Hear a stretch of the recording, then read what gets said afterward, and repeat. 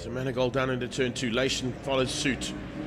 Watching for the rest of the pack just in the background, led out by Garrett Murray in that Alpha GTV. I don't have a timing monitor in front of me at the moment, so I can't see what the lap times are of these cars, but that's how they stand. Manigault, Lation, Garrett Murray and Wynand du Plessis Senior. And then this pack absolutely at each other's throats. Led out currently by Smallberger, but he's about to be caught by Oberholzer and Goos.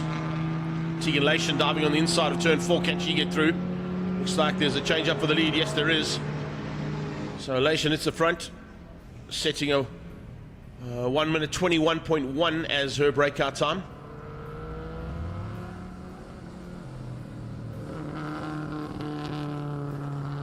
Could be a possibility of a change up here as well as they come into the closing stages.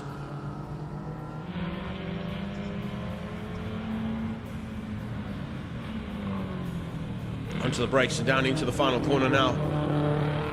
This should be starting the last lap, if I'm not mistaken.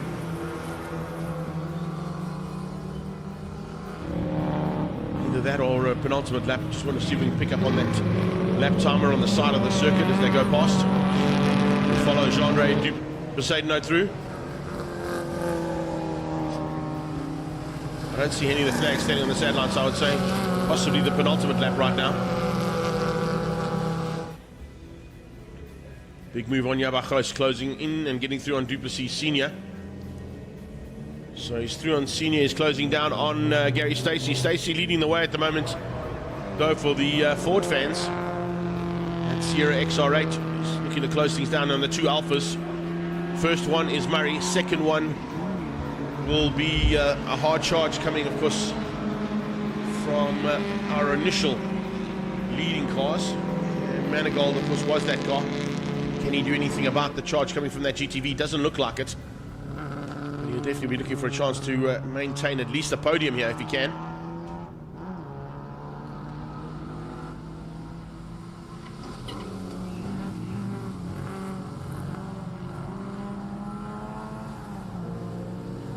Oh, how's that? That's the way to do it, eh? Goos in the mix, looking to dive through. It was the last lap, unfortunately, there. Tigulation crosses the line, takes the win. Manigault in second. Or just losing out there on that last lap to Murray, Stacey, and Goos. Manigault eventually finished up in 5th place. So a little bit of chopping and changing there in this last lap, which is exactly what happens in this format of racing. The chopping and changing happens right the way through, right until the very last lap. And that's exactly what's happened. But it looks like Tigulation might have done enough, depending on whether or not the breakout times are correct. We'll wait and see if that's the case. And then we'll get into our unofficial results for, of course, this first race of the 23rd Passion for Speed Festival. As I said, a massive welcome to everybody who's watching us all around the world on our live stream feed. And, of course, everybody here at the circuit picking up on our live stream commentary. Tegan Lation winning out over Garrett Murray. Gary Stacey from Johan Goos, the scratch car, up to 4th. Manigault in 5. Jean-Ray Besaidnout on his 3rd time in racing that car is up to 6th place. Wynand du Plessis Senior, Eric Smallberger, Michiel Oberholzer and John Bronner. That's your top 10 in the aatco Pursuit Series race number 1. Up next we head into BMW M Performance Racing Series. And this is the first race of the day for our BMW class. It's a massive field of cars that'll be joining us here today for their first race. And fantastic to see that they've decided to change things up ever so slightly. We are now running classes A and C together, and then B, D, and E will be later on this afternoon. Or actually this morning, I should say, for their first heat, and then later on this afternoon for their second heats. So BMW M Performance Racing Series are up next. They'll be on track shortly. Stand by for that action.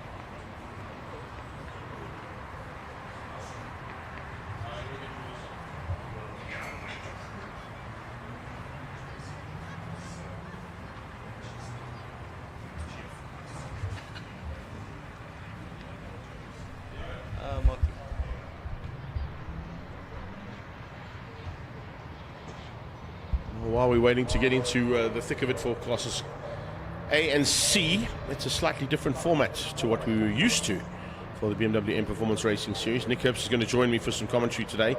He can maybe give us a little bit of insight as to why we've gone for that change-up. I think it's possibly to give the Class B guys a bit of a run for their money, hey? Yeah, interesting start to the season with a new change of rules. It's going to be interesting to see exactly how it plays out.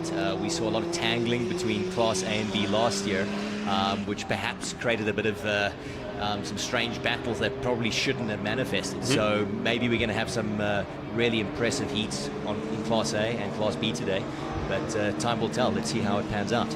I just love the fact that you've got such a massive field of cars once again in this category, as we've said on numerous occasions last year. It's just showing that with the way things go, this is certainly a class that people should be looking at to get involved in motorsport, because what we've seen so far in the race action last year and over the last couple of seasons is the fact that things are definitely heating up in terms of guys building cars that are competitive. Some of them even building cars that are not so competitive initially, but then all of a sudden find themselves into the mix, which they kind of didn't expect. No, it's incredible. You talked about the number of cars we've got here today, and sure, passion for speed always brings a crowd. But what we didn't expect is, cars coming from everywhere, from the garage, from the build, from the start, but from, places down south. So we've got people in Cape Town, PE, bringing cars up here. We've seen Leon Du Toit's car coming in, which is a really impressive vehicle. That's setting the pace. So, this category continues to attract the absolute best in the industry. So we're really privileged to see a class this big. We're going to be into some great entertainment today. I just love the fact as well that you mentioned Leon Du Toit out of nowhere slotting in a 1:02.4, which is nearly 2 seconds quicker than last year's champion, who was an all-conquering BMW.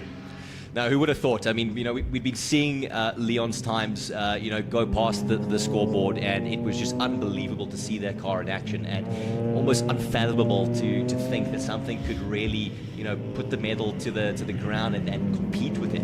And now we're seeing a car that's 2 seconds quicker. It really just shows what's capable of these machines, and really exciting to see what's going to happen with Leon not on pole position today and having to be the underdog and take the win from behind. Yeah, look, I think there's also a couple other cars that can throw into the mix. I mean, Anthony Pretorius looked pretty impressive, so did Fabs. Fabio was putting in some good times. I think the race battle is going to be at the front end between those 4 cars. But then further down, your Class C competitors, Jaco, out of nowhere, finding a pole position that I don't think he expected. No, excellent time from Jaco. I think he was struggling a little bit in free practice. Wasn't really finding the top of the sheet for Class C, and then qualifying really pulled it together. So kudos to him for putting that time together in a really neat lap. Class C, massive field. I mean, this seems to be the class to be in. I also love the fact that we're starting the season with 2 new brand new safety cars. One for the BMW M Performance Racing Series, that magnificent machine at the front end. And a bit later on today, we'll get to actually see the very first time on track the new safety car for Pretoria Noord Toyota's efforts here at the circuit. A long-standing relationship between Zwartkops and Pretoria Noord Toyota. But we'll mention that one a bit later. The red rocket is pulled in, which means that the red rocket on the front of the field, the man who surprised a lot of people yesterday, Leon Du Toit, is about to set the pace here for race number 1. It's going to be, I think, banging bars into turn 1, waiting for those lights to go out. Leon's called a little bit napping there. I think in the front end, I expected to see Leo Lotus a little bit closer to him, but he kind of let him go, and it's Leon Du Toit who leads down in towards turn 2. Looks like Anthony really got a good start over there, putting a lot of pressure right now into Leon Lotus coming up the inside. I love the fact that Pretorius is not going to hold back here. Remember, he's come out of a slightly different format of racing, but certainly not scared of a rear-wheel drive, coming from a front-wheel drive point of view. At the back of the pack, though, also an interesting car there. Nice to see we've got Paolo Cavalieri joining us in that 745. What an epic car to see over there. So making a pass, I think, on that E46 over there. Paolo making his moves and putting some positions up on the field. I love the fact that it's not going to be holding back here. Diligent also starting with a good start there, starting to slot up in amongst those top C drivers. But at the front end, it looks like, changes all the way through, and a bit of chopping and changing through that mid-pack as well. Watching for Class A and Class C here. So, of course, new livery. Our cameramen are going to still get used to that.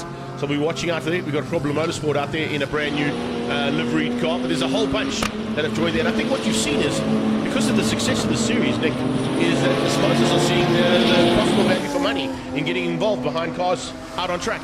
Without a doubt. I mean, it's one thing when you've got 11 or 12 cars on the track. Here, it is absolutely flooded. So the amount of opportunity for advertising is incredible. It looks like we had a really keen start there. That's great to see this for the start of the season. Class C looks like we will be having a contention from Ozbagioni attacking there Yaku Storm, who had pole. We'll see how that turns out now. Yeah, I think that's also a nice little battle we're going to be watching throughout the season. And as things start to sort of settle in each of the classes, you're going to find the guys finding their niche. They're going to start to find their arch rivals, as you know, from experience in this category. There are a couple of guys that kind of run on your same pace or run on your same level of expertise. Ooh, a little Alan going wide there. Yeah, a little bit out of shape through turn number 4. I think Mark will take that spot very quickly, so he's going to move up there. Not sure if Alan lost some traction over there or what happened. Let's hope it's not mechanically related. He's just dropped slightly back there behind Krobler. So I think there's maybe just a bit of maneuver into turn 4, a bit hot into turn 4. Possibly caught himself out. Yaku doing nice and calm there, keeping the lead, driving a nice race at the moment, but he's already getting a lot of pressure from Ozbagioni. How long is he going to be able to withstand the pressure? Oz is starting to put the pressure on a little bit more. He seems a bit more intent on getting through. Right behind them, they've got Ryan Nike. If there's any tangling between those two, I think he's going to pounce on that opportunity. So I think he's sitting there just in the background, but any mistake over there, and he's going to take the honours for Class C. Ryan always a man that's opportunistic in terms of his driving. And as we see a little bit further up the road there, the battle continuing between our Class A competitors. Anthony Pretorius making his debut in the series. Certainly looking like he has been here for a long time. I was incredibly impressed with his qualifying time, so he's really got some talent in that car. Was impressed to see exactly how fast he was in that car. Certainly not at the power levels that we see the top 2 guys producing, but incredible driving. It's going to be interesting to see if he's able to withstand the pressure from Fabio. It looks like he was holding a very tight gap over there. Is he going to be able to keep that third, or are we going to see a change-up over there? No doubt about it. Now I was going a little bit further back in that pack. Couple of new livery cars, as I mentioned there. The 50 car coming through there of Gary Martins. That's running the diesel logo on the side there of the car. I'm quite sure if that's an actual diesel. It is, I think. It's still a diesel. Puffing all that black smoke, and she makes galore. 4-wheel drive as well. Eat my smoke, baby. So he's loving life in that machine. But as I said, this is just a couple of examples of the cars that are out there. There's the man that they're trying to catch. Are they going to be able to do that? It doesn't look like it. Leon de Toy seems to have just found something really special. And I'm not quite sure if even the mighty Leon Lopesha has got an answer to this car today. Yeah, strange to see no big battle coming from Leon yet. But look, we're early into the race. Let's see what pans out. Things can happen. Zwartkops is full of incidents and adventures. I'd be interested to see if we have absolutely nothing happen in terms of safety cars or yellow flags and things like this in this case. Let's hope that doesn't happen. But Zwartkops brings everything. Let's hope that doesn't happen, because we've got a long day racing, buddy. Let's not give them the commentators curse too early on. We normally see some epic battles, and once again we're seeing another one here. That's about mid-pack of Class C. That's a tight battle going on there. So we've got Hein leading Rob Gearing in that beautiful E30 with Jan Everstein in the E46 M3 right behind him. Love the fact that Gearing has gone once again stuck with that retro German touring car style-esque livery. But always an easy car to pick up on when he does that. But how's that? A 3-way train into turn 1. Any mistake out of one of those drivers, and it's going to be one that's going to cost them dearly. You see Yaku still leading Class C over there, but Jan putting massive pressure on right now, looking at the inside line into Rob. If he's not able to get past Hein up front, I think Jan is going to push his way past. There's a couple of cars looking to push their way past, I think. A couple of gaps that have opened up as well. They were a little bit closer earlier on. Even the one for the lead. You see, it looks like a little bit of a maneuver there from Jaco's pulled a little bit of a margin. Might be able to hang on to that margin for now to keep Bagioni out. And then just behind that, Hein van der Merwe just trying to maintain the gap he had over Gearing and Everstein. But I think Everstein is actually putting more pressure onto those 2 cars than what's coming out of Gearing. You can see that.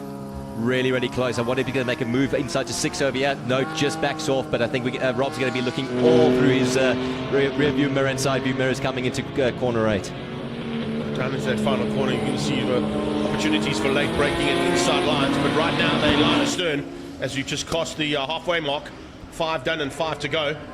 So looks like a battle royal here for Class C honours. And then for about 5th, 6th and 7th place in Class C is the other big battle. So a lot of defensive maneuvers there from Yaku. That pressure from Oz is just absolutely relentless. We're going to go up the hill over here. Is he going to have the power to pull away, or are we going to see a change for the lead? Maneuvering happening through here is pretty spectacular. Oh, that's quite nice. I like that kind of maneuver. Hey, that's a nice breakfast there. Thank you, Tanya. And then like Drovos, biltong, and chocolates for breakfast. Certainly no It's a breakfast of champions, eh? Well, speaking of champions, looks like the championship battle starts right from the word go. Baccioni all over the back now, trying to find a way through there on Storm. But Truewood BMW just hanging on for dear life, running wide. That might open the door. There you go. You don't do that on Oz Baccioni. He will make you pay big time, and he does. There we go, ladies and gentlemen. We've got a change for the Class C honours. Oz Baccioni taking the lead from Yaku Storm. Storm down to second place. Looking in the background there, Ryan Naka goes, hey, maybe I can have a go here too. Gearing through as well. Gearing moves up one place, gets through and moves up ahead of Hein. So Fonamava losing up one position, possibly in the same spot at the top of the hill there. But Rob Gearing definitely now trying to get away from those other two cars and leaving Hein Fonamava to deal with Jan Everstein's attack. It's a tight top five over there. Really not a big gap between what was previously Hein, now Rob leading that little three-way. Oh, good move. And then we've got Jan Everstein making the move on Hein van der Merwe. So Hein's going to have to play catch-up and see if he can keep up with those two. Oh, nicely done. He just placed that car perfectly as the door opened up and just dived on the inside. So I think Hein van der Merwe might just be a bit rattled after losing out there to Rob Gearing. And it's certainly unsettled him enough to lose another position down into turn 2. Interesting little gap happening over there. So we've got Ryan kind of in the middle of Yaku Storm and Rob Gearing chasing. Is he going to catch up to the lead and then make a push for the podium positions and then maybe take top honours, or is Rob going to hunt him down and maybe close that position and take a podium position for himself? I think that's exactly what we're Storm spinning out going into turn 7. That would have been all on his own side because he was nowhere near the second place car, so that changes things up. So he lost out to Baccioni, and straight after that makes an epic mistake at the top of the field, and it drops him 1, 2, 3, 4, 5 positions down into 10th place. Not what he wanted out of turn 7. So that's why at corner 7, so I'm hoping to get that car started now to and then hopefully we don't see any yellow flags and any delays in the proceedings. Everything seems to be okay. We're looking at green flags down into turn 8, so I'm sure that car got going again. This is a bit further back. We haven't mentioned Troy Cochran just yet. He's having a bit of a fight of his own there. Tight little battle with Alan Hilligan over there. I wonder what's going to happen into the next couple of corners. Ooh, inside line from the Arrow car, trying to find a way past. See if he gets the drive onto that back straightaway. Now that Gary's going to start getting some pressure from Benny later there. Benny set an excellent qualifying time yesterday. He's really been going from great to great and set a really impressive time in qualifying yesterday. So I'm not surprised to see him putting pressure already onto the Class C field. It's great to see Nick Fisher as well in there. He was the outgoing champion last year, lost that number 1 plate to Leon at the end of 2023. And now looking to try and get it back again if he can, but it makes it a bit more difficult now because look at the competitive class he's in compared to maybe a couple of seasons ago where maybe there wasn't as many cars that were this competitive in Class C. But certainly now the other thing that happens with the strategy, which we need to mention with 2 laps to go. We just had a change up there. Greg, do you see that? Rob Gearing getting past Ryan Naka. So he's going to be into second now for the Class C battle. In an E30. In a beautiful E30. The box shape, baby. It's working like a Boeing at this stage. So continuing to make his way through after that mistake. Not quite what he wanted, I can tell you that much. I think he's probably kicking himself for that little mistake. Neon de Toy now starting to get into the mix of our back markers. So a couple of guys trying to use that, LaRue being one of them. He tried to use the lead car and sneak through. Let's see if Mark was able to see that sneaky little trick and defend quite nicely. Yeah, I think there's a gentleman's agreement about when the lead cars come through, but it usually gets thrown out the window as soon as that lead car comes into play. What do they say? When you're a racer and you see a gap and you don't take it, you're not a racer. So I wouldn't be surprised if Mr. LaRue was looking at that and saying, yes, I'll take that, thank you very much. All over the back at him. And there goes Everstein down the inside. Everstein had a big look into turn 8. Can he make a stick with starting the penultimate lap now? This is a big move here as well from Leon Lopesha. He's trying to find a way past. Getting a little bit more traffic than we saw possibly from the lead car. Yeah, Leon's gone. Checkered flag is out. He's taken the victory easily.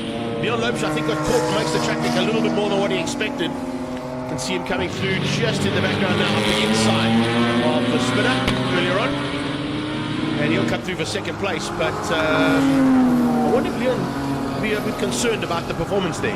You know, he got caught on the line, definitely left on the line there by Leon as he started the race. And he didn't quite have a go to try and catch him early on when he still had clean air. We'll have to see in the reverse grid. So that's at least the interesting side. See what happens. See if he's able to defend that position from Neon. But it looks like Neon was able to manage that from lap 1. Great race, and congratulations to him. Oh, fantastic race action in Class C as well. We kind of kept the Class C action as the majority of the show because that's where the show was, basically. We had all the action back and forth there. As the rest of the field come down now to complete things up. Bagioni coming for the victory. Nicely done in the end there from Oz. Stayed out of trouble. Stayed behind the lead car for a while. Eventually dived through to get through on Young. And eventually everybody else comes across the line and wrap up Class C honours for the first heat of BMW M Performance Racing Series. Good run there from Hein van der Merwe as well, and from Rob Gearing. Great to see the action right from the word go. But of course, we now look forward to that reverse grid that Nick was mentioning a bit later on. There is your unofficial results. Leon Dutoy taking it from Leon Lopscher, Anthony Pretorius and Fabio Fedetto. That's your top 4 overall, and top 4 in Class A. And then Class C, Bagioni takes it from Ryan Naka, who hung on to keep out Rob Gearing, Jan Everstein, Hein van der Merwe and Gary Martins for your top 10. Can't wait for the reverse grid when you see this massive Class C field get inverted, specifically the top 5. We're going to see some great racing. No, there's no doubt. And I hope you're going to come join us again later on. Thank you so much for your insight there, Bud. It really is awesome to have you in studio and get a little bit of insight from a driver's point of view. And, of course, the knowledge that you have of this is pretty impressive too. So I think it's always well worth you getting into the studio with me. So be back later on if you can. Great. Thanks for having me. Awesome, dude. Cheers. So there we go. Up next, we go to aatco hrsa Racing. That's at Zwartkops, the 23rd running of the Passion for Speed Festival. You can see that down in pre-race and getting ready to go. We'll be back shortly with action on track here from Zwartkops International Raceway and the 23rd running of the Passion for Speed Festival.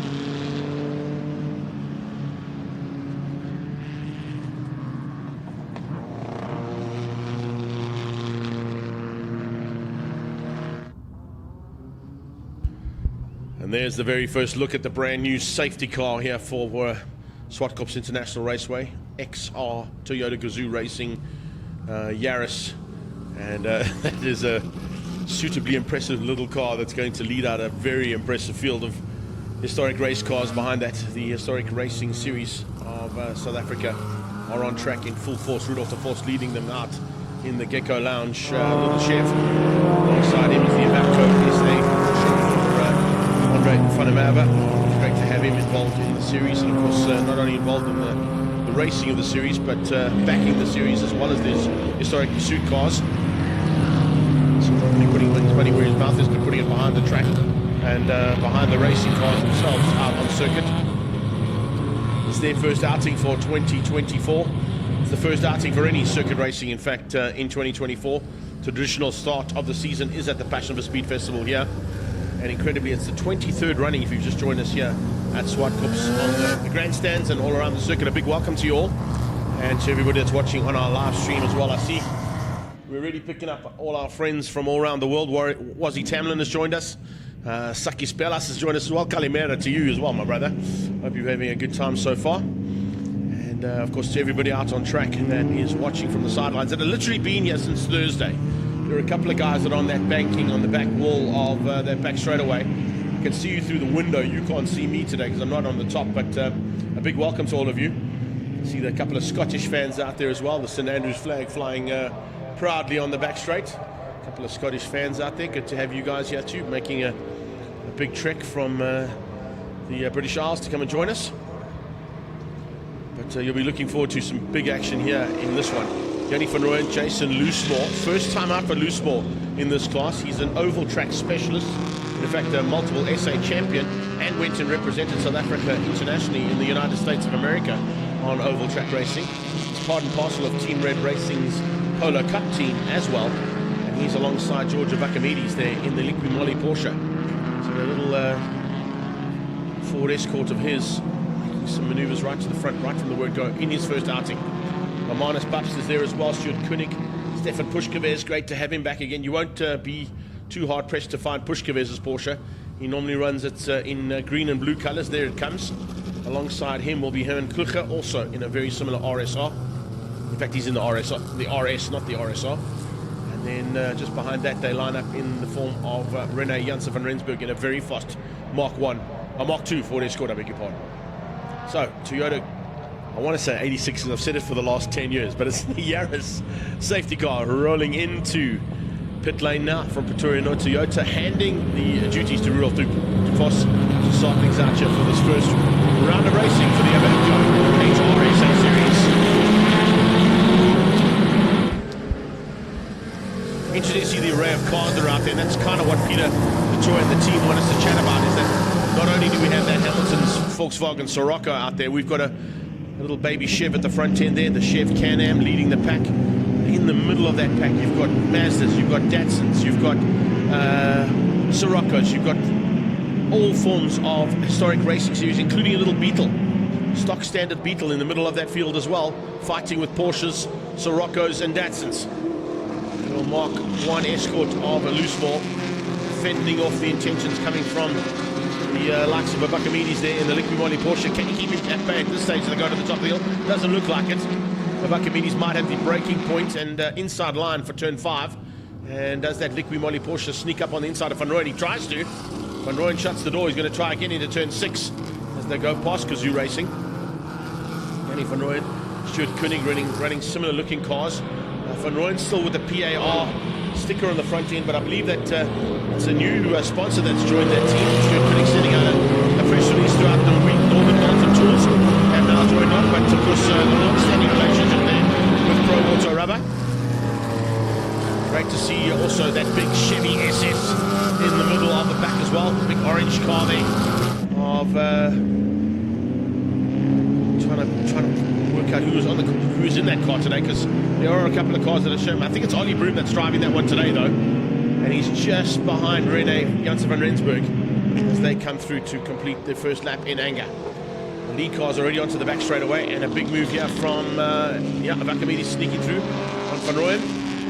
Watching as well for Andre Ten Apel. He's hounding the back end there of Jason Loosemore. Pushkevez has lost out to Klucher. So a couple of changes there. Jonathan Koenig also making a big move there. It is Ollie Broom, just looking at that open face helmet as he heads into the top of the hill. And that big Chevy SS being piloted by Ollie Broom. Broom will be in a various amount of cars today. He's got an array of vehicles that he pilots on a day like today. What was happening there as well from the Datsun's point of view. Starting to get into that mix for the very first time. Keep an eye on that as they get into the closing stages. But Rene Janssen van Rensburg definitely under attack. Some opportunities opening up there. I mentioned the fact there's a couple of Hamilton's cars out there as well. Nice big team of Hamilton-sponsored machines. Hepburn in the middle of it, driving for the AA. He's out there in case any of these cars break down. He stops to help them because he's sponsored by the AA, so he's got no choice. If a car breaks down on the side of the road, he has to stop and help them. It's part and parcel of his deal there. The Jensens are all in the house. Travis, Penner, they're all fighting hard. Fighting for opportunities there to get through. Oh, big move on the inside there coming from Penner. Hamilton-sponsored Datsun GX just squeezing out the Beetle. And trying to find a way to stay in the front end of the field. It's not an easy thing. The 3x3, they go down into turn 4. Oh, that's a nice way of welcoming you into turn 4, I suppose, eh? Big Chevy SS on the inside, and here comes the 280Z. Well, the 240Z, I should say. Trying to find a way past as well. So, oh, there's a big spin at the top. That is Herman Klucher. Herman Klucher spun out. He was in about 10th spot and just spins out, coming out of turn 5.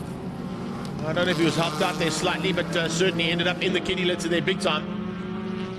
And it's going to drop him right out of contention. He was in 10th. He's probably going to drop down into the, sort of the bottom end of the top 20, or possibly even in the front end of the top 30.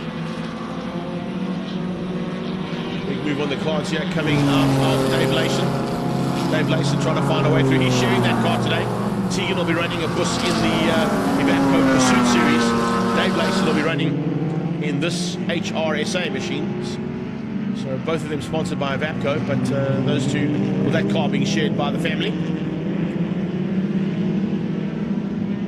Watching in the background as well, Ollie Broom is bringing Nigel Townsend along for the ride.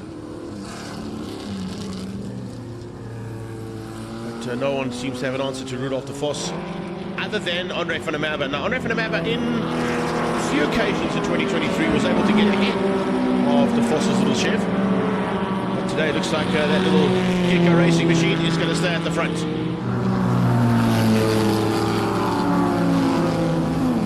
Coming across the line in the background there, Yannick van Rooyen, just behind George Avakamides. Has that changed up as they go down? Yeah, it has definitely. Avakamides ahead of van Rooyen now.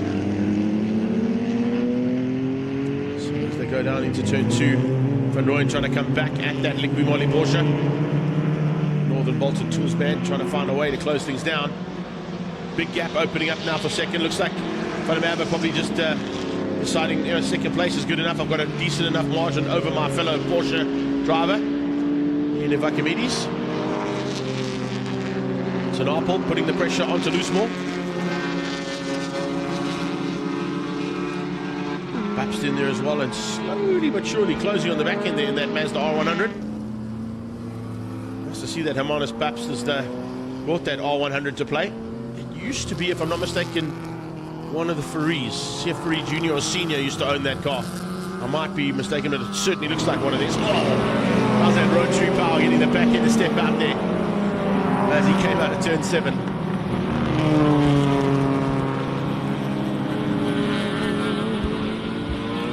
Lovely to see, as I said, the array of vehicles, and you won't find a bigger array of vehicles than you do today at the Passion for Speed Festival 2024. There are 330 competitors entered to this event for the weekend.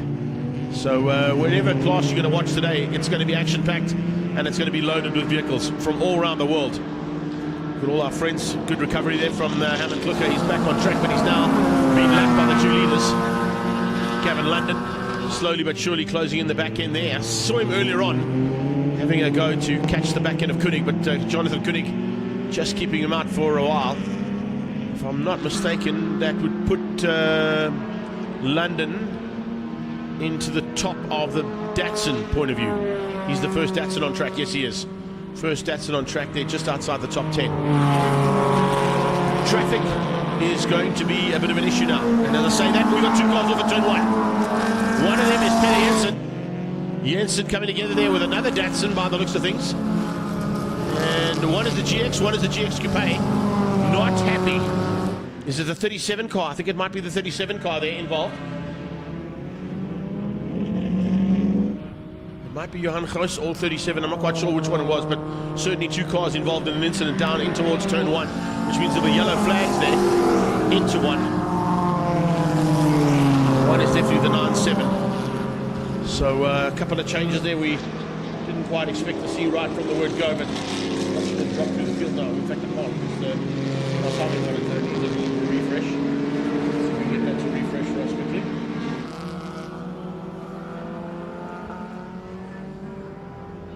Rudolf de Vos continues on his merry way. They're leading things out at this stage over Andre van der Merwe, who's now in amongst some of those back markers. And as he gets into it, closing stages of this race, he's going to hang on for second place. There's not really any competition for him coming out of Vakamides or out of Jason Loosmore in the background. Finding their way through there relatively easily. And with 2 to go, safety car has been deployed. So for the first time, officially, a new safety car gets to roll out onto the track. And it'll pick up on that little Chevy. So possibly waving through Smallberger to allow him to go past.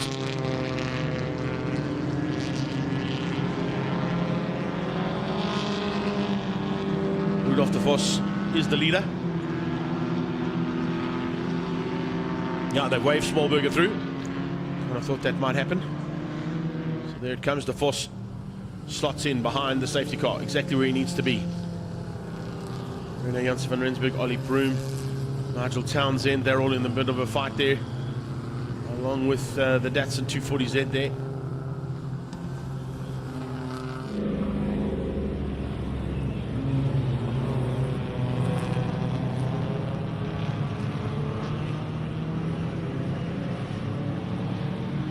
Sean Hepburn, you might have to stop at turn one, but you've got two cars that have broken down there. The rule is if you're sponsored by the AA, you have to stop and help. I'm only kidding.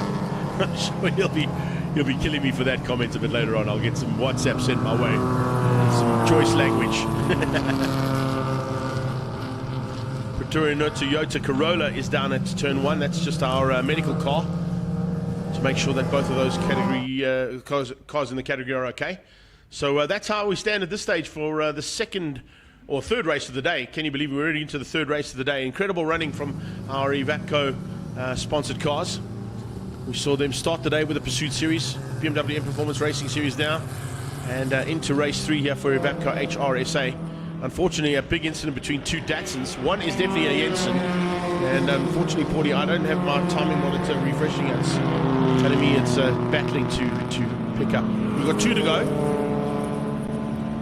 And I'm not quite sure why it's not picking up on here. Definitely the 9-7 car of Jensen. And I'm just trying to pick it. Is that the 37 or 137 car there on the left-hand side? I think it might be Johan Groos. So a red flag eventually being called now. Safety car will probably be pulling them into pit lane. And with 2 to go, I think they've done enough, Paul, to wrap up the race. Although they're still going to have to do a lap because the red flag only came out once they crossed the line. So they were maybe just waiting for that penultimate lap to start, and that'll give them the 75% that's required to call the race. Unfortunately, it's probably going to be the way things go today with such an action-packed and full diary of racing today. Any delays like this can't be afforded. So they'll basically sit with a situation where if anything like this happens, they'll go to safety car. If it's going to take too long to repair, they'll go to red flag rather and get those repairs done as quickly as possible. So that will give the victory to Rudolf de Vos. He will win out over Andre van der Merwe, and it looks like in third place. Just trying to pick up on the first of those third place cars. Pushkevez with some problems. Porsche's on fire. Oh, that Porsche's on fire big time. He's getting out of the car, and first man to the scene is Pushkevez with his own fire extinguisher. That's always good to see, because the standard rule in Motorsport South Africa is that the driver of a car has to have accessibility to his own fire extinguisher and should be the first person to put out a fire if anything does happen with any of the cars that have an issue like we're seeing there from Stefan. It's a big pity to lose Stefan though. Peter. No, that's not close. I'm trying to work out who that is there. The timing monitor's battling up, Paulie. I'm not quite sure why, but I'm trying to pick it up on the entry list. Let me see if I can pick it up there. Zwartkops Racing, that's the one you want. Maybe it's on the start grid. I'll be able to pick it up on there. And if I'm not mistaken, up that side will be the next page.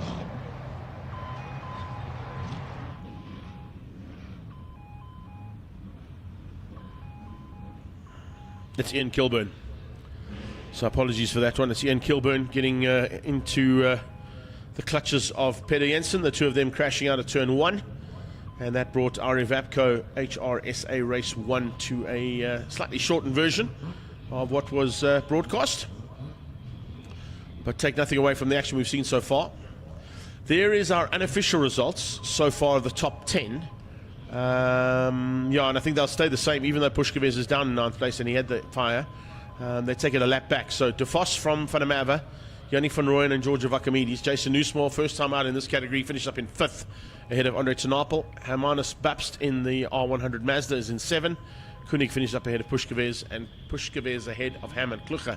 I'm not quite sure if Klucher will be classified there because he spun out in the Porsche. So it might move Jonathan Koenig up 1 and everybody else behind him up 1 as well, including London, Janse van Rensburg, Ollie Broom, Nigel Townsend. It's Ladner, Pantassis, Reg Sutton, Sean Hepburn, and your top 20 is Travis Jensen, the tripod teammate there to his brother, of course, Peter Jensen, in the Hamilton's racing team. Further back, it's Layson from McLaughlin, Johan Goos, Peter Jensen. Well, he won't be classified there because of the off-track excursion he's had with Ian Kilburn. Louis Cluty, Sophus Pantassis, Ian Oudendal, Derek Smallberger, Michael London, and Grant Kramer. That's how it finishes up there after the first heat. We now move into Marlboro Crane Hire, Prix 66 and 68 Little Giants, under 2 litres, and the young timers will be all combined into the next category as soon as we've got track clearance here at Zwartkops.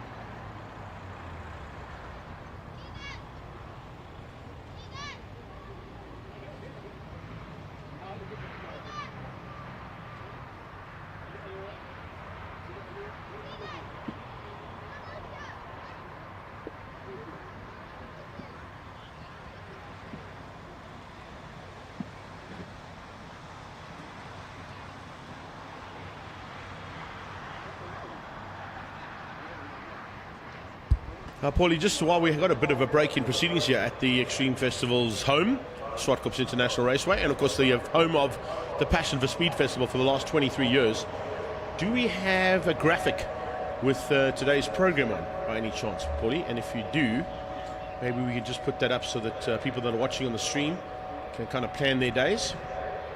I know the guys that are sitting on the grandstand have already got their programs coming in. No, that's fine, Paul. When you're ready, I'll get you back again. I hear you in my ear saying it's on its way. As soon as you got that, we can pop it up. But we had a little bit of break in proceedings. While we are waiting, just to give you an indication, up next is Marlboro Crane Hire, Prix 66 and 68 Little Giants, under 2 litres, and the Young Timers class.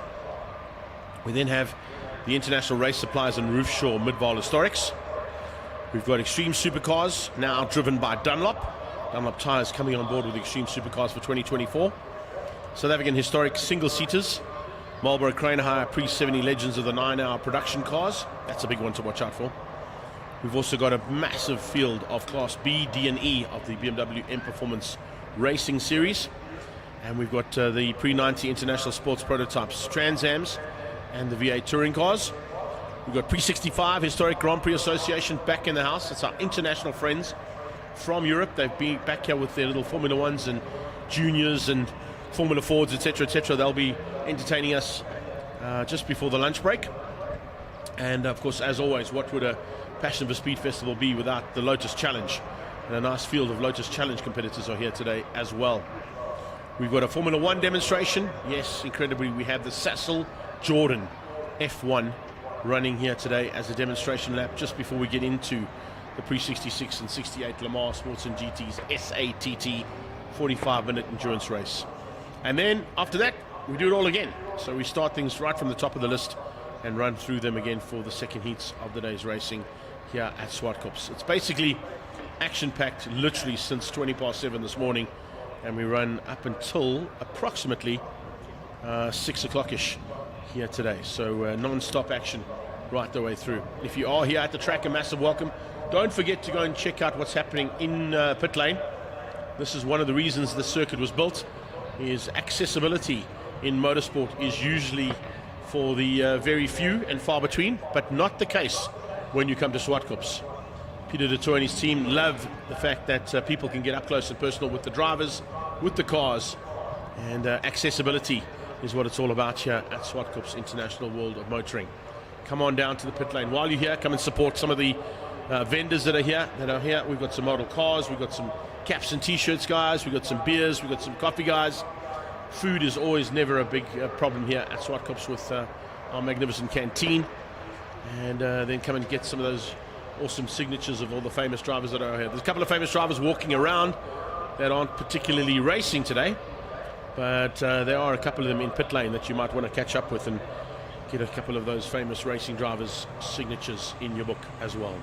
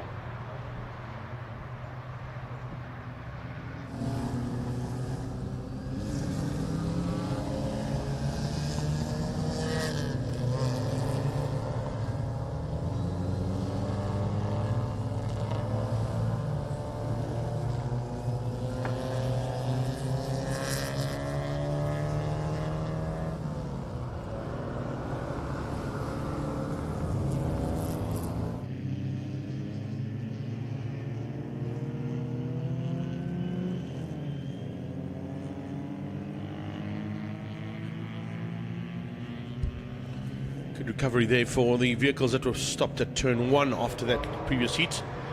And apologies as well to Toyota and Pretoria no Toyota. Particularly, it's a Toyota Corolla hatch that is been GR'd up there for our official safety car change-up for 2024.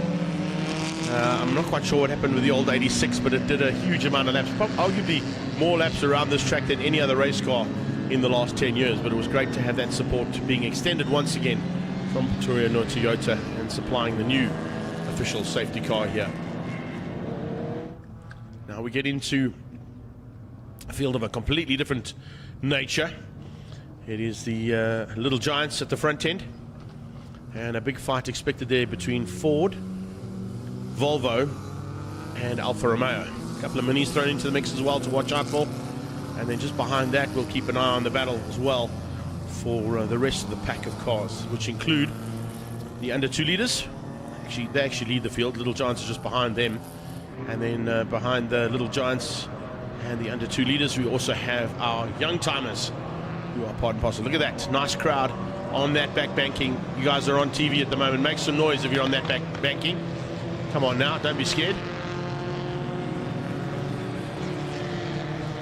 A couple of guys have been here, as I said, since Thursday, up at turns 6 and 7. We can see you guys on screen as well. How are you guys doing? Are you enjoying your day so far?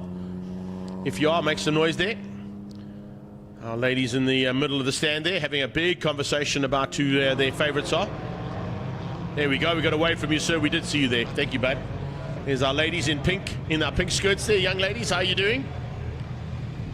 No, they're not too worried about the motor racing. They're going down to the tent. They've got other things to worry about. Maybe cooking breakfast for mom and dad. Young man there in the middle of the screen, already starting to show his support for all the race action out there. Big hand clap there from the youngster as we move across into the race action about to start. It's Mark Miller and Carl Pienaar. The Camille During machine out on second place of the row. And it's Alan Poulter ahead of John T. Needham. And then Schwabski and Lombardi that make it up. Selfie time. Take some selfies while you're on TV. That's the way to do it. Yeah, that's the way. Take selfies, wave, say hi. It's all good. Don't worry, man, we got you there. Hope you got us on camera as well. Hey, turn the camera around and get a shot of yourselves on TV at the same time. Look out for some battles right through this pack, all the way down into the minis, into the Little Giants at the back there. The Little Giants also have got Andre de Kock from the Citizen. He'll be fighting hard as usual. Looking to try and take on John Tendeshate, Johan van der Walt, and of course Nikita Nell. That's what we're looking forward to. So it's Toyota Corolla hatch time to move off the circuit. Mark Miller will now be handed the duties of the pole position. And that means he will set the pace for this rolling start.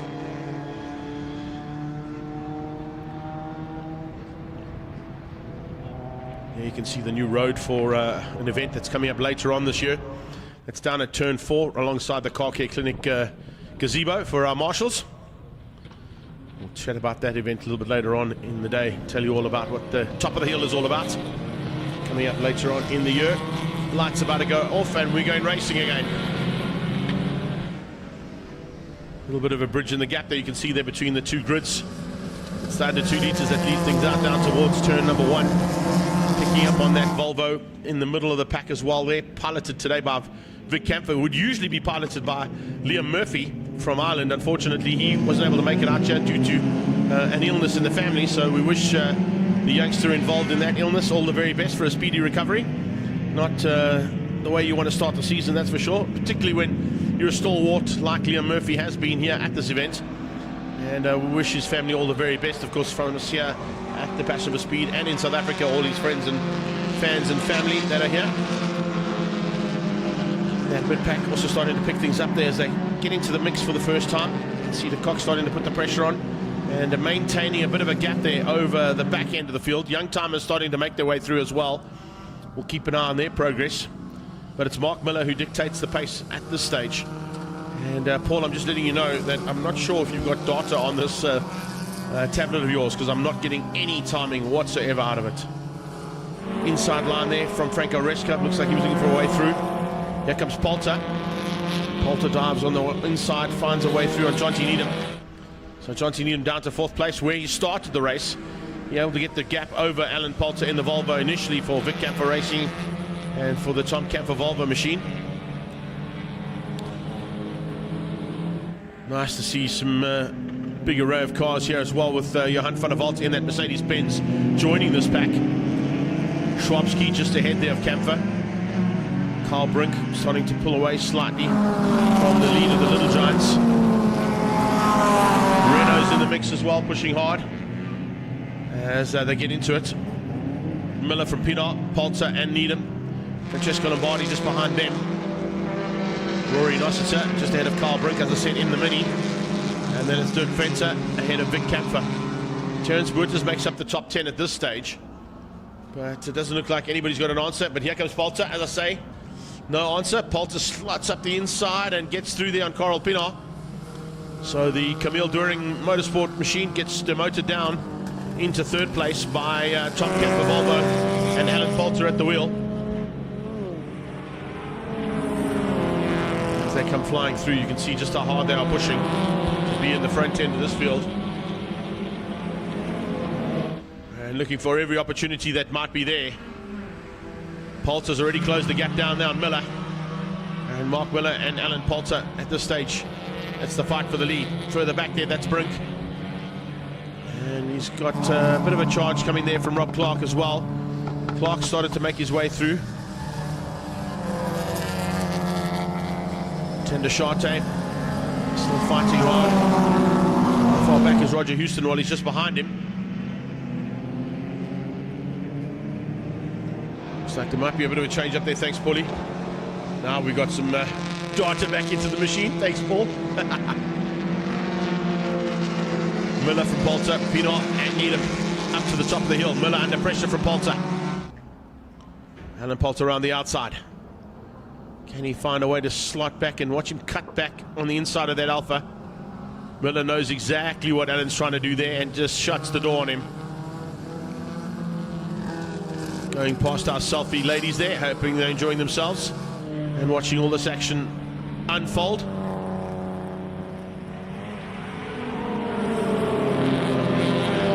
Marlboro Crane High, pre 66, 68, Little Giants under 2 litres, and the young timers in the house here.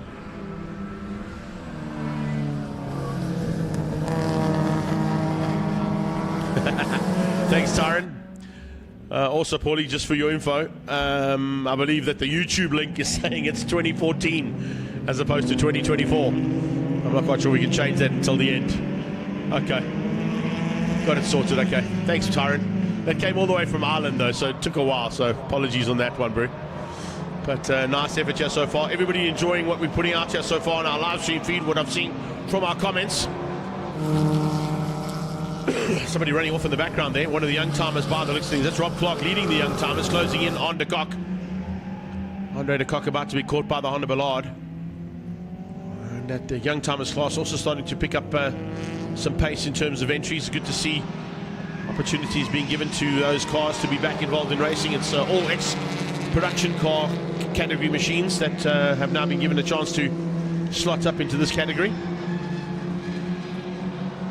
Up onto the brakes, bit of a change up there as well, looking like it's coming in the Little Giants category. Little Giants fighting hard there. Nicholas Christofides and the 5 car of Rob Clark. Rob Clark just diving through there in in the 50 car, not in the 5 car. 5 car is just behind him. Tender Sharte staying in the mix. And yes, that's a car that we didn't expect to see in this category, but he's having an absolute blast out there. Is Jimmy T, James Temple, up to 12th place overall for the Shelby Racing and Lindenberg Racing Ford Escort. Mike O'Sullivan also starting to get onto the back end there, looking for a way past. A couple of guys that are sort of chopping and changing here too, all the way through in the young timers. The fact that we've got such an array of cars, and they're going to just keep continuing to come out all day long. We haven't even got through halfway of the race action so far. Fastest car on track was that man, and I was about to say that should see him hit the front, and it's done that. So Alan Poulter has hit the front as he's just set the fastest lap of the race. 1:16.7 in that Volvo to get ahead now of Mark Miller. Miller dropping down into second place. And also possibly into the clutches there of John T. Needham and Carl Pienaar. Pienaar will be the first car that'll be looking to close him down. Dirk Venter fighting with two minis, side by side, being sandwiched at the moment down into turn 1. Inside line from Brink, he had a look, didn't quite make it stick though. Venter in that Shelby Racing Lindenberg machine, just keeping out the mini. Terence Zwartkops also in that little mix too. Just further back. So little minis fighting with Alphas, fighting with Fords, fighting with Datsuns, fighting with... Oh, Cortina's off the road, that's Jonty. Jonty Needham making a big mistake and falling right out of that top 15 by the looks of it with that mistake.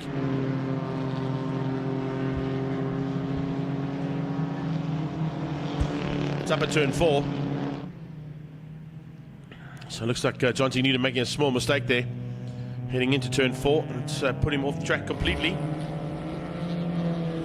Looks like it's safety car as well by the looks of things, because everybody's slowed up here. So I wonder if the safety car has been deployed, just watching for those safety car boards on the main straightaway with 2 laps to go. That means we may see this race finish under safety car.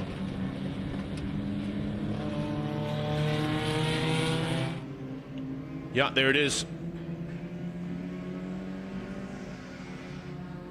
Torino Toyota, Gazoo Racing, Toyota hatch, Corolla hatch of those magnificent GR machines.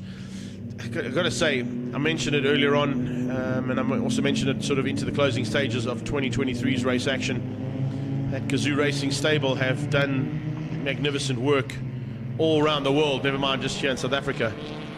We've got, of course, the Gazoo Racing Cup that'll be taking part and parcel of the Extreme Festival Nationals this year, running those Yaris's and 86s again. But hats off to the team that did such an incredible job at Dakar as well.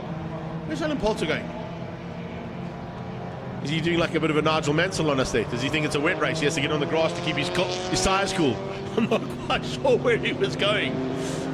Maybe he was checking an SMS or a WhatsApp while he was on the back straightaway. He was chatting to Vic Camper, of course, in that Volvo, and maybe they had a little chat there on WhatsApp as they were going down the back straightaway.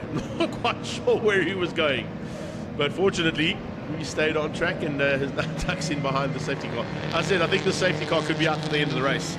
I think we might finish this one up under safety, unless those lights are out. No, they're not. That's a pity, but it does happen, and fortunately we've got the opportunity to bring out a car like that. And the support continues there, not only from Pretoria Noord Toyota, but from Gazoo Racing, who now find their home here at Zwartkops. Up at the top of the hill, the old Zwartkops Owners Club, taken over. Is it a 66 Mazda? Oh, it's an Etude. Yeah, it's an Etude. I'm just trying to work out what McClarty was running. Haven't seen that car in the flesh until I saw it there for a while. So Mazda Etude there of Stuart McClarty, part of the Young Timers category. As I mentioned, a couple of ex-production cars that have got a chance now to be part of the new Young Timers category, and they form part and parcel of Marlboro Crane Hires, pre 66 and 68, Little Giants under 2 litres, and Young Timers. So yeah, we're on the last lap, so this will definitely finish under safety car, putting Poulter ahead of Miller, Miller ahead of Pienaar, Nossiter, beg your pardon, coming through there for 4th, Lombardi in 5, Venter in 6, and Carl Brink in 7th place, just ahead of Vic Camper, James Temple, and John Tendashate.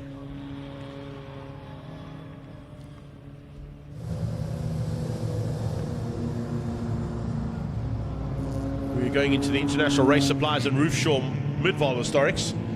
Similar type field about to come out. A couple more Datsuns, couple more Ford Escorts, couple more Volkswagen Siroccos. In fact, I think if we've got all the Volkswagen Siroccos on track that I'm expecting to be here, that means if you go to Jannie van Rooyen's house, there won't be any cars in the garage at all. Not one. Every single car he owns is a Volkswagen Sirocco. And I think he's got every single one of them in the country parked at his garage at some point. Speaking of parking off, how are you guys doing on that banking there? Are you enjoying yourselves, ladies and gents? It certainly looks like you are. Chilling out there on the back straightaway. Yeah, we can see you on TV. You can make some noise up at turn 4. Don't be scared. See a guy frantically on the phone there with his red cap on, saying, where are you? Why haven't you got here yet? We've got space for you. Been here since Thursday. And I even got a guy to cut the lawn for you. There you go, sir. Yeah, just have a chat. There you go. What you do is you come around, and then when you get to Zwartkops, turn left. And then when you come in the gates, turn right immediately, and you'll see me. I'm in a red Ferrari cap. Checker flag is out. And that is our first race of Marlborough Crane Hire, Prix 66 Little Giants, under 2 litres, and young timers, done and dusted. Up next, as I said, we're going to International Race Supplies and Roofshore Midvaal Historics. We've got Extreme Supercars, driven by Dunlop, coming your way just after that. And then we've got our single-seaters from South Africa. We've got our Marlborough Crane Hire Prix 70 Legends of the 9 Hour, BMW M Performance Racing Series classes B, D, and E. We've got Prix 90 International Sports Prototypes and Transams. We've got the Prix 65 Historic Grand Prix Association back in the house. And finally, Lotus Challenge to bring us to the end of the first part of the day's proceedings. Poulter from Miller and Pienaar. Rory Nossiter, Franco Lombardi. Head there of Dirk Venter, Kyle Brink, Vic Kampfer, James Temple, and John Tendashate. The top 10 of the unofficial results there for Marlborough Crane Hires, Prix 66 Little Giants, under 2 litres, and young timers. We'll be back shortly with action on track as soon as we clear things up and get ready to go for our International Race Supplies and Roofshore Midvaal Historics.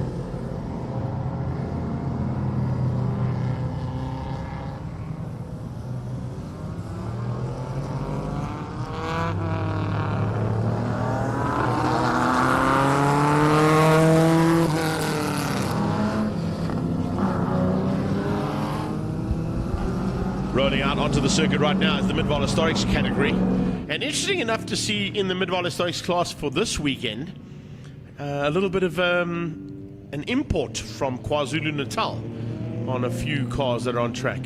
One of them being that one there, out of Backdraft Racing. Now, what the guys at Backdraft have done is they brought a whole bunch of Cobras up from Backdraft Racing in KwaZulu-Natal down at Daisy's Raceway and decided to enter them into the midvaal historics in lieu of trying to get some of our international folks interested in these cars to come and participate in the other category that races around the country here on an endurance side of things.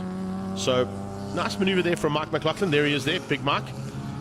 Mike Mac just bringing a couple of his friends along and saying, well, we've got some Cobras, come and drive them. Two of the guys I spoke to Mike yesterday was saying to him that they were suitably impressed.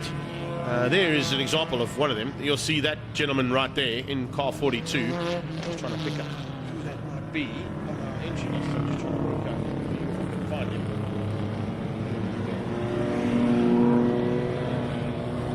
I don't even know the entry list, but he will be participating later on. We'll pick up on him later on in the South African single-seaters and in our historic Grand Prix Series Association.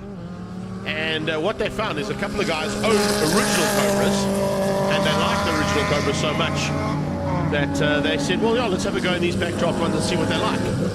And a lot of them have commented on the fact that Backdraft, Tony Martin and his team, have actually gone and done something quite unique in the world, and that's improving the handling of an AC Cobra, which is not an easy thing to do. So, yeah, they were impressed with the handling of these cars. They're impressed with their longevity. They're built for endurance racing, of course, so these little sprint races won't be too much for them to worry about. But needless to say, great initiative there from the guys from Backdraft Racing. Now, it's got a 42 on the side of the car, but I can't find 42 on the entry list. Maybe I can go to the other entry list that I've got on my phone and find it there, because it's definitely not coming up on the timing monitor. Where are we? Let's find midvaal historics there quickly. Yeah, you won't believe how technology has changed commentary in the world. You're sitting here with 3 smart devices open, one running live stream feed, one running the live stream comments.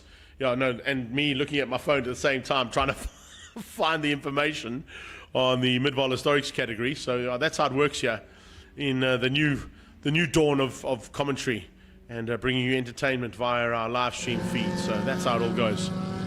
If I can find it quickly, then I can tell you who that man would be. Oh, there we go. That's the one we want. Let's see if we pick up on that one. So we need to find. As we start the race, I will get into it. I'm sure we'll pick up on who it is now. Don't address too much, but I'm just mentioning the fact that we have got a couple of our international stalwarts from the single-seaters category jumping into a couple of purpose-built, South African-built Backdraft Cobras in this category, mixing it up with midvaal historics. So a bit of a mix-up here between some open cockpit cars and some saloon cars, all fighting hard for honours here today. Francesco Lombardi will be looking to try and get to the front end, but of course that's still the results that we've got from the last one. There we go, back to the 42 car, if I can pick up on it there. Rudy Fredericks looking to try and lead things out there over Olivier. And in fact, it's Darby Olivier who leads things out at the top of the hill, closing things down on Rudy Fredericks. Rudy Fredericks is the man I was chatting to there about in car 42. Is that Mike Mack up into second, though? Yes, it is. McLaughlin up into second place. Looks like Rossi's moved up into third. That's not Valentino, that's Mario, who's up into third place there in the GTV. Paul Lopes and Claudio Rossi also not too far off the back end of that front end field. There comes Claudio now.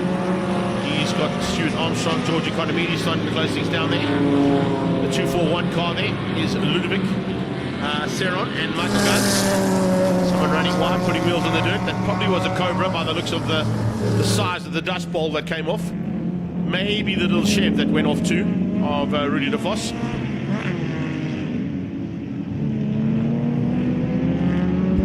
I believe we'll start to this one as they go in the inside line, and the little Chev trying to find a way through on Big Mike Mack. He's got up into what is now second place.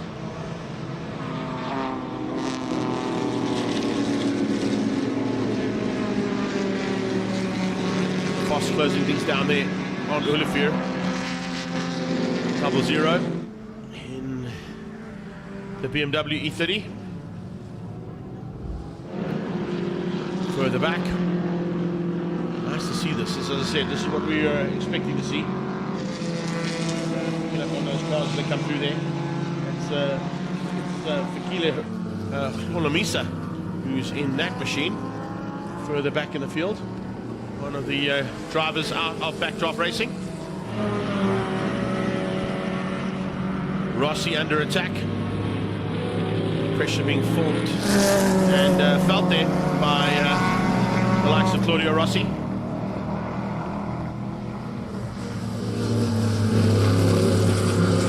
Not sure if we're picking up on that number 24 car on the timing monitor at this stage, because we've got two 24s on track. Remember, Rudolf de Vos runs 24 as well. He's in the little Chev. Is that an Opel Kadett that's possibly off the track by the looks of things? So one of the cars having some problems right from the word go. It might be 241, I think, that Ludovic Serron is driving at the moment. So the blue or light blue coloured Backdraft Cobra is Ludovic Serron, and Michael Gans will be sharing that car with him, so he'll probably drive the second heat of the day. As I said, it's a nice initiative here from Backdraft Racing to try and get some of our international competitors interested in maybe coming out to be part and parcel of some of the teams that run in the Endurance Championship. Rossi looking to try and get through. Back at Ludovic. Just behind them, coming through to complete another lap, is Jeff Underwood and Dan Hirsch.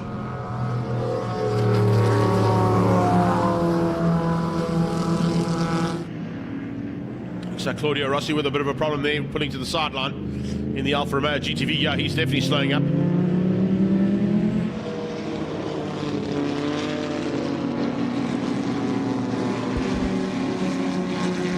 Mario Rossi applying the pressure onto the back end of Mike Mack.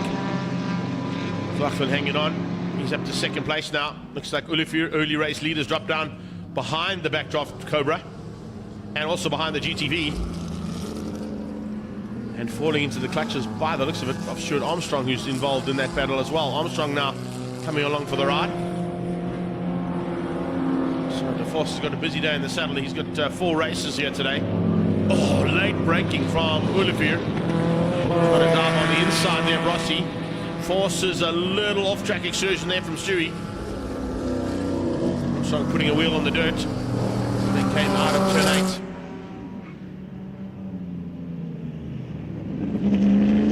8. Chevy Can-Am's having a big celebration last year, of course, with one of their big anniversaries. Paulo Lopez involved in that one now as well. Lopez slowly but surely becoming a strong contender there with Davy Olafir. He's lost out a little bit when he put the wheel on the dirt.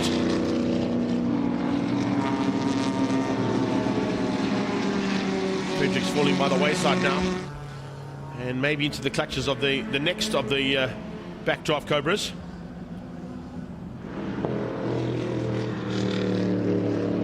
Ford Escorts continuing their fight on track as well.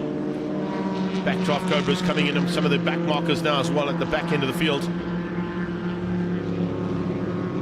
777, Chris Williams and the Harry Potter mobile as it heads up towards turn 5. As I said, we've got Alphas and Fords fighting hard. The kind of battles we're seeing on track right now have been put up over social media throughout the week. And the makes and marks that were mentioned were, of course, Alfa Romeo, Ford, Jaguar, a couple of Volvos now and then, the Datsun Brigade. And all of these guys and girls have been fighting for the last 65 years. This kind of race action. Kutzer, 3 wheels out of turn 8. Rossi inside of McLaughlin. McLaughlin shuts the door. Mario Rossi's got a very good GTV underneath him. He's got a huge fight coming from behind from Davy Olafir, and he's trying to find a way through there on Mike Mack. Davy's put a wheel in, but Rossi doesn't allow him any room to play.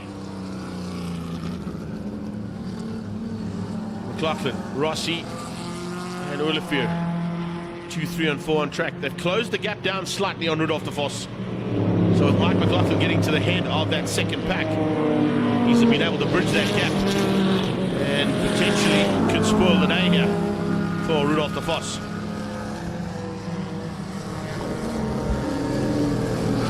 There they go, down towards turn 2. Traffic is going to be a big factor coming up on Fenta in the Volkswagen Jetta 1.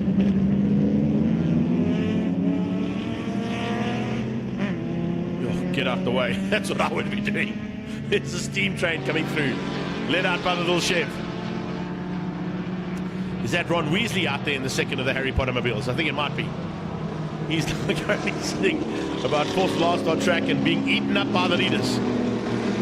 International Race Applied, of course, one of those big sponsors with Roofshaw of this category, and they are the sponsors of the man who's moving himself up now into third place on track.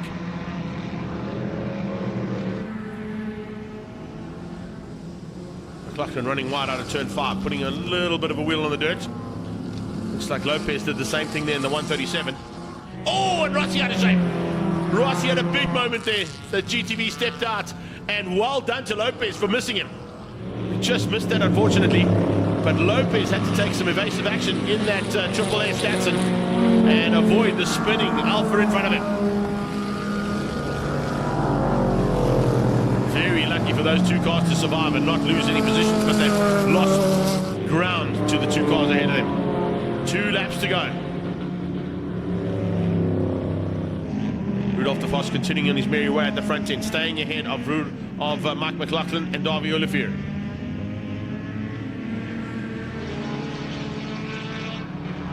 Rossi and Lopes were there, but with that moment out of turn 5 and 6. Oh, another moment at the top of the hill. 2 escorts involved.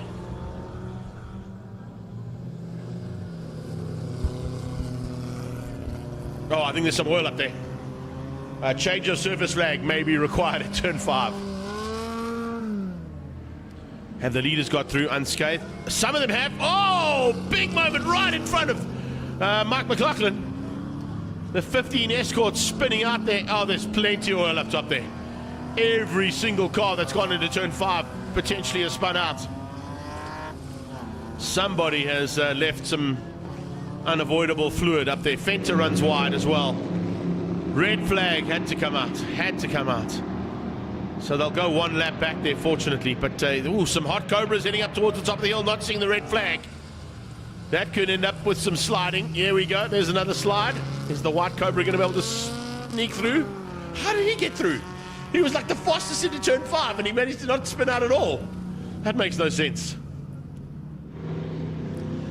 So the red flag is out due to some big oil spillage up at turn 5, and I'm sure going to need some attendance by our Zwartkops / Kyle Army / Red Star Raceway team. They're now combined together as a full team of marshals, and we can't go anywhere without them. So once again, massive thanks, as we always do. Yeah, I think 7 laps are completed. They go 1 lap back. That might not be enough to complete the race. But I hear Paul on my ear. Paulie, I think possibly with today it might be because of how pressed we are for time. We'll keep an eye on whether or not they get put back into pit lane or get called back onto the grid. Our understanding that 75% of the race needs to be completed, yes. And if they go 1 lap back to 6 laps completed after the red flag came out, that's only 60% of the race. So yeah, it might not be enough. They may need to go out there for a couple more. I see we've got some friends joining us from all around the world once again, as always. Emil's joined us from Cape Town. Tiny's in the house, Tiny's pit box. Tyron Alberts, I mentioned earlier on, he's all the way from the magnificent Emerald Isle. Hopefully going to be catching up with him later on in the year as I make my way to the Isle of Man. And then on my way home, past home territory there, and all the way down in New Zealand. Nikki Smith and her family have joined us, so a big welcome to all of you guys and girls from all around the world. They're pulling them into pit lane, so Paulie, I would say that's probably enough. They're going to probably make a call on that one.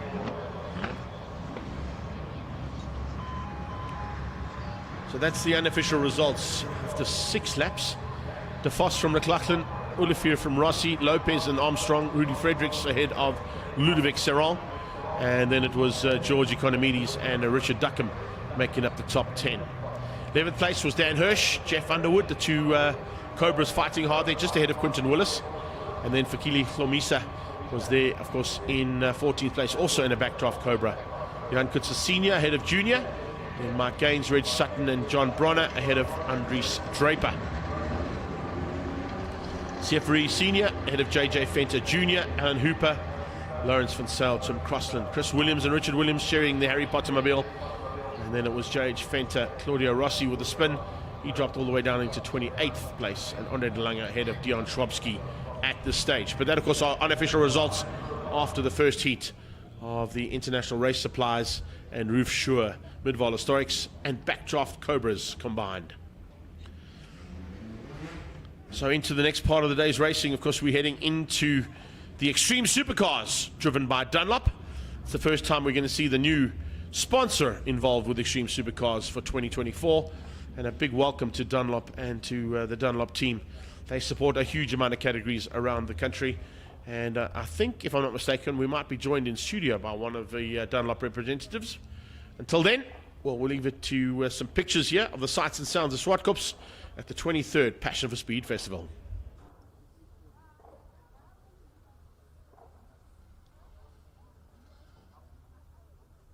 No problem. If we get that replay, of course, we'll definitely have a look at it, Paulie. But as you can see, working frantically up at turn 5 after a big oil spill. Somebody dropped something down there. It might not necessarily be oil. It could possibly be some coolant or something that's tending to get in the way. But with the amount of cars that spun out there, I would put my money on some kind of lubricant that has been dropped there. Bit of chaos there for our Zwartkops marshals to sort out. But as you can see, right on target to get everything fixed up as quickly as possible. And then we can roll out action from the Extreme Supercars driven by Dunlop.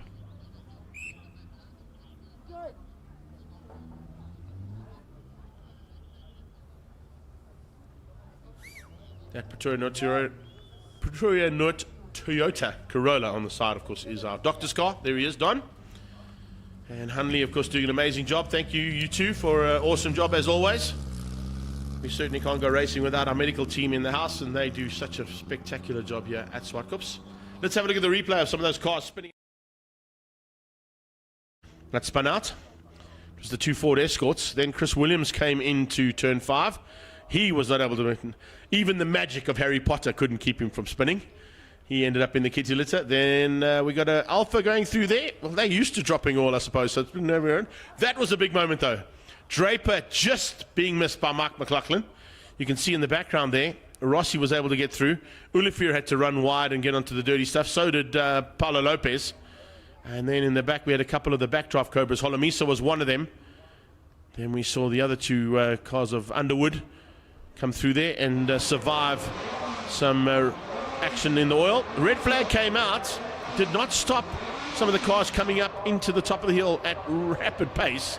And even with that rapid pace, we saw some spinners in the foreground, but the fast cars coming through didn't get affected by the oil at all. So you tell me how that theory works. I'm not quite sure. Anyway, unfortunately the race came to a very short conclusion. 6 laps completed, but I think they will deem that enough to finish up the racing here for the first heat of International Race Supplies and Roofshore Midvaal Historics combined with Backdraft Cobras today. Stand by for action from the Extreme Supercars driven by Dunlop.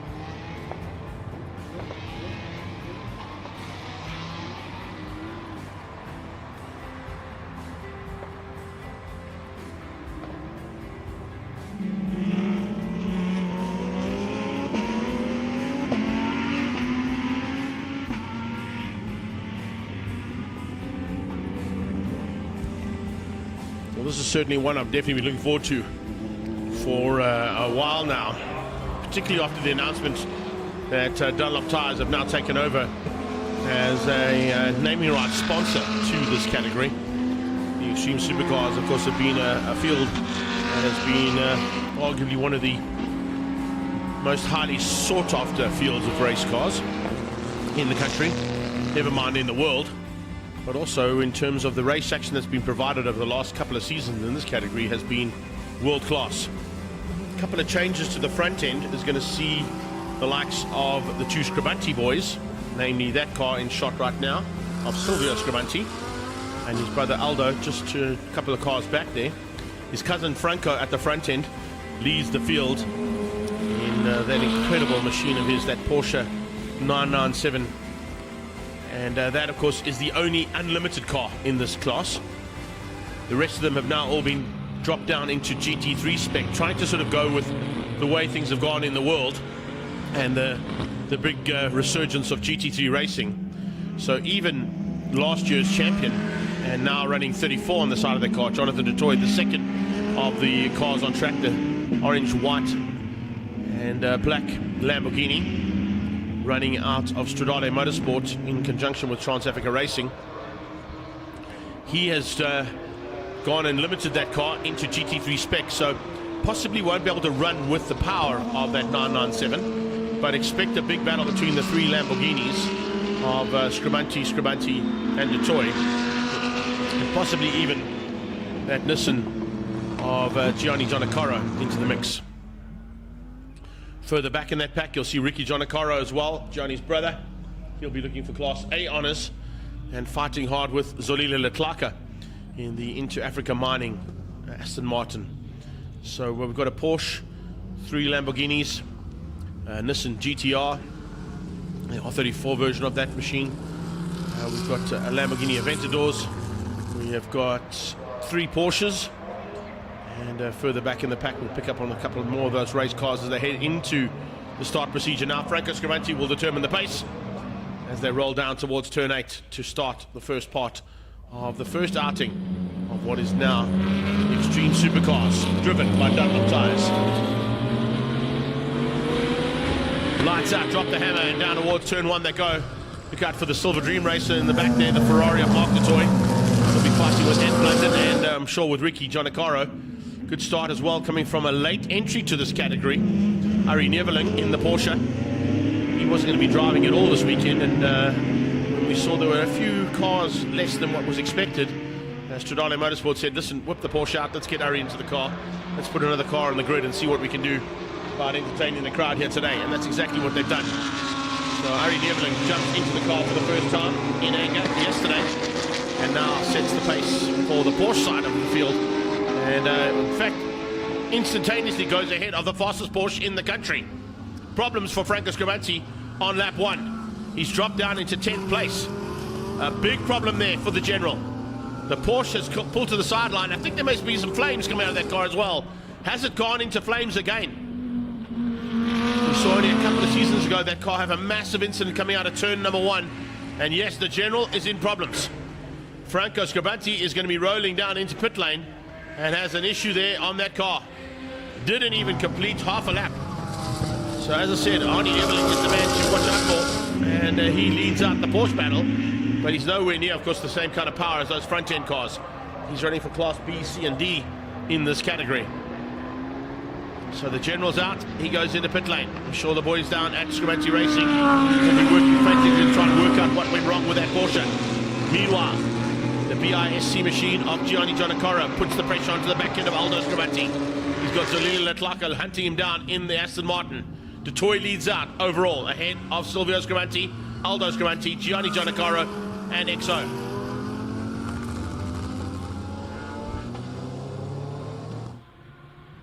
Love the fact that Exo's stuck with that 007 number on the side of his car. The James Bond-esque Aston Martin. Runs a little wide out of turn 8. Stays in touch with Gianni Giannacaro in the Bisque Transport Nissan GTR 34. Behind that, it's Arnie Neveling. Neveling ahead of Ricky Giannacaro. Ricky Giannacaro ahead of Mark du Toit in London. Mark du Toit in the Silver Green Racer. F30 Ferrari at the back there fighting with the 996 of Ant London. Franco out. Can you believe that? Didn't even complete the first lap in anger.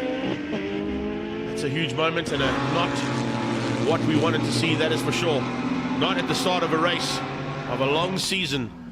And certainly when you look at how things finish up in this category, particularly over the last 2 or 3 seasons, it's been 2-3 points between the top contenders.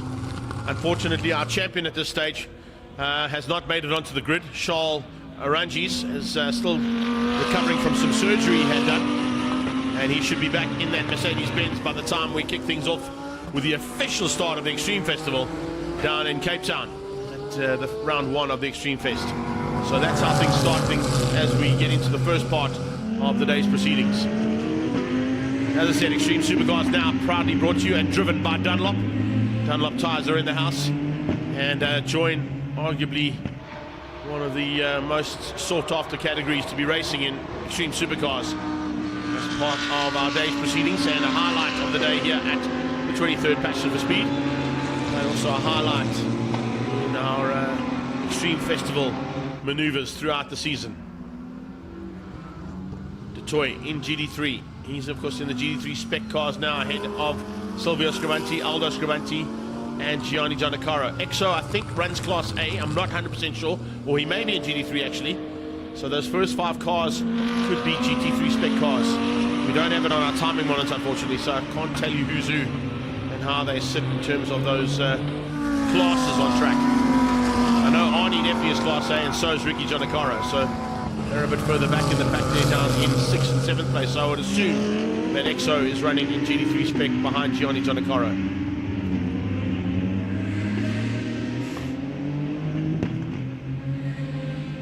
Toy in London probably running in Class C as our leaders head into turn 4.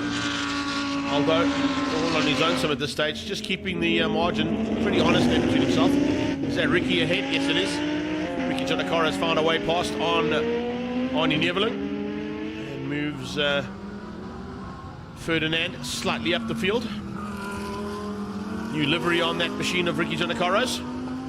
The G&H Transport blue and white colours now being put into sort of negative version. If we're talking photography side of things, not the car's performance, but gone with the black and white option, which a lot of race cars have done.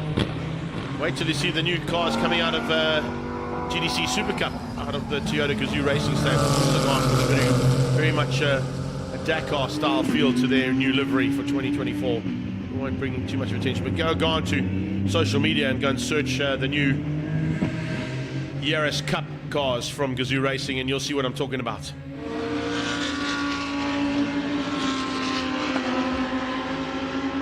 Sure thing. I'm going to ask Andre just to move slightly that way, but because you're just in the shot of the onboard camera there if we need to go to it at any stage. Thanks, Andre. Is that okay, Paul?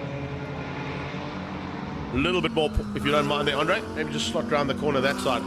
Go side by side with our studio guests there. Oh, Zolile out of shape, coming out of turn 5. Putting wheels onto the rumble strip. Okay, so thank you for that, Paul. Jonathan, Silvio and Gianni are GD3. Aldo and Zolile are Class A+. And Ricky's Class A. Arnie Neveling, I think, is Class A as well. Oh, he's Class B. Okay. Anton Mark du Toit, Class B. So we got Class A+, Class A, Class B, and the GD3 spec cars. Only car that was unlimited, unfortunately, is not on track anymore, and that was Franco.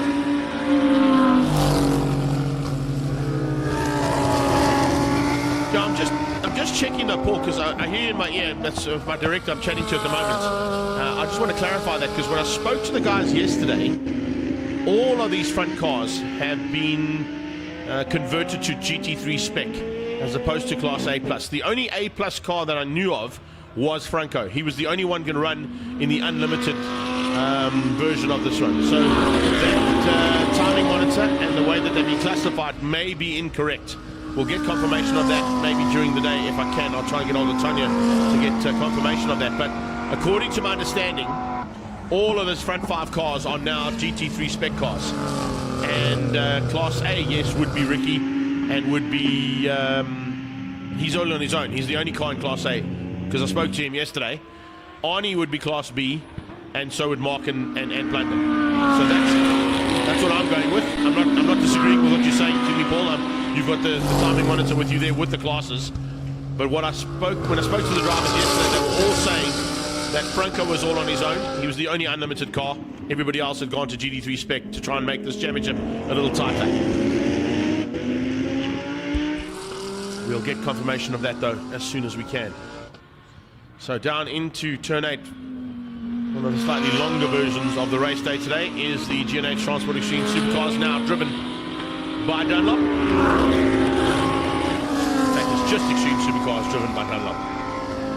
G&H Transport, of course, been a sponsor for the last 500 years, so apologies for mentioning them again, but of course they are still a big supporter of this category, with both of the boys from G&H Transport involved in the race action here today. Ricky Giannacara being one, and that Bisque machine of Gianni Giannacara being the other. Not quite sure why Jimbo didn't make it out. I know he had his car here, the BM was here. Maybe he's deciding to hang tight until we start the official side of the Extreme Festival to debut his new car. Giannacara in the Bisque logistics car there, running out of Stradale Motorsport. As I said, his teammate and the champion not here today in Charles Larangi's. Larangi's recovering from some surgery to his mouth. Actually, wish him all the very best for a speedy recovery. And I'm sure we're going to see him down at the first round of the Extreme Festival when these cars come back into action.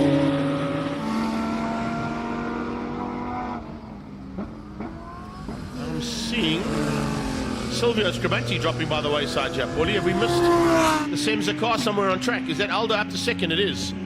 Aldo's up to second. Gianni Giannacara is into third. There's no sight or sound of that second Lamborghini Aventador of Silvio Scribanti.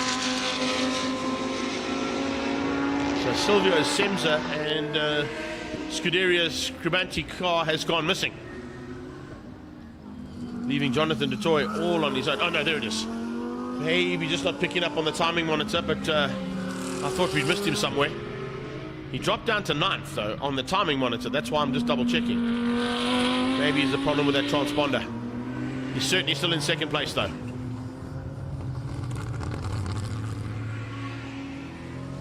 Unless he came in and just slotted in behind Jonathan Dutoy. That could potentially be what happened. He might have come into pit lane for a quick checkup, and then when he came back out, he slotted back into second place behind Jono. It looks like, according to the timing monitor, he's a lap down. So yeah, he is on track. He's not second. He's a lap down in 9th. His brother Aldo, that car, is in second place. And Aldo's being caught there big time by Gianni. So Gigi on the move, looking for a chance to maybe close in and spoil the day a bit there for Aldo Scribanti.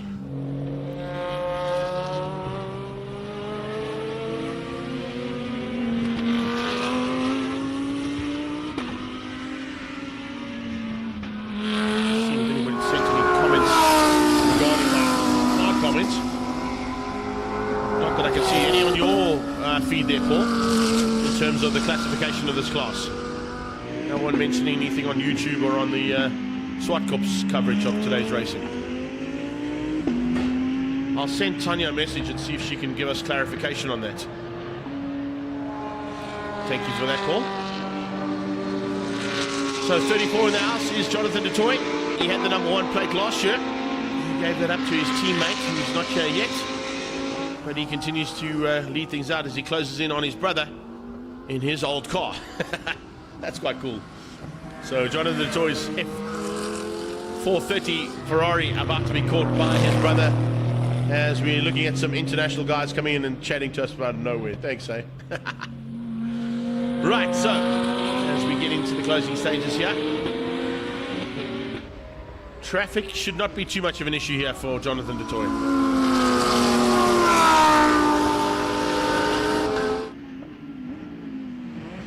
He's ahead and through on Mark. He's ahead on Ant London. Here comes Silvio.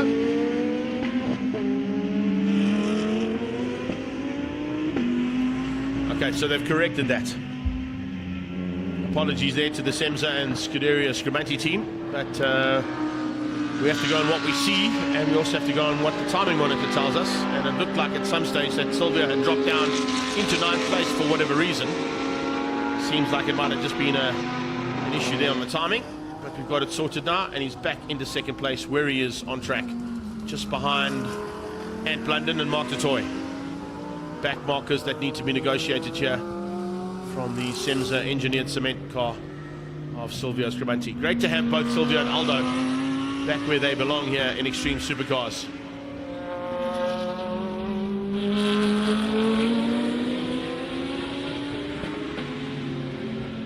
A couple of these boys as well have still got to get to grips with the new tyres.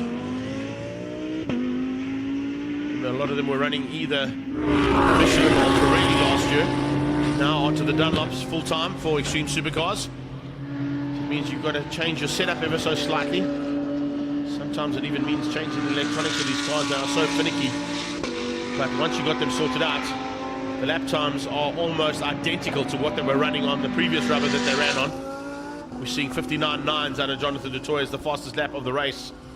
But consistent 60-second flats out of all four of the top 5, in fact.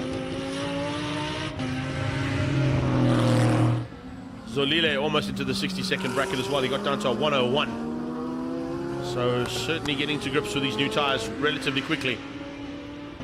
Blue flags being waved now for the back markers. Ant will realise that Aldo's on his tail. Give him some room.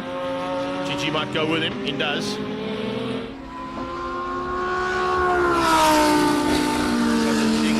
Coming through there from Sudane Motorsport, opens up the door, allows GG through, so it gives him a chance to have a go. And Aldo, you got slightly better drive out of turn 8, and late braking from GG, trying to find a way past there on Aldo. Aldo Scribanti was very much on the defensive into turn 2, just keeping Gianni Giannacara out. Mark du Toit now realizes that there's a fast lambo on his tail. He'll just give him a bit of room on the exit of turn 4.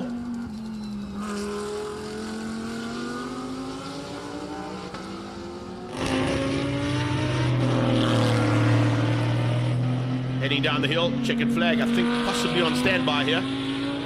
Yes indeed, there you go, 15 done, 15 completed. Du Toit takes the victory. Basically handed to him on a platter with the demise of Franco Scribanti on that first lap. Silvio will take 2nd. Aldo will hang on for 3rd to beat up Gianni Giannacara. And not too far behind that will be Exo in the Aston Martin. Here he comes. Africa Mining Aston Martin. Taking the top 5 spot there for Exo Letlaka. Ricky Giannacara will come through to win out Class A. And Arnie Nevling will win out Class B over Mark du Toit and London. So let's have a look at those unofficial results. It's du Toit with the victory over Scribanti and Scribanti. GG in 4th, beating out Zolile Letlaka for 5th place. That's your GD3 cars. Class A goes to Ricky Giannacara in 6th overall. Class B goes to Arnie Nevling, then of Mark du Toit and London. And unfortunately, a DNF for Franco Scribanti, the first race of the season. I'm sure they're going to be working frantically to get the General back in order, so that he can be back in race action a bit later on this afternoon. Speaking of race action coming up this afternoon, well, before we go to this afternoon, if I can get my phone to work, it's kind of just frozen on me here. Let's just see if we can get it to work this time. There we go. We move into the South African single-seaters. And single-seater action coming away. There's your official program up on the screen right now. We've just completed the Extreme Supercars driven by Dunlop. We've got the South African historic single-seaters coming away for a 10-lap race. Marlboro Crane Hour, pre-70 Legends of the 9 Hour.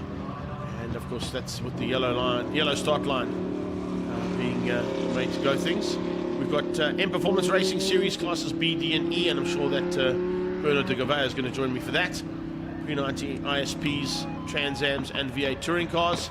And then we've got the Pre-65 Historic Grand Prix Association cars and Lotus Challenge before we get into the Basil van Rooyen tribute, the Jordan F1 display, and then the big one, Pre-66 and 68 Le Mans Sports and GT's 45-minute SATT.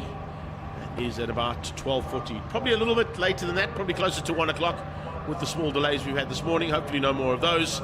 Stay tuned for action here from the 23rd running of the Passion for Speed Festival.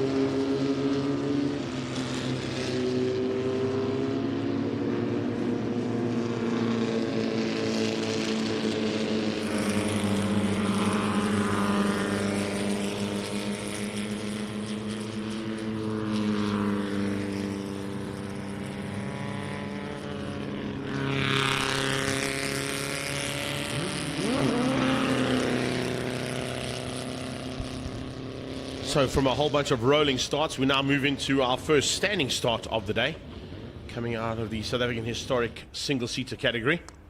And some really awesome cars coming to the front end of this field. Particularly those first two. Ian Schofield rolls up in his magnificent machine alongside Team Perfect Circle's Andre Besaidnote in the Lola. So we've got some really fast single-seaters right through this field of over 20 competitors. And if you take into account that we've got another 20 coming out a little bit later on from our international single-seaters as well, it certainly is a great day for single-seater fans in terms of race action about to be provided.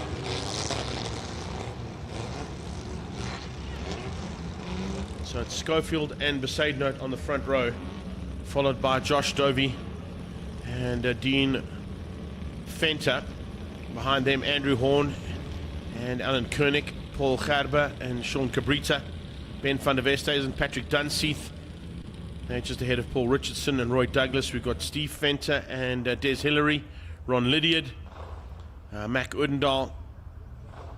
We've got Colin Clay, Vian Teed, Clive Winterstein and Ryan Budd making up this field of just over 20 competitors in the South African single-seater. Looks like there might be a little bit of an issue there on Team Perfect Circle's car. Steve Humble just getting it fired up. And now ready to go for Frisco.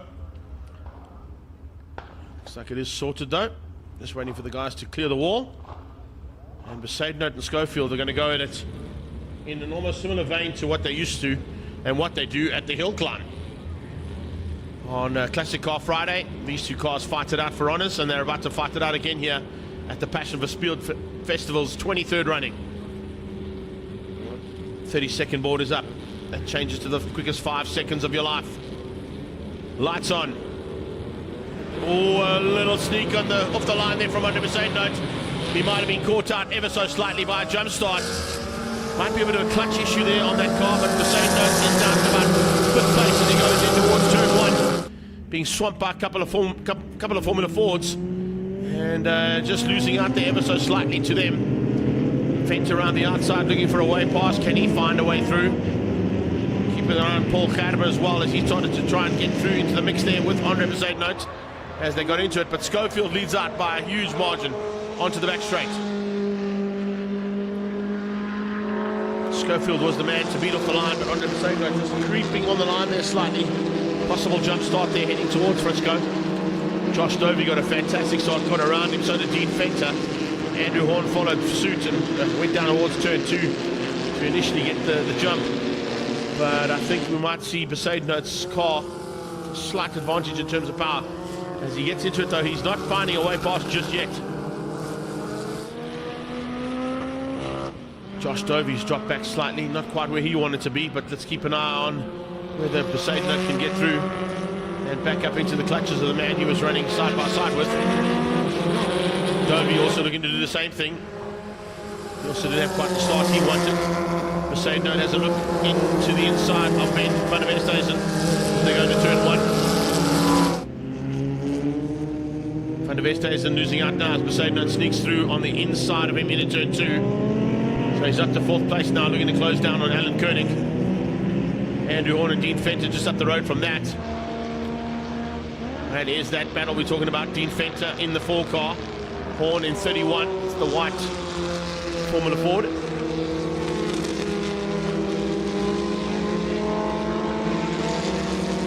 Andre Besaidnout's going to have to try and get ahead of those cars to at least a tune of 30 seconds if he doesn't want to lose 2nd place at least in this class.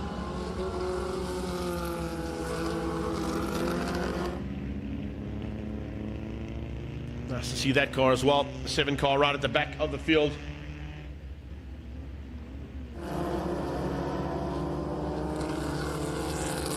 Rodney Green in the MG. Schofield hangs on to the lead. Fenter and Horn 2nd and 3rd. Besaidnout is 4. Koenig and Ben van der Westhuizen just behind him. A bit of a gap down to Josh Dovey and Sean Cabrita.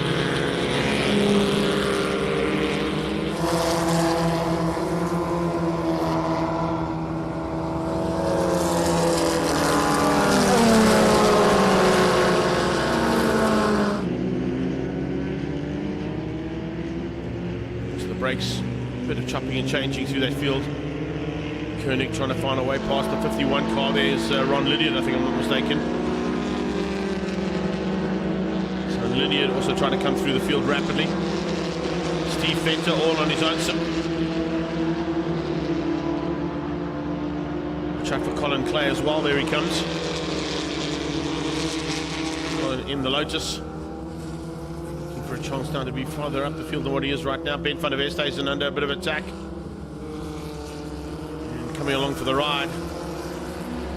We'll keep an eye out on Pat Dunseith's progress too in the 25 car. He's just on the back end of this pack of 5.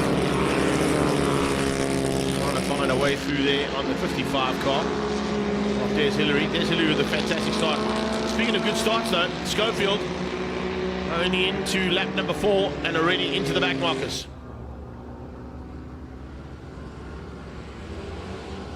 So he gets that march slightly higher up and through some of the back markers relatively easily.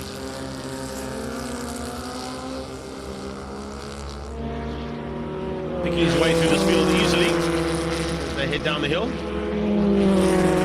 Leon Team just being shown the way around. Besaidnout doing the same thing.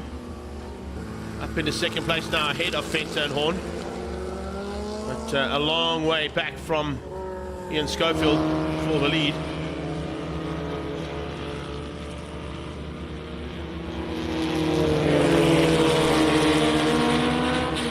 So it's 100% in second place now for the South African Historic single-seaters.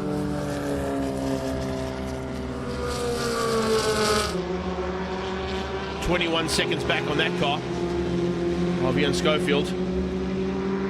Schof now in the mid-pack of the back markers and contenders in this category.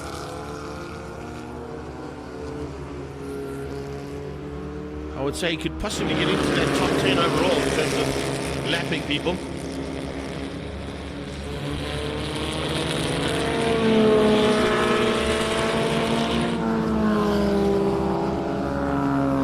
Historic single-seaters.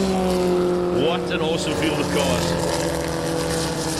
Having a big fight. You can see good on the side of that car. Also still running the Samola Hill Climb race number on the number 7 there.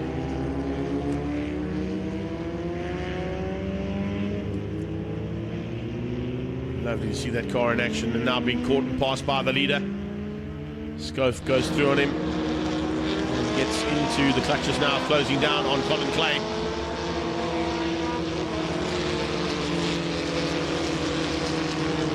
Schof the man to beat. He set the pace in qualifying. So arguably about 3 or 4 seconds ahead of Andre Besaidnout in terms of lap times around the circuit.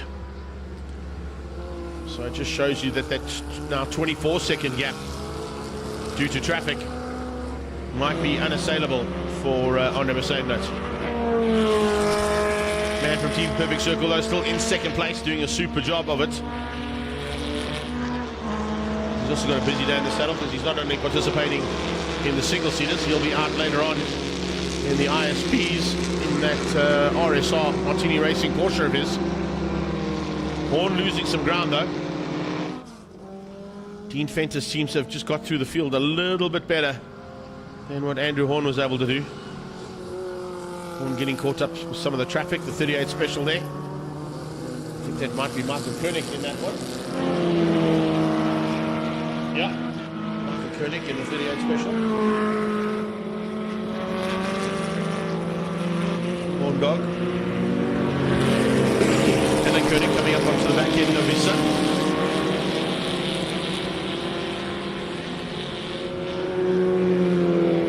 4 laps to go still for these drivers.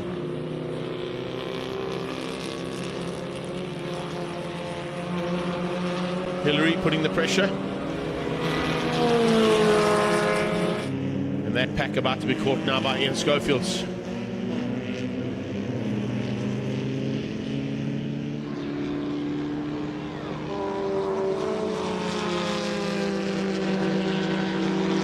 Horn on the inside looking for a way through. Speaking of looking for a way through there, Hillary putting the pressure on. Trying to find a way slightly higher up. 3 by 3, they are contending, but inside of those 3 by 3 goes the 4th car of Ian Schofield. Schofield not worried at all about the scrap that was happening there between the 3 cars. And Pat Dunseith was involved in that scrap, trying to find a way with Des Hillary to get through. Paul Richardson losing out there big time.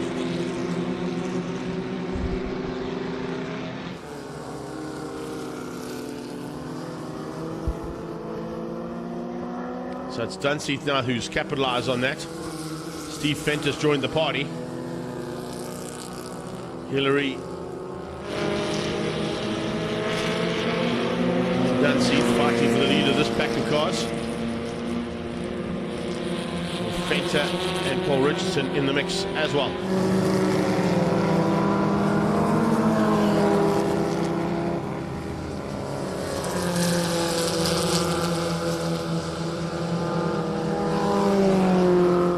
Battle's just outside of the top 10 at this stage for this one.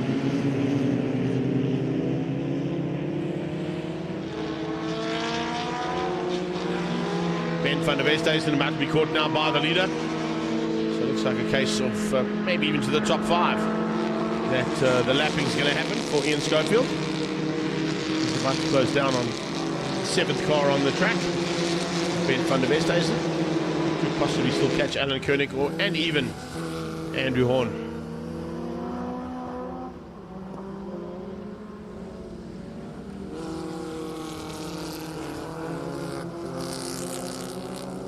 Little battles right through the field though. Those aren't done just yet either. Paul Kruijswijk.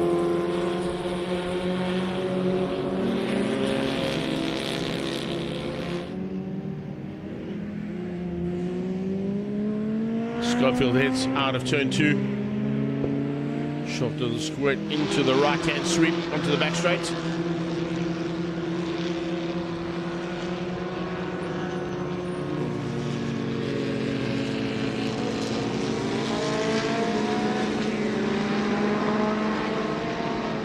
Nice run here from Schofield. Carving on the inside of a couple of cars up towards turn 5. I think that was possibly up onto Alan Koenig with a lap to go for everybody else except for Schofield. Schofield's about to come through to get the checkered flag. And I think he might have just got through on Koenig. Yes, he has. So he's lapped up into the top 5 overall as he comes through there for the checkered flag and race 1 victory for the South African historic single-seaters. Schofield's out over Besaidnout.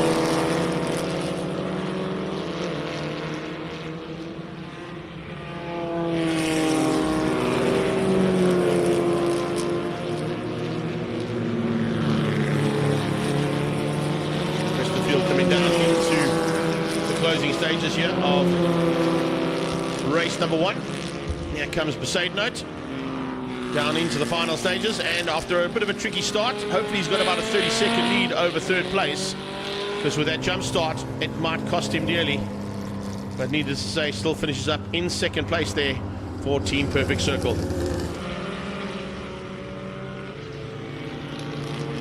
Nice run from Josh Dovey. He'll finish up in 3rd ahead of Dean Venter. And that's how they basically started, so not too much of a change up in that top 4. Although, depending on what the gap is, Besaidnout is dropping down to 4th right now. Possibly the 5th. I think that's where he'll get to. Yeah, 5th place. So with the penalty that would be incurred for the jump start on Besaidnout, looks like he's going to finish up in 5th place there. Still a happy man, waving to the crowd. Hopefully all the crowd out there are enjoying all the race action you've seen so far. If you are, make some noise, ladies and gents. We love the interaction with you guys on our live stream as well as on the banking. And the drivers certainly love the crowd support. And it's a big partisan crowd here, as always, at the Passion for Speed Festival. Moving up now into the next part of our proceedings. We go from historic single-seaters. We move into the Marlboro Crane Hire Prix 70 Legends of the 9-hour production cars. Yes, the big bangers are about to make their way out onto the circuit for another epic battle. There you go, guys. Hope you're enjoying yourselves. What's happening at PS Bridals there? Are you guys enjoying yourselves? And then alongside them, the boys are brying their brains out there. That's what I like to see, hey? Now you can make some noise. You're on TV, boys. There you go. Yeah, there we go. Big wave. There we go. Yeah, the right style, island style. Hats off, boys. Thank you. Hello, ladies. Ladies in the background getting the rolls ready for the Boerie rolls. One gentleman there looking after all the chairs so no one steals his chairs. Looks like a couple of guys have made their way to pit lane to come and see what's happening in pit lane. Chilling out on the back there as well. Love your work. As I said, a lot of these people have been here since Thursday. Sent in the crew to cut the lawn. That's a nice Volkswagen Combi you've got there, sir. Checking the program with what's next. I can tell you up next, it is Prix 70 Legends of the 9-hour production cars.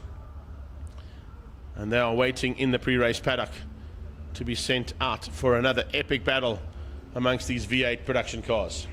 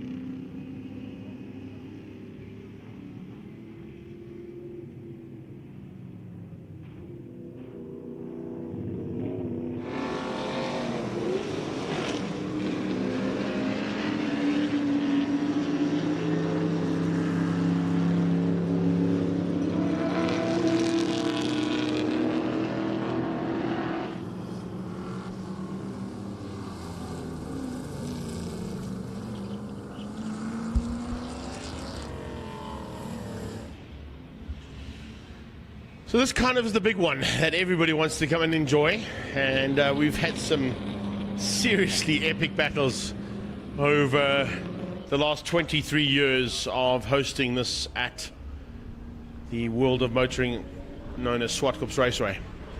So we've got another one heading its way right now, and if you have a look at the machinery that is on track at the moment, this is what it was all about in the 60s, 70s and 80s in terms of production cars and the battles that raged. We've got a couple of international prospects out there as well who've joined us. It's great to have our British, Dutch, Swedish and Europeans all joining us here once again after the lockdown period.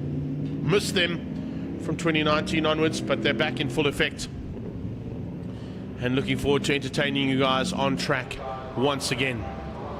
Back straight away is rammed with people enjoying themselves all day long. It is so good to see a big partisan crowd here at Zwartkops International World of Motoring once again, and getting ready for another huge battle amongst the big V8 big bangers.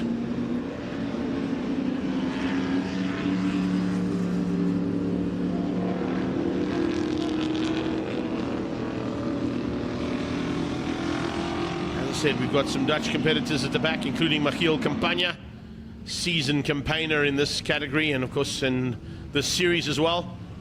Ben Morgenroot will lead things out though, and he's going to try and fend off the attentions from the two big Galaxies behind him, the Plymouth, and of course watch out for Henny Groenewald coming through there for Camille Doering Racing in the Ford Mercury.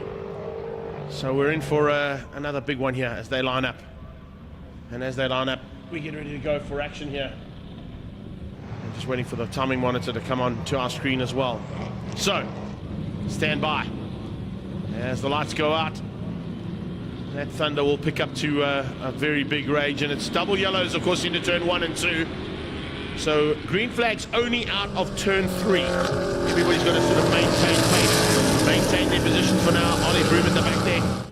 He's in that Basil van Rooyen replica, of course, heading into turn 2. And as they come out of turn 2, Siafari will try to put the pressure onto the likes of Ben Morgenroot from the word go. And the Galaxy is right there with him.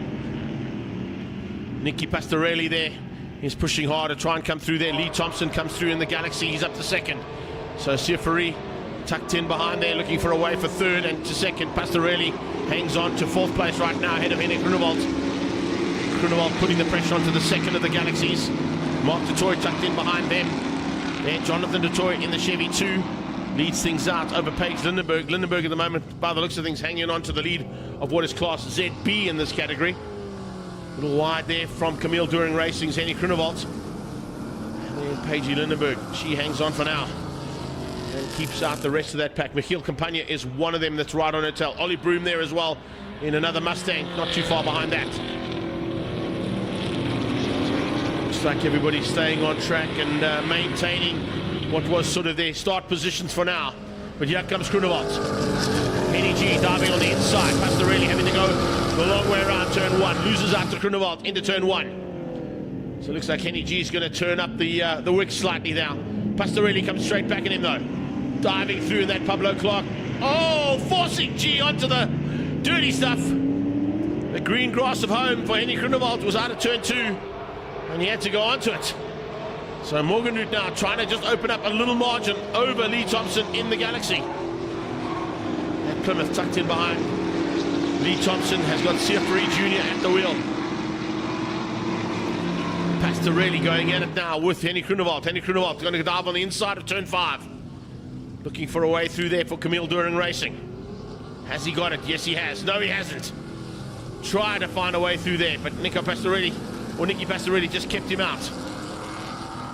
Jonathan and Mark du Toit waiting to pounce. Mark and Jonathan, actually the other way around, I beg your pardon. Waiting to pounce if something goes wrong. Here comes G into turn 8. Has a big look. Can't quite make it stick though. Ahead of that big block of flats. That is the second of the Ford Galaxies. Now into turn 1. Trying to do a similar maneuver there. Henny Groenewald has it all shut on him this time by Pastorelli. Pastorelli going defensive into turn 2. Up the inside of Siafari. The Mercury Cougar getting outgunned by the big Ford Galaxy. Oh, a touch! A touch there between the Cougar and the Galaxy. That's going to give G a chance to get through. He's got through. Henny Grunewald up to third place. Pastorelli coming together there with Jeffrey Jr. Just a little tag from bumper to bumper. And it drops down the Mercury Cougar into fifth place.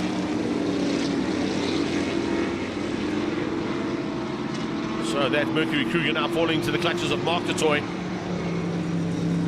He comes up on for a chance to maybe squeeze that Ford of his up into the top 5. So we got Fords literally 1, 2, 3, and 4. Mercury Cougar in 5, Ford in 6, Chevy in 7. That's how they head down towards turn 8 right now to complete another lap in anger. 8-lap race here. We have now completed 3 of them. Inside line, possibly from Henny G on Lee Thompson. Thompson going to do the long way around. Not easy to turn that car in and block once you committed to turn 1. And it's allowed Henny Grunewald up into second. So Henny G in the East Tennessee Motor Company and Camille Doering Racing. Ford up into second. Pastorelli now ahead of Lee Thompson. So a change up between the two galaxies. Pablo Clark leads out of a Trans-Africa Racing. Henny Grunewald allowing Ben Morgan no room whatsoever. Sets his sights firmly on closing the gap down on Ben Morganroot. Nicky Pastorelli late on the brakes up into turn 5. Closes the gap down as well between himself and Henny Grunewald in second. Grunewald all over the back of Ben Morganroot, starting to smoke a little bit as well. His car starting to heat up, brakes starting to heat up, which means you're going to run out of brakes relatively soon. These big bangers take some strain by the time they get to sort of the halfway stage. And that's when the action starts to get really good. Morganroot goes defensive into turn 2, forces Henny Grunewald high and wide onto the dirty stuff.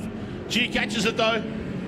Very lucky to survive that one. The back end stepped out on that Ford of his. And unfortunately that East Tennessee Company and Camille Doering Ford had to just get a little bit out of shape.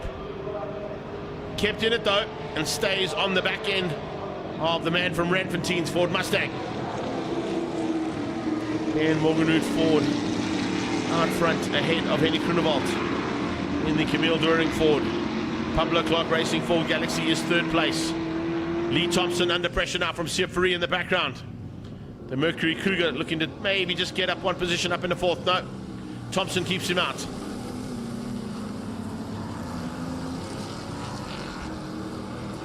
Amazing run here from these first 5 cars. Detroit not too far behind them. Looks like Jono doesn't have an answer at this stage in the Chevy 1. Or Chevy 2, I beg your pardon. Chevy Nova just not able to run with the power of the Fords out front and that Mercury Cougar. Watch out for Siafari in that Mercury Cougar. He's looking pretty dangerous. Here goes Mark Jono just behind him. Further back in the pack is Michiel Campagna, Roland de Vaart and Ollie Broom. Oh, bits and pieces of something coming off some of the cars. Did that come off the back end of Lee Thompson's car? I think it might have. Possibly Lee Thompson's, or maybe even Nicky Pastorelli. Pastorelli down on the inside of Henny Grunewald, and now on Morganroot. Where has Nicky Pastorelli come from? Where's he found the pace in this Galaxy? He's up the inside of Ben Morganroot looking for the win. Great move there from Nicky Pastorelli. He's up to the front. He's got the lead. He leads out now over Pastorelli heading into the final part of this race. And Ben Morganroot and Henny Grunewald have got no answer. This is a man who's not been involved in this kind of race action ever. He's joined the team for Pablo Clark, jumped into that Galaxy, and is going to do the unthinkable. Beat the usual contenders at an art that they have almost perfected over the last 23 years. Morganroot's thinking to himself, who is this guy? Where did he come from? Some action of note here as Morganroot has to go defensive to keep out Henny Grunewald. Lee Thompson decided, hey, hang on a second. If there's a Galaxy at the front, we can make it Galaxies 1 and 2. But there's certainly some part of some car that is on the middle of the racetrack coming out of turn 2, and a little bit of it is on the right-hand side as well. And something broke on one of the cars coming out of turn 2 on the last lap. Doesn't seem to be affecting their handling though. So maybe it's just a body part that's not required to make the car go forward. Lee Thompson trying to get that car a little bit further up the field than what he is right now. Not an easy thing to do as they get to the top of the hill.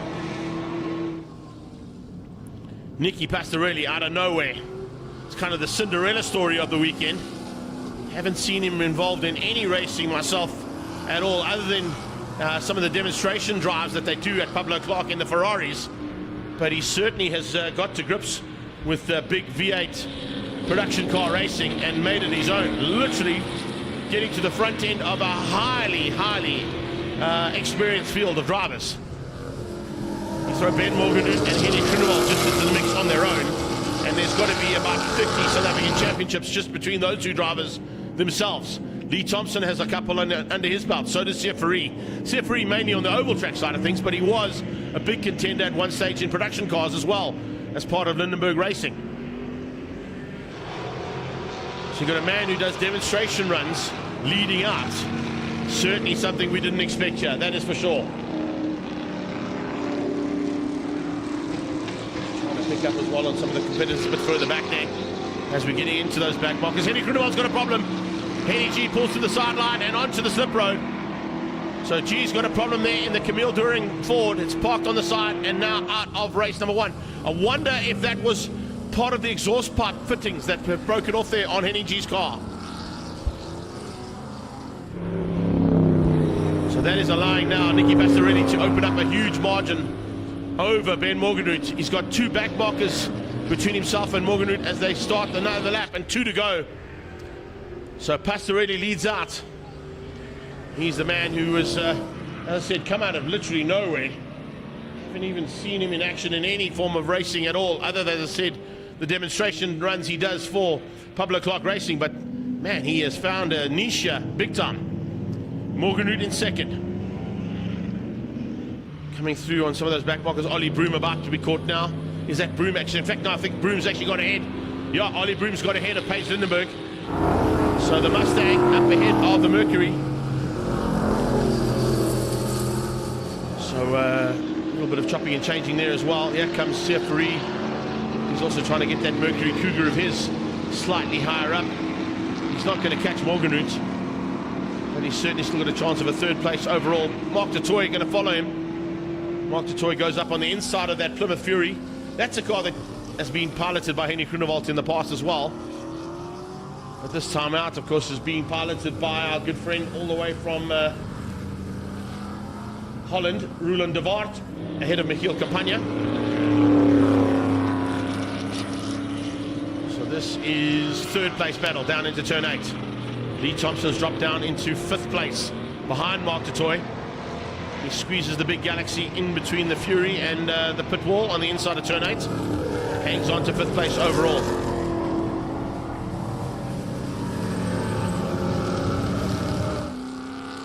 Oh, a spinner. Is that Pagey? It is. Paige Lindenberg spinning out at turn 7. Looks like she might have just clipped the inside and spun that car out. That's going to give an opportunity now for Ollie Broom to wrap up ZB easily. But speaking of easily wrapping things up, how's this? This is certainly a turnaround for the books here, and a big story for the day here, as the 00 of Nicky Pastorelli for Pablo Clark Racing in the big Ford Galaxy. That's a block of flats he's driving right there. That thing is so big. Get down to pit lane if you can. Come and have a look at that car. On debut, Nicky Pastorelli gets the front of the pre-70 production cars and takes a victory at the 23rd running of the Passion for Speed Festival. Who would have thought that? Ben Morgenroot for second place in the background, coming through to wrap up what has been a spectacular race day so far. And the first heat of racing certainly bodes well for what's going to happen later on this afternoon. Let's see if Reese Jr., who finished up in 3rd ahead of Mark du Toit. Du Toit closed him down in that last lap, so could see some much better pace from Mark du Toit in the second race. Frans van Waardgaard coming through there as well. Nice run from him. And he finishes up just ahead there of Michiel Campagna. Henny Kruneval, a bit disappointed, I'm sure, but fortunately okay. I'm sure Camille During will be working hard to get that car back up and running for race 2 later on this afternoon. But let's have a quick look at our unofficial results. I'm sure it might be an exhaust pipe issue there for Henny Kruneval. 110 car also has a problem. No problem at all. So let me just run through what I've got in front of me. Nicky Pastorelli has got the victory over Ben Morganoot, Sieferi ahead of Mark Toy and Lee Thompson, your top 5. Jonathan Toy in 6th. Roland de Waart finishes up in 7th place in the Plymouth Fury. He beats out Michiel Campagna, who is in the Trans-Africa Racing Chevy Camaro. And then Ollie Broom finishes up ahead of the ZB category. That's nice. In fact, no, I beg your pardon. The third Galaxy there is Michiel Campagna. So a nice run from him.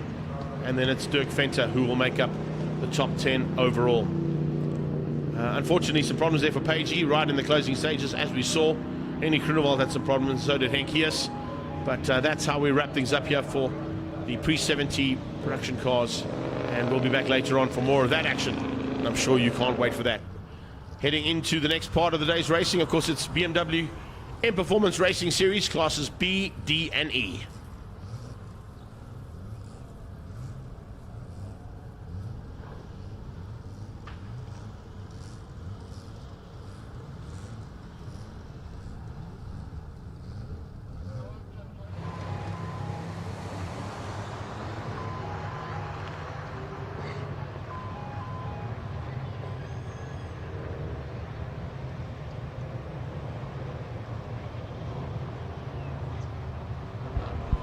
Oh, we certainly are getting some international prospects joining us here today.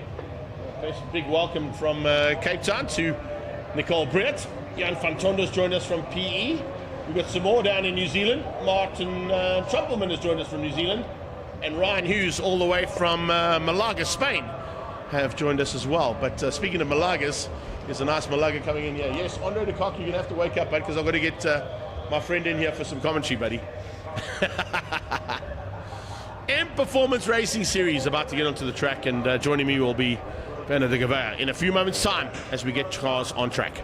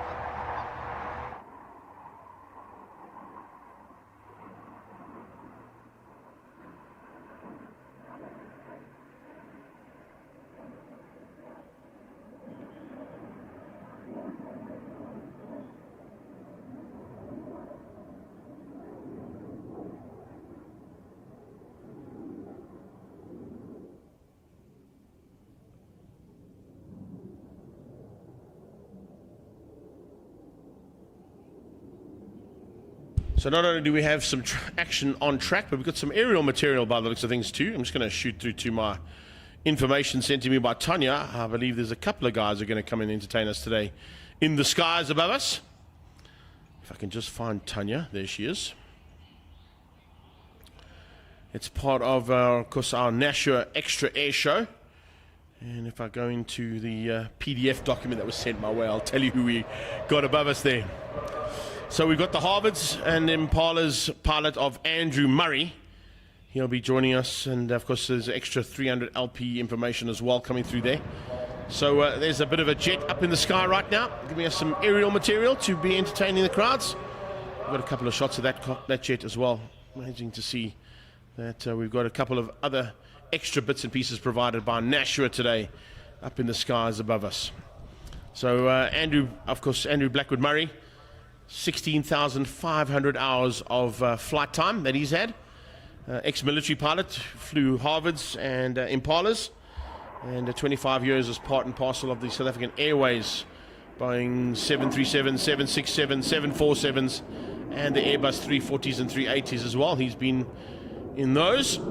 He's currently a commercial officer for the Jag cargo side of things, but he was 2020 South African aerobatic champion and selected to represent South Africa in the aerobatic championships in the United States of America last year in 2023. He's of course in the 300 LP. It's a 6-cylinder Lycoming 300 horsepower engine in that one, and maximum speed of 385 kilometers an hour. Has a roll rate of 400 degrees per second. That's pretty impressive stuff for a little jet. And great to see Nashua getting behind this one. And of course, as always, that how do they say? Saving you time, saving you money, putting you first. That's how Nashua works. So there you go, up in the sky. It's courtesy of Nashua, our Nashua Extra, piloted by Mr. Blackwood Murray. Crowds on the sideline are loving life. How's everything going up there on the gallery side of things? Hope you guys can hear us there. Up at the new Zwartkops Club. Looks like people enjoying themselves up on the galleries all around the circuit as well. Definitely up at turn 6. You guys are on camera, so if you can hear me there, make some noise, yes. Is that a Manchester United or a Liverpool shirt at the top of the grandstand there waving at us, eh? One of the two. I'm not quite sure which one it was. I hope they can hear us up there. I did get some reaction from some of the ladies and gents on that grandstand earlier on. How's our selfie ladies doing? Are you all good there, ladies? Have you taken enough selfies for the day? Have you tagged us in on your selfies, ladies? Make sure you're tagging in Passion for Speed, tagging in Zwartkops Raceway, tagging in BMW M Performance Racing Series, because they're out on track next. On the far banking next to Universal Motorsport, Tyndall in the house. You can see somebody's taken up the cargo container as well for the day.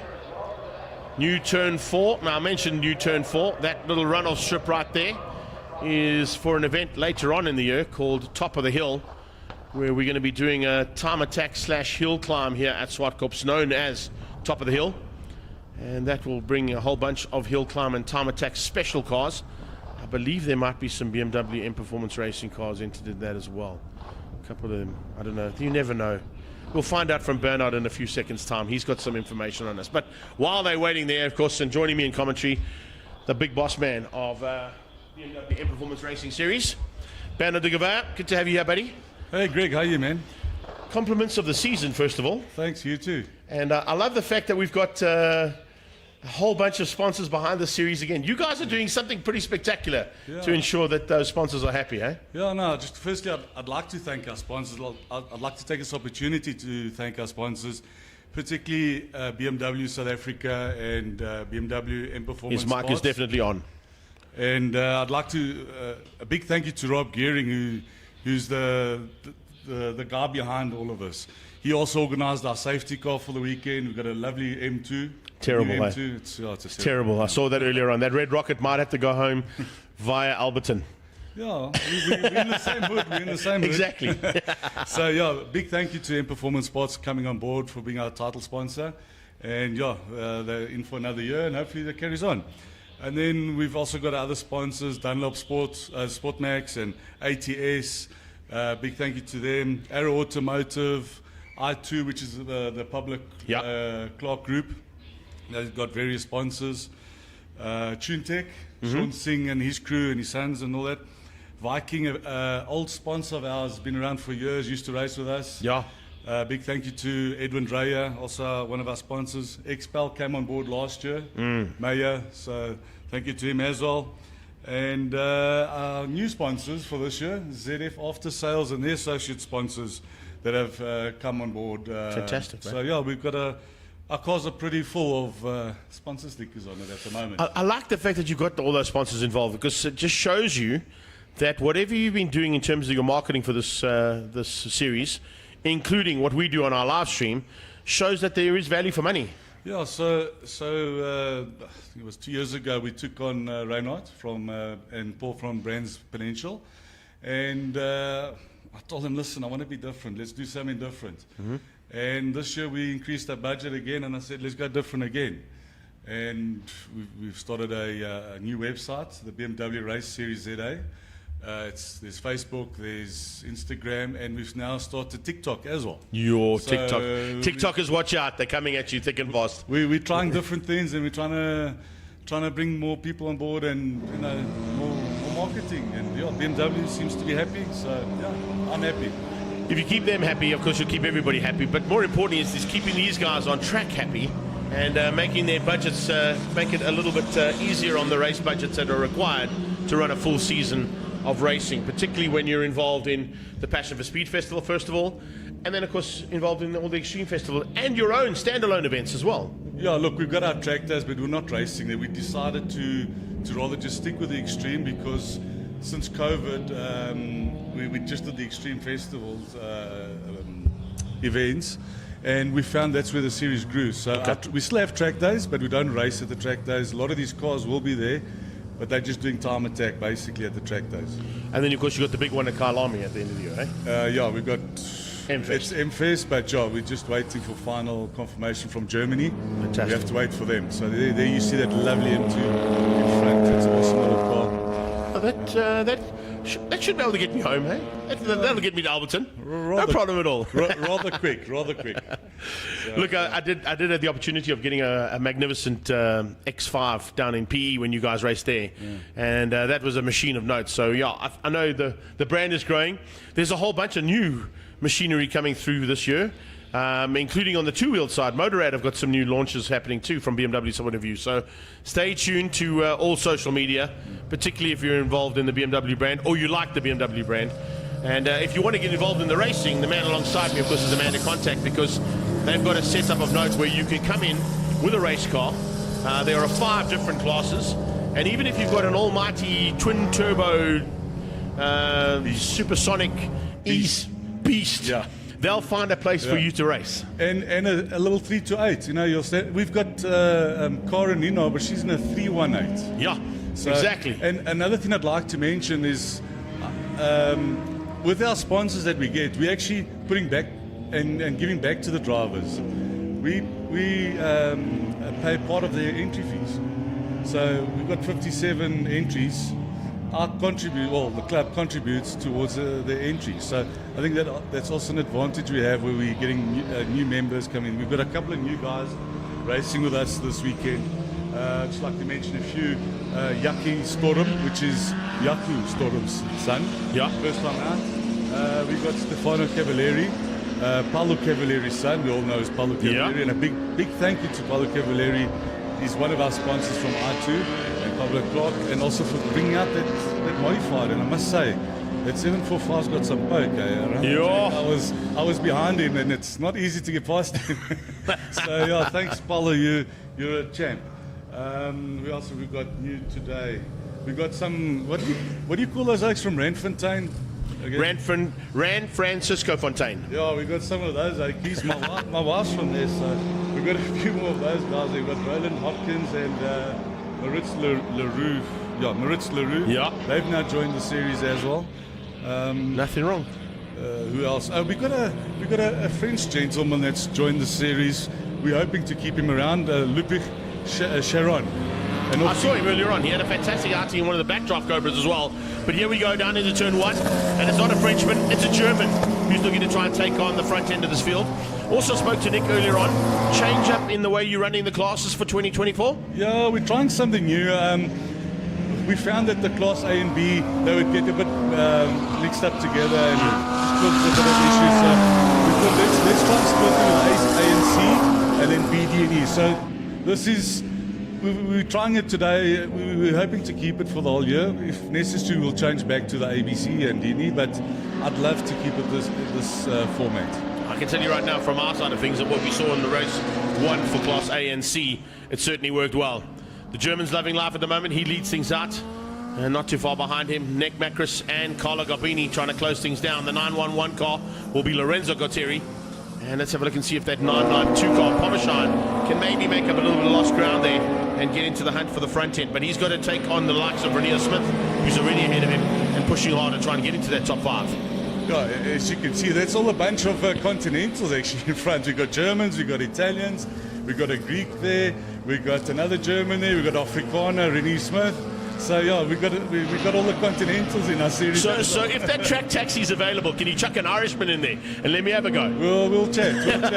We actually, in the track taxi this week, we got another Italian, Cristiano Verolini. He's from BMW Advanced Driving. But I see he's a bit slow. He's not keeping up to my fellow porter, Manny Rivera. He was a bit quicker in that car. Yeah, Rivera having a little bit of a sabbatical at the moment, Yes, taking a bit of time off and spending some time with the family. We're certainly going to miss him, but we wish him all the very best, and I'm sure he'll be back racing soon. That racing bug bites, and it normally doesn't let go.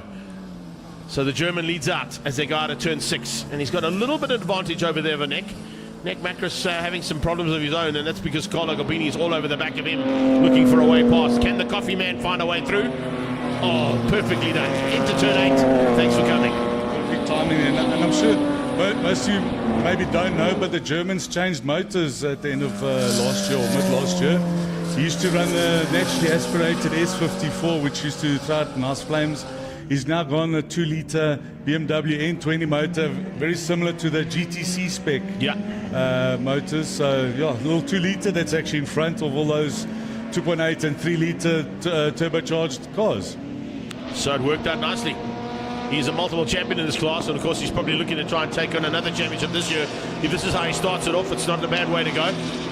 The 48 car there, Macris demoted, as we saw there, by Garbini. And then further back, right through the pack, you're going to see. We're going to try and pick up on all the action from D's and E's as well, but it's a little bit difficult to try and keep all the action when you've only got a short space of time to play with. Nonetheless, the action does not stop when it comes to M Performance Racing Series. I don't know if you have noticed, we've done a few changes. Firstly, the numbers, we've gone yellow, everyone can see. And then secondly, if you look at the front windscreen, there's the different colors for the classes. Yes. So we're trying to help the viewers and the spectators. And the commentators. To try and decide for which class they're in. And here comes Economides. I see he's fallen back a bit. He's normally quite a quick driver around here, and he's got an old man behind him, Craig Herbst, giving him a bit of a tough time. And that E30, that's our French driver, Ludwig Sharon. Sharon having a fantastic run. Nick Herbst in front of that second pack as you come through there, followed by Reynolds, the Valve Hospital machine. Oh, big moment there. That's Claudio Jardim. He's also a newcomer to the series. He joined near the end of last year. And yeah, unfortunately, spun out there. Hopefully, he can restart and get going. Welcome. Whoa, look how close that is. Perhaps all over the back end now, looking for a way through to Economides. And I see the old man is actually giving his son a bit of a hiding there. I'm going to have to chat to Nick about this. It's not right. Yeah. You can't be a commentator and be that far back in the race. Actually, I just like also to mention is we've got a couple of father and son pairings in our series. We've got the Cavaliers, there's the Herbsts. That's Renee Smith. He's gone off at He's got a shape. Turn 5, five. Yep, up at the hill. So turn 5 for Renier Smith is going to give an opportunity there for Anton Pommersheim to shine. He's got through now, looking to close down on the 911 of Gauteri. He recovered nicely though. Yeah, I know Renier had a bit of issues in qualifying yesterday with some boost issues, but I'd also like to mention Pommersheim. He went off in unofficial practice on Thursday, quite hard into turn 4, and the guys, Freddie and his team at Fast Development, they fixed that car up. Still a bit of bruised at the back and the side there, and he's 10 minutes before quali, he was out. That's amazing. So, well done to them. Well, you mentioned the fact that you've got a couple of guys that are involved in the tuning side of things. When you have a series that runs BMWs only, you've got to have a couple of those tuning houses that want to come and play. You've got Sav Speed, you mentioned Fast Developments, you've got, of course, the guys from Tech Tune that are there.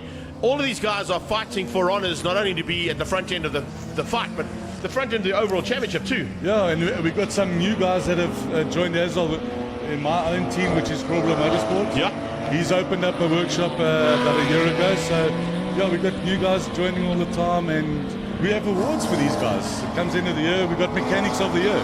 There you go. And actually the last year, the last one, it was Shane and Freddie from Fast Development, Shane from Grobler Motorsport. That was the time. Yeah. They won the Mechanics of the Year. That's what you want. Coming to back markers now, the German ticking them off one by one, and he'll try and use that advantage of the back markers to get away a little bit further from Nick Macris. Although Nick hasn't really had an answer to that 2-litre that's under the bonnet now. Yeah, so this is going to be the interesting part, because back in the day we would race all 5 classes together. Now we've got back markers, so B's going to come flying through these guys, so we're going to see how this all works and pans out. But so far, the guys aren't getting in their way, so seems good for now. So it's a white B with a 208, showing that Class B's got white number. Oh, that is huge. But That's turn 4. That's turn 4, straight through the barrier and over the barrier, in fact. Is that 992? It is. It's Pommersheim. same place. Pommersheim's run out of brakes there by the looks of things. He's gone straight through the barrier on the new road that's been set up on top of the hill. And he's ended up nearly taking out, I think, possibly Marshall's and Spectator. Hopefully he's okay, though. Red flag. Oh, my gosh. Red flag there. Big moment for Anton Pommersheim coming out of turn 4. He went down into turn 4 and just looks like he ran out of brakes completely because he's How many gone. laps have we done? We are now 6 of the 8. Sure. No, sorry. 6 of the 10. 4 to go. Yeah. So 60% have to have a of the restart, yeah. That's not what I wanted to see. But after our November race with Bob Neal, unfortunately taking out The interior, inside barrier that of was turn oil 4. that was on the track. Unfortunately, he also couldn't make it. There's a few cars. I think there's about 6 or 8 cars that weren't ready on time. So hold on a second. Changed motors. You just told me there was 58 competitors today. Is that right? Well, 57. Let's go, right? 57. Yes. And you got 9 in the sidelines. Yeah, about, yes, because some guys are still fixing motors. Bob's Man car's not alive, ready, that's- Williams' car's not ready. So, yeah, we could have had 60 plus. That is a success story of note. 60 cars in this field. And that could remember, we potentially go at it. started, 2011 we started Yeah. the series, and we would average about 20 cars. So it's just grown and grown Wow. and grown. And, yeah, couldn't be more proud of the series. And even the cars, if you look at the cars nowadays, they've improved. The guys are putting effort into the looks of the cars, not just No, the I was saying that performance. to Nick as well. And when we started Class A and C earlier on, as they were running out, I was saying, there's a whole bunch of cars now with brand new livery on, either because they've picked up a sponsor because of what you guys are doing in the series, or because the guys are just saying, you know what, we're going to be on TV, we need to showcase our company, so let's make sure that they look and feel like race cars should. And the sponsors, Yeah. we're the face of the sponsors as well. So we also need to look good. Gone are the days where it was like just slap bash and put it all together and go racing. There are a couple out there that haven't quite got to the sticker kits just yet, but I'm sure they'll be there by the next time. No, they actually should have all the sticker kits on. Your sticker kits. I'm talking about their own ones, though. No, look, a couple of white cars and a couple of yellow cars out there. Privateers. 99% sure. of us are privateers. We run our own cars. So you can do your own little design. But Yes. there is quite a few that are just plain white cars. That's all right. Nothing wrong with a plain white race car, but it's always nice to see a little bit of striping there. In fact, I didn't get a chance to chat to Nick about it, but I'll get a chance to chat to you while we have got a little bit of break in proceedings there with that big moment of Anton Pommersheim down at turn 4. And that's the same place he went off during practice. You said so, yeah. Yeah. My first commentary ever was what was then the Sahara production cars. Race 1 at Kyalami. 9 Class A cars. 6 of them, I think, were BMs. There were 3 Subarus, and there was a Ford. All of them were white, and it poured with rain. And how do you And tell? Roger McCleary went, there's the piece of paper, there's the microphone, Have fun. see you later. In those days, they had to be sprayed. They didn't have sticker kits and vinyls and wraps that they could put on the cars that make it so much easier to get your car fixed up. Didn't they do the wing mirrors? They didn't even do the wing mirrors, mate. I remember in the Stanley Not Group and the even- BMWs. they had used to, yes. They used to have the grills. They didn't even get a chance to do that. Yeah. It was crazy. So you had to look out for the numbers. 27 years ago, what numbers? Oh, you can't see numbers in the rain, Yeah, but true. Fortunately, you've done something nice with the numbers here. Speaking of rain, we had quite a downpour at the first Kyalami 9 hour that we did as a support race. I raced in that race, and the heavens opened up that day. I remember going down the main straight, opening my door just to sort of see where the track is. So we couldn't see. I've been there. I've been there in this could not track. see because On a few obviously occasions at this track, I had to do that. I had no wipers. Our cars were never set up for rain. No, exactly. So my new car's got a wiper, but also it's steamed up. Our windows don't open.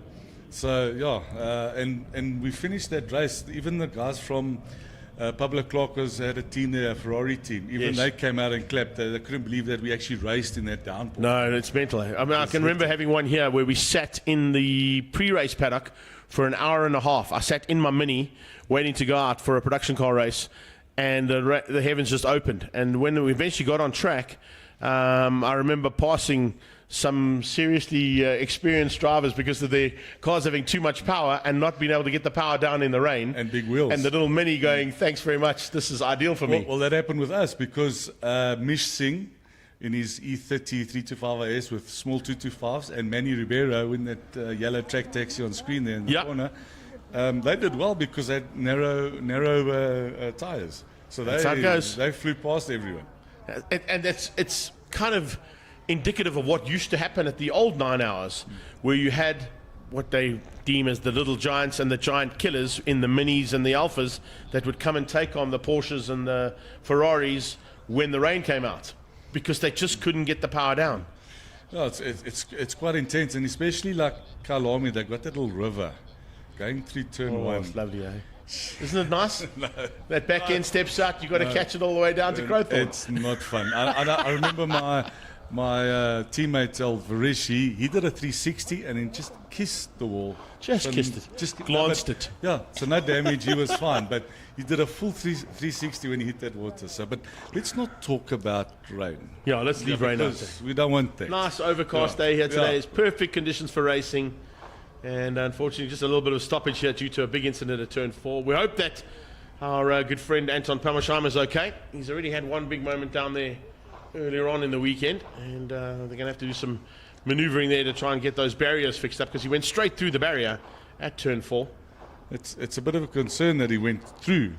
So, but yeah, hopefully he's fine, and all of Freddie and Fast Development's hard work back into that wall.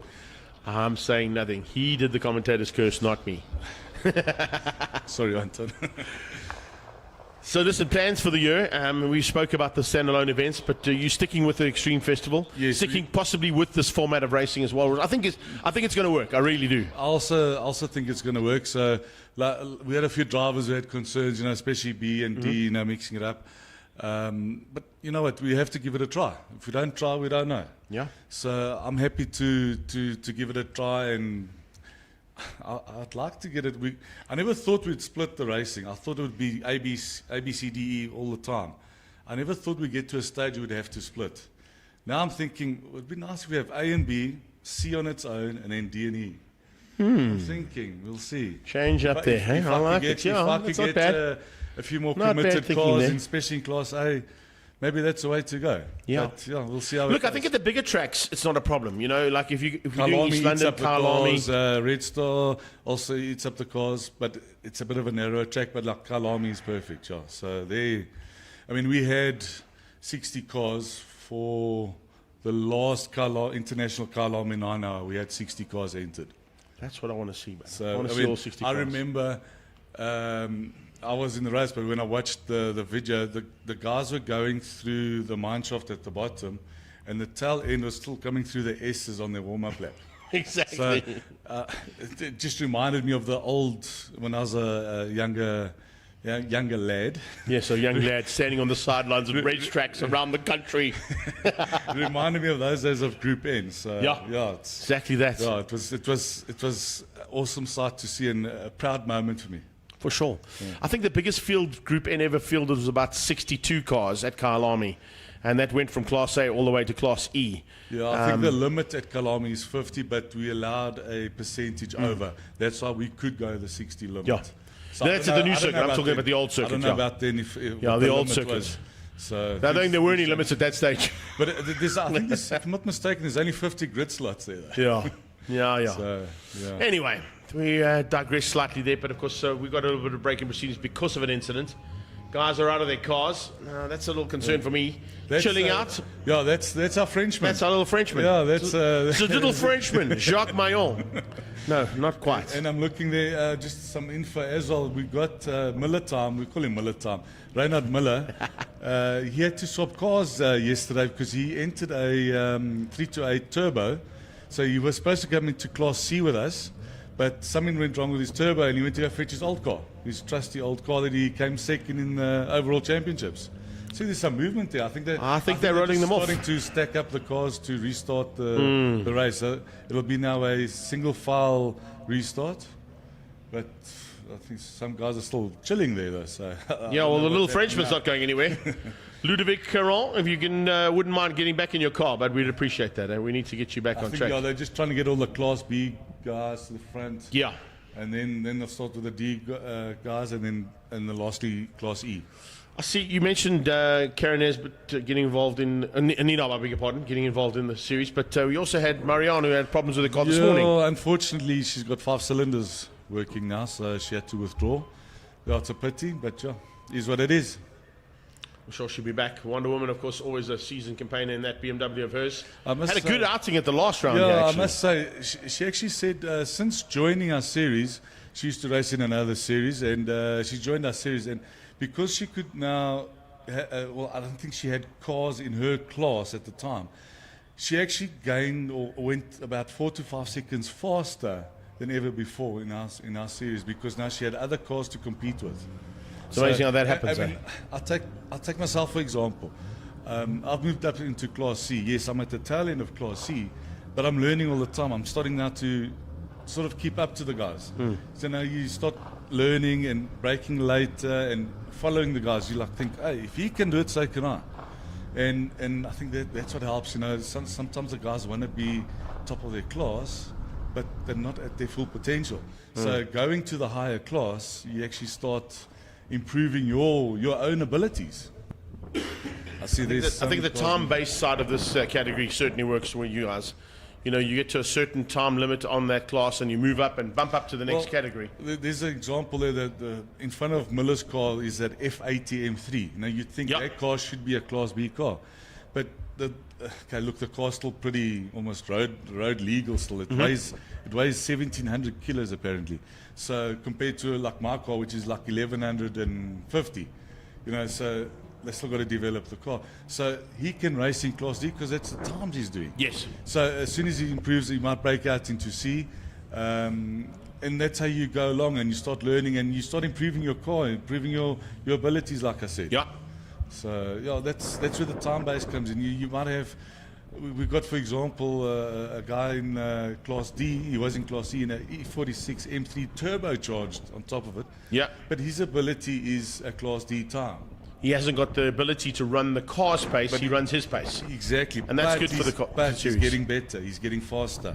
And that's what we want. We want to then push up the guys into the faster classes. We also brought in a rule this year where we have a minimum time to be in a Class A car.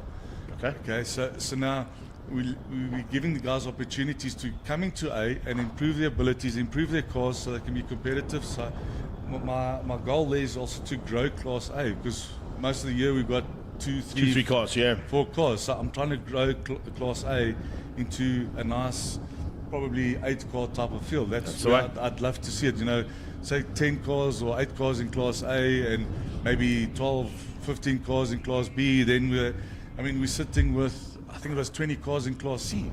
Yeah. You know, so that's where I'm trying to go. That's the idea of what we're doing.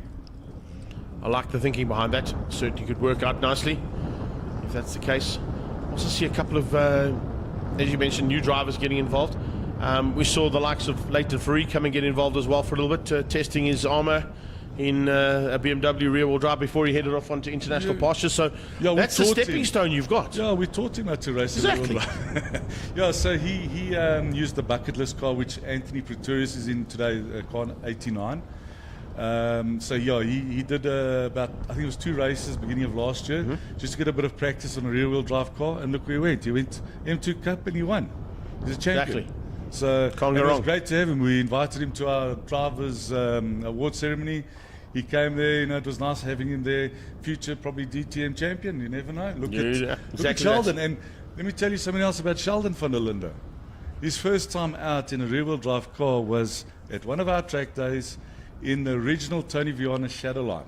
Sure. His dad wasn't too impressed that he went out because he was so worried he'd crash a car. But Uncle Peter Kaedi just, no, go.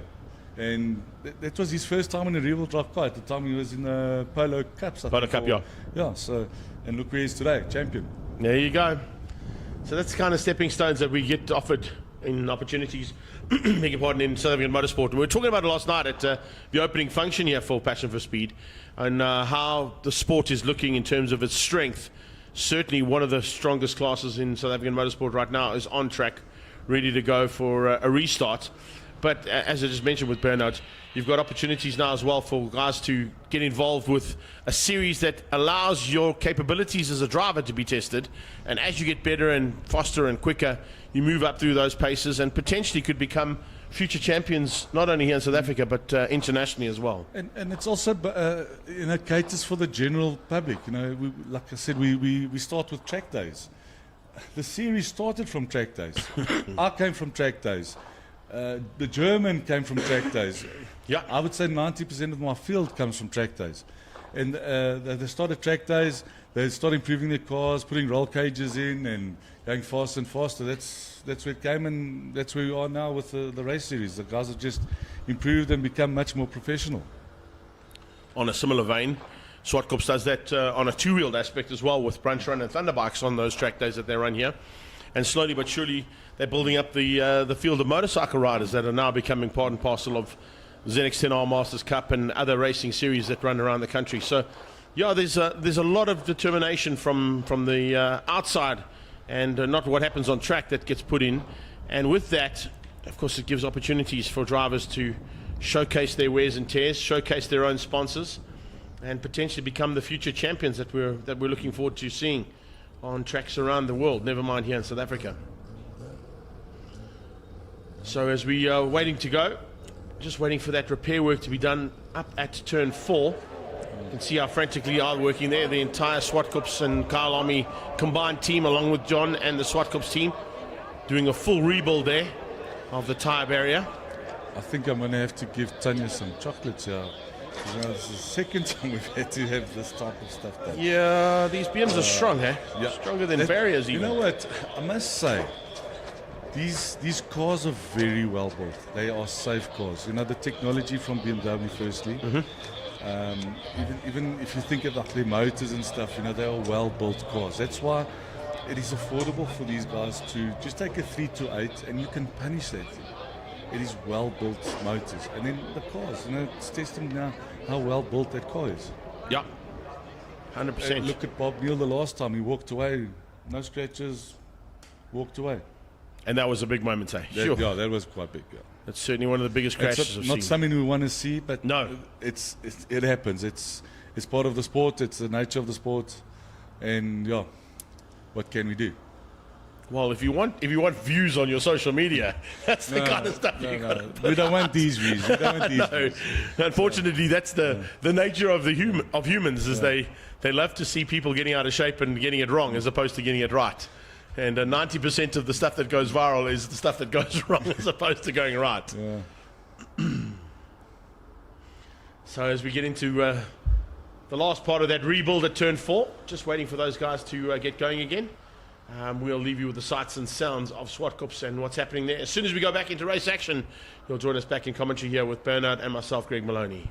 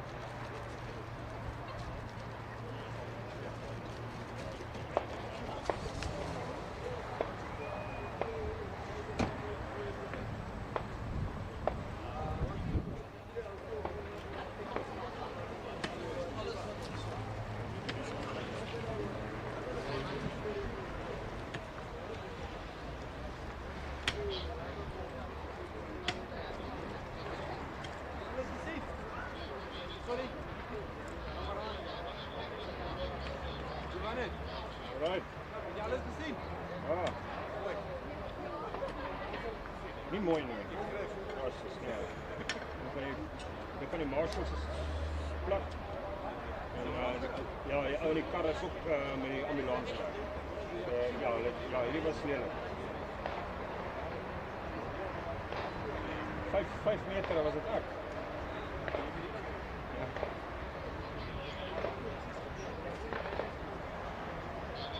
Dit gaat buiten geraak, maar ek het die paving uitgesit. Hier was sand geweest. Weet jy wie dit gedink het? Die oomblik as jy daai paving het, is daar niks wat onttrek. Ja. Maar hulle moet eers gebeur voor hulle nou weer leer.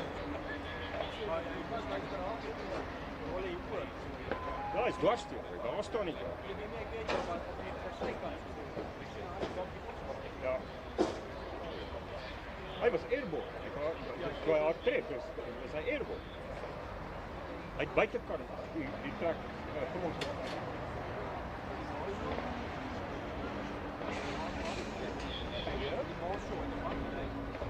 Ja, kamer.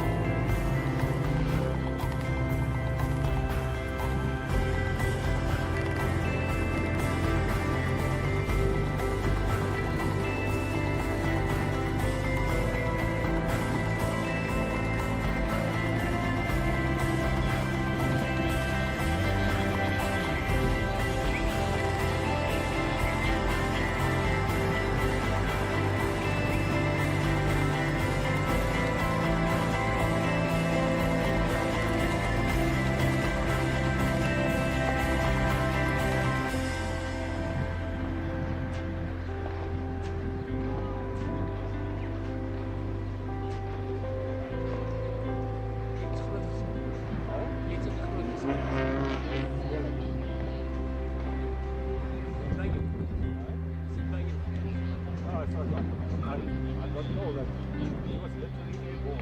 Yeah,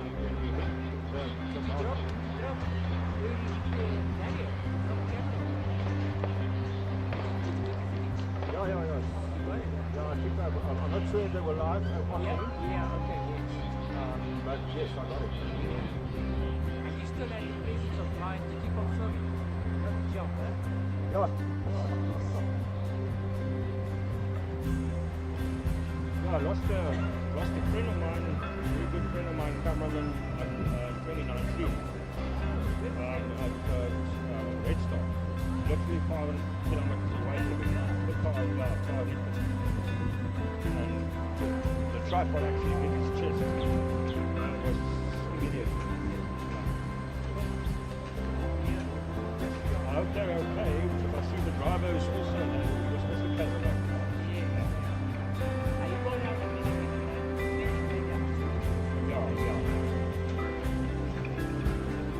But I must admit the response was good. Absolutely.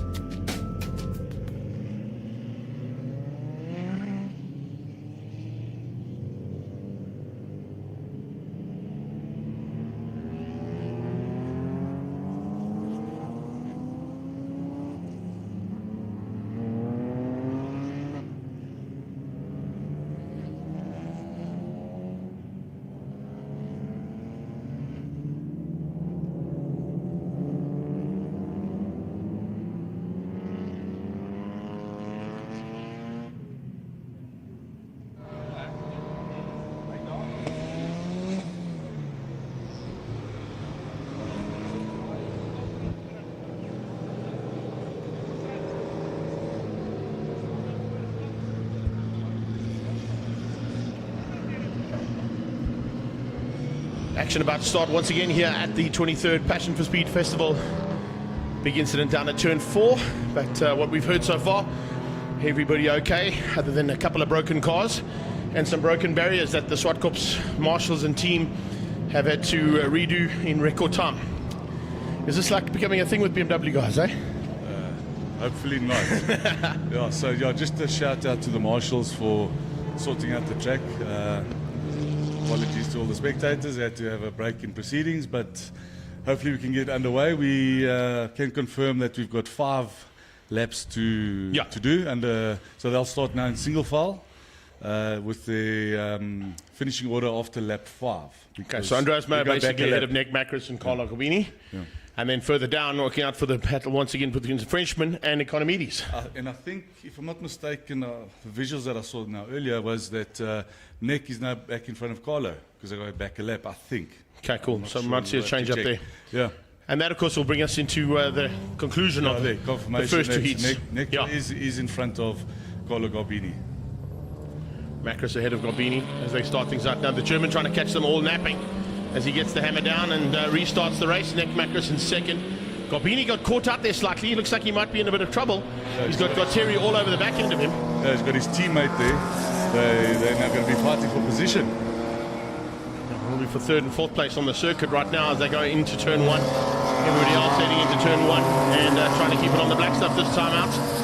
Pepper Shield car there going through there, heading in towards turn 2. But I tell you, there's a bit of fights that are going to be sorted out as well. One of them being that one right there, with Reynolds taking on Haps. Haps didn't quite get the start he wanted. Nick would certainly like to be a little bit closer to Dad, who was up the road from him in the first part of this race.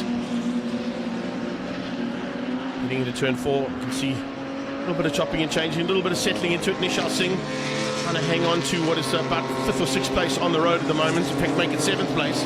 But he's got a hard charge coming from Reinhard Miller. You mentioned Reinhard Miller had to change cars, and Miller Time having to go into a spare car there. Yeah, his old runs car. Wide. I think this is the lead for Class D, if I'm not mistaken. Yeah, Miller, like we said, he's now in his old championships winning, Class D championships winning car from 2023. Class D lead heading into towards turn 8 and onto the brakes, change up for the lead. And then Reinhard Miller hits the front. You can see now an old E36 M3 with a newish, its previous shape, M3, F80 M3. Look at the difference. It's all about the Exactly what we spoke about in the first part of this race. You don't necessarily have to have the fastest car out there or the most modern version. And look what's behind it, a E30. Exactly. That's a 330. It's a 3-litre out of the E46 330 motors. Amazing stuff. Right, so we're seeing Renier Smith now putting the pressure onto the back end and looking to close down on both Lorenzo Gautieri and Carlo Garbini. That's how things are going to run for now. But I tell you, there's going to be a little bit of a fight on here. And here is the fight I mentioned. Habs versus Habs, yeah, possibly. Smith is now, the other Smith, John Smith's also in the fight there now as well. And here we have the track taxi. I don't know what position he's in at the moment, but we've got one of the newer guys also coming from Time Trials, Ferdy van Staden, if I recall correctly, trying to chase down the taxi. 18th place overall for Verolini at the moment. So inside the top 20. Trying to go on to the back end of Long. He's got some problems of his own though. And that Uber BMW having to take on a couple of hard charges coming from behind.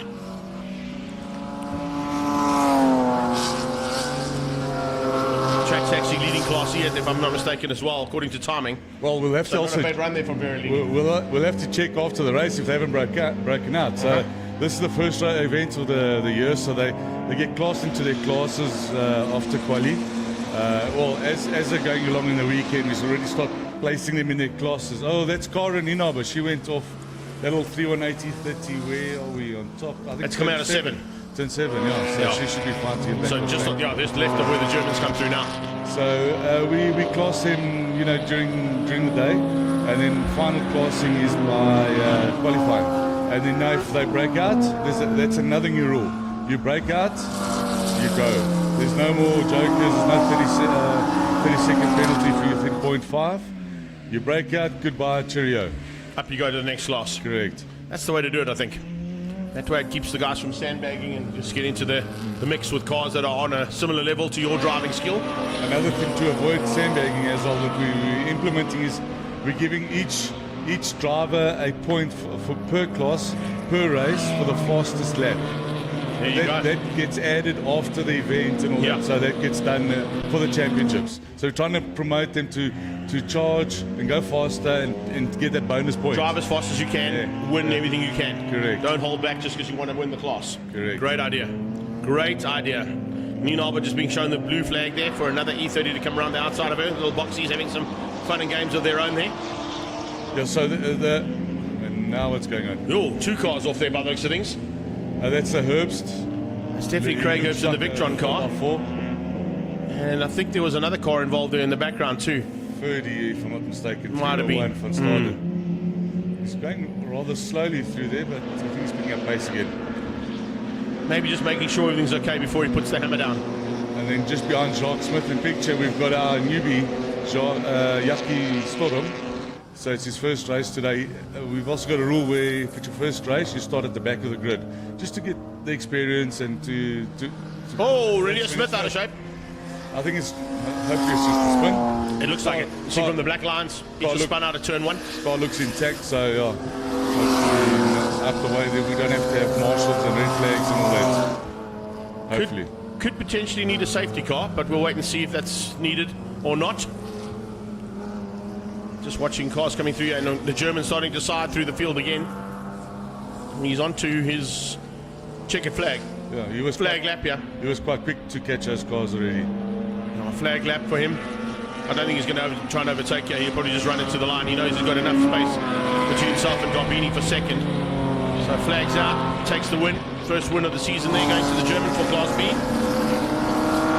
Certainly be happy about that. Just watching in the background for the black cars to come through there. Willoughby Gautieri, Willoughby Garbini to come through as the second car in Class B. He seems to have run away from them now in his last 5 laps. Looks like it's Garbini. Garbini's in front. And Garbini's in front. Just picking up with the Italian flag on top of the windscreen there as he comes down to complete things. We look also to try and wrap up classes D and E. Good run here from Ludovic Saron, our Frenchman. Nice run for him. Leonard Miller will be in first though, and then Ludovic in second.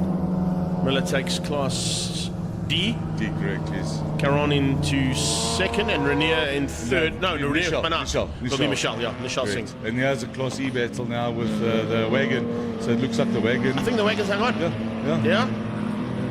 Nicely done there from him. So the BMW Advanced Driving seems to have helped.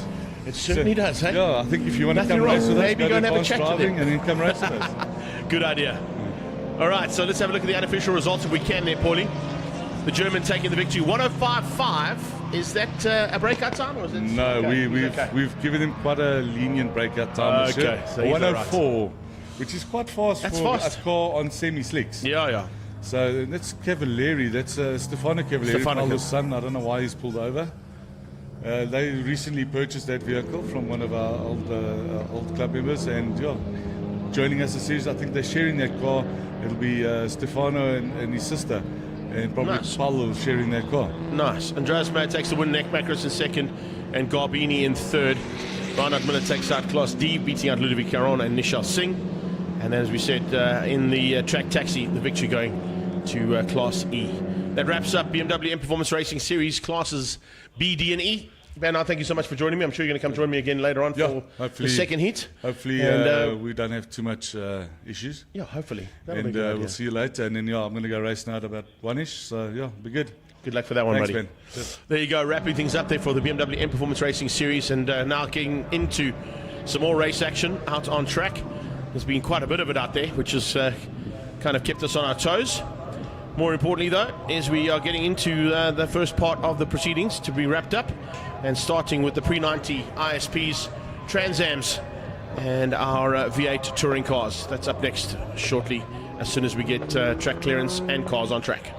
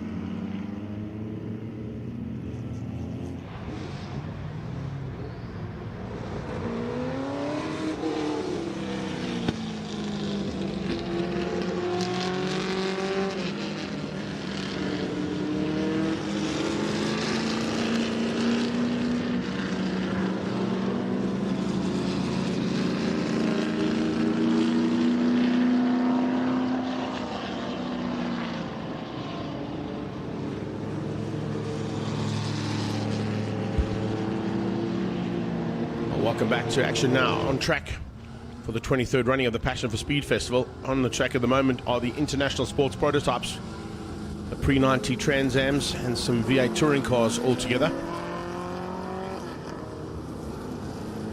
A couple of these cars will be involved in the SATT a bit later on this afternoon as well. But first a sprint race to get themselves warmed up. Have a look and see what track conditions are like. It's been a while since these cars have been on track for their qualifying. Team Perfect Circles on every side note. In the Martini Racing RSR, Larry Wolford will lead the pace. Alongside him will be Jonathan DeToy.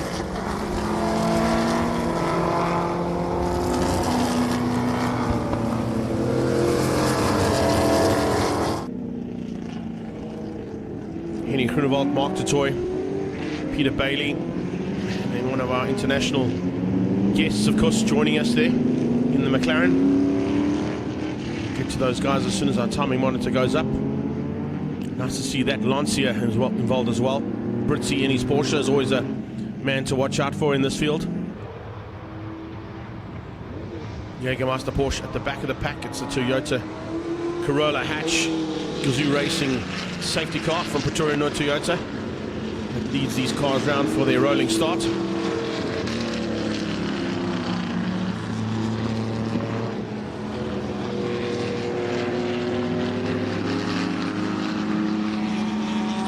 Smoke out of that Jägermeister Porsche at the back. Just keep an eye on that. It's not good.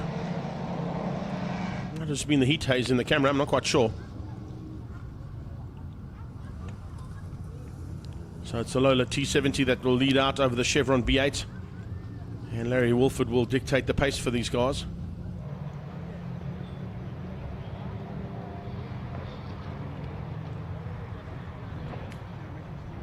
They roll into pit lane now for that safety car. Time to get into formation. Peter Bailey's 917 taking on that Martini Racing RSR. And looks like you're going to get into formation for race start now. 2 B8s in the field.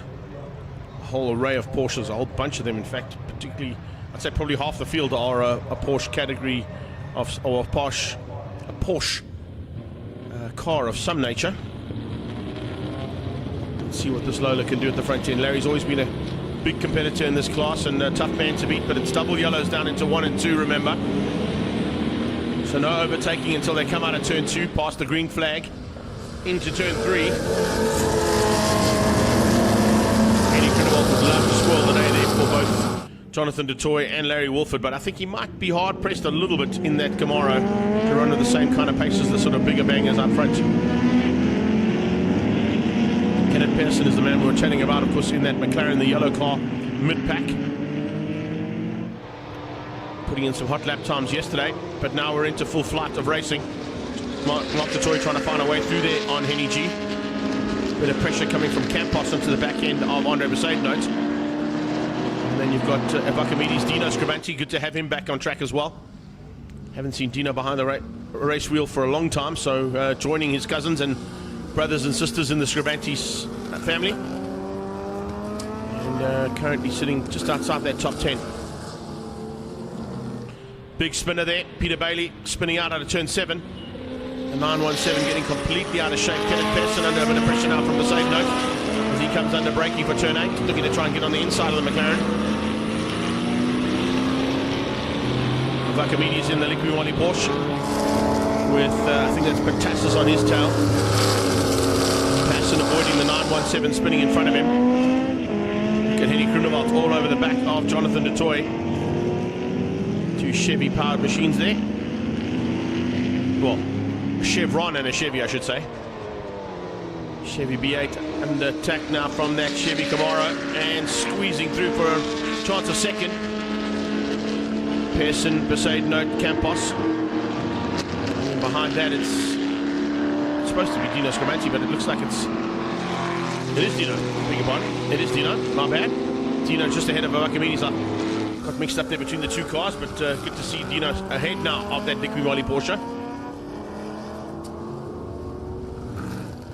Campos Transport Martini Racing RSR. all over the back of that Martini Racing RSR of Andre Mercedes note.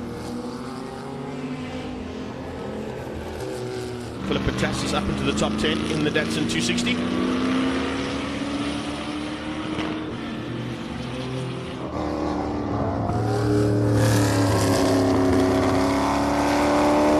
Just getting into the rhythm now for these drivers. Some of them probably not wanting to push too hard because they've got a couple of cars that will be involved in the SATT later on. Maybe the second heat will be a little bit more hardly contested.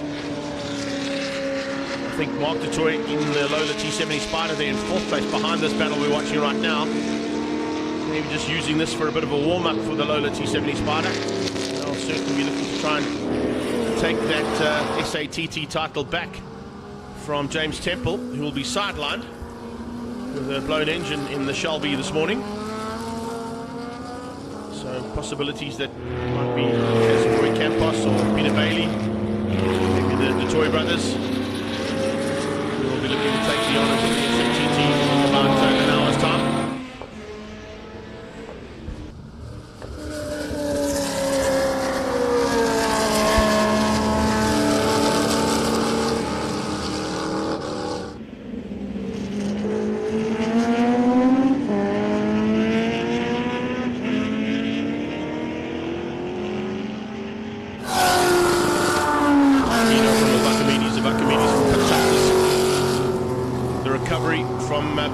Up to just outside the top 10. He's in 11th place in that Bailey car 917 Porsche.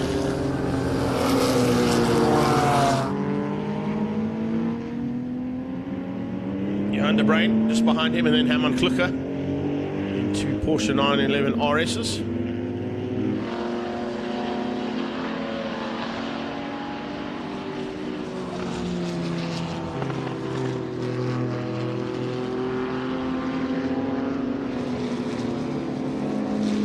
Spun out, has been able to get back on track relatively quickly. Try and use the power of that Porsche to get through the slightly smaller cars in front of him. Very competitive field, and lap times are showing it. We've got 105s out of Henny Grunewald and 105s out of the lead car as well, from Larry Wolford's point of view. First 4 cars on track, all equally matched in terms of 105s. 105 128, 105 194, 105 241, and a 105 549. So it's literally half a second splitting those first 4 cars on track in terms of lap times, but it's about a second and a half, maybe a little bit more, to Mark du Toit there in 4th place.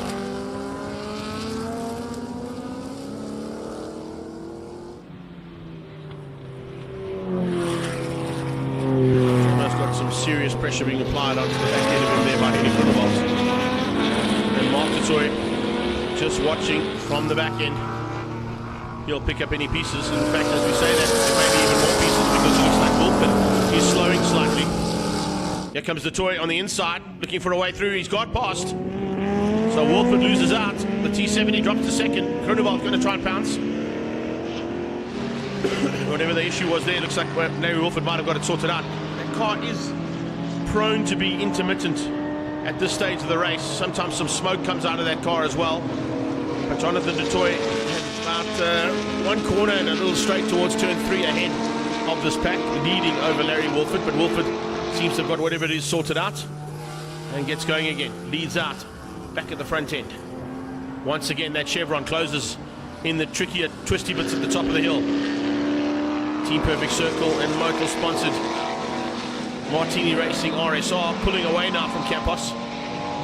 So Andre Mercedes note in 6th place overall. Doesn't really have an answer to that. Carrying up the road from him. I'm going to pass him.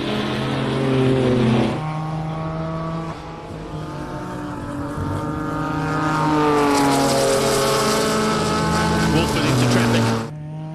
This could help Jonathan du Toit and Henny Grunewald out. Cobus Brits moves over, allows all 3 cars through.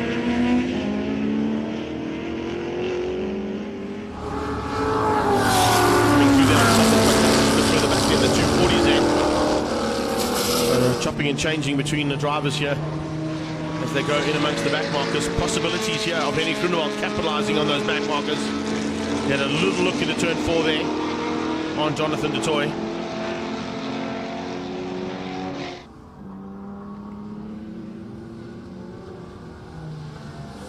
Coming up on the Lancia now as well.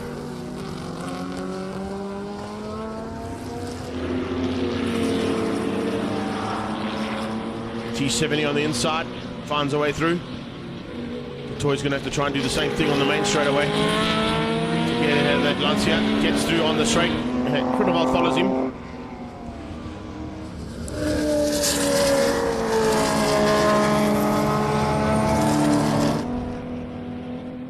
Passion all on his own as he heads towards turn 8.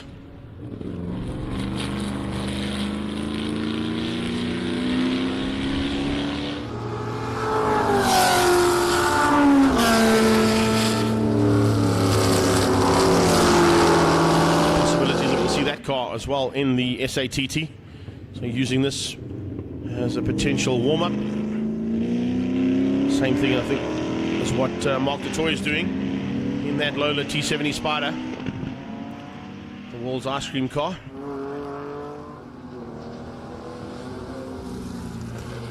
'59 is Klucher coming up on Klucher at the moment. They've gone through on Roy Douglas in the Lancia. They now catch the Porsche. Oh, big move there from Henny.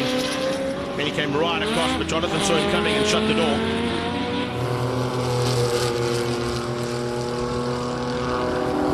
Behind the brain, about to be caught by the leader. Possibilities of a change up here as well. Yeah, as I said, Groenewald diving on the inside of Jonathan du Toit as they go into turn 2. Tries to get the hammer down now to get away from that slightly more nimble Chevron V8 on his tail. But it looks like it's a case of no replacement for displacement there. The big V8 pulling away. Just getting a little bit of a margin between himself and Jonathan du Toit. A bit of breathing room there. And he could potentially use the Porsche to give him a little bit more as they get to the top of the hill.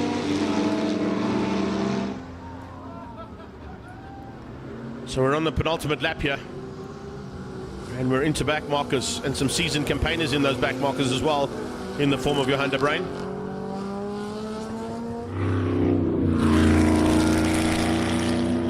There we go, down onto the brakes on the Eau de Cure Porsche. Driving on the inside is Henny Groenewald. Jonathan du Toit will probably try and follow him through if he can. De Bruin being told that the cars are coming. Henny Groenewald has to take a little bit of a wide line to get through. Compromises his drive slightly into turn 1. Will that give a chance for du Toit to pounce? He goes high and wide into turn 2, trying to cut back on that late apex to get the drive onto the back straight and onto the final lap. But Groenewald just using the additional power of the V8 to get away. Wolford had a slight issue about halfway through the race, but he seems to have got that sorted out now. As I said, that car tends to have that kind of an issue. Goes into kind of almost a limp mode, if you want to put it that way, although it doesn't have a limp mode system in it. But for modern terminology, the car just seems to just have a lull in proceedings, and then it just comes back into firing form. He heads towards the checkered flag. Other than that little slight chink in the armour, plain sailing for Larry Wolford. Flags out, first win for the pre-90 ISPs, Trans Ams and V8 touring cars. One out by Larry Wolford, Henny Groenewald in second and Jonathan du Toit in third. His brother Mark comes through for fourth place. Herman Klucher making his way down to the checkered flag. Brumo's Porsche. It'll be Mark du Toit who finishes up a long way ahead of Kenneth Persson in the McLaren. Fantastic. And it's Andre Seidnote and Roy Campos coming through there. 6th and 7th place overall. Peter Bailey possibly for 9th. Yeah, there he comes just behind Brits. Brits will be a bit further down. Of course, he's been lapped a few times. So despite the spin, Bailey still stays in 8th place. Beats out of Archimedes. And just waiting for that 260Z to come around the corner for 10th place overall for Philip Pantassis. So in the Prix 90 ISPs, Trans Ams and V8 touring cars. We've got Larry Wolford taking the victory ahead of Henny Groenewald and Jonathan de Toy. Groenewald taking his class win ahead of all the rest of his pack, and Larry Wolford taking the win in the ISPs. Nice run from Buhoffer in 5th place, Smeaton in 6th. No, that's the next race that's been put up there, so just missing out. That's, of course, going into our next category, which Chris Williams is going to join me for. It's going to be great to have a little bit of fun and games here with our international single-seaters, making their way back to Zwartkops International Raceway.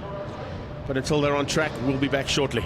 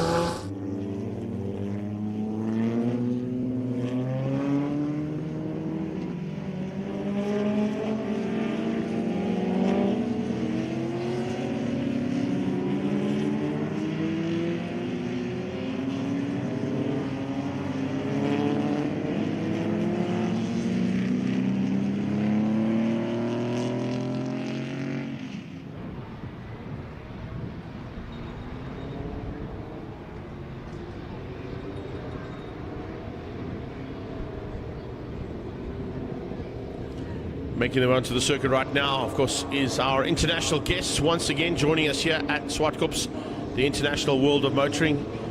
They've been sadly missed over the last couple of seasons, and it's always great to sort of have somebody who's got a bit more insight into these cars joining me in the commentary booth. Uncle Peter, it's been a bit of a tough day to start things out there with a couple of incidents, but I think having these guys back on the field, or in the field, is always a good thing. Well, I mean, these cars really carry South African history. You know, what we achieved in terms of Formula One in South Africa in the 60s and in the early 70s, it's unbelievable. No other country in the world had a national Formula One series.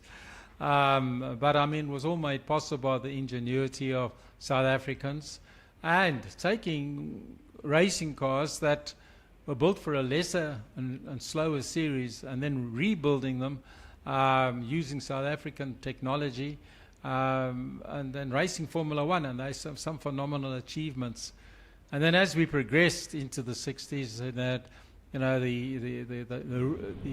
new big capacity Formula One cars came along. And one car in particular here today, which is very, very precious, is car number 17. I think it's coming past us now. Yeah.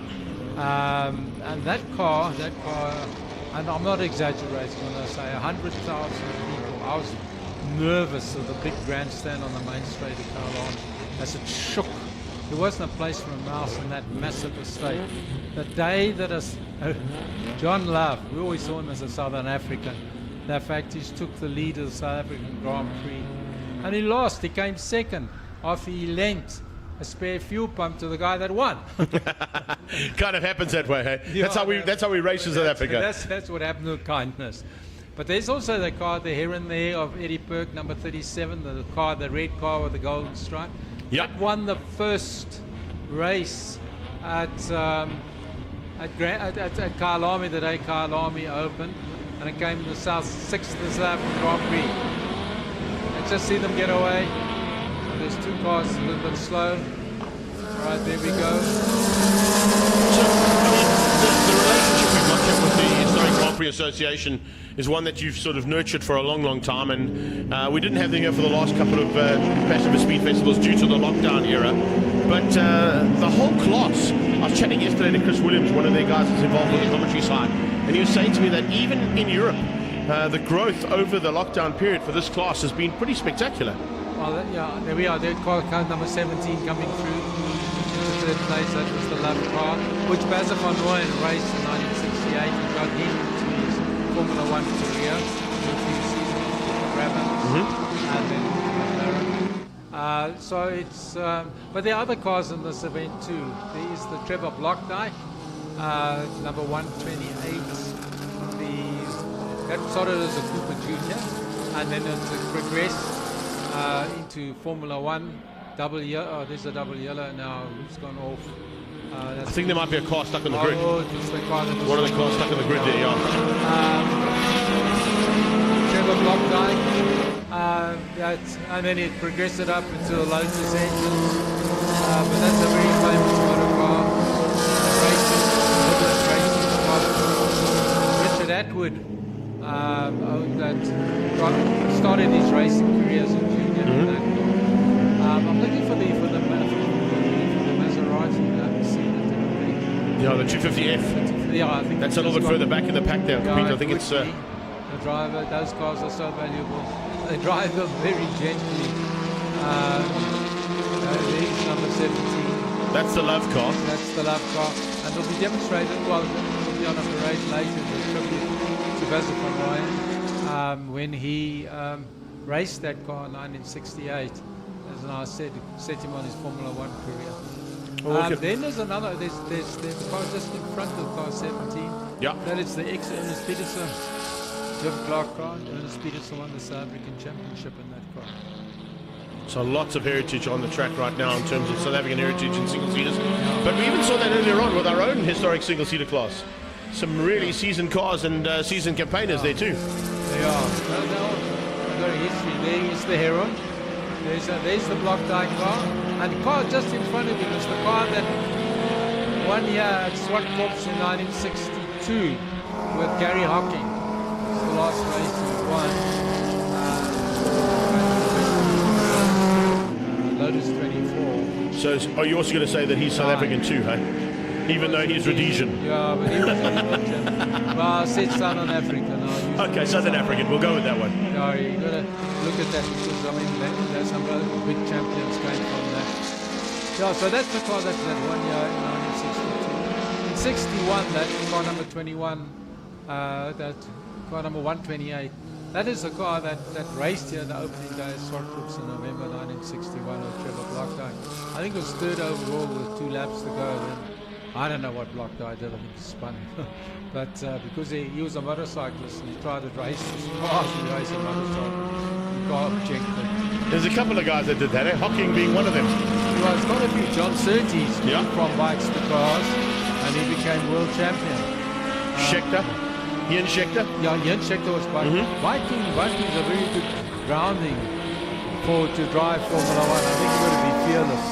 Well, if you look at, I mean, I was in Bahrain when Rossi tested for Ferrari, and he was only half a second off the pace of the factory drivers. You know, he's not driving the car on simulators every day either, so it shows the ability is there.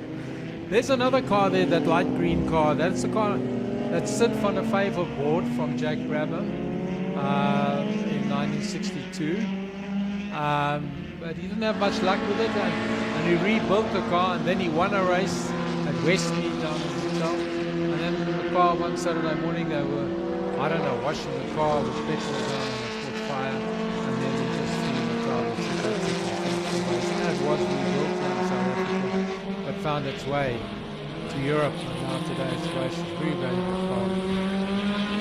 Well, Rudy Fredericks, we saw him earlier on, as I said, in one of the backdraft Cobras as part of the midvaal historics and backdraft class. He's leading the race at the moment, and Charlie Martin on his tail. And very similar looking cars there, but of course slight differences. It's a 2.7 Yeah. litre. It's not the 1.5 or the 2-litre car. It's a 2.7. That's the car which Jack Brabham, not that one particular, but that model, won the World Championship in 1960 for the second time. And the 1.5 Formula took over after that. And I just love the fact that, you know, you've got to bring into account that this kind of race action and this heritage of car is only seen here at Passion for Speed. We don't see it anywhere else. Well, they've got a big series of this In Europe, yeah, Europe, but not here. Yeah, not here. Not here. Yeah. Things looking really good at the front end between these two. They've had a bit of an epic little dice here between these two cars, that's sharing the lead and swapping it out on a few occasions. So that is Charlie Martin. And Yeah, pretty Fredericks. yeah. The one thing I want to say though, I was watching qualifying yesterday with Chris Williams upstairs, and he was saying at this stage of the race, it's not as hot as it was yesterday, but the tyres start to become a big factor here. They start to slip and slide. Well, that's what they meant to do. Modern Grand Prix racing, you stop in the pits and get a new set. Yeah, you got to take what you get, and you got to drive accordingly. That's before the days of pit stops with tyres as part of the series. So yeah, Mark Shaw. I'm looking for. There's the FF. There's the There it is. Maserati. We never had those cars in South Africa in the 50s. You can see the love car, the Coopers walking with it. That's because of the tyres. They're getting hot. They're getting too slight. But I mean, they use those tyres for 5-6 races. They don't have a new set every race. But so they last. It makes it a little bit more practical, obviously. But you don't want to break one of these engines because today they've got to remake the whole engine. Pretty much, yeah. And it costs, well, for us in rand terms, we think nothing of it, but you don't argue with these cars and rev them to the limit. There you go. There's a great shot of that FBF Maserati. Magnificent car. Imagine a grill. Good number on that car, by the way. Good number on that car, by the way. Yeah. 27. Okay. Yeah, it's not the 33 and 34 that the toys run, okay? Yeah. It's Maloney's 27. I'll set my name. I don't know how the 33, 34 came about, but anyway. The first time that car came to Passion for Speed, I think, was about 4 years ago. That's right. And it was the day that I had the Trans-Africa Racing Dart. And I actually took a photo of that car and I put it up on social media saying, thanks, Uncle Peter, I always wanted to drive a Maserati. Oh, I didn't see that. I didn't see that car. If it's one of those cars have a tremendous history. This is a Wayner that's coming across in that car. Yeah. That is actually a Formula Junior that has been upgraded. But Cape Townians love it. It makes a huge noise. And there's always a problem. They want us to silence the car. Well, it is what it is. Yeah.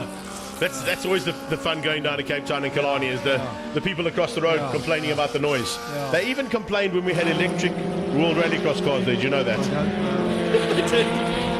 They don't make any noise, but they still complain. A nice run here from Charlie Martin leading out, but this 99 car also looking good. Mark Shaw at the wheel of that car, and then the Love car just ahead of him. There we are. The 99 car, yeah. And there's a Cooper Maserati here.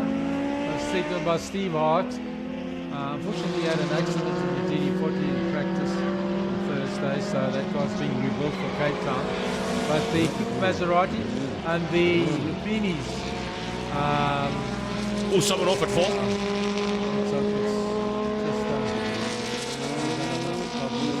Did we have a spinner or just possibly getting out of shape and carrying on up the road? Trying to pick it up through the dust there. I think he might have got going again by now. Yeah, I think he just went through the dirt. No.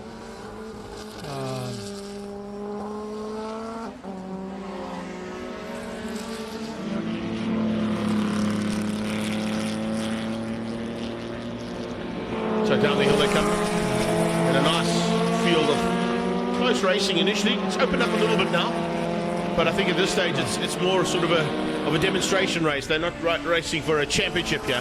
They just like to show. If they get points, they get. No, they do, but I'm saying it's not anymore. Well, some of us are senior citizens. I think the most joy these guys get out of their cars is actually putting them on to circuits like this where people appreciate the heritage behind it. Yeah. They get more joy out of that than the championship points they might score, I think. Yeah, no, look, there's a lot of camaraderie amongst them, but the competitive edge, desire never leaves them. There's the Cooper Maserati. There we go. Now, we had a car like that in South Africa, the Lupinis, and the John Love won one race in it. But they could never sort the engine out because they have a complex ignition system, twin spark plugs. But Love sorted the car and won one race, and then he went to race in Europe. And then Blockdyke and Doug Seruya raced the car for a while. But it was always known as the Mule. Okay. The Mule. Because it was a tiger of a car to drive. It was heavier than the rest. And you really had to know how to balance that throttle. It had a bit of a kick to it, is that it? Oh yeah, no, you just very skilled drivers to drive that car. But yeah, the car 99 is the excellent car. It was Peterson won the South African Championship in 1962 or 3. That he won South African Championship in that car. Well, race is about to be completed here. We're on the final lap, and it's Charlie Martin who's going to take the checkered flag, sliding out of turns 6 and 7.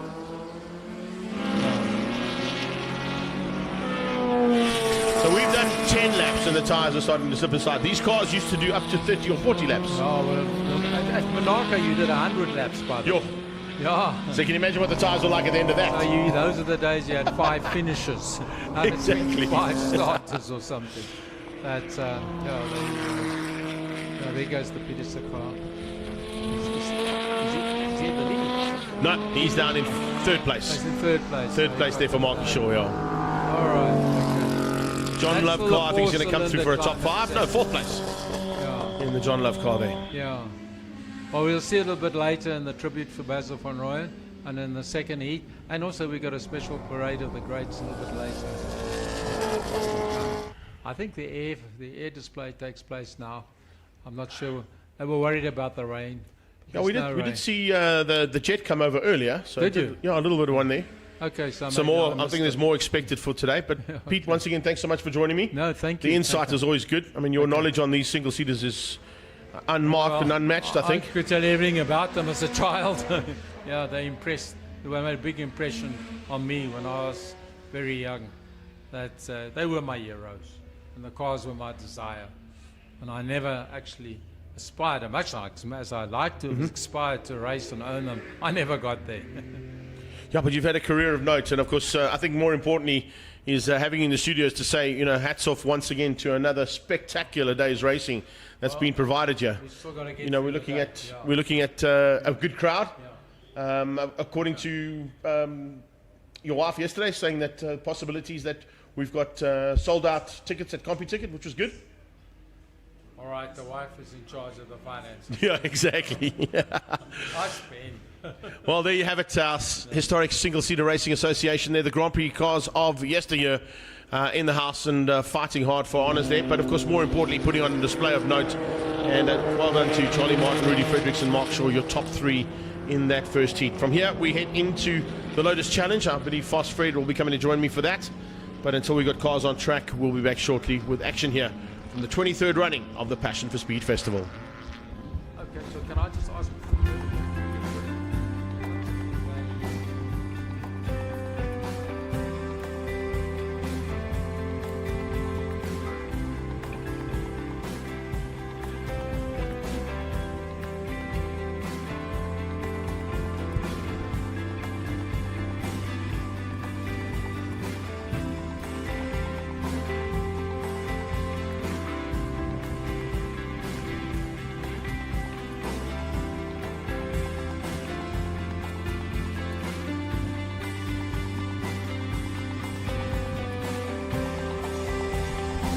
Also, just a shout out to everybody out on the grandstands. If you're the owner of a grey Toyota Camry, it's Charlie Tito Mario CTM 209 GP. So yeah, if you wouldn't mind going to move your grey Camry, CTM 209 GP, if you wouldn't mind going to move your grey Camry.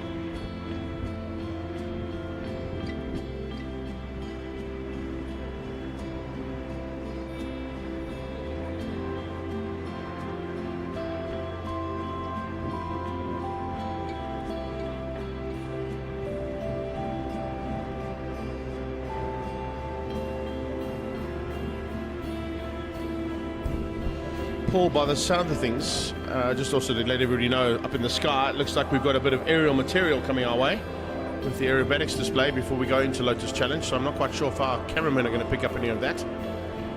But looks like and sounds like there might be some aerial material being provided above us.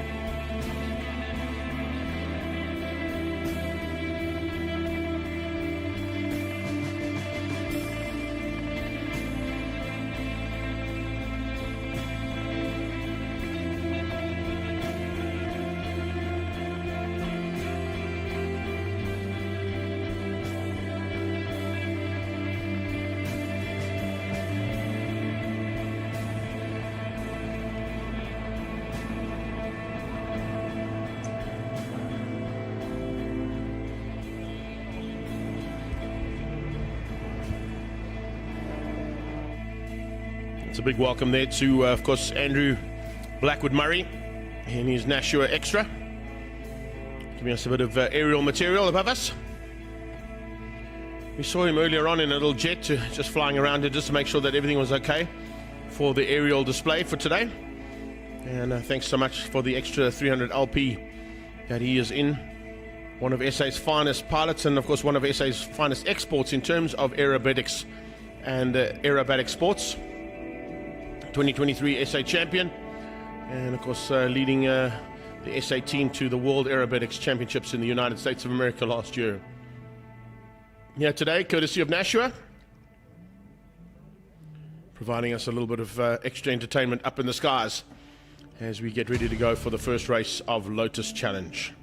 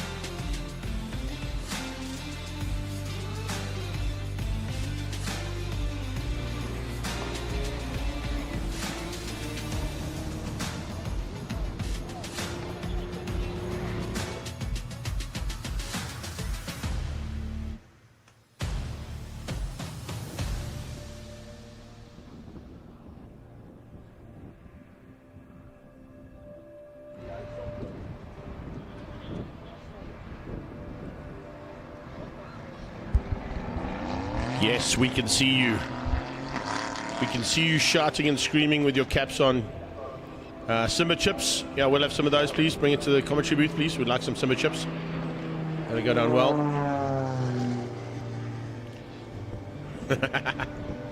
Can you guys hear me? Oh, I can't see anymore. Sorry. Now I'm looking at the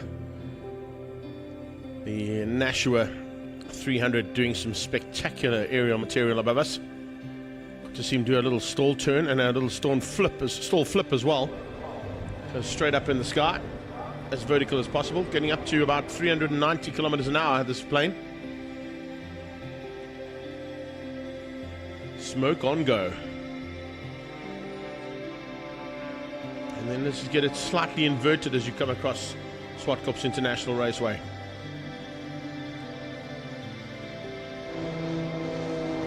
Why do you want to just fly in a straight line when you can fly inverted? That's the way to do it. Okay. What was the line from Top Gun? Yeah, we were giving him the international sign of hello. How did you do that? Well, I was inverted.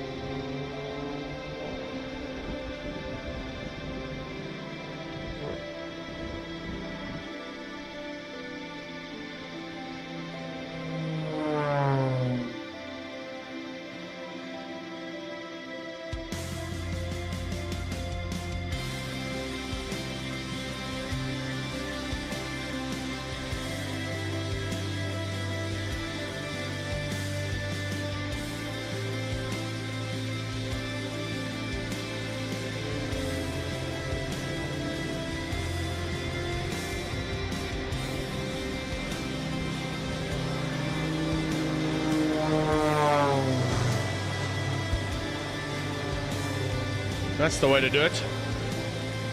How much lower do you want to be? It's literally underneath the power lines on the far side of the circuit. Nice run there from Blackwood Murray, coming in here and showing us the skills that have taken him to the top end of his particular sport.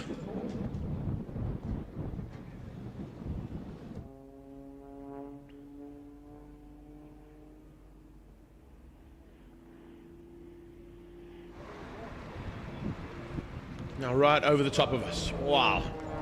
And then straight up into the sky.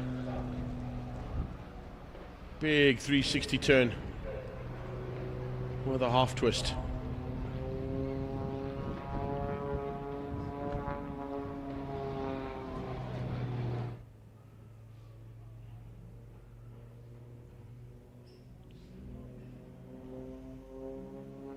We're standing by, of course, for Lotus Challenge to roll out for their first heat, and that will complete all of our first heats of the day.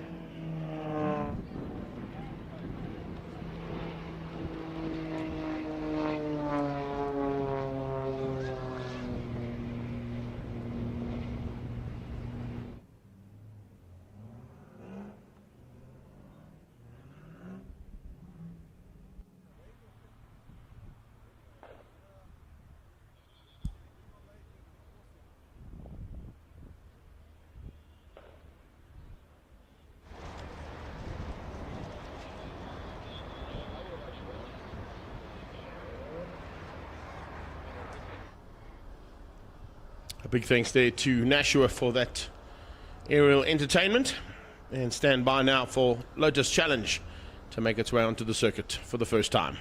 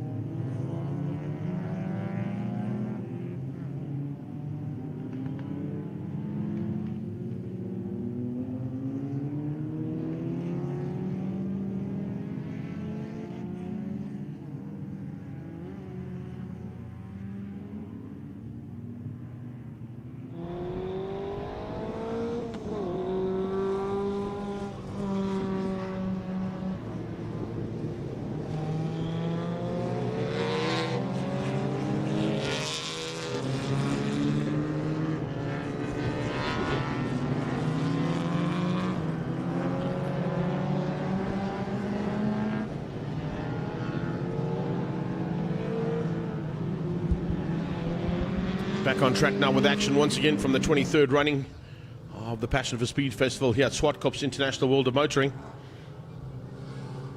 And it's race 1 for Lotus Challenge. Nice big field of Loti out on track. And if you've never seen Lotus 7s racing before, stand by for pretty much some of the best race action we normally get out of a race day. There's usually a lot of bumping and barging at the front end of Class B, which of course are the slightly more powerful cars, running Toyota twin cam engines in those machines. And then slightly further back we've got Class L, which is of course after the low cost chassis that Class L run, with very even rules to keep everybody sort of up close and personal with each other in Class L.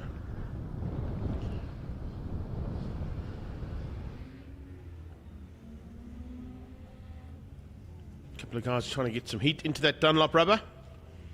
Also another class that is Dunlop shod for race action.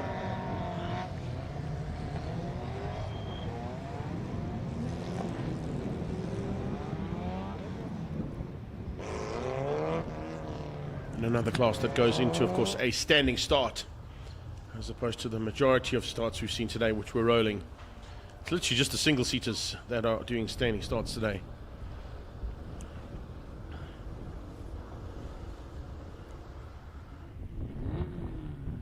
So you can see a little gap there between Class B and L on the grid, 2 grid rows, just to not get too much of a mix up there between the faster Class L competitors and the slightly slower Class B competitors.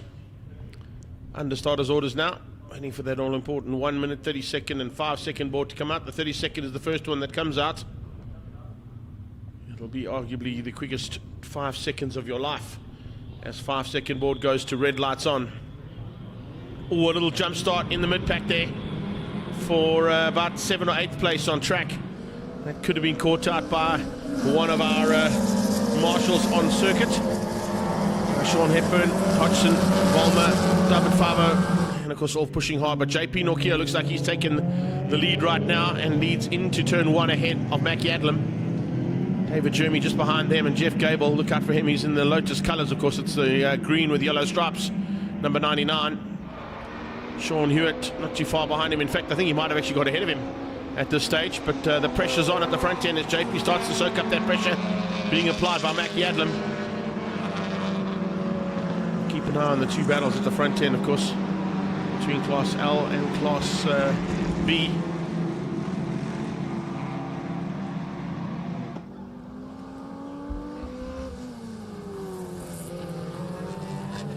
Class B cars and another 13 Class L cars. 26 in total, all going to fight for honours here in race number 1. 10 lapper, and first lap in anchor now completed.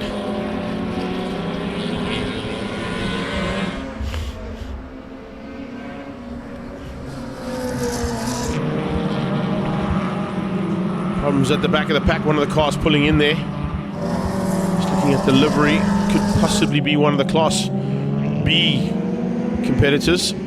We'll keep an eye on that and see who drops off by the wayside. JP Nokia, though, leads out over Jeremy. David Jeremy is ahead of Mackie Adlam, and Jeff Gable behind them with John Kruger for Universal Motorsport. Fighting hard in the background there with Sean Hewitt. Hewitt trying to go around the outside. Rudy Barnard doing the same thing. Oh, and it's a spin there from John Kruger. John Kruger spinning out through turn 4. A bit of pressure being applied there, I think, coming from Rudy Barnard. It just caught John out. Here it drops back slightly. And a couple more cars there. Wilmot, Finley, Andrew Kinniston, and of course Bladen van Rensburg. Just trying to see, looks like it might be Nick Hodgson who leads things out in Class L further back. The mid-pack of Class B having a good fight.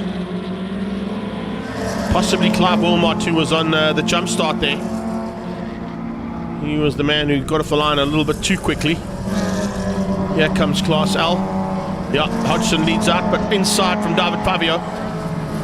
Davide Favo having a look on the inside and possibly going to squeeze out for the lead into turn 2. They are side by side into turn 2, but Hodgson hangs on for now. Front end staying with those front end leaders, and wow, look at this, heating up big time there. JP Nokia looking for a chance now to keep out the 2 from Randfontein, but no answer there. David Jeremy looks like he's at the front. Adlam into second. Where's that Adlam at the front end? I think it's Adlam who leads out. No, it's Mackie Adlam who leads out. A little bit of battle scars on one of the cars there. Something's come loose underneath that car.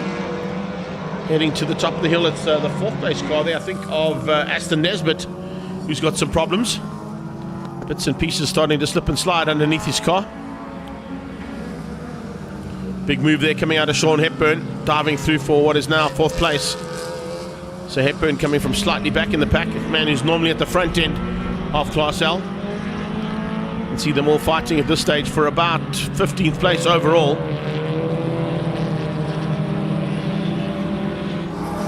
Another lap completed. And that's Hodgson from Favo. Nesbitt has been outgunned by Sean Hepburn, but Hepburn loses out again there to Nesbitt and has to follow suit from 3rd and 4th place. His 4th place battle now not done yet with Aston Nesbitt. Hepburn and Volmer pushing hard too.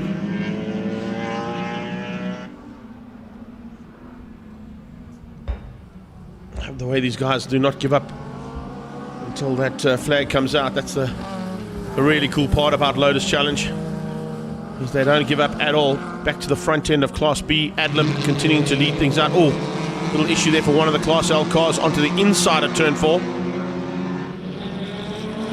Possibly Paul Volmer, I think, who was the car that ran wide there. Coming across the line, another lap completed for the lead cars in Class B as they come into turn 1. And let's see who's going to be hanging on to that one. It is Adlam for now. Adlam from Jeremy, Jeremy from JP Nokia. And now up into 4th is Rudy Barnard. Barnard looking to try and squeeze through there on JP. John Kruger trying to recover.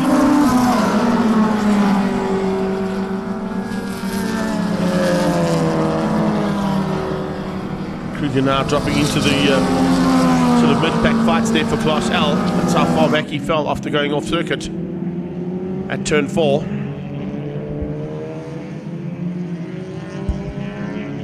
And it was the 20 car. So Paul Volmer was the car that went on the inside of turn 4. Also having to do some recovery work now. No worries at all for Hodgson and Favo. Hepburn is up into 3rd place though, so he will be looking to try and get ahead of Davide Favo. Oh, Randfontein fight of note here. Adlam leads out. Jeremy and Nokia fighting there. And looks like Rudy Barnard's got ahead of JP Nokia. He has. So JP dropping back down into 4th place. A spinner. That's Aston Nesbitt. And he's right on the racing line. Ew. Lucky, lucky, lucky to be avoided there by Hepburn's teammate. Very lucky to be avoided there by the maneuvering happening. Speaking of maneuvering, well, it's Hepburn on the move. Hepburn goes up inside and up into 2nd place. Favo down to 3rd.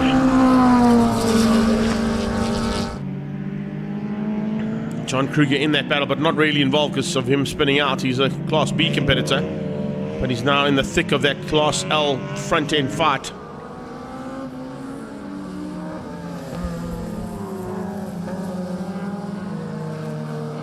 Adlam's teammate coming through. Oh, what a move there from Barnard.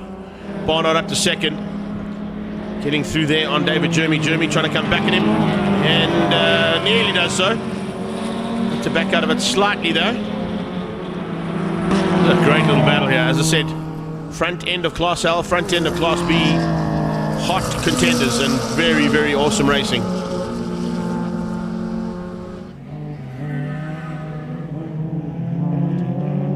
Nicely done here from David Jeremy to keep off JP Nokia, but he couldn't do the same when it came to the likes of Rudy Barnard.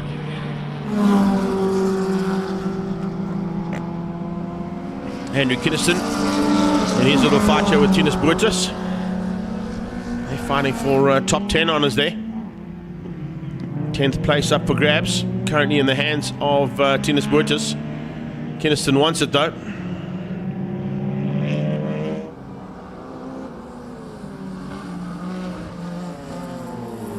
Adlam pulling away ever so slightly, leaving Barnard to fight it out with Jeremy and with JP Nokia.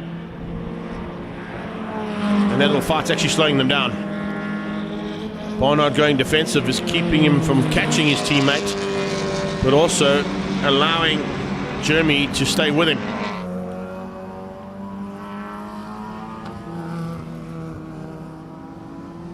No answer yet from Kynaston.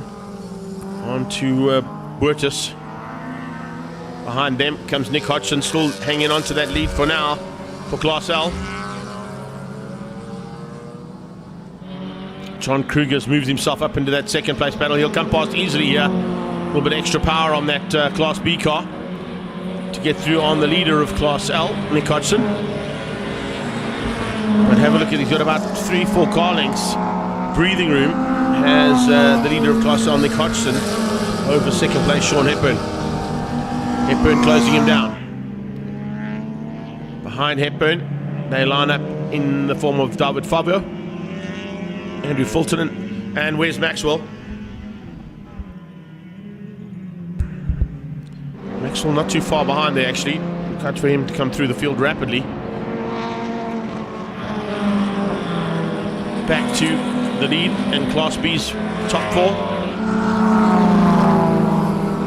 Coming into the back markers, this could help out that man there, David Jeremy, possibly to close the gap again on Rudy Barnard if he's able to get through the traffic a little easier.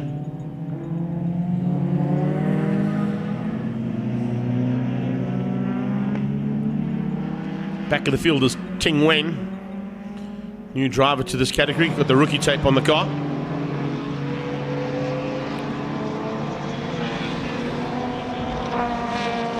Top 4 have got through. No worries at all for them. Gable's still going to try and find a way past if he can.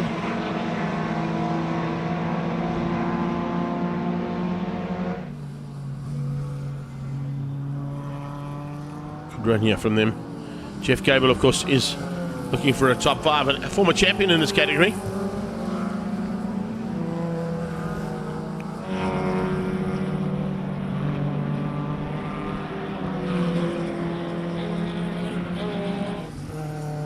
Adlam Auto Racing with 2 to go, 8 completed. Mackie Adlam controlling things. Although 109.5 from Rudy Barnard on that last pass is showing that he's still got a little bit extra left in the tank here to try and catch his brother or brother-in-law. Rudy pushing hard, yeah, big time to close down on Mackie Adlam. Nesbitt's broken pieces of the car have gone off track at some point when he spun out. I think they might have just slipped off. Into pit lane, a retiring car. I think it might be Sean Hepburn's teammate. Didn't quite get delivery on that car, but Hepburn hangs on for second right now as they start the final lap. Will he ever go here? He's going to try and find a way on Hodgson around the outside of turn 1. Wow, that'll be impressive. Around the outside of turn 1, will Hepburn be able to make it stick? He's gone inside and gone defensive on Favo. Davide Favo having a big look there as Hepburn had run wide slightly into turn 1, trying an overtaking maneuver that only Hepburn would even contemplate.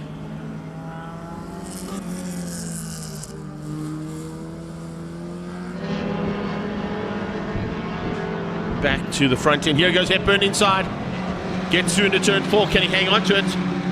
He's trying hard. Nick Hodgson going to come back at him. Favo on the inside. Here they come up to the top of the hill. Hepburn going defensive big time. Checkered flag will be on standby, waiting for our leaders to cross the line. But this fight is so good, we're staying with it. How's this? 4 cars, 2 abreast. Hodgson on the outside. Hepburn going to try and force him a little, squeeze him out into turn 7. There's enough room there, but now Hodgson's got the inside line. Can he hang on to it for turn 8? He certainly can. Looks like Hodgson's going to hang on. Favo's going to go with him, but around the outside, Hepburn going to try and give him to the line. Checkered flag is out, and it is absolutely side by side between those 2 cars. Hepburn gets it to the tune of 33 hundredths of a second. Sean Hepburn wins out over Hodgson. Davide Favo in third. He's only 0.2 off those two. And then 0.6 off the three of them was Andrew Fulton. Unbelievable finish there for our Class L competitors. Mackie Adlam cleaned up at the front end and finished up ahead of Rudy Barnard. But we stuck with that action.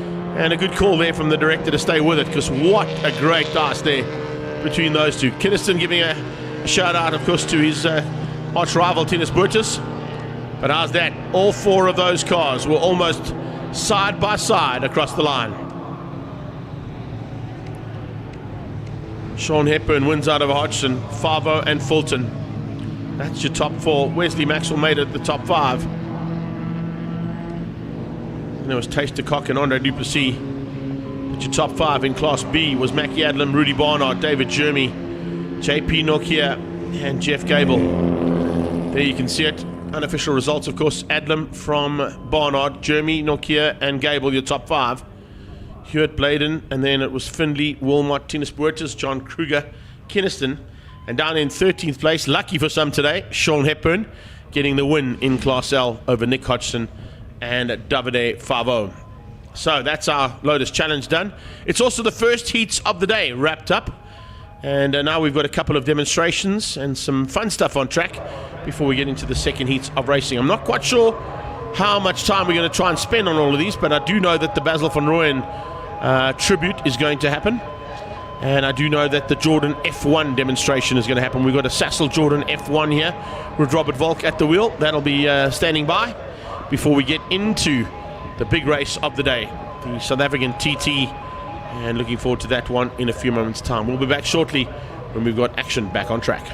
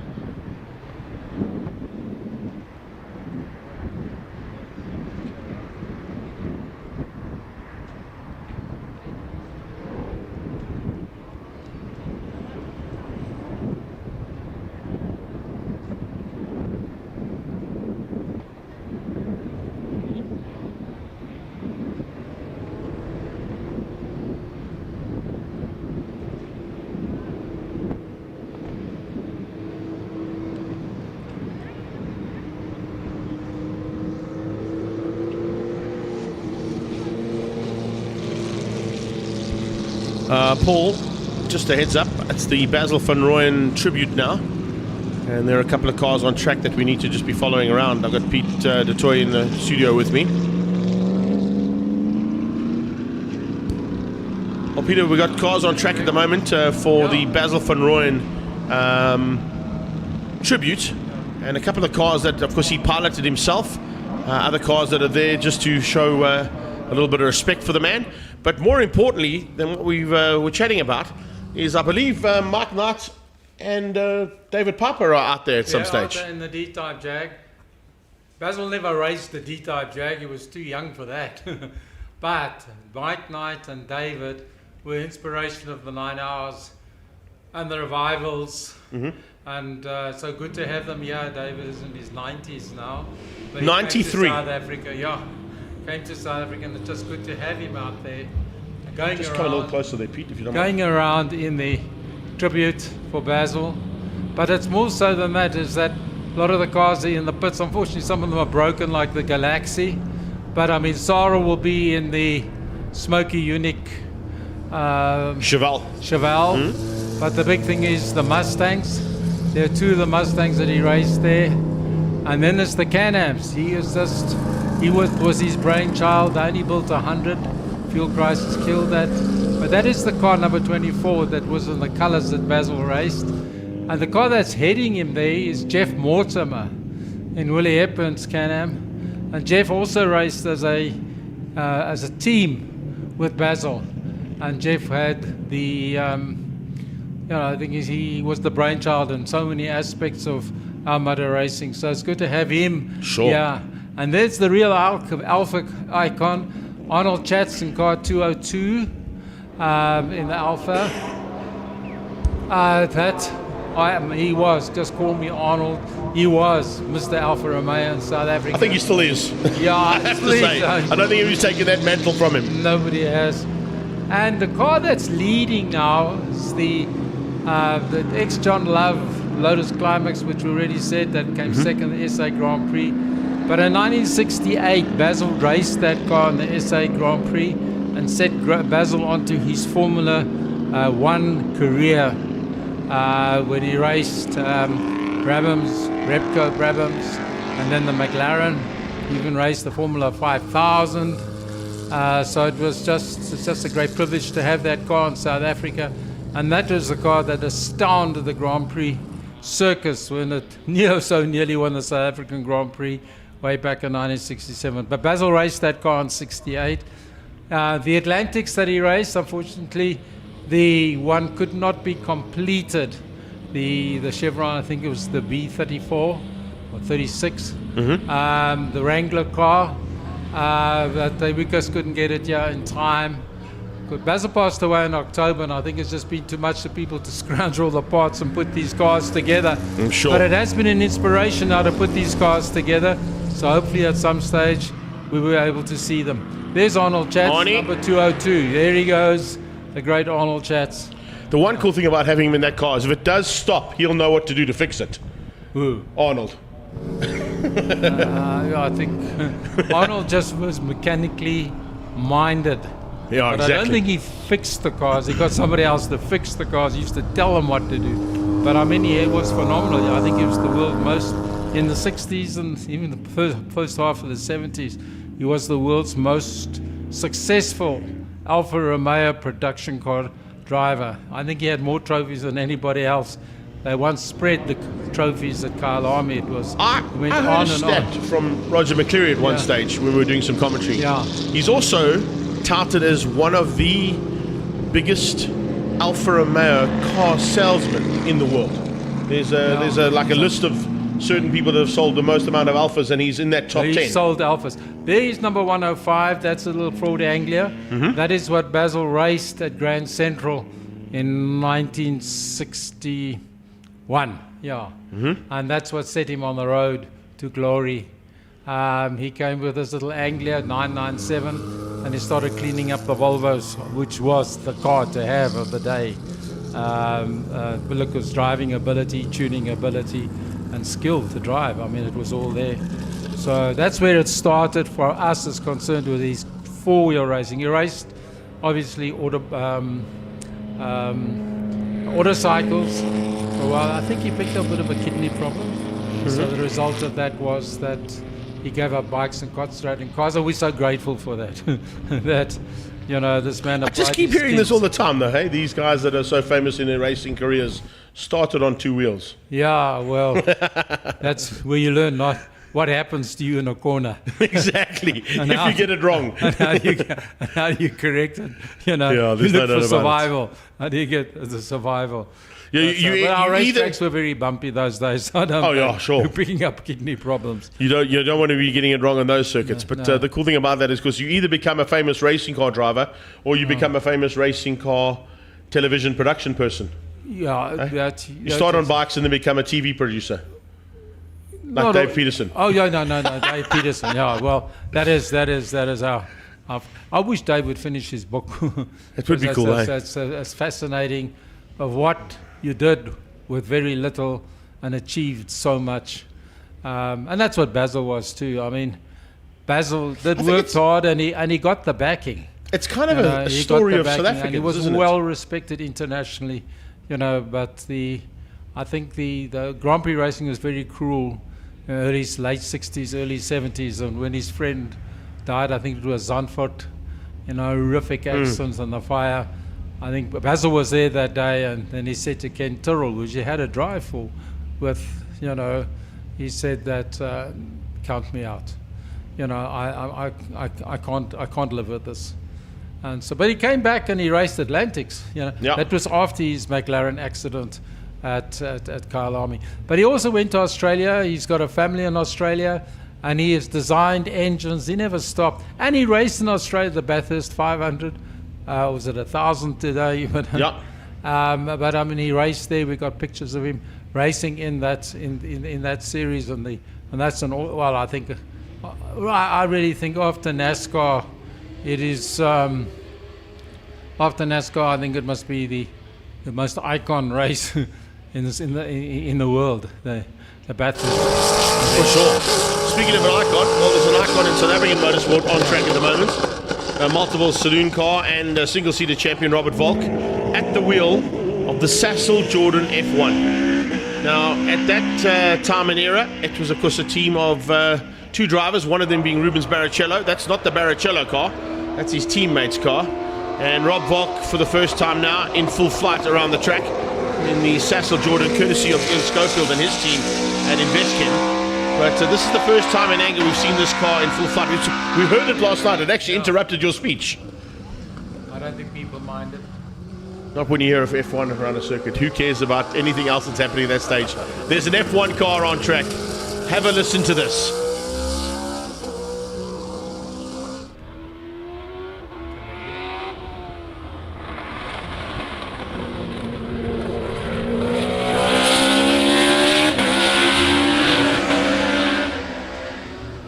Not quite sure if it gets better than that, I've got to tell you. We've seen a couple of F1 cars thrown around this track in the years, Pete, and it's great to see once again another stalwart of South African motorsport, because of course this is one of the only South African sponsors to be involved in the sport of F1 in its modern day era.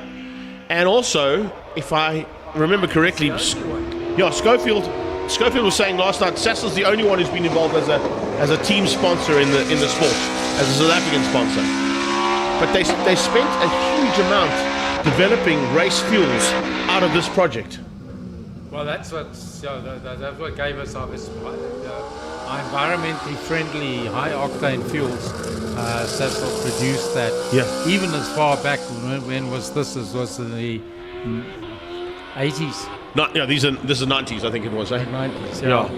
But I mean, that's quite a few years ago. They were so ahead of the game. Yeah. So that South Africa, Well, we just look at we're always with it. I mean, the boys who are designing cars are all South Africans as well. Rory, Gordon Murray. Yeah. You know,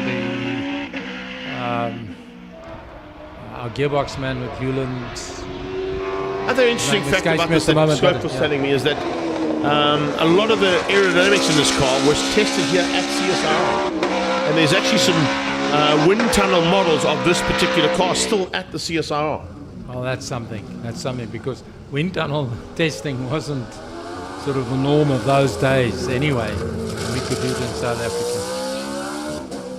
Because we also got a long-standing relationship with the man who ran that team and owned that team. Has a house down in Cape Town. Spends a lot of time here in Southern Africa on numerous occasions throughout the year. In Eddie Jordan. Yeah, Eddie Jordan, yes. And a big supporter of South African motor industry. He's been here for various forms of the sport. We had that F1 x2 Grand Prix. We had the Grand Prix Masters here. And only recently, of course, was the Top Gear show, which he was involved with too. Yeah, that's right. That's correct, yes. Well, as always, it's not only the race action, Uncle Pete, that you bring us. It's entertainment on a different level with Formula One cars and the Basil van Rooyen tribute.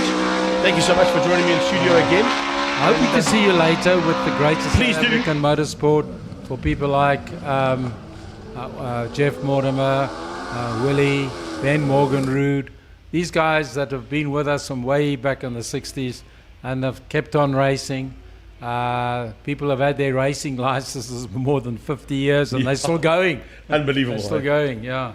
So it's wonderful. Thanks, Greg. Thank you, Pete. So there you have it, F1 car on circuit, and of course Uncle Peter giving us a little bit of insight into the Basil van Rooyen tribute. Thank you for that. But a couple more laps of this F1 with Robert Volker going out there. We don't have an official clock on him, but last night unofficially a 58.4 out of that F1 on cold tyres in late evening. About 6:30 was the time that the car went on track. So if you've got timing monitors or timekeeping equipment such as a stopwatch, get them out. Rob's up to pace now. He's also got the brakes up to temperature, the tyres are up to temperature. We might get a nice hot lap here from this F1 and possibly see an outright lap record from this car as well.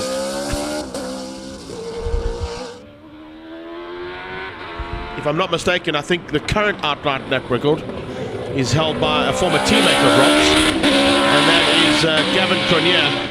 And that was in an A1 Grand Prix car around the circuit about 7 or 8 years ago. And that was down in the 56s, if I'm not mistaken. So can't be too far off that in this Sassel Jordan F1. Also hearing from Ian Schofield, there's a very good possibility that Rob might be piloting this at this year's Knysna Speed Festival and the Samola Hill Climb. It might just be on demonstration on Sunday on the King of the Hill shootout, but it'll just be a demonstration run that he will do from the bottom of the Samola enclosure up towards the Samola Hotel and have a look and see what the possibilities of this car is in terms of future hill climbs, and Robert Volk at the wheel of that.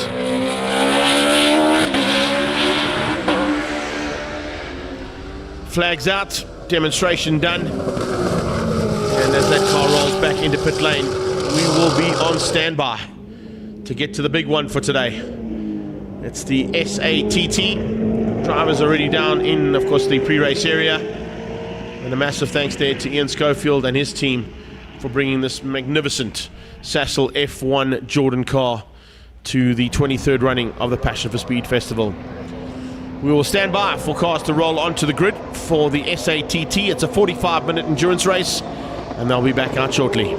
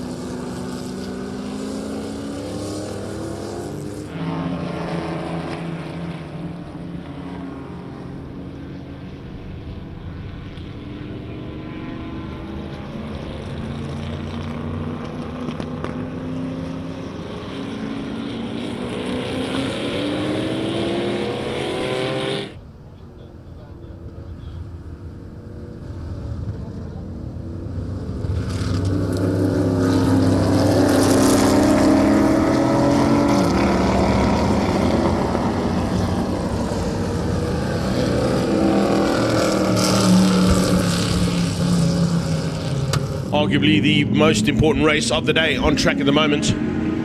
Everybody wanting to win this one. It's the SATT. It's a 45-minute endurance race, and it pits some of the finest drivers and motor vehicles against each other for the next 45 minutes.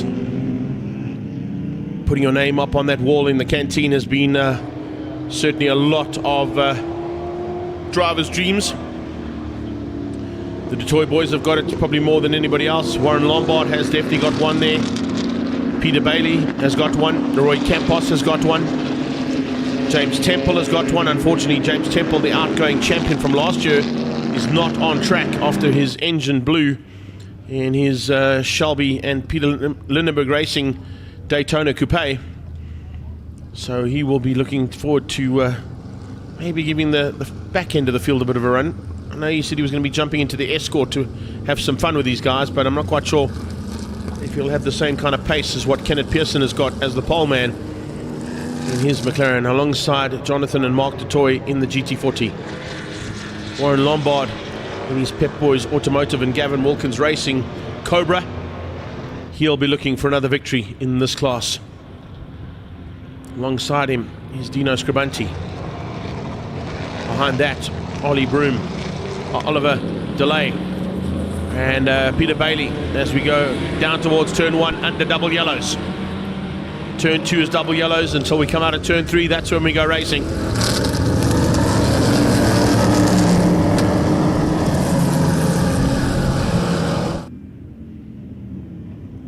So it's 45 minutes of racing. Persson and Jan Kling sharing the McLaren. DeToy and DeToy in the GT40. That is the number 1 car at the back of the field there of Chris Davison. It's a Michael Briggs replica Superboss Opel Cadet. Looks like there's a bit of a loose bonnet on the DeToy car as well, right from the word go. That they'll have to keep an eye on. Coming through the field as well, look out for Roy Campos, Dion Schwabski, Robbie Frank, John Tendershate. And it's a whole field all the way down to 26 cars in total, having to battle it out here for the 2024 and 23rd edition. Oh, a big spin from Kenneth Pearson. He takes on Lombard. Lombard tries to avoid the spinning Pearson and he goes sideways. Lombard gets taken out. So a big contender, or 2 big contenders, coming together after Kenneth Pearson spun out all on his own sim, and he's stuck right in the middle of the circuit. Has Lombard been able to get going in? No, he can't. Look at the front left of Warren Lombard's car. There's big damage on Lombard's car. We haven't even completed 1 lap in anger, and we've lost 2 of the biggest contenders here in the category. Kenneth Pearson just spinning out all on his own sim coming into turn 7, and Lombard had nowhere to go. He tried to avoid the spinning McLaren. It tagged him and it's broken the front left suspension and swing arm by the looks of things, and Lombard's out. Can you believe this? Kenneth Pearson could be out as well. He's pulling into pit lane. A big spin there from Pearson. And Jan Kling's not even getting in the car. He's not even going to get a chance to get in the car by the looks of it. Mark DeToy now leads out. He's lost that lead almost instantaneously to the 6 car of Oliver DeLay. It's Peter Bailey, and then it is Mark DeToy. So the 2 DeToy brothers sharing the GT40s. It's GT40s 1, 2, and 3. And right on their tail comes Dino Scribanti. Is he going to be the killer here?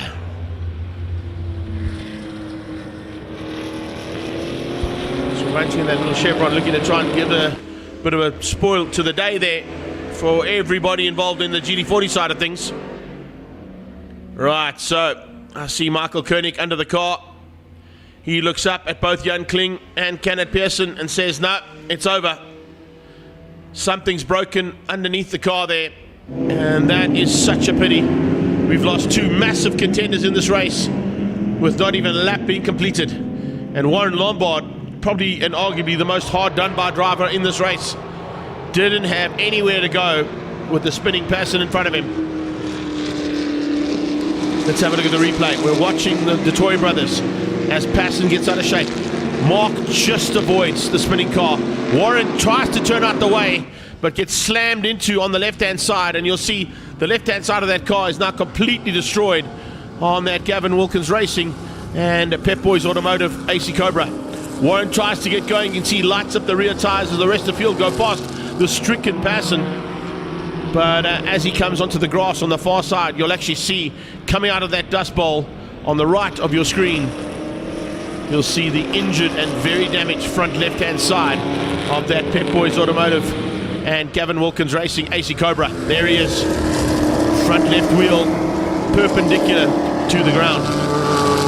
And that's not how you get a race car to go forward in a quick way. Dino Scramanti's now got ahead of Peter Bailey. It is Josh and Jake Dovey sharing the Ginetta just behind them. And then it's Johan de Bruin in the Aatco Porsche, Oudecure Porsche, I beg your pardon. The Oudecure Porsche 911 RS ahead of Thomas Faulkner in the Mustang. Then it's John Spears and Roy Campos, Alan Mayer up into the top 10 in the second of those little chevrons. Toy side by side with Oliver Delay as they get to the top of the hill. Usually Mark at the wheel to start the race, Jonathan to finish. I assume that we've gone with the same way of doing things as they have in the past. Dino Scramanti applying huge pressure onto both of those GD40s at the front, looking to maybe pounce early to get away. Yeah, Mark the Toy at the wheel, heading towards turn 1. So top 4 is 3 GD40s and a Chevron V8. Behind the brain is the first of the Porsches. Ginetta of Jake and Josh Dovey are in 6th place at the moment. It's a Mustang in 7th with Thomas Faulkner at the wheel. Dino possibly feeling a bit of frustration there. Can't find a way through there on those 2 GD40s. They just have a little bit of extra pace on the straightaway. But the nimble nature of this little Chevron is always something to be worried about. I see Dino as well running, if I picked up correctly, a little bit of a Senna-esque replica helmet underneath that top of the Chevron. And already coming up onto the back end of Robbie Frank by the looks of things at the back of the field. Or was that Tim and Jen Abbott possibly first to be caught? No, I think that is Robbie Frank. Yeah, Robbie Frank caught and passed now. First 4 cars are split by less than 2 seconds. Dino on the inside into turn 1 gets up to 2nd. Detroit demoted to 3rd place by Dino Scramanti's move out of turn 1. Alan Mayer into the pit lane for an early stop. That's certainly not what he wanted. Lieutenant Colonel Alan Mayer, maybe we can get a quick word with him to find out exactly what went down. I'm not quite sure if we've got comms down there to him, but if we can, it'll be great to hear. Remember, he runs the BMW engine in that Chevron V8.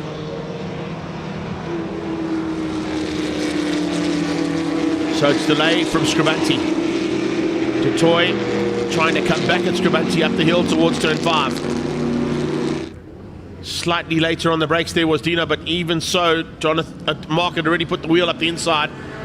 Dino gets forced wide. He tries to hang on to that outside line because it becomes the inside line out of turn 6 into 7. And he stays in 2nd.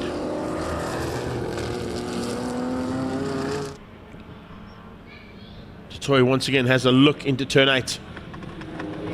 Oh, that front bonnet is slightly loose. I don't think it'll be too concerning, but we'll have to keep an eye on that if it gets worse than that. He gets to 2nd though. I think Bailey might be just biding his time.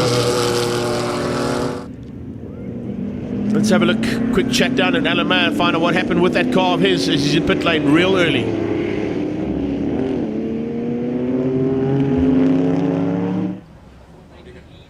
Alan Mayer, tell me what happened. Why did you guys pull into the pits?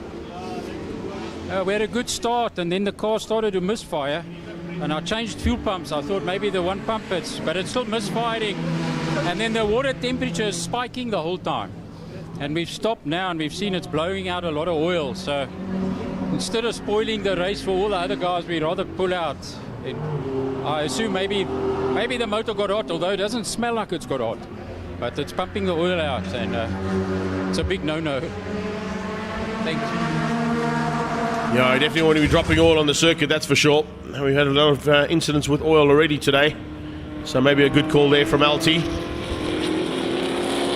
Because I know Lieutenant Colonel in the South African Air Forces, he's retired now, but still had his day in the skies. And now has most of his fun on the black stuff here at Zwartkops. Slowing down is Dino Scrimanti as well. Dino Scrimanti in the second of those chevrons. I wonder if there's a problem for the chevron day today. Dino Scrimanti slows up dramatically between 1 and 2, and now even slower coming out of turn 2. Johan de Bruin about to pass him in the Porsche. So now we have GT40s 1, 2 and 3 on track. Coming up on Tim and Jen Abbott. Tim and Jen Abbott, of course, in the Porsche. At 910. Also a Porsche there of Steve Pickering and Stefan Pushkevez. They're in the 910 Porsche.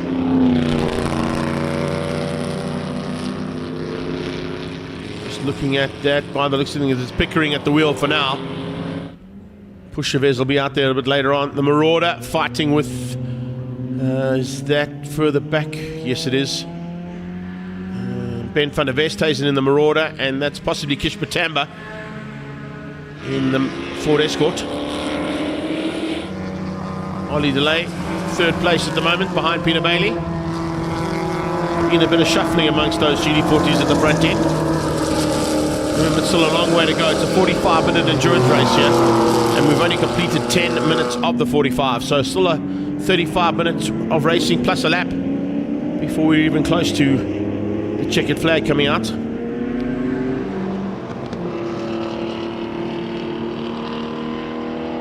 All of these cars have to do a compulsory pit stop. If you're running as a team, most of the drivers that are running as teams will try and capitalize on a safety car if possible. That's usually the way to negate any negative vibes from the race. John Spears out there in the number 8 Trans-Africa Racing Daytona Coupe.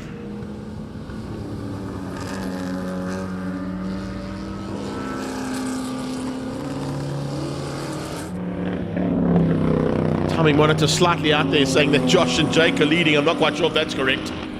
I think they're down in about 5th place, just ahead of Johan de Bruin as the leader takes another lap and completes it.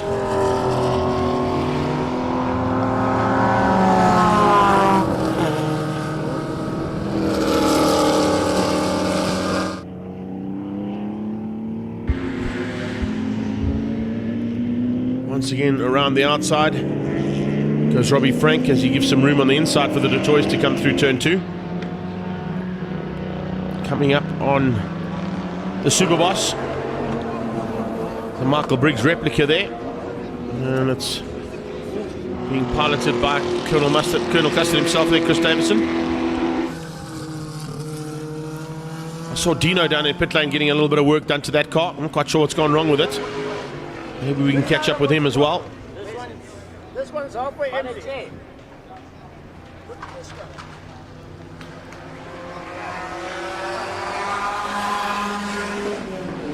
Trying to get some liquid into him as well.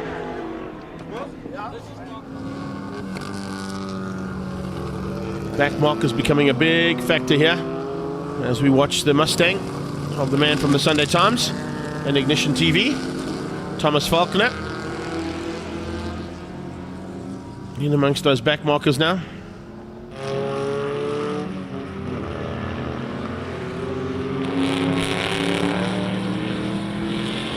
That's around the outside of one of 2 Marauders out there. That's the one piloted by Ben van der Westhuizen, the red one.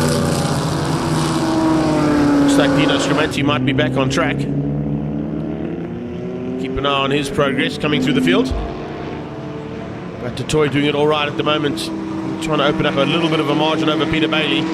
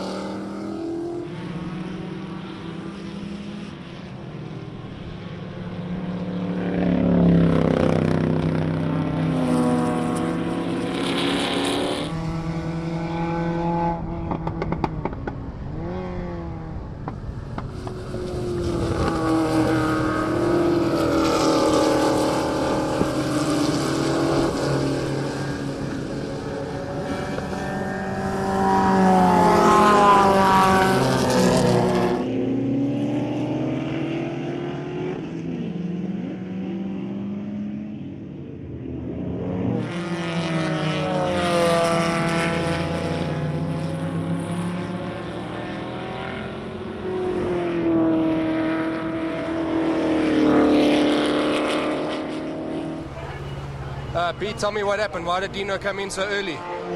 We had some water going out of the overflow. It's a fail-safe gauge we got on the windscreen that blows water on the windscreen, so they can't say they didn't see the temperature gauge. So a little bit of water came out, and he said, well, I told him to stop. And so he listens, so he stopped. But it's fine. It's not too bad. So he's going to go now again. So we're all right.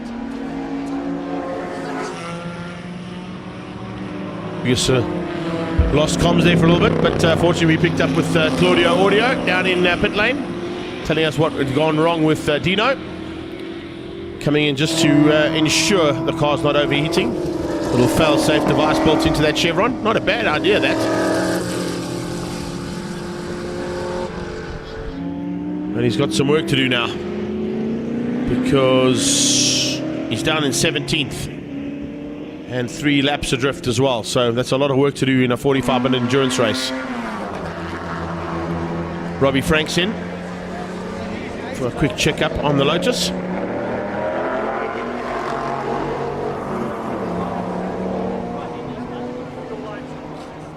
Also doesn't look too good there. Body language tells us that it might not be 100%. Certainly no worries on the body language of this car, although... Oh, is that a bit of smoke? That is a bit of smoke. That's a lot of smoke coming out of Toy's car. Mark Toy with a big puff of white smoke coming out of the back of that car. That's definitely not what they're only seeing out of the back of that GD40. It's not going through the left-handers, just through the right-handers. Keep an eye on that car now, and I'm sure the marshals have already given the COC a heads up that there was a bit of smoke out of the Detroit. And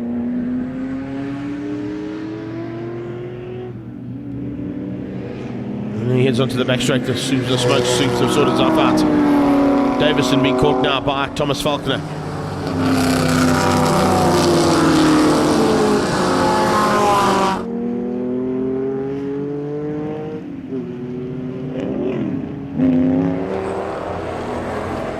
Patamba's in the BMW.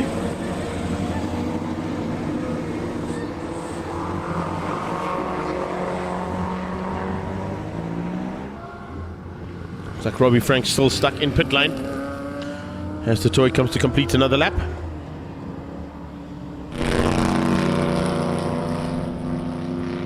He's pulled about 4.5 seconds, almost 5 seconds now over Peter Bailey. And it looks like it's Josh and Jake Dove here up to third. I wonder if Oliver DeLay went into pit lane for an early pit stop, changing up his strategy slightly. Dino's on the back end now of Peter Bailey.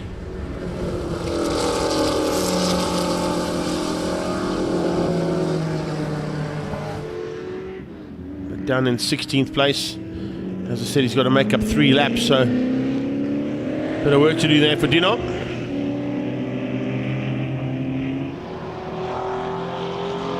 Still a bit of smoke coming out of the Detroit car.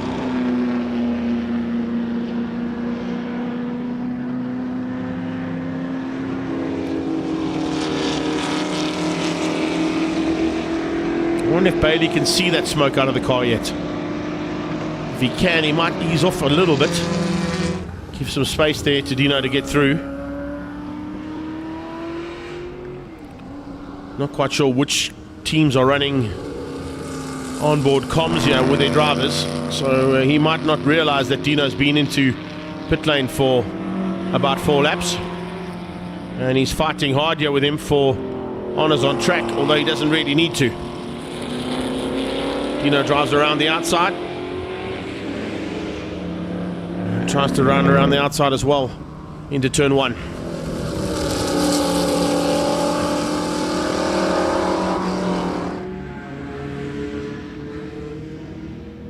Bailey fighting hard here with Dino, which he doesn't really need to do. Maybe they need to give a pit board to him to tell him, let him go, let him go. Is that Alan Mayer back on track? It is, yes, the 17 car. Seems to have got whatever that was causing the car to overheat slightly sorted out.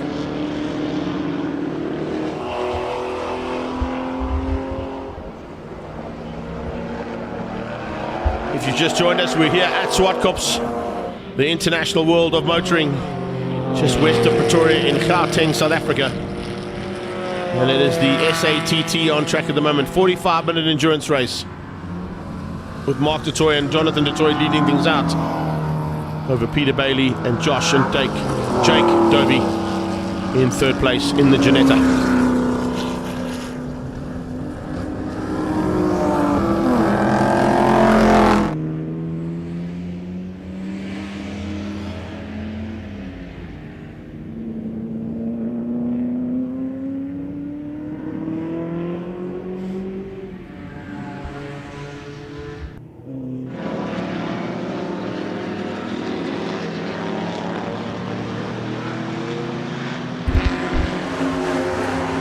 Franco Reska and Henny Lates sharing that little MG. And some work being done here by the looks of things by Michael Koenig on that McLaren to try and get it back on track. But I don't know. I'd be worried if you did. I'd be worried if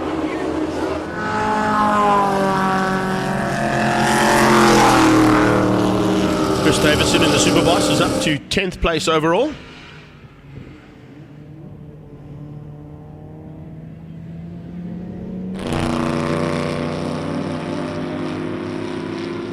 Mark certainly knows what to do in a situation like this. And his brother have shared the honours as TT champions on numerous occasions.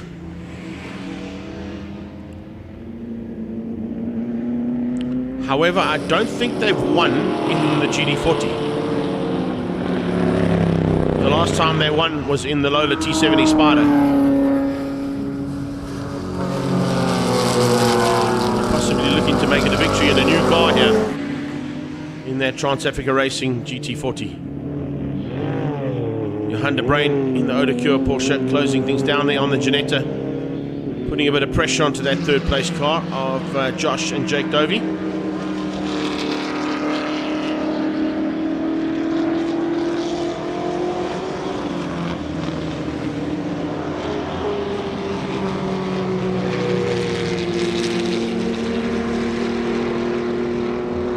Running wide out of turn 4.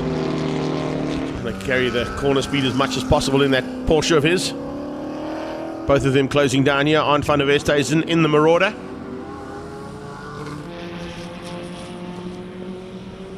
Franco Reska about to be caught now by second place Peter Bailey.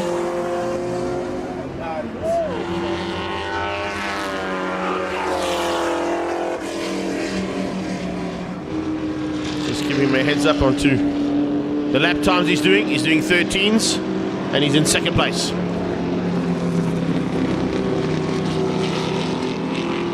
John Spears still hanging on for a top 7.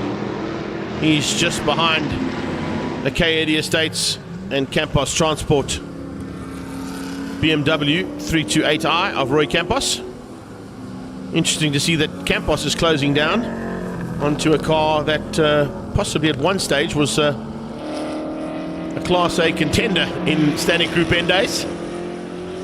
But Campos goes past up the inside. And yeah, easily done. Getting through there on Chris Davison.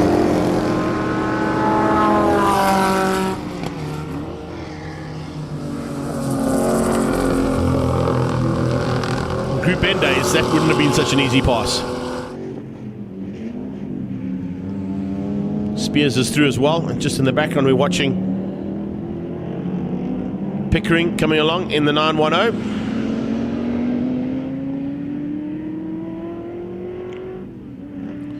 He's getting a blue flag to warn him that Mark is on his way.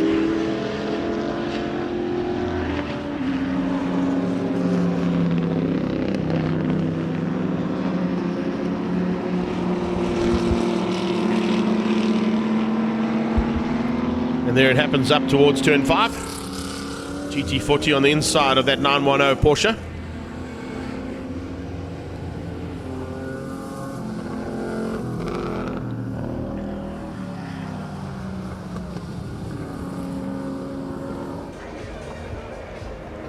Change up for the Dovies. Looks like that might be Josh getting out, Jake getting in. 24 minutes completed, so it's about the halfway stage, yeah, so not a bad plan.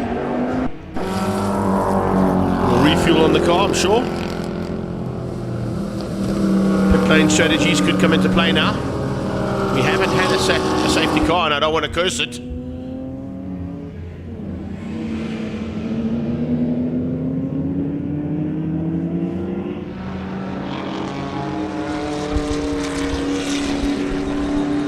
But certainly, pit lane strategies have to come into play at some point in this race.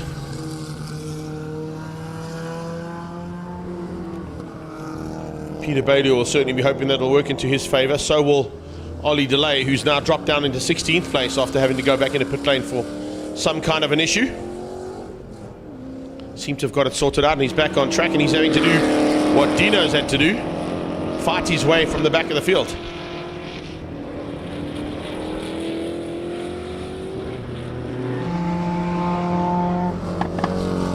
Ben van der Veste is in the pit lane there. Just in the background of that shot, saw the Marauder going into the refueling area.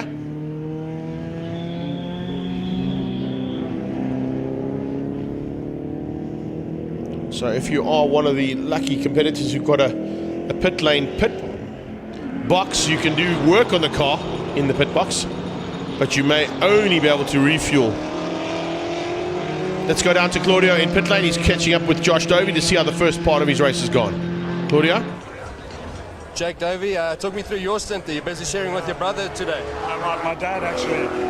Me and my dad. So, yeah, good first stint. Was having a dice with the Porsche most of the session. Kept it on the tarmac. Happy days. Yeah, that's certainly the way to do it. So Jake Dovey climbs up the car, hands it over to Dad. Josh will be finishing it off.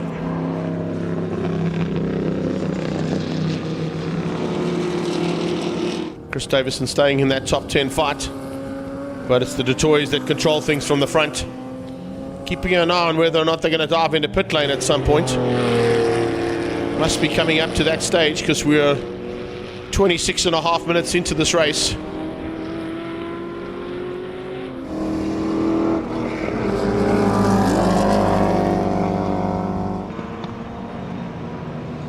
Franco Resca running a little bit hot into turn 4. Just hung on to that for a while.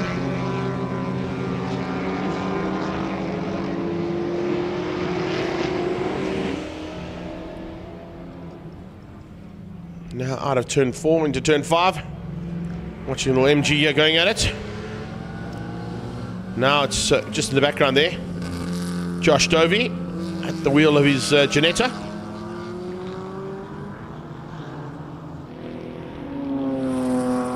Very nimble little car around the track is that little Ginetta. And having come into pit lane, they've only dropped down to 10th place. So all the cars ahead of them still have to pit, of course. Toy, Bailey, De Brain, Campos, Spears, Tendershate, Schwabski, and the 910 Porsche of Pickering and Pushkevez. Dino has pitted, so he won't have to come in again. Hopefully it'll pay dividend, that early pit stop, and going in for a bit of a warning. Bailey's let him go through. So he's in second. Is he going to come in first and be one of the first competitors at the front end of the race to do the pit stop? No, he's not.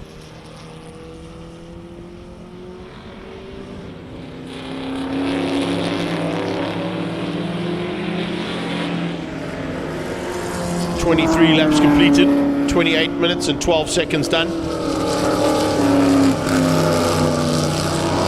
we've got about 16 minutes of racing to go in the SATT for 2024. And right now, it looks like it might be in the hands of Mark and Jonathan Dutoy. The Abbotts are in the Porsche.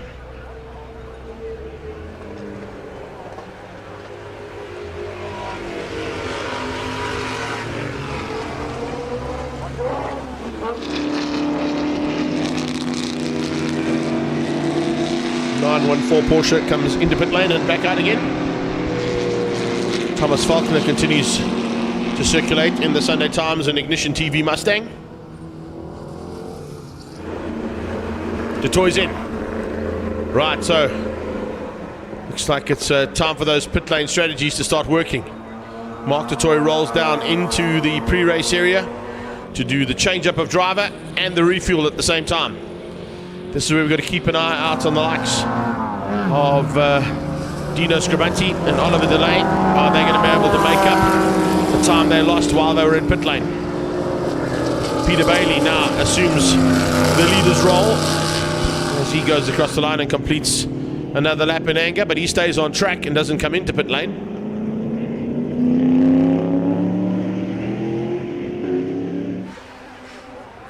Johan de Bruin, incredibly, is in third place in the Odacure Porsche. Davison in. Nick Martin coming across to give him a hand.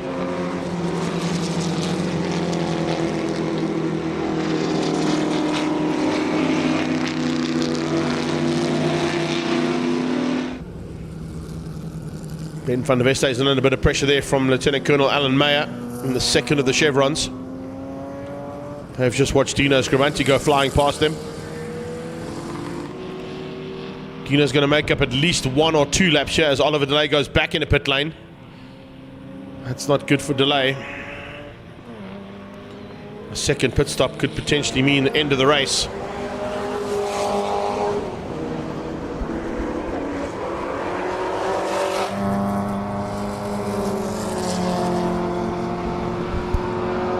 Completing 25 laps in total, Peter Bailey now at the helm of the race. The toy still stays in second despite him being in pit lane now for the refuel and driver change.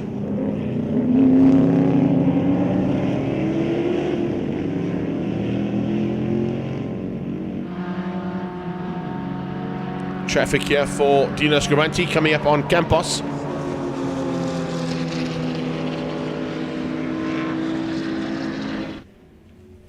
Oh, we're back on screen. It's okay, I was just standing up to stretch my legs there. How's it going out there? Trying to stay consistent. Obviously not the fastest car here by any chance, but looking after the gears, not over revving, braking at the same point, so consistency seems to be paying off, but still 10-13 minutes to go. See you at the finish, hopefully. There you have it, straight from Chris Davison's point of view, telling us that he's still got some work to do. Not the fastest car, but in this race you don't necessarily have to have the fastest car. You have to have the most consistent car. And that little Superboss of his certainly has proven its time and place on many racetracks around this country. Peter Bailey, De Bruin, Campos, your top 3.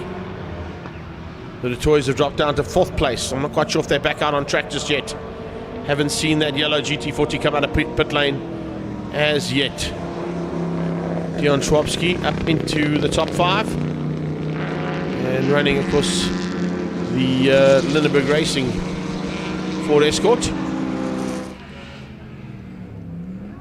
John Spears must have been in. He's dropped down to 12th.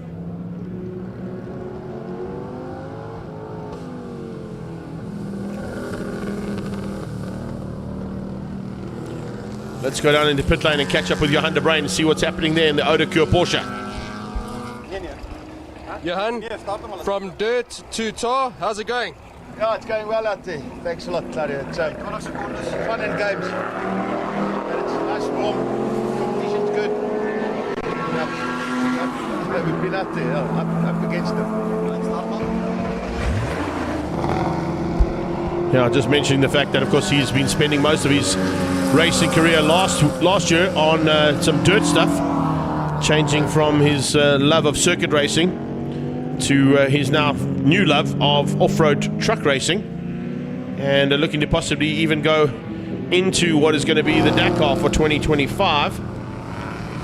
It's part and parcel of the plans there for the Odacure man. Looks like Roy Campos wasn't too happy with Franco Resca holding him up ever so slightly. The Toys are back on track and are now down in 5th place overall. Coming through a bit of traffic. So Jonathan at the wheel now to take us through the last 10 or 12 minutes of racing here today for the SATT. De Bruin is in pit lane, so he's going to possibly lose out 1 place there unless he gets out rapidly.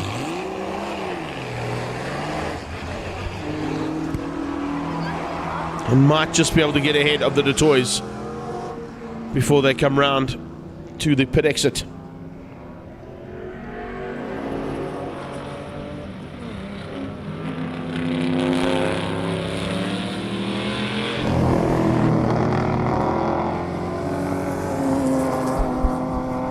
Roy Campos currently leads out in the K80 Estates and Campos Transport BMW 328i. Peter Bailey in second, Ter de Charte is third, and De Bruyn is fourth. Make that fifth because he's stuck in pit lane, and the Toys have taken that place back from him. Dino's up to seventh.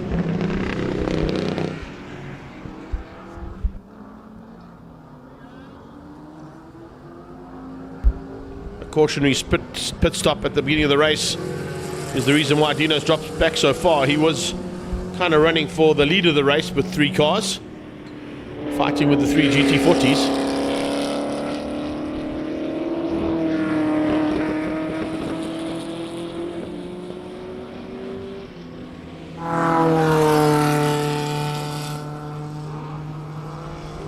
Staying down in 7th place there on that last pass though. No change up for him yet.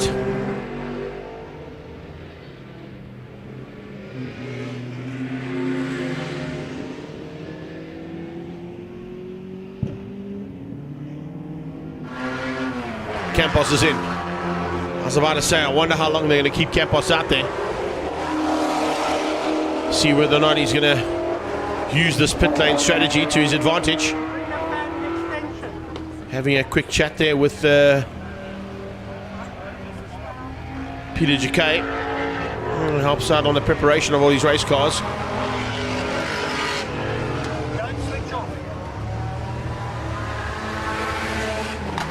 Claudio's right there, maybe we can get a quick chat with him.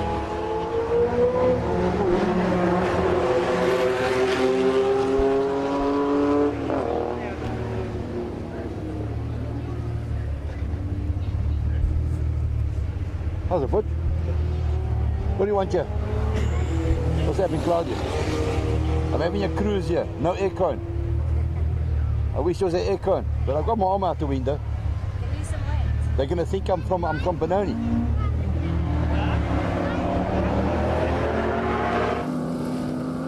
They certainly are. Arm out the window, having a cruise. But currently leading the race. That's not a bad effort there from Roy Campos, but I think he's about to lose that lead, possibly to John Ter de Charte or to Peter Bailey. Bailey is also under a bit of threat there, as you can see, because the Toys have caught onto the back end of him. So the fight on now between Bailey and Toy, possibly for the win in the 2024 and 23rd edition of the SATT.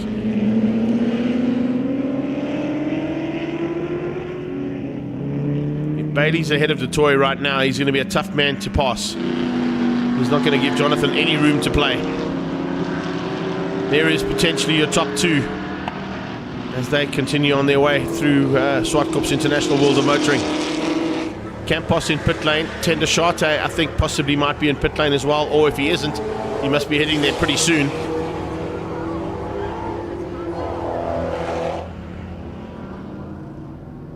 See, just watching that clock to make sure that Roy stays in pit lane for the allocated time.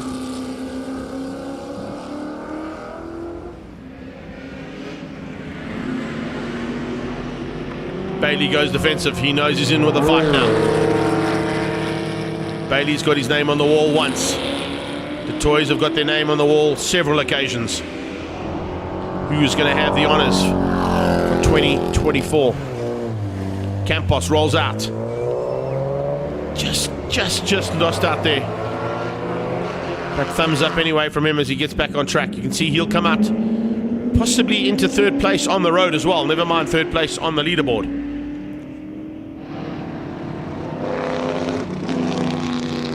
Love the way they're waving blue flags at those two cars fighting for the lead. Not realizing that those aren't slower cars. Those are the guys that are fighting for the actual win.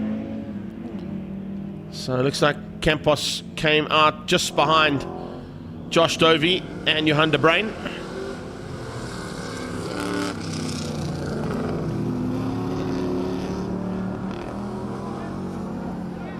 This is the fight for the lead. Detroit inside.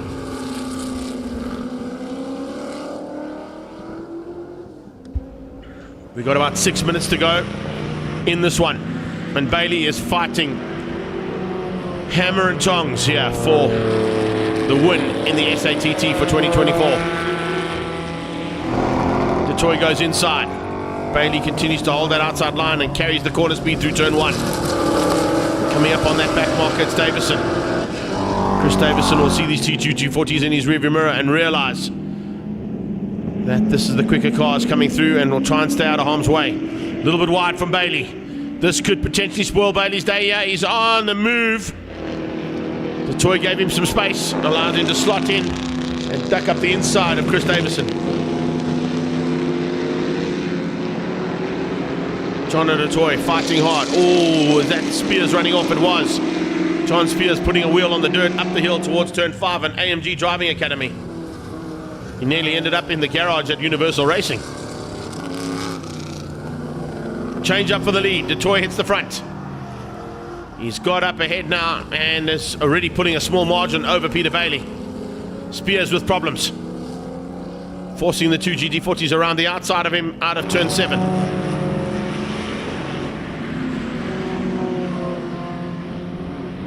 Bailey out of shape. Loops it out right in front of John Spears. Good catch. That's the race done. That mistake right there has cost Peter Bailey. Loop-de-loop is what he says to his team on the sideline. Oh, that's such a pity. People's on a charge there, trying to play with Jonathan Dejoy. But it looks like Jono's going to hang on here for the next 5 minutes or so. The 45-minute has gone really quickly. And Jonathan Detroit now with almost a 10-second lead over second place Peter Bailey. Let's have a look at that spin once again. So he comes up on the outside of John Spears, who just spun out in front of him. He just went a little bit too hot and climbed on the brake pedal a bit late. It locked up the back. 360 pirouette. Spears avoids him. And he gets going again with Davison also going on the inside to avoid the spinning car. Gets the power down, back on track, but I think it's only going to be for second place. Not done yet though. Not in the least. Stranger things have happened. Right down even into the last lap, if you remember, on a few occasions. First lap today was the demise of Warren Lombard, but he's had a couple of times where it's gone right down to the line, and on the last lap things have gone wrong. So will Detroit be able to nurse it home here and get it to the last part of the race in the bag and the checkered flag out in time? Everybody standing by the wayside to see who's going to take the 2024 version of the SATT.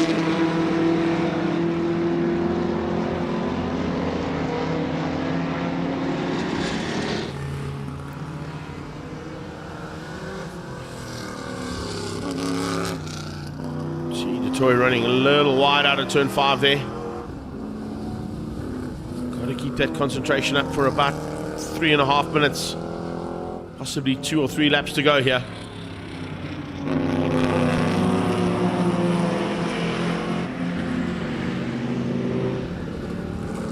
See Jono short shifting there, not pushing the car to its limit.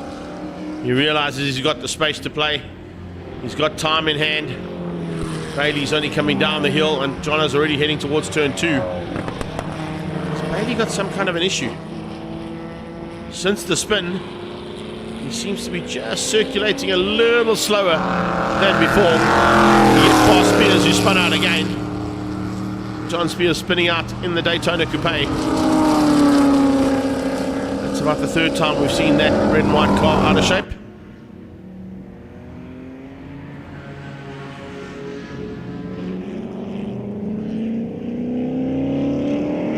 Toy's got an 18-second advantage over Peter Bailey in second.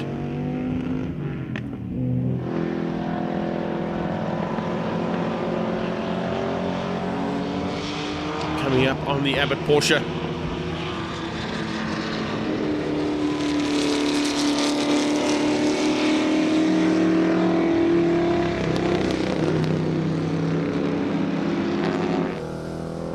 Shouldn't be too much of an issue to get through on that car. I'm sure that whichever of the Abbots is behind the wheel, I think it might be Jen behind the wheel right now, will realise that GT40 is a slightly quicker car than hers.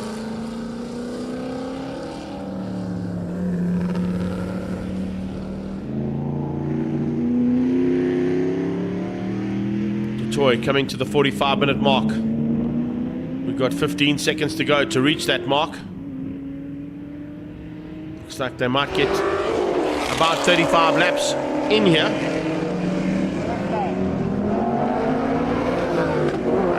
Checkered flag is on standby. And it could potentially come out. Oh, Abbott spins out down at turn 8. Stuck on the racing line. Can they get that Porsche fired up? Here comes the leader up towards turn 5. So Detoy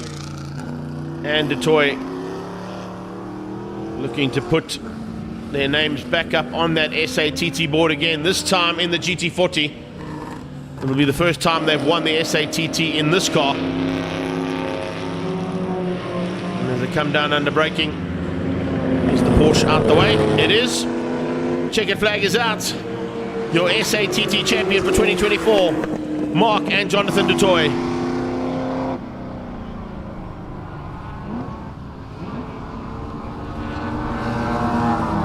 Fantastic run there from them. Stayed out of harm's way. Just avoided the spinning Kenneth Persson. Lucky to have avoided them because unfortunately the car just behind them got caught out in a horrible way there. And Warren Lombard was out without even completing one lap in anger. Peter Bailey also avoided all the fracas and hung on for second place. So it's GT40s 1 and 2. Looks like Jake and Josh, yeah, they come through for third, beating out Johan de Bruin. Dino Scribanti recovers nicely up into 5th, but had he not had that little overheating issue early on, he could potentially have been in the running for a win. Great drive from that K Eddy Estates and Campos Transport BMW of Roy Campos. Super effort there from him. He'll finish up in 7th place. And then it'll be John Tendershate, Tian Schwabski, and John Spears, your top 10. Let's have a look at those unofficial results. Detoy winning out over Bailey and Dovey. And it was Johan de Bruin, Dino Scribanti with the fastest lap of the race coming through there in the last part of that, going down to 1:10.5 for Dino Scribanti. Thomas Faulkner in 6th, beat out Roy Campos. Tendershate and Schwabski just ahead of number 10 on the road, John Spears. Chris Davison finished in 11. Reska and Libba finishing up in 12th ahead of Steve Pickering and Stefan Pushavez. So a good effort there from them to wrap up the SATT for 2024.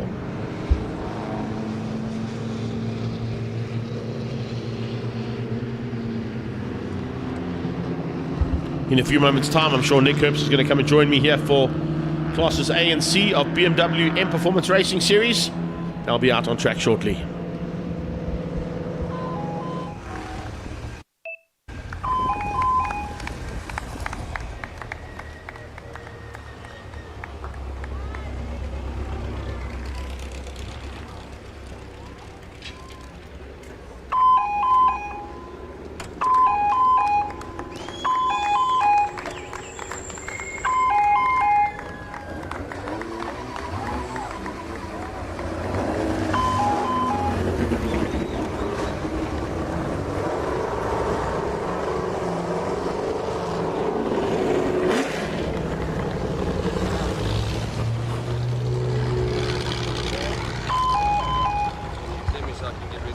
Well, Claudio's down there in pit lane, and I'm sure going to be catching up with Jonathan Detoy to see how things went. Looks like it's all plain sailing. Let's catch up with our SATT winner for 2024. Jonathan Detoy, another win with your brother. How does it feel?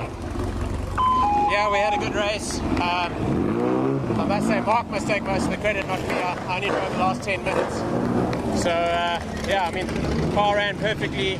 We've been struggling with this car for the last couple of years. It's been struggling with overheating problems. It is still really, really hot inside there. Engine temp's 80, but I think cockpit temp's also 80. But yeah, really, we nursed it home. Car ran like clockwork. Really happy. Seems like the trick is you need to finish last and then the car crosses the line, not with your brother. Yeah, look at me. Last year he started and it caught fire, so you know, it's just, yeah, I mean, I guess the trick is to, when you start the race, is to make sure you leave something for the second driver. You can't use all the brakes and all the tyres. When I was behind Peter Bailey near the end, I could sort of see how he was struggling with a lot of understeer, and our car still felt pretty good, so just bided my time and then got past.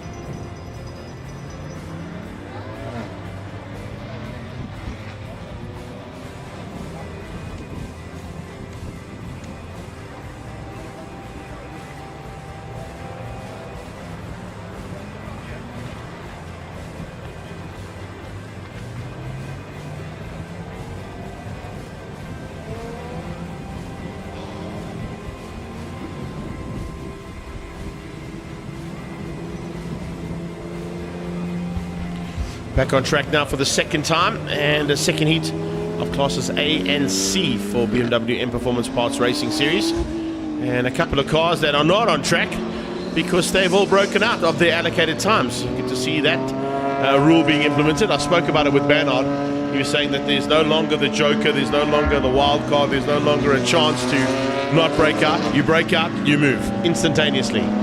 So we're seeing Oz Bagioni step up. He goes into Class B. Looks like we're going to be seeing Nishal as well going up into Class B, which means Ryan Nike actually possibly took race 1, and he'll be now starting from 5th on the grid, if I'm not mistaken, with the reverse grid. Yeah, that's right. So reverse grid, we've got 1 to 5 being inverted. We'll have Ryan Nike then starting the 5th position. Sorry, buddy, let's just give you a mic there. That'll be better. Hey, there you go. Yeah, so 1 to 5 inverted. We'll have Ryan Nike starting in 5th. Gary Martin's leading them off with him ending in the 5th position over there. So that'll be interesting. They've lost Yaku Storm, promoted to Class B. We've lost Oz Bagioni, also up into B class. So it's going to be interesting. New kettle of fish now for the Class C. Let's see who's going to take the honours. Is it going to be Ryan's to lose? But he's going to make his way up from 5th position. So interesting to see what happens. Yeah, I'm looking forward to this, no doubt about it, as they get into race formation now. It's also going to be one thing I'm watching out for is there going to be a change-up in the strategy for Class A? We saw some epic battles in the past in Class A, particularly with Bob Neal and with Leon Lopesha. But Lopesha didn't really have an answer to Neon de Toy's pace in the first one. What a change of scenery. Seeing Leon not leading the pack and kind of playing the management of the race. Sure, that wasn't the case last year when Bob Neal really turned up the wick, but now we've got this new competitor, Neon de Toy, and he's really just turned up the heat over here and really showing what that car can do. I'm also looking forward to seeing what Anthony Pretorius can do now that he's had his first outing in BMW M Performance Racing Series, stepping up, of course, from Polo Cup into a rear-wheel drive, slightly more powerful machine, but making it look so easy. I mean, he was really in the hunt at the front end for a while. Everything sort of did the normal situation in Class A where the gaps open up and they then start to manage it from the front end. But I think that Bucketless Racing BMW could potentially be a threat in you can see the race future. moves going on right now. So Anthony and Fabio were having a real ding-dong at the entire race during race 1. So Fabio was behind, now he'll lead. So the question is, can Anthony make the move and get past Fabio, or is Fabio going to take the honours and keep him behind? The one thing that Anthony hasn't done, of course, is start from the front row in a rear-wheel drive. He's done it on a few occasions on Polo Cup where he started on the front row, and he's got, of course, taken the pole or been gifted the pole for the second fastest lap of Polo Cup and how that works. But looks like Fabio is trying to kind of catch him out here. He's already starting to accelerate out of turn number 8, and he might have just caught Anthony out here slightly. Lights out and we're down into turn 1, and he has. Fabio hangs on. Pretorius in second place. Watch for Neon coming through to try and get ahead of Leon Lopesha before we get on the brakes down into turn 2. The rest of the pack head down towards turn 1, and it's a big field of cars headed down to turn 1 and 2 out of the restart, well, the start here of race 2. Looks like we've got Anthony already taking that first position there. Are they going to be able to defend from Neon? I'm not expecting that. Let's see what happens in the main straight here. Onto that back straight away. Here comes Neon onto the inside. Oh, and look at the inside. Here comes the champ. Leon Lopes just got the boxing gloves out. I think he might have had a chat to Drickus du Plessis in between the heats. Yeah, really? No doubt about it. He's not holding back here without a fight. Now, this is the kind of race action we kind of expected for Class A. Leon Lopesha forcing his teammate wide out of turn number 5 and saying, listen, this is the way you drive this BMW. Follow me, boy, I'll show you. Take a look at this Class A racing over here. What an incredible first lap. Down towards turn 8. And Leon Lopesha now closing down on Neon. Fabio looking on the inside of Anthony Pretorius. Pretorius probably would shut the door there and not give him too much room to breathe. And has he been able to hang on? Yes, he has. But Fabio comes back in for turn 1. Incredible ding-dong happening over there. Can you see the determination from Leon happening in these first couple of laps? I think he's put that first race behind him, and he's really going to put pedal to the metal, see what he can do here, and let's see if Neon can keep him behind. I'm not quite sure if he's able to do that. There's a lot of experience underneath that bonnet and behind the steering wheel, but there's a huge amount of power in Neon de Toy's car, which I don't know if Leon Lopesha can match. Third place up for grabs here, and Pretorius, what a run. This is a really, really awesome run here from a young man who has got a huge future in motorsport in South Africa. and particularly if he stays in this class, because I think he could be a real front-end contender. There we've got the back end of Class C. We've got Reynard, who got promoted from Class D into that category. So it'll be his first time racing in Class C with his last year car. During practice, he actually suffered a turbo failure of his new car, so he's racing his 2023 vehicle over there. Loving life at the front end, of course, as well, is what it's all about. But the other important factor there is Varish Gunpath also having a bit of a fight. Not normally where we see him. He'd be mid-pack to the front end. He's sitting at the back of the pack right now, so maybe not quite up to pace just yet. Yeah, so Varish as well, he tested his new car, not just there yet. We're probably going to expect him to bring that to debut next race in March. So he's also racing the 2023 car and getting some extended mileage back in that vehicle. Krobler putting the pressure on to the back end there of Nick Fisher. Fisher trying to close things down on the boxy. And then just behind that, it's Cochrane. Cochrane coming through there in the Arrow car. One of our associate sponsors, of course, of this category. Doing an amazing job, and not quite up to the pace just yet because he's behind Retta. And then Mark Jones, what a run there from Jonesy. Up into the top 14, fighting hard there for the Citizen Motoring, and certainly showing he's got what it takes here to be in the hunt at the front end of a BMW M Performance Racing Series Class C battle. That Class C has certainly upped up the wick here, big time. Hein van der Merwe leading things out in Class C. Rob Gearing in second place, and what a start there coming out of Gary Martins as well. Gary's going to come under pressure from the Everstein M3 over there. Looks like he's got two people ahead of him. The one if he's going to let that door stay open or whether he's going to shut it down and see if he can maintain that top position in Class C. Well, that's, of course, an amazing car there. Here comes Krobler inside on Cochrane. Has a big look. Oh, there's no holds barred there between those two, I don't think. And I think they might just continue right the way until that flag comes out. Boxy under pressure. LaRue runs wide. Side-by-side racing. We saw, was that Troy Cochrane and Mark Jones going side-by-side through corner 8, and now we've got 3 going wide into corner 1. Great racing happening here. That's how it goes in M Performance Racing Series. Joining the party now, all of a sudden, here comes Cavalieri. Paolo Cavalieri says, okay, look, if you touch the 745, you'll be in trouble. But I'm not going to hold back here because he loves a good fight. No matter where it is, what he's in, what race car he's participating in, he just likes to be in the action. And of course, he's in the action big time here in Class C in that big 745 Tony Viana machine. It's just an awesome car to have in a field of cars like this. Really is. Pretty much racing royalty happening right there. I'm quite sure he's racing it like he stole it, and everybody's going to try to keep a healthy bus length away from that beautiful car. But what a privilege to see him on the track here in this Class A and C race. Van der Merwe continues to lead things out over Gearing.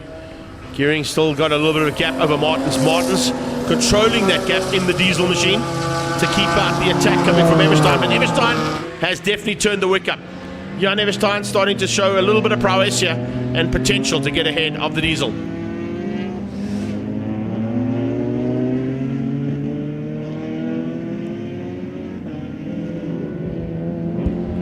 So back into that, oh, there it is, the one we were just talking about. And look at that car.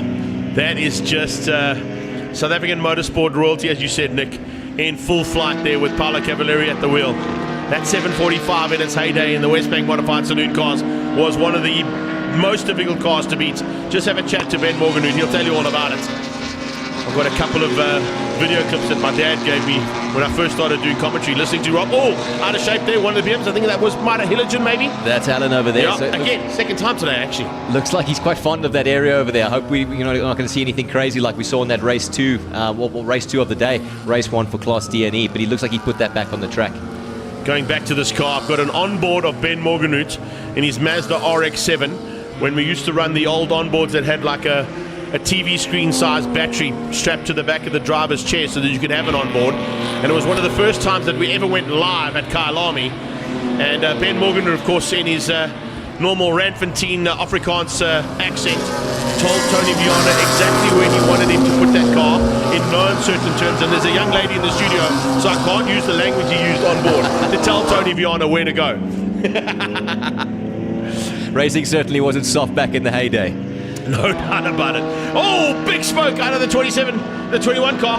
That's not good. That's Benny Late. Is he dropping any fluids over there? It's looking a little little bit concerning on the track over there. I hope he can get that off track and into a safe position. He does. Almost instantaneously makes his way off the track and out of harm's way, fortunately. But what it does mean is it's going to change things up there ever so slightly for the front end there. Of course, we've got Neon de Toy fighting hard for the lead, and not really fighting as such. He's got a decent margin over Leon Lopesha. But that little fight that we saw there with those BMs is now going to change up dramatically. Here's Lopesha. Lopesha into turn 4. Is there any concern? Maybe some oil there? No. I think, fortunately, getting off track as quickly as possible has helped out the scenario, and we don't have any more oil spoiling our day. Yeah, I don't think we're seeing any change of surface flags being raised yet, but we'll have to see if everybody's carrying some full pace through that corner or not. There is your leader coming up onto the back end of the back markers there. That's the 79 car, Nishant Singh. Hasn't quite got a position plan for him in the second race, has it? No, not exactly wanting to see that blue flag, but when you've got a car like Neon de Toy coming up behind you, you've got to have some respect and let that thing make its way past. Progress Precision Engineering there is the car that is in full flight at the front end and getting away from a multiple champion. Here we go, Nick Fisher feeling a bit of pressure now from Cavalieri. And watching in the rearview mirrors, they'll be keeping an eye out on how things are going to change up here as the leader gets in there, inside of Militan, and sorts it out. So he starts to tick them off one by one. Hilligen's going to try and use the advantage of the quicker car, use it as a blocker to get through, and maybe spoil the day of a couple of cars a bit further up the road. Check how close it's remaining on track over here. This is the great thing about race 2 with the inverted system. We've got really some great racing that's going to happen. The pack stays tight, and you can see this. We've got, what, close to 8 cars in a single footing over there.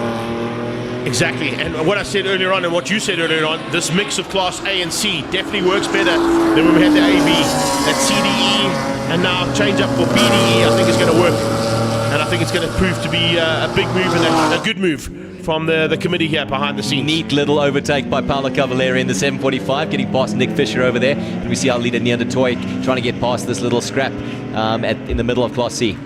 Oh, Cavalieri shuts the door on the leader. Can you believe that? Take that, bud. You're not getting past that easily. I don't think Paolo realized who that was. We can see that competitive nature certainly hasn't been lost. Doesn't matter what car's behind you, ain't getting past me. If you want to get past, you're going to have to work for it. This is the lead change in Class C. So we got Rob Gearing up into the front end. Fanamava down into second. And this could be good timing here.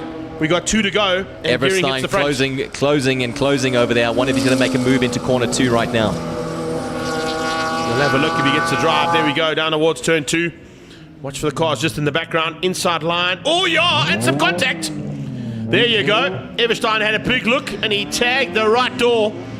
Fortunately, not forcing the car off the road completely. And that lets Ryan Nike through. So that's going to be really dampening to Jan Everstein's hopes to take that Class C honours. Rob's going to have made up some distance right now, and Ryan's going to go into the hunting to make it 2 from 2. Possibly up onto the podium could seal in the overall win for the day. That's what I think Ryan Nike will definitely be looking forward to if he gets it all right. So a bit further back there was all we're looking at cars through there. Mario Retta, teammate, of course, to the man who leads things out overall here on the road. As they get up onto the brakes for turn 5, up towards AMG Driving Academy. And you can see just a little bit of closing of that gap there. Trying to get onto the back end of Nick Naidu. I don't know if there's enough time for him to do that because there's a lap and a half to go here. Leaders already started the final lap. See if we can pick up on that lead car because of Neon de Toy. There it comes, down the hill. Looks like he suffered no damage, fortunately, with that little incident. And here we go. Checkered flag should be on standby. It is. And it's Neon de Toy who takes the victory here for the second heat of the day for classes A and C for BMW M Performance Racing Series. Lopesha will be in second.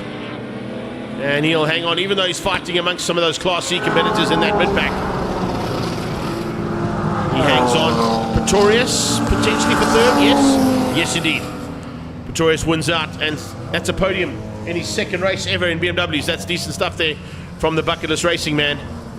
He was able to withstand the heat from Fabio over there, and he certainly didn't make it easy for him. You know, he made the pass in the beginning. That must have been really tough. No doubt about it. So great driving from Anthony. Yeah, what a way to go. That's the way to go. No doubt about it. It's the way we want to see things happening here, I can tell you. And here we go down into the line for Class C Honours in Class C, headed to Rob Gearing. Give me a big smile on his face. A little E30 going to take a victory here, buddy. There you go. How many times have we seen that in the past? Checkered flag out for Rob Gearing, winning Class C. And Hein keeps Ryan behind him, so good job over there. I was wondering how much if he sustained damage in that little incident with Jan Everstein, but he's able to keep it together and keep that on for, is that second in Class C? Certainly, and lucky not to lose out too much ground there. Ryan Nike, I think third in Class C, could secure him first overall for the day. But let's have a look and see. It is Leon Lopescher, Anthony Pretorius, and Fabio Fedetto, your top three in Class A. In Class C, Hein van der Merwe. Rob Gearing, Hein van der Merwe, and Ryan Nike, your top three. Once again, Nick, thank you so much for your time, buddy. Appreciate it. Good luck for the second one. Thanks, Greg. We'll catch you at the next one. Awesome. Awesome, dude. There you go. So that's how we wrap things up for the BMW M Performance Racing Series. It is the second race of the day for them. We're a little bit late on the day, but needless to say, still some work to be done out on track for a couple of drivers. A couple of drivers who haven't done much work is this man here. Come and join me in the seat here, buddy. Unfortunately, we're going to have to get you in here as quickly as possible because we've got some time to kill. And while we've got time to kill, it's always good to see a rookie coming to Zwartkops, eh? Yeah. We'll leave that on there for you. And there you go. Joining me in studio, Team Perfect Circles, Jean-Dre Besaidnout. It's been Greg. Listen, you've had a long gap between the first race and the second race. What have you been doing? Look, there's a lot of emails that have been sent. But I mean, there's good racing to be watched there as well. I've really been enjoying the event. We just had the BMWs out, so there's so many cars, there's so many people to meet. So really, just enjoying the day actually. It's been a good day so far. I mean, your first time out, I think you got onto the podium, if I'm not mistaken. So that's not too bad in the Porsche. Yeah. Do you mean today? Today, yeah. Yeah. I think I ended fourth. But you know, it's really just to have fun today. So. I was looking at the breakout times, and I thought maybe one of the cars ahead of you might have broken out. So I'm not quite sure. I'll have to double check on what Rob sent me. Rob Von All always sends me the updates on where you guys sit and how you sit, etc., etc. But take us through. I mean, it's only your third race ever in that car, particularly, and I think fourth race in your entire career. No, it's a learning process. You know, motorsport has been in our family, and I was raised around cars, so it's really nice to get involved. I started much later in life, but I think that's maybe wiser to do so. And we're learning as we're going along. You know, the best way to learn is on the track, around the other people. This pursuit format actually is quite nice as well to really, it's interesting to see how the cars actually catch up to each other and you can test your overtaking skills.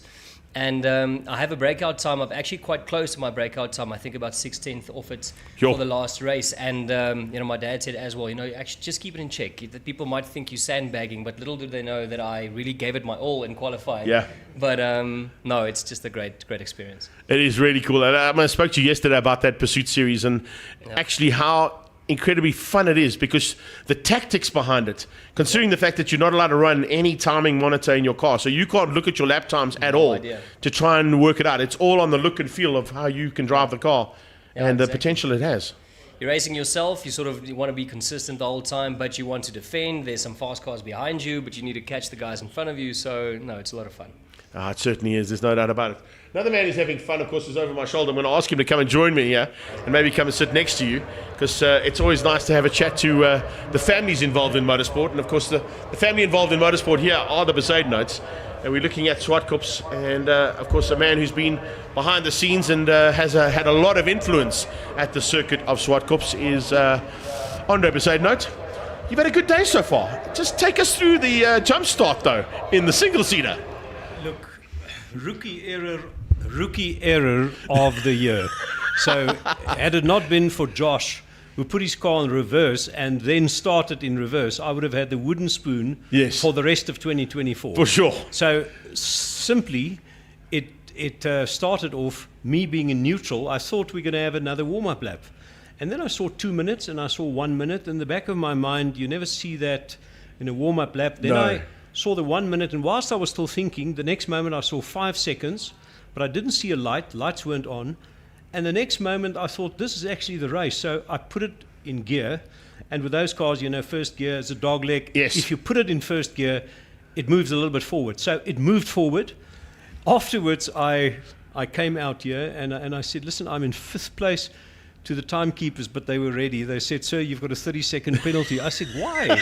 They said, "No, you jumped to start." And they then chirped back. They said, "Listen, are you guys certain that guy? Because we may have a legal challenge here." Yeah. Make sure on this one. So I just said, "Look, thank you very much. I accept. That's it. End of story." So I've got a 5th place, 30-second penalty, but look, it was great fun this morning. The Lola is, I mean, what a nimble car. You know, Magic car, eh? 1975, it won the Canadian-American Championship, as you know, in those years. Yeah.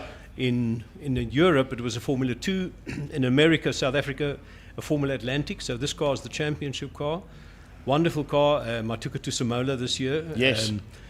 I was lucky enough there to come out victorious against Franco and all the other competitors. So it was a fantastic race.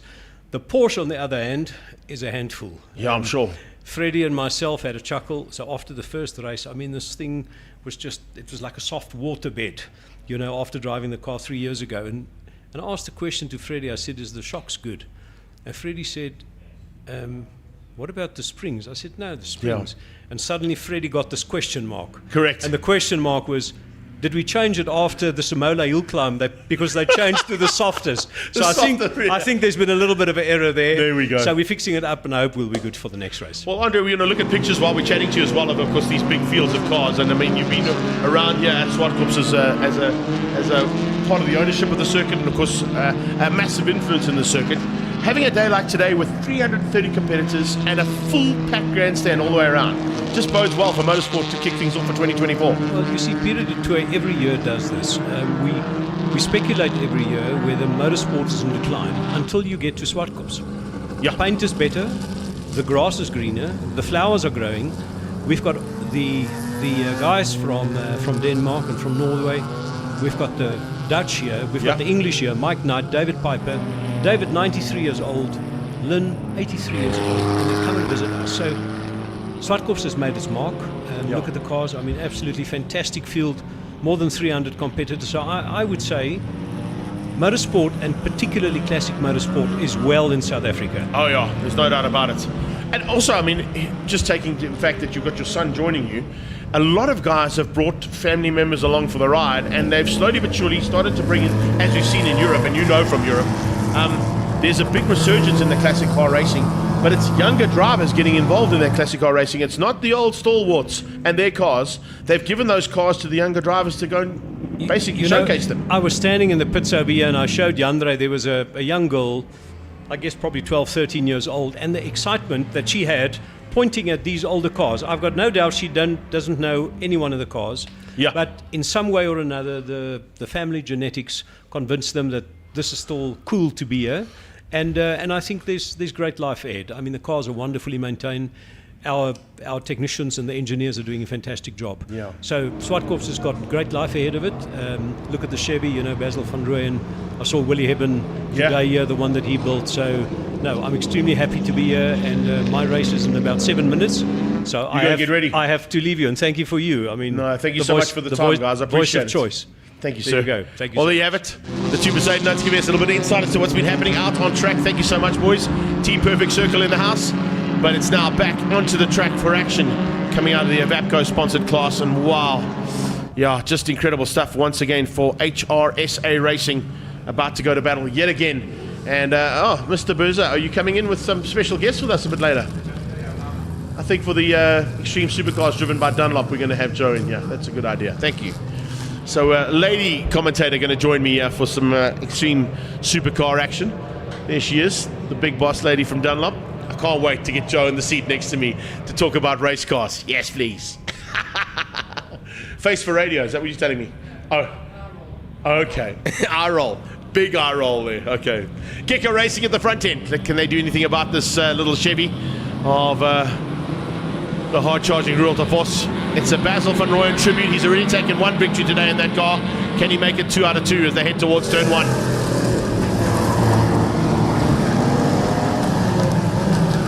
Sean Hepburn, double duties for him. He's not only... Oh, we already got incident done into turn 1. We got cars in the kitty litter in turn 1.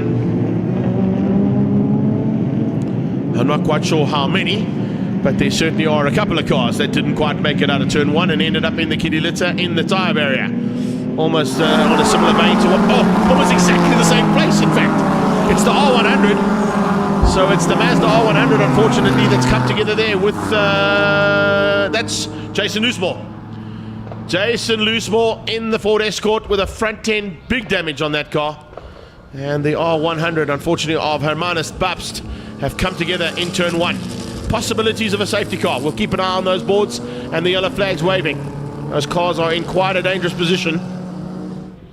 Speaking of dangerous position, did you see those Kiwis flying left, right, and center to get out of the way? Yeah, I thought so. Time to bring out that Corolla. I should have known it was a Corolla when it says Corolla on the front, eh? What an honor. Fortunately, I've redeemed myself on a few occasions today. Anyway, we've got a bit of smoke coming out of some of those cars. That might just because they've slowed down. They like to be at full tilt. They don't like to run at low revs, these race cars. But we are under safety car due to an incident there between Babst and Loosemore. That was into turn 1 on lap 1. So what is that, about 400 meters? And then it all went wrong. Big pity there for Jason Loosemore and for Babst to lose that R100. It was a competitive car in the first one. And of course Loosemore, in his first time in a historic racing series category, in that Ford Escort, unfortunately didn't quite make it out of turn 1. So we'll get some recovery vehicles down there. I think both drivers were okay because they were both out of the car. And Hermanus went up to Jason, I think, to give him like a high five and say, listen, I'm not quite sure who was wrong there, but racing incident nonetheless has got 2 cars retired out of the second heat.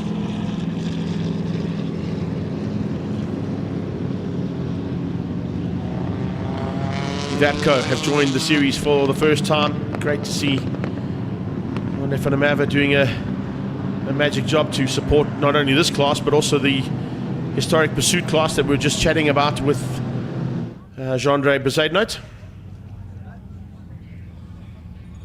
We've got a little acceleration coming out of the little shed, but I don't think it's going to be for race anchor just yet because we've got Doc and Hunnelly down at turn 1, making sure the drivers are okay.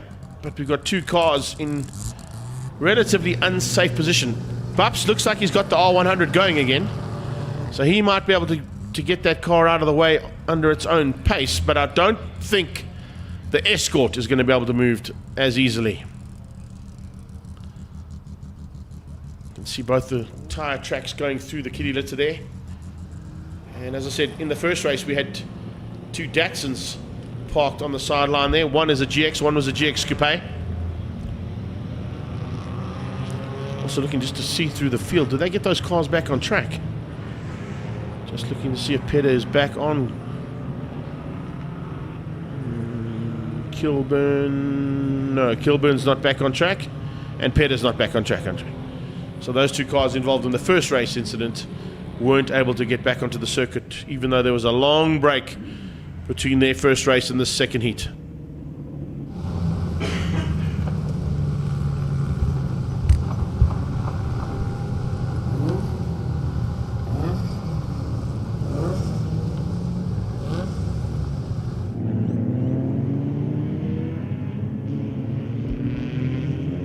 Close ahead of Hepburn. Hepburn ahead of Lation. I'm not mistaken. That is Louis Cloutey in the Beetle. Slightly different livery on Louis Cloutey's Beetle this year. Normally an all-red car. Behind him will be John McLaughlin, Safas Pantassis, Ian Odendahl and Derek Smallberger in the Shield Ford Escort. Michael London, and then Shane McLaughlin a bit further back from that. Behind them, it'll be Cam Fraser. Ian Richards, Cor Kramwinkel is there too. Amon Klucher a bit further back, and right at the back there, Tian van Rooyen. That's not normally where we see that 924. Tian van Rooyen usually runs a little higher up than that right now. So he's got a bit of work to do. Tian, of course, is the man who brings in those onboard cameras that fit to your helmet, actually. They clip onto your helmet so you actually get a driver's eye point of view. Turn 2 exit road, and the Escort and R100 have been removed, and just not in enough time to get the lights to go out on the Corolla. So we got one more lap under safety car. So the first 3 laps of race action will be under safety car of the 8 set out for the second heat of Evapco. Hot Siroccos means you open door because there's no air conditioning. Maybe we should have told Roy Campos that, because in the 45-minute he was complaining about no air conditioning. You just open the door, Roy, you got plenty of air. Inside line there, looks like a car going to retire. Ford Escort pulling to the side by the looks of it.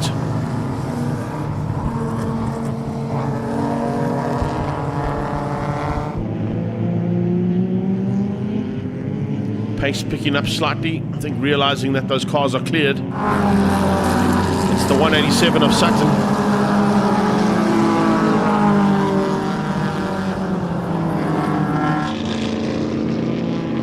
Reg Sutton pulling to the sideline there. John O'Koenig getting ready to go. Rene Janssen van Rensburg right on his tail. We'll look to see if the lights go out coming out of turn 5, and I think they may have already. And yes, safety car should be making its way a little bit quicker out of turn 6 and 7 to get out of harm's way. The little Chev starting to pick the pace up as well. And going with him is Avakamides. Avakamides not going to let Rudolf de Vos get away on this restart. He's got Yannick van Rooyen right there, along with the second of the Siroccos of Andre ten Apel and the third of the Siroccos of Zwartkops. So it's 4 Siroccos, an SS, a Porsche, and the little Chev heading towards turn 1. Sorry, 3 Siroccos, not 4. The fourth one is there, a bit further back. Also with a bit of damage. One of Terence Ladner had a bit of an issue there, heading down into turn number 1 and had to take evasive action, which has bent the bonnet slightly on that Hamilton Sirocco. His teammate on his outside is Terence Ladner's teammate Travis Tripod Jensen. If you want to ask why we call him Tripod, well, just watch that car through the corners.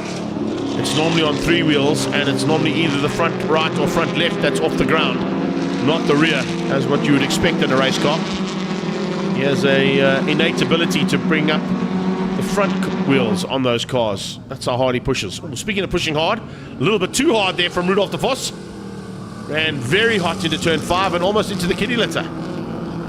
Just able to turn right before he hit the kitty litter, which has given a chance now to Avakamides to close that gap down. London through, getting past on John O'Koenig.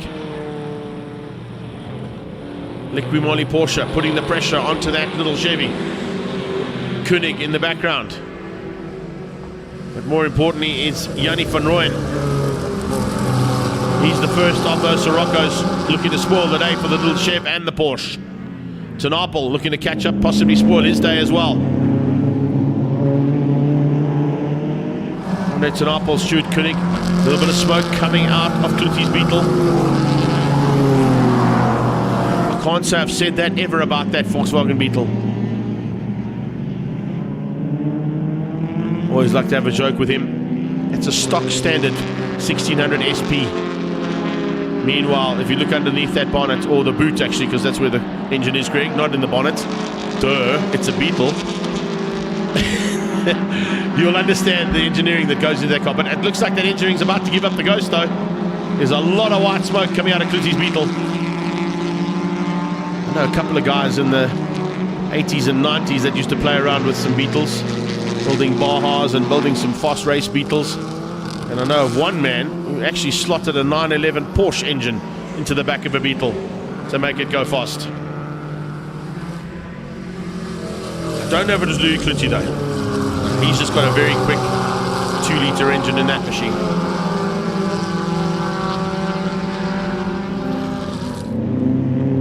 So the little Chev continues on its way, looking to try and give the Basil van Rooyen tribute weekend a great start with, of course, the first win of the day. And now looking to make it 2 out of 2. Landner closing on the back end of Kluti. escorts and Datsuns in the background. One of them is the Shield Ford Escort of Derek Smallberger. Trying to close onto the back end there. Bringing along for the ride the second of those GX Coupes. Sort of fastback versions of that Datsun.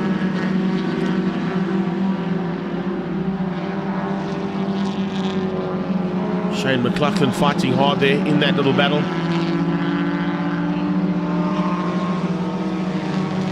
127 is Oudendal. He's further up the road there, just ahead of that Shield Golf. So Oudendal from Smallberger, Michael London behind them.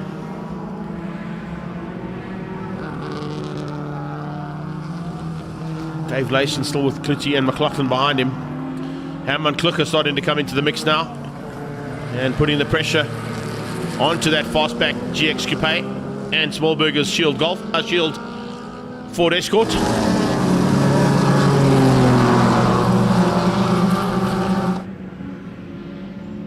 How's this little fight? London from Janse van Rensburg, and then 7 cars almost equidistant apart. Great run there coming out of Sean Hepburn. He's 14th overall, and he's fighting big time there in amongst some very, very seasoned campaigners in this category. 151, just squeezing through there. London coming back at him. Van Rensburg under pressure. Ladden around the outside.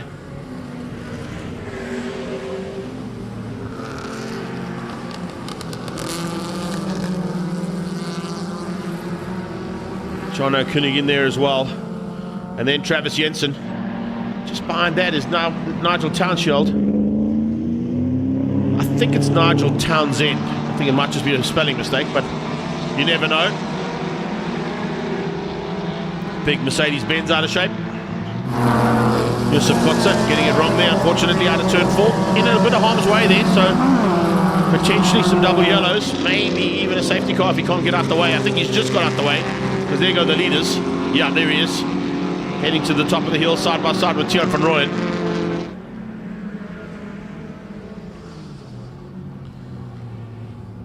So it's literally a lap and 3 corners to go here for Rudolf de Vos. Potentially wrap up 2 out of 2 for the day.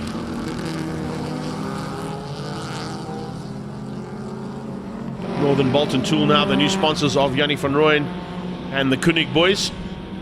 So they've now not ended their relationship, but it just ended the sponsorship side of the contract there with PAR, Pro Auto Rubber. Still got delivery on the side of the car though, so it's running a little bit of support for them in the last couple of races. By the next time they get onto the track, I'm sure they're going to have some new livery on those cars.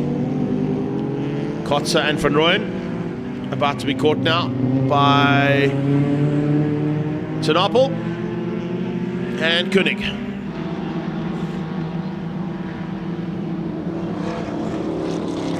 So it's last lap here for the little Chev. It's not his last lap of race action. He's still got another race to go a bit later on. But last one here for hrsa, sponsored by aatco now.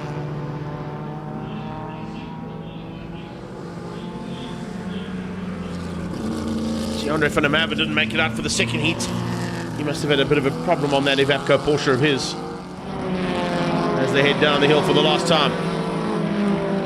Most of these cars are done for the day. And another bit of epic historic saloon car racing coming out of hrsa here at the 23rd running of the Passion for Speed Festival.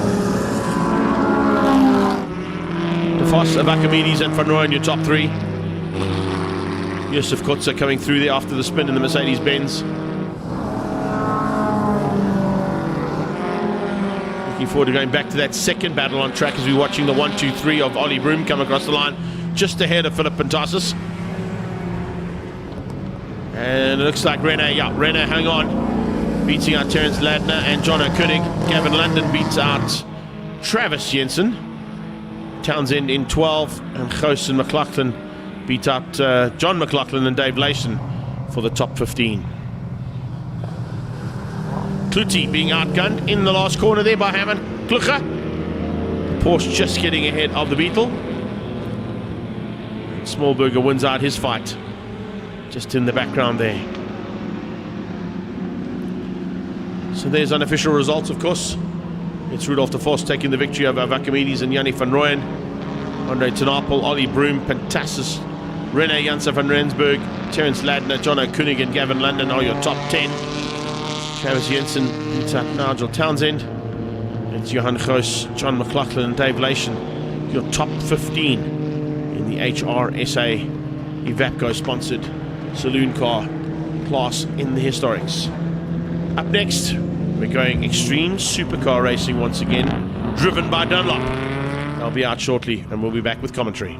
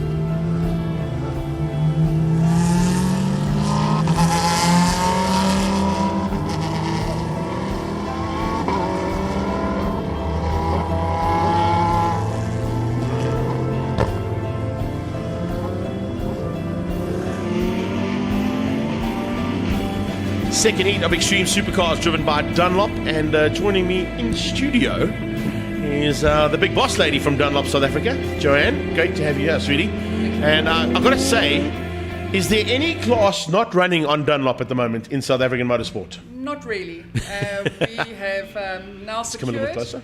We have now secured our 15th series. Wow. So we are very excited for the 2024 season. Yep. Listen, I think this is kind of the jewel in the crown that you've been trying to get. I mean, you talk to the drivers, a lot of them have been on other manufacturer rubber, and they swear by it. Correct. But over the last couple of days, and getting the cars to work with your rubber has certainly paid off, and they're really down into below 60-second bracket here at Zwartkops. It's 100%. We've had 2 vehicles now getting below 60 seconds, but what we've really done is we've spent the last 6 months with the Extreme Supercars testing and testing and testing on various vehicles to make sure that the results are what they want. It's a big change for a series to switch their brand of tyres, especially when they've been on the previous brand for quite some time. And yeah, the results are speaking for themselves. So we are super excited, very, very excited to be associated with such a prominent series as the Extreme Supercars. It just shows you what the tyre brand has got in terms of tyres available for racing that then get put into the technology that gets put into the road tyres. So, you know, we always speak about the fact that the tyres are so good on a racetrack, but how good are they when you put them onto your road cars? And that's what you guys do. The whole development process comes through. Very interesting that you say that. We've just come back from our sales conference, and one of our main targets at the sales conference was motorsport.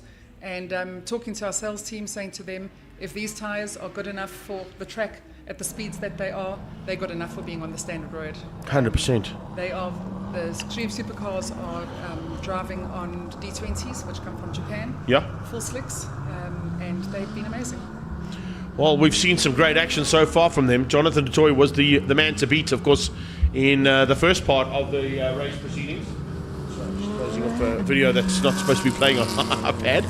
But more importantly is you've got 3 Lamborghinis, you've got a GTR 34, you've got some Ferraris, some Porsches, a very fast Porsche. Unfortunately, had some problems in the first heat there.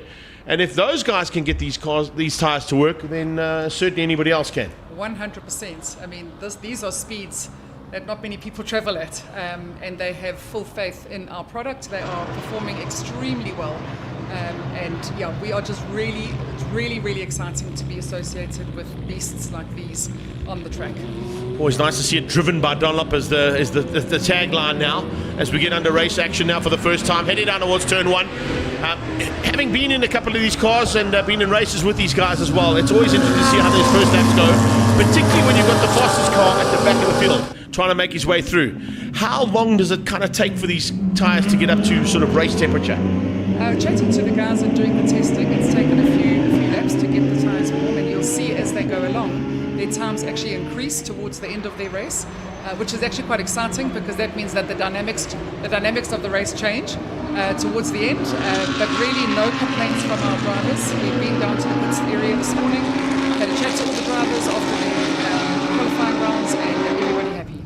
Well, that's good to hear. That's what we want to be hearing. Jonathan DeToy leading things out over Silvio Scribanti. Franco up to 5th, so cutting through the field rapidly in that first lap. Not quite to the front end just yet, but certainly on a big charge to get to the front end. He's the only car that's running unlimited this weekend, which I'm sure you're aware of. The rest of them either running in GT3 spec or A+ spec. So he's got the advantage of being the car that can run basically as fast as he wants to go, which does put him at a bit of a disadvantage in terms of the overall, because he's racing against himself, literally. That's exactly what he's doing. We had a conversation about that downstairs a little bit earlier, and that is unfortunately exactly what's happened. But you know, it's a big field, and we are going to monitor the whole field, let them go and do their thing out there. Do you think with the return of Charles there might be a little bit more competition? I mean, take nothing away from the 2 Scribanti boys, his cousins, and from Jonathan, but with them running either in A+ or GT3 spec, it doesn't give them the same kind of capability as what that Porsche can bring to the party. The Porsche is phenomenal. Doesn't matter what series we're at, that Porsche is phenomenal. But obviously, the more they come into this race, the more they join the series, the more exciting it becomes. A lot of guys were saying that a couple of cars are not quite ready yet for Extreme Supercars just yet. A couple of guys still building machinery, repairing machinery from last year. By the time we get to the first round of Extreme Festival, we're possibly looking at a field of nearly 30 cars. That's correct. Dunlop's come in at a pretty favourable rate cost for the series, which has allowed drivers previously that were part of these events to maybe think about coming back. And so we have got word that there could be additional people coming to join the series, which is super because it just makes it a tad bit more. Yeah, well, that's exactly it. I mean, if you think about you buying a nearly 14 million rand motor car and you want to run rubber on it, the rubber that they were running was costing them nearly 100,000 rand per race meeting. Unbelievable, hey? And now getting an opportunity to go. And the nice thing about this is what I spoke to Hans yesterday is he's saying that potentially these cars will still get through maybe 1 or 2 races depending on how hard they push the rubber through the weekend and how good the tarmac is that they race on. That is correct. So just chatting this morning again downstairs in the pits, we had some of the drivers who were telling us they are leaving their tyres on and will race on them in Cape Town, or start on them in Cape Town. Yeah. And the tyres will be perfect for them. They will switch only when they get to final qualifying. Couple of heat cycles through the tyres, and of course eventually they're going to have to give up, and then new tyres are going to be available. What's the policy in terms of Dunlop? How many tyres are you allocating per car for the year? Stand to be corrected, but I think we are doing 6 sets. Okay. But I do stand to be corrected on that. The process of ordering tyres for events like this, the tyres are coming from Japan, obviously, so it's a 5-month in advance purchase. So it's a very tedious process for the ATS planning all these events and the tyres. And on top of that, we've had a massive strike at the Durban Harbour, which has put ATS under huge pressure, but we've pulled through. The tyres have arrived, everybody's very excited, and we just hope to get going. If that figure's any different, we'll get Heinz to correct that for us. No, well, I'm not too worried about getting the... You don't spoil the story with the facts too much in commentary. If you get it slightly wrong, we'll sort it out later in post. It's real easy to do. But the most important thing, of course, is that the tyres are here, and they're on the cars right now. Speaking of tyres on cars and making serious manoeuvres on those tyres, Franco up into second place and setting the pace initially there. Just have a look and see if we get this everything working. As you can see, this is how our studio works. There's a couple of things that you've got to be working on all the time. But looking at the way things have gone so far in this race, Franco certainly seems to be the man on the move. 59.9. Wowza. Okay, so that makes me happy. That's fantastic. It's minute flats from everybody else. We got a 60-second from Jono. We got a 60-second from Silvio. We got just over 60 seconds from Gianni. Aldo not quite on the same pace he was this morning. I think the cooler conditions Aldo revels in compared to the slightly hotter ones we got this afternoon. Gianni was very excited for this race. He was pumped, super excited, and he again was one of the drivers that excelled in the later laps. So I'm still holding out. I think what they're going to find is, as the drivers get into their race strategies, because with GNH, what was GNH Transport Supercars and Extreme Supercars now driven by Dunlop, a lot of drivers, because of the length of the races compared to our normal sprints of 10 to 12 laps, these guys go from 15 to 20 laps depending on the track we're on. So a lot of guys will come to set their cars up to have late race pace as opposed to the early race pace. 100%. That's exactly what we're seeing in this series. 100%. And it seems to be working quite nicely so far. But big pressure now from Franco Scrivanti onto the back end of Jonathan du Toit. Du Toit, of course, was his arch rival. He had the number 1 plate last year. He lost it to Charles Arungi, his stablemate and teammate out of Stradale. But those two cars literally fought hammer and tongs all year long with Franco in the general. And the general right now is up in a second. Is he? I don't know. He's possibly hanging tight there. Might want to make a move just yet and give Jono a chance to come back at him. But Jonathan du Toit on this track, very difficult man to beat. Absolutely. And he is the man to beat. Across the line they come, another lap done. So we've got to the first third of the race completed. And it looks like we're in for some more fun and games here as Franco starts to apply a bit more pressure onto the back end of Jonathan du Toit. I did pick up, though, I don't know if you saw, you might want to have a chat to the two Scribanti boys, because they are running that little fat man from the other tyre brand on this car. We did see that. Yeah, we did. Let's not talk about the fat man. No, we won't. He's even the wrong color. Exactly. Anyway, up to the top of the hill. Here is a move for the lead. And sorted. Wow, that's the way you do it. Wow. Late braking from Franco on the inside. And Jonathan du Toit is arguably one of the latest breakers I've ever had a chance to race against. And to outgun him up into turn 5 at his home track is not an easy thing to do. So Franco out front now for the first time. He was out front leading comfortably when the car went all haywire in race number 1. It looks like whatever they've done at the Scribanti Racing stable is definitely working well. You spoke about Gianni and how well he was enjoying these tyres. That's a slightly bigger car and more a heavier car as well. So puts a bit more pressure onto the rubber, doesn't it? Yeah. So Gianni's been one of the drivers that we've been testing with. It's actually been a fantastic relationship, and we've tested at Kalani, we've tested here at Zwartkops. We've been here during the week to come and monitor the tyres and how they perform. And his car is a main attraction downstairs. There's not anybody that walks past the pit areas where the extreme supercars are parked and carries on walking. It certainly is. Cameras flashing all the time. Yeah. And Gianni just said earlier, he's spoken to so many spectators. It's fantastic to see the spectators that are here today. Honestly, I drove in this morning and couldn't find a parking. Yeah, that's how it goes. I've never been to Zwartkops, never found a parking. So it's really, really fantastic. Kids, families, I mean, it's brilliant. But Gianni, he's just said he has not stopped engaging with the spectators the entire morning. But yeah, so he's done a lot of testing with us and been very helpful, and a lot of guidance between him and myself and ATS to reach to where we are today. Look, I've got to tell you something. My good friend Hans, I had one chance of racing with him when he was in the Mazda, and his knowledge in motorsport is sort of unmatched on a few levels. So to have him at the helm of your input is certainly a big bonus. It's unbelievable. So without ATS, Dunlop would not be infiltrating the motorsports sort of world as we are now. And Dunlop has been associated with ATS since the 1980s. So it's a long-standing relationship. There's been a lot of efforts put into motorsports from a Dunlop point of view and ATS point of view in the last few years, and the results are really speaking for themselves. Not only are you running here, of course, you've got the Lotus Challenge running on your tyres, you've got Polo Cup, you've got GDCs running on your tyres.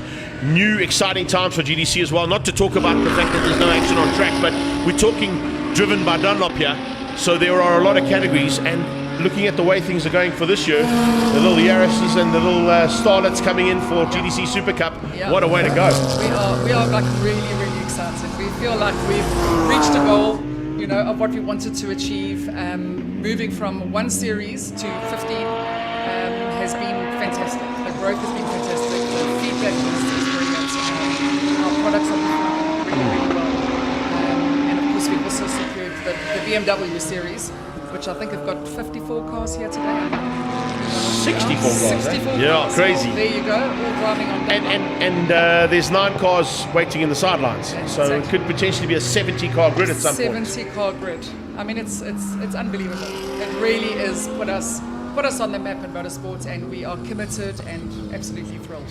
Not that you had to be put on the map, because Dunlop has been synonymous with motorsport for a long, long time. Yeah. Maybe not at the top echelon, but if you look at what they've done in motorsport, I mean, you have the famous Dunlop bridges on all the racetracks. This just shows you what you can and can't do. That's exactly the discussion we had this week. We showed globally how Dunlop has been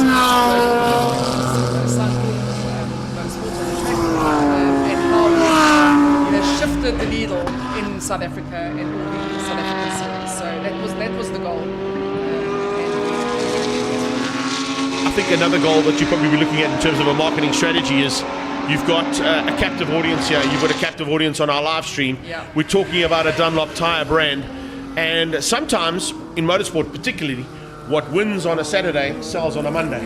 Is that also kind of the thinking in your strategy? That's absolutely what it is. And ATS is also today have put a QR code in the program today.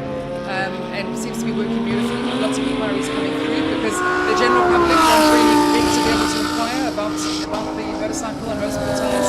So they have to ATS and definitely want this to roll over to the working got it. week. Yeah, it's got to be. Absolutely. It's got to be. The sales have to come through from what happens out on the circuit, not only the development.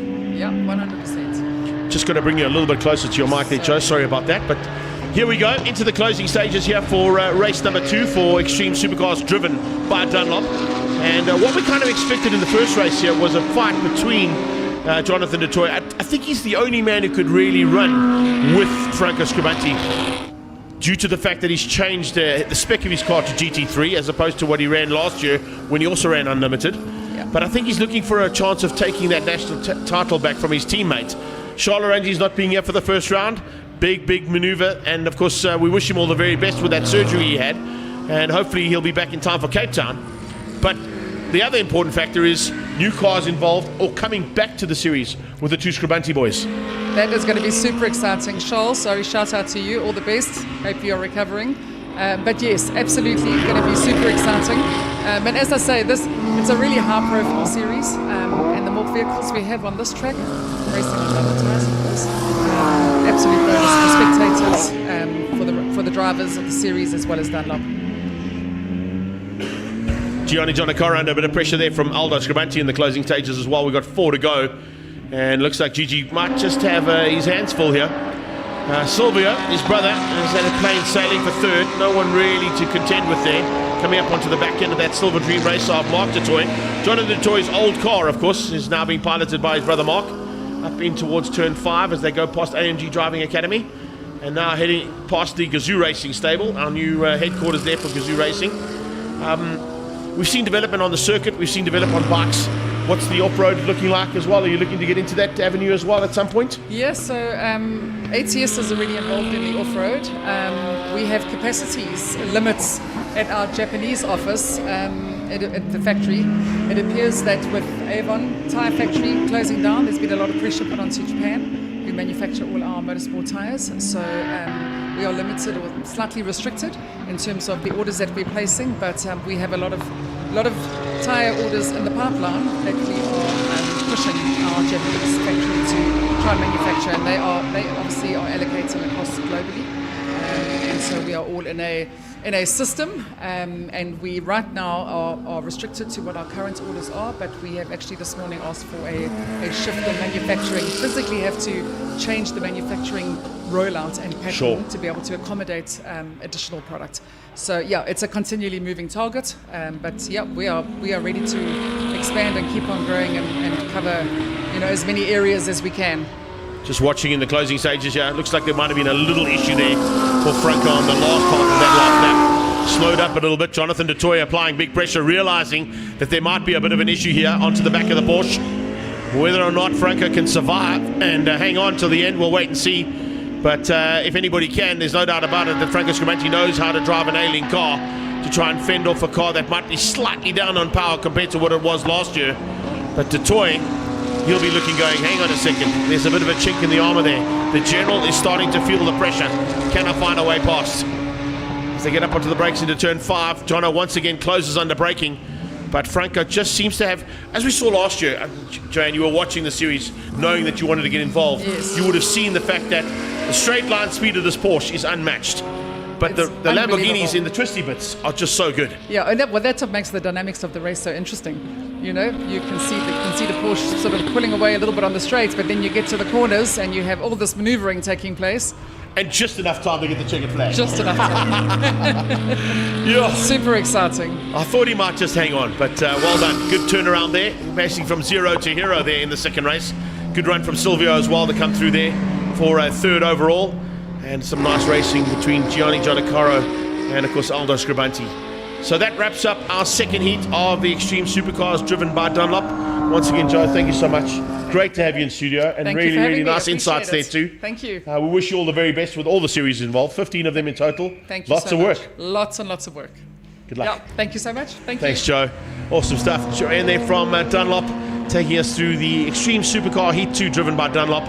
And of course, we'll wait for the unofficial results to pop up there with Franco Scribanti taking the victory and getting down to a 59.6, Joe, just before you head out of the studio. A minute flat coming out of Jonathan du Toit, beating out Silvio Scribanti, Gianni Giannacaro, and Aldo Scribanti for your top 5. Exo in 6th place beats out Ricky Giannacaro, who wins his class, and Arnie Neveling wins out Class B over Ant Blunden and Mark du Toit. We'll be back shortly with action here from the 23rd running.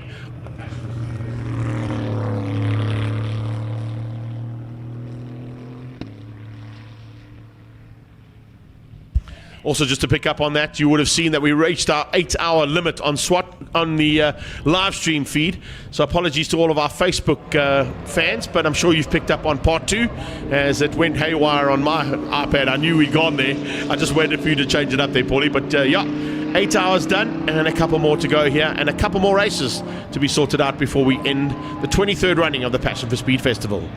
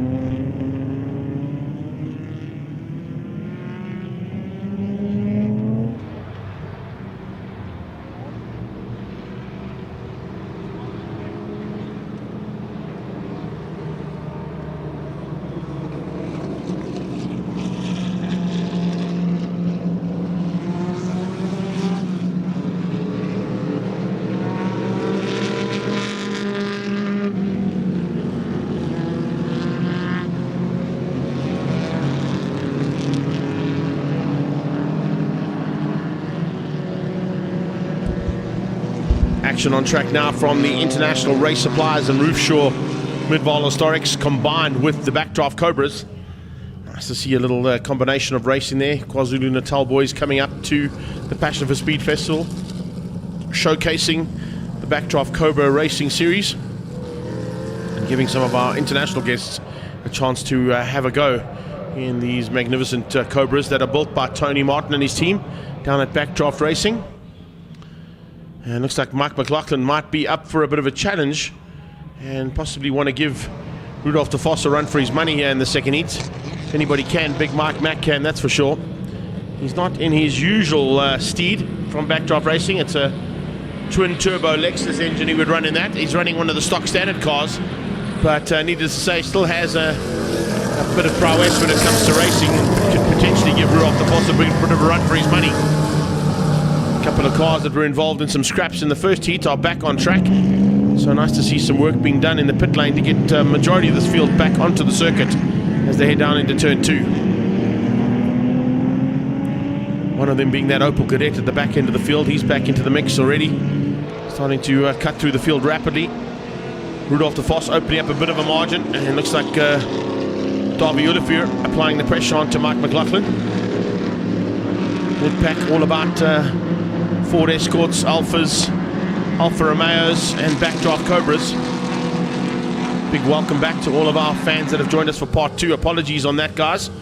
We do have an 8-hour limit on Facebook, unfortunately, so we had to change it up and go into part 2 of the day's racing.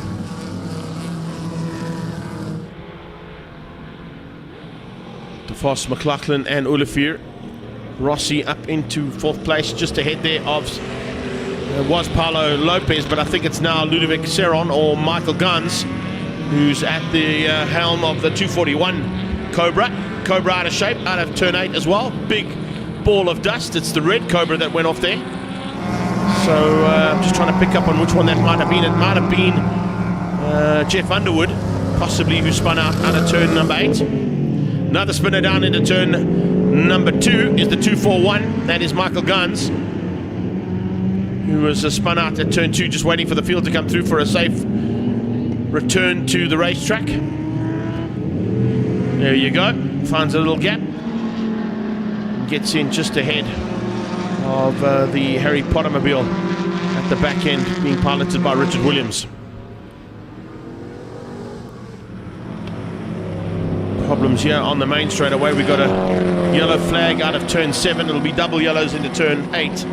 So no overtaking down into turn 8 because we've got a car stricken on the main straightaway just before the finish line box.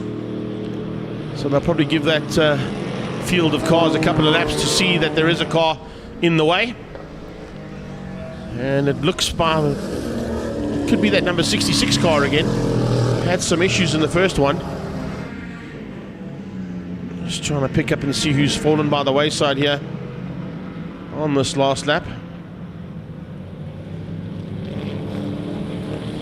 Mike Gaines might be the car, I think. No, it's the 5 car. So who's in 5 car this time? That car's been shared by a couple of drivers today.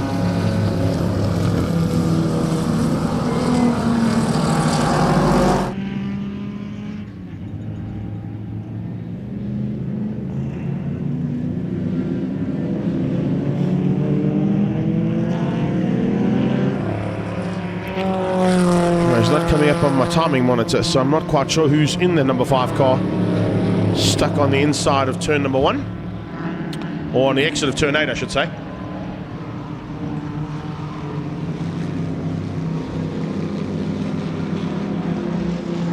Safety car is out, so everybody just taking it easy down towards turn 8.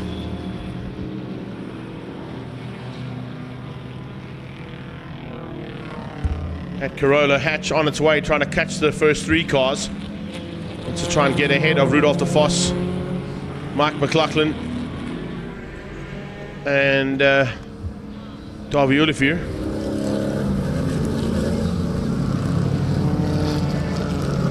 He eventually catches them down into turn number 2 and takes up the safety car role.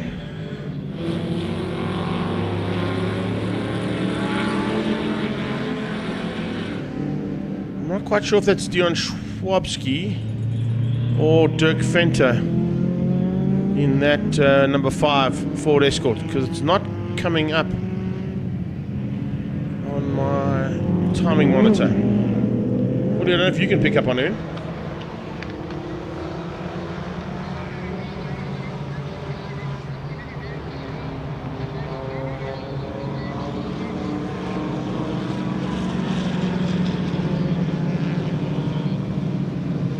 No, definitely not on the timing monitor.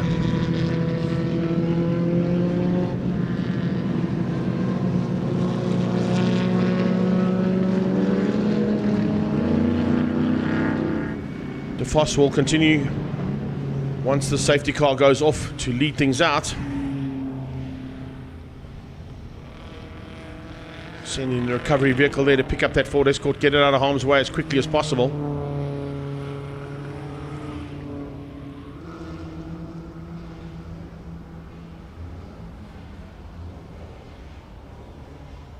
.109.529 out of Rudolph De Vos there on the second lap.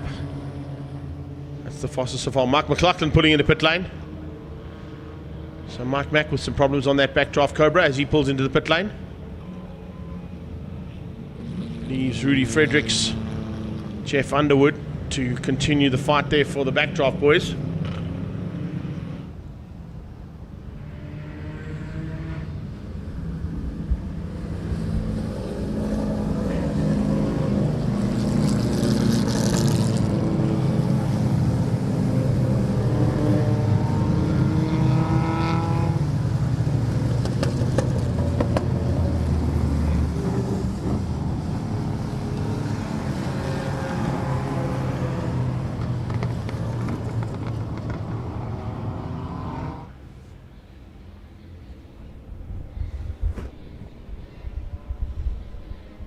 I think that might be Schwabsky's car. It's the Tires for You machine.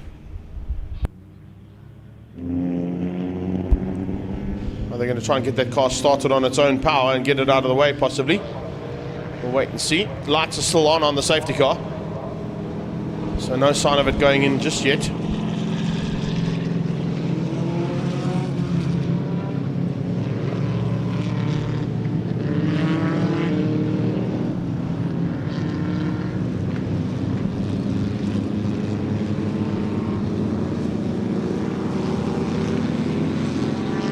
That spun out there of Mark Guns back on track. A little bit further back than what he'd like to be. He's behind Claudio Rossi.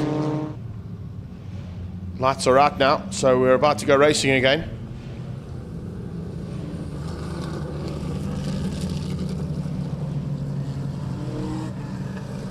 De Vos, Olivier Rossi, Fredericks, Paulo Lopez. Behind Lopez, we've got Economides and Richard Duckham, Jeff Underwood, Dan Hirsch, and Sif Fari Sr.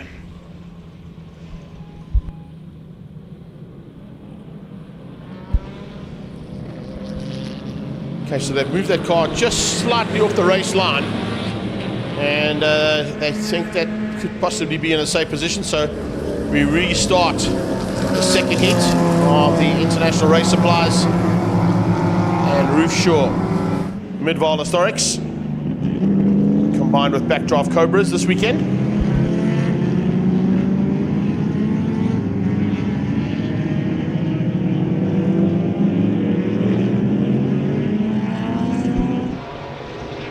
Olivier being left in the wake there of that big Chevy, or the little Chevy as it's known. Rossi right on his tail. Lopez keeps out Underwood for now. Big move there from Stuart Armstrong coming through, possibly to give Sifari Sr. a bit of a run, see if he can get up into that top 10. Guns moves up one place as well, just ahead there of Claudio Rossi.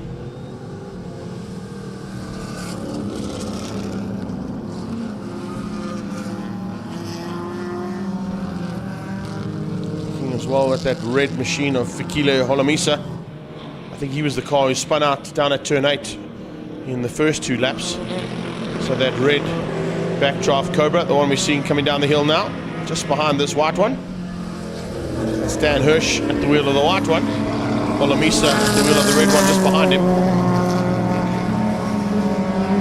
Kutsa Senior is just behind Fikile.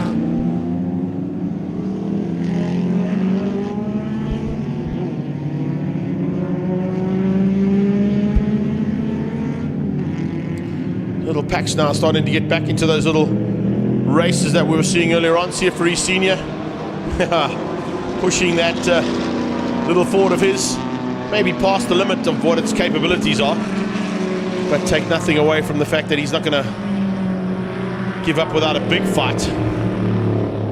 And of course looking for a top 10 there to find a way past on Stuart Armstrong. Underwood closing the gap down ever so slightly now onto the back end of Lopez.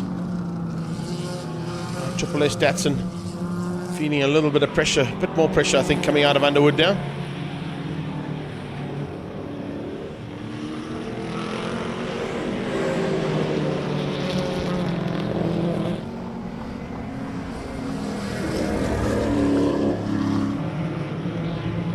Oh, Holomisa out of shape again into turn number 8. This time he catches it though. Trying to find a way through there on Dan Hirsch. Put Armstrong behind them. And Armstrong now falling into the clutches of Michael Guns. In 11th place.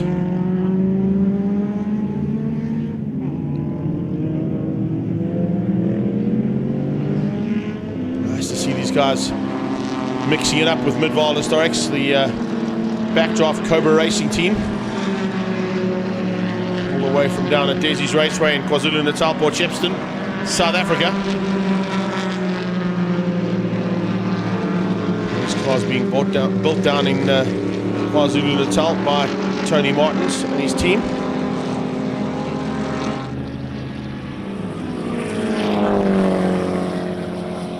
Mike McLaughlin would have loved to have brought his Lexus twin turbo machine to take on the likes of Rudolf de Vos in this class.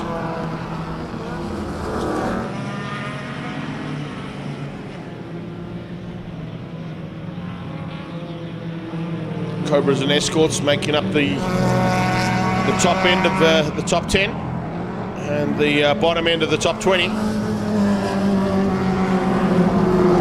Nice array of cars.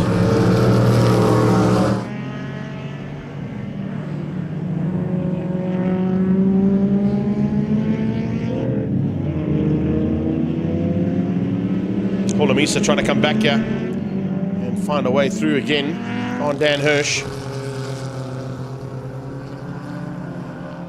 We've got a lap and 2 corners to go for the leader. No worries at all here from Rudolf de Vos's point of view.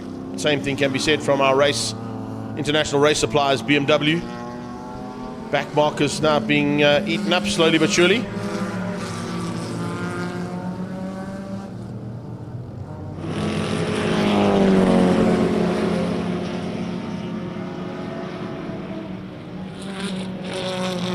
Rossi, Lopez, Rudy Fredericks. We saw Rudy Fredericks, of course, participating in the historic Grand Prix Racing Association single-seaters.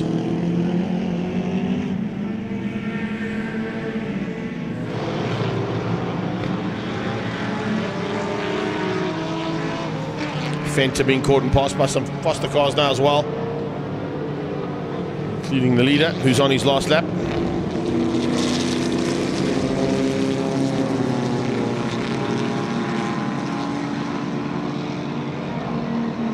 Olivier putting a couple of wheels on the dirt there just to find a way through on some alphas who are fighting for their own little battles. Davy will understand that position. Didn't want to get involved in the battle, didn't want to spoil that battle either. And down to the line, it's a double victory here for Rudolf de Vos. So that's 4 out of 4 for Rudolf de Vos in his outing today in the little Chev. Not a bad day's racing.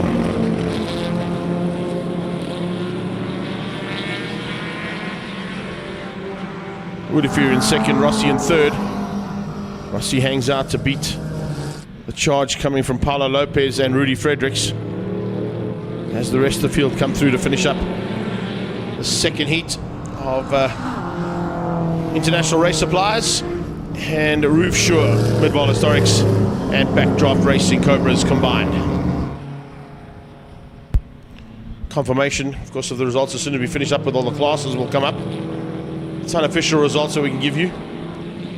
Free Senior coming across the line, he'll be happy with that. Nice little battle in that mid-pack there for him. Eventually sees him finish up in 15th place. But from the top, it's De Vos from Olivier, Rossi and Lopez, Fredericks. And then it was George Economides in 6th, beating out Richard Duckham. Michael Gans after the spin, Stuart Armstrong in 9th, Jeff Underwood, Dan Hirsch and Claudio Rossi. Fikile Holomisa, they're in 13th place with Mike Gaines and Siafri Senior. Right, so we're moving on to the next part of the day's racing. We go into our pre-90 ISPs, the International Sports Prototypes, Trans Ams, and the V8 touring cars waiting to go down in pre-race. We'll be back shortly.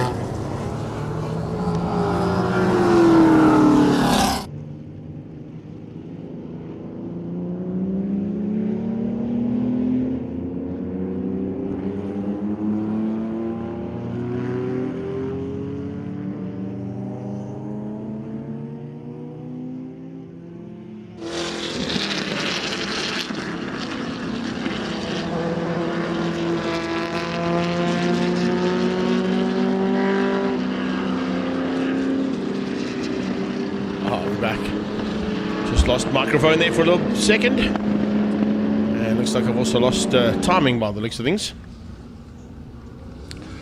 Oh, road shedding, or like a road shedding. Okay, I've got no timing as well by the looks of things. So I'll wait to see if that might come back on. Give it a little refresh. Let's just see if we can get out of that.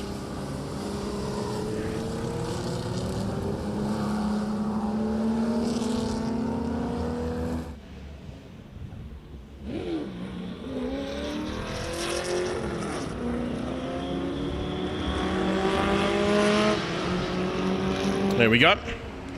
Right, so it's international sports prototypes, Trans Ams and V8 touring cars all combined for the second heat of the day. Larry Wolford was the man to beat in the first one.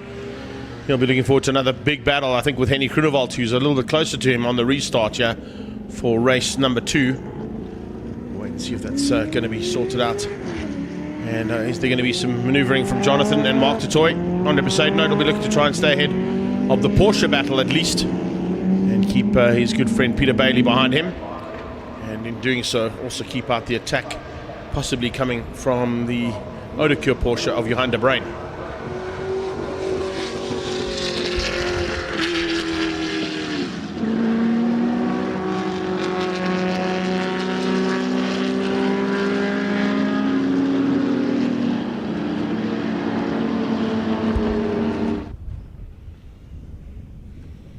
So Larry Wolford will dictate the pace once that Toyota Corolla Gazoo Racing hatch pulls off the circuit. The lights are off, which means we are good to go for a start.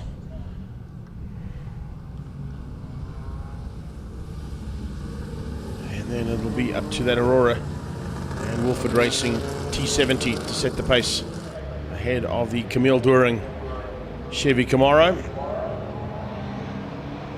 Trans-Africa Racing's Chevron B8 and T70 Spider, and then Team Perfect Circle's Porsche 911 RSR Martini Racing, and the similar colors there from Campos Racing's 911 RSR Carrera. 917 Porsche has got Peter Bailey at the wheel. He heads into turn 1 with a bit of pressure coming from behind.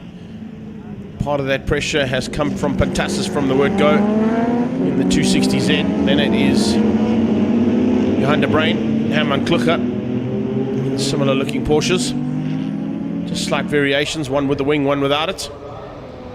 And coming onto that back straightaway, also keep an eye out on Roy Douglas, of course, in the Lancia, as he comes onto that back straightaway. Possible change up here between the Porsches.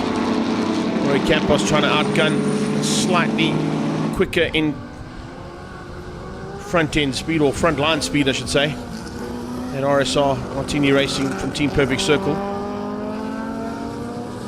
As you heard from Andre himself when he chatted to us in studio, the suspension on that had not been changed since the hill climb, so it was a little bit of a whale tail on that whale tail. But the nimble little 969 dives up the inside with Campos at the wheel and finds a way past. So rivalry coming out of Global Touring Cars Super Cup Masters Championship resumed on track now with 2 Porsches. Martini Racing RSR under pressure as well from Bailey as he opens up the door, and Peter Bailey's 917 dives on the inside. So Bailey now goes on the hunt for Roy Campos up the road.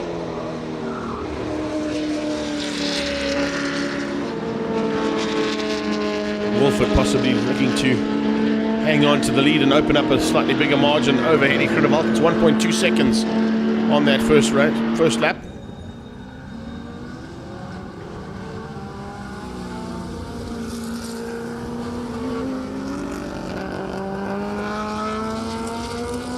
Oh, the T70 Spider of Mark Totoy doesn't really have an answer to the Chevron B8 that his brother's in up the road there, closing in on the Chevy Camaro of Henny Groenewald.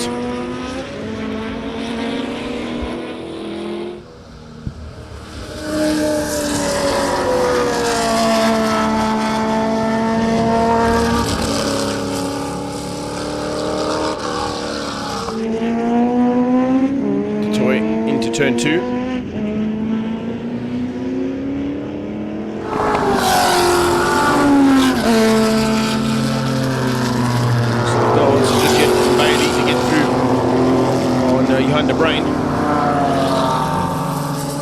closing in on that Martini Racing Lancia.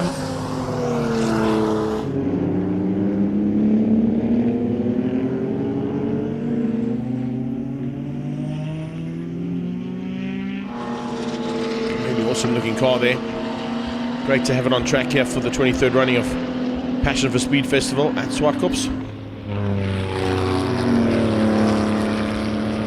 Henny G fending off the intentions there from Jonathan du Toit. I would say that little Chevron B8 probably got a little bit more nimble ability around this track compared to the slightly bigger and heavier Chevy Camaro that Henny G's driving. And that drive from Henny G certainly keeping Larry Wolford honest as well, because the loaded T70 has not been able to get away from him. Jonathan du Toit just sets the fastest lap on a 105.4. Seeing 105.7s and 8s out of the top two. Maybe just starting to set up his intentions for a potential win.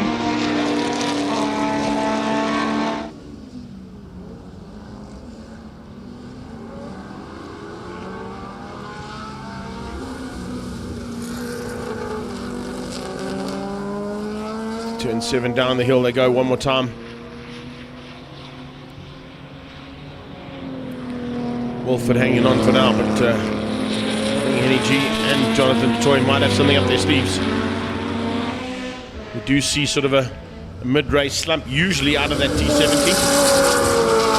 Let's see if this time then those gremlins can stay away and Larry can hang on. But there you go, almost on cue. Up the inside, and a maneuver from Henny Groenewald to get through on Larry Wolford. He holds that inside line, trying to ensure that Larry Wolford can't get past. Up onto the brakes into turn 4, he secures that lead and hangs on.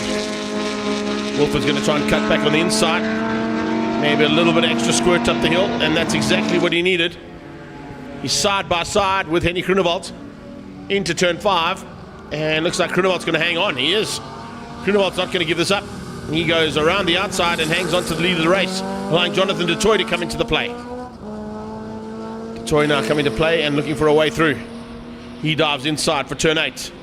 Late braking from the Chevron might squeeze out the Lola and does so. The T70 gets the motor down another position.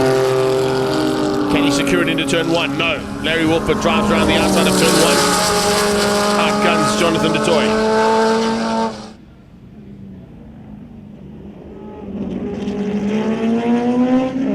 Great little fight this between these three cars.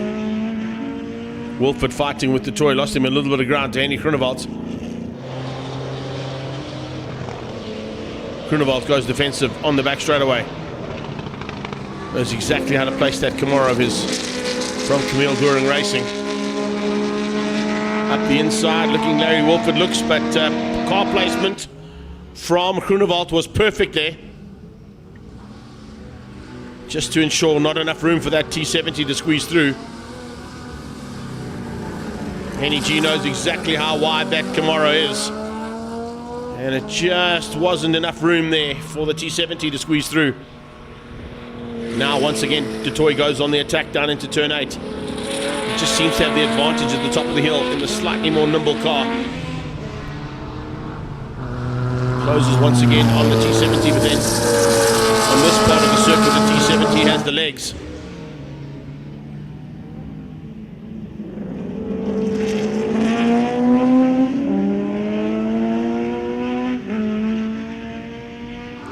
Those legs onto the back straight away to get past on Henny Groenewald. We watch Roy Campos come across the line. He's in 5th place. Quite a way back there on Jonathan du Toit's brother Mark. Du Toit falling by the wayside here. Once again, car placement from Henny Groenewald.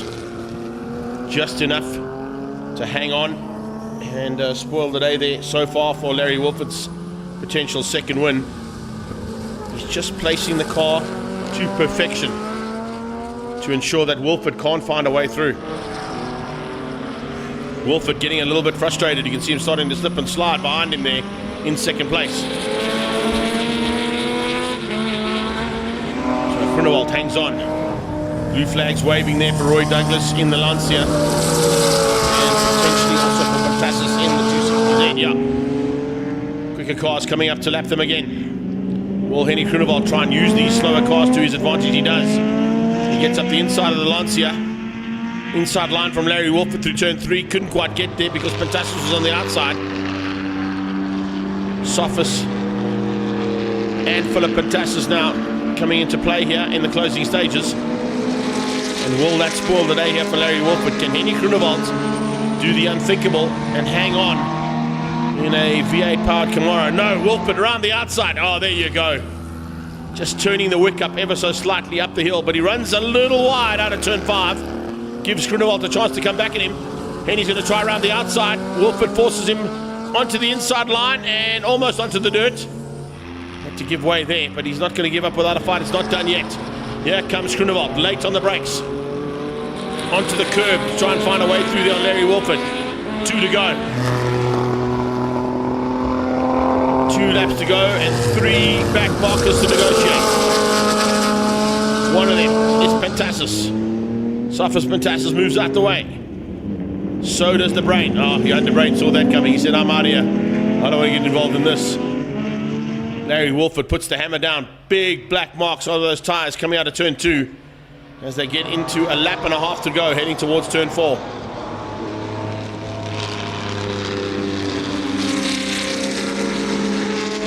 Wolford has turned the pace up now. He's not prepared to give this up. He wants the second victory. He wants a double on the day. A little bit of smoke coming out of the back end of that T70 as he goes past Kluka. And Mount Kluka now being lapped for the second time.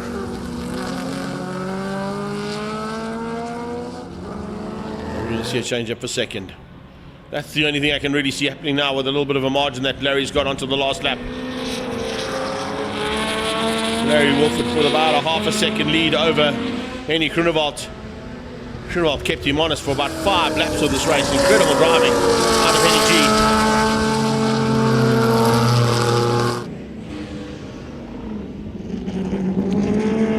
Oh, yeah, comes the toy. Inside line, can he squeeze through there on the Camaro?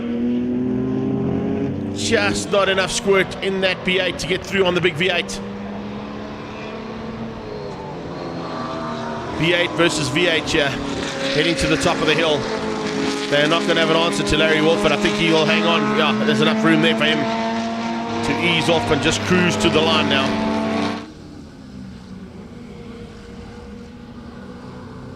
So Wolford out of turn 5 for the last time today. Double victory on the cards here for Larry.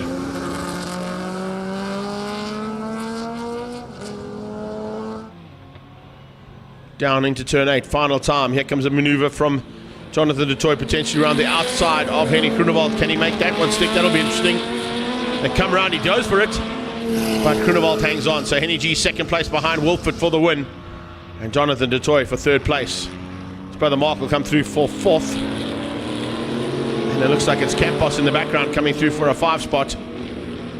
That's the Brain and Sophus Fantastis a bit further back.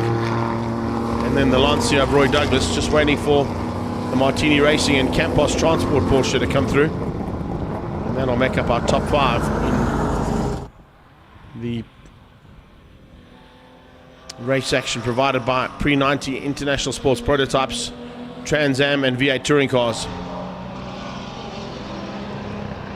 I think there might be some high fives there between Henny G and Larry Wolford, long-term contenders in what was originally the West Bank V8s and now the Mobil 1 V8 supercars.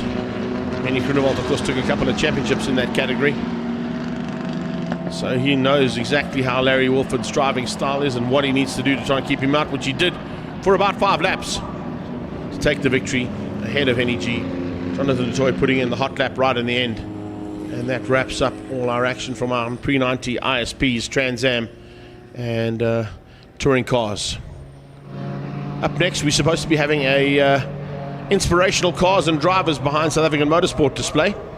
As soon as they're okay, I'm hearing in my ear that potentially has been called off due to the amount of time we've got left.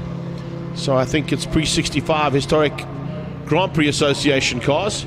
which means either Chris Williams or Peter de Toy will probably join me here for the race action from that category.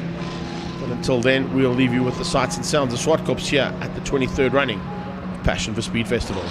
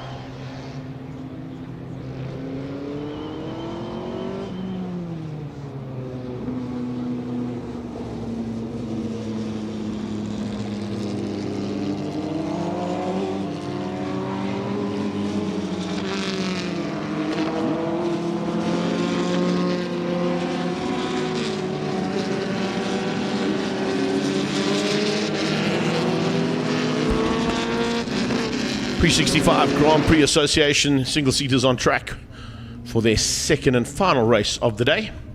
They've got 2 more down in Cape Town next weekend as the Passion for Speed makes its way down to the Killarney International Raceway. So they're not quite done yet on their South African safari, these European friends of ours. But it is fantastic, no doubt about it, to have them back here after a long time of lockdown, not allowing them to come out of Europe and come and play at their second home in Africa. Charlie Martin and Rudy Fredericks are the guys to beat in the first one. Mark Shaw and Michael Gans, Philip Buhoffer, and of course Michael Gans piloting that incredible John Love car. Richard Smeaton in the Wayner, Stevie Hart, looking at Ben Myers, Jeff Underwood, Eddie Perk and Eric Stays. That's the field of cars making their way around.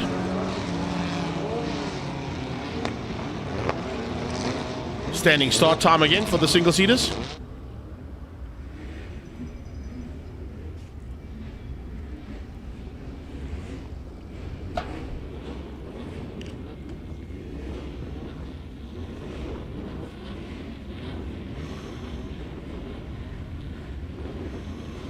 Under starters orders now. Let's see if we can get a clean start here. We did have a jump start from one of the cars in the first one. The 2-minute board goes up. Changing to 1 to 30 and then to 5. It's probably within the space of about 20 seconds, all of those boards going in and out. And lights on. Here we go. Back down towards turn number 1 we go for the second time today for our Prix 65 Grand Prix Association GP cars. The single-seaters are back in the house here at Zwartkops. And for the second heat of the day, heading down into turn 1, it's Martin who leads out over Rudy Fredericks. Big dive on the inside there, halfway through that pack, coming from Stevie Hart. Looking for a way through there on Smeaton. Didn't quite get through on Smeaton, but he definitely made some maneuvers up on Mears and on Underwood. Rudy Fredericks just ahead there of the 99 of Mark Shaw, and then the John Love car with Michael Gans at the wheel.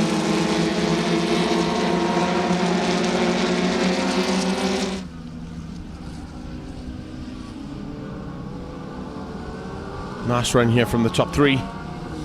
Getting away ever so slightly from that very famous number 17 car. And the Wayner of Smeaton.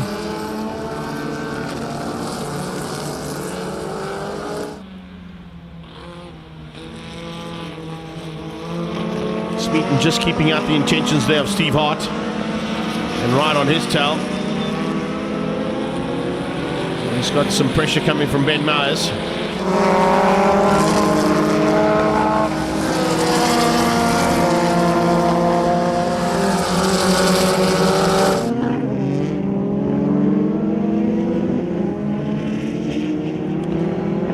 Eight car getting out of shape already there. Justin Myers just getting a little bit sideways into turn 2. And of course the track conditions have changed pretty dramatically compared to what they were racing on earlier on in the day.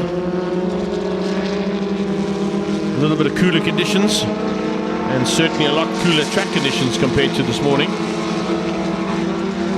The tyres shouldn't start to slip and slide too much. And as I say that, even the leader starts to slide out of turn 5.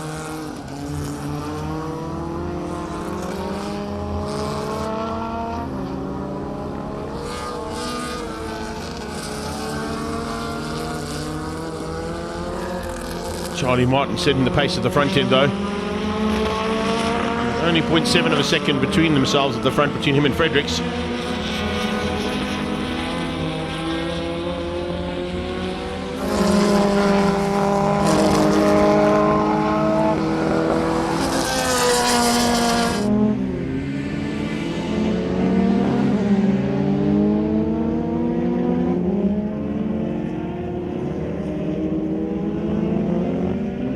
Wayne starting to get into the mix there as well.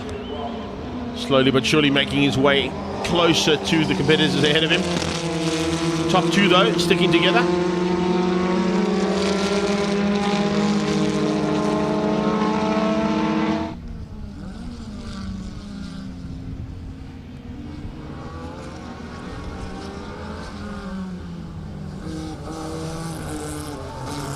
Watching for the progress there for the number 12 car of Rudy Fredericks. Still able to make the pace. 109.178 and a 109.209 or 268 now from Rudy Fredericks.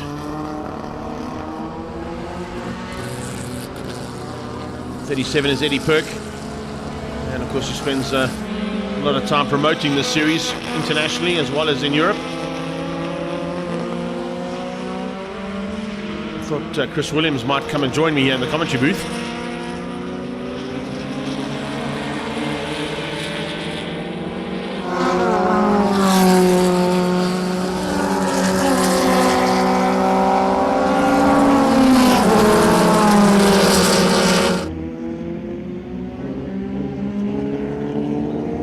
Cars just taking it real easy out there. They've got still 2 more races to go down in Cape Town next weekend, as Passion for Speed makes its way down there. Also, just a heads up, some news coming in from our international friends. Not only do we have race action here at the Passion for Speed Festival's 23rd running, but news in from Ian Pepper. Just a heads up to all of our friends that are watching here on our live stream and people that are out in the audience. Don't forget to tune in to the Daytona 24-hour tonight. That starts at 9 o'clock South African time. And support Jordan Pepper and Sheldon van der Linde, as they'll be in the GT3 Pro class in a Lamborghini and a BMW respectively. There is a live link apparently on imsatv.com. So if you're looking to spend a little bit more time on the motorsport side of things today, go ahead and make sure you've got some fun and games out there. So let's support our South African boys out on the tracks around the world.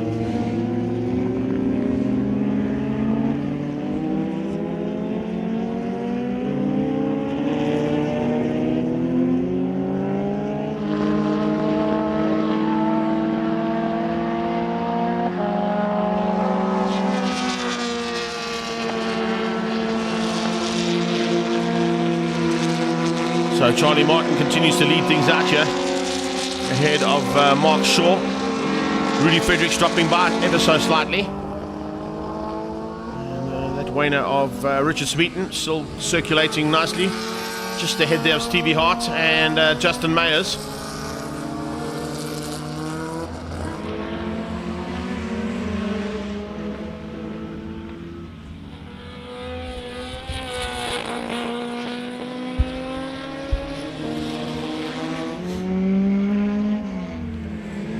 A lot of these drivers now with clear visors going to start to feel the effects of the low sun, of the low afternoon sun here at Zwartkops. We've got one famous corner at Kyalami called Sunset. There's about 3 or 4 corners here at Zwartkops that you get affected by the sunset. So a grey visor, like we're seeing on the number 17 car there, Michael Gans, might be the right visor to have on. But if you've got clear goggles or a clear visor, just feel the effects. Not too bad there for the 53 car of Charlie Martin. He's got a dark visor on.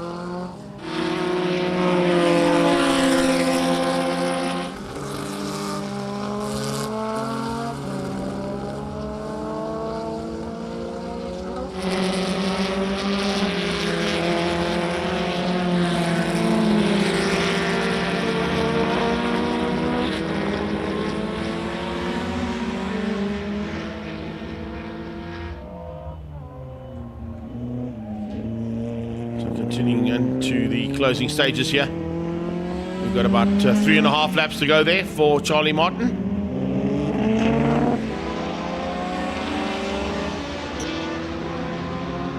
If you haven't had a chance to get down to pit lane yet, do yourselves a favour, get in the cars and come down to pit lane. Come and get up close and personal with these Grand Prix Association racing cars. Some very famous race cars in the house this weekend.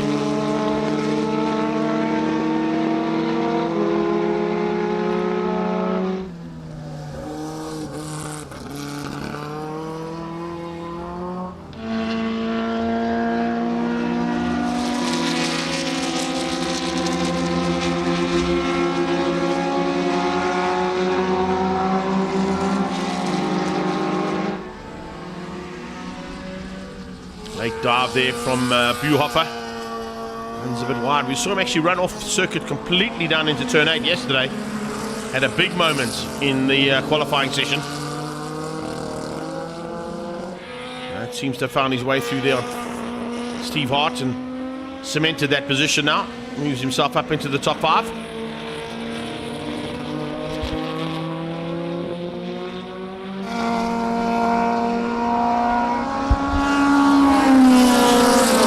Pulling away slightly now from Buhoffer. And looks like Steve Hart's got some problems. He's dropping by the wayside there big time. Justin Mayers has gone through on him as well. And could be caught in the background by the looks of things by Jeff Underwood.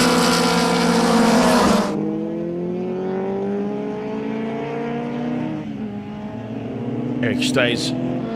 Just a little misjudgment there coming out of turn 2 to make it a double apex.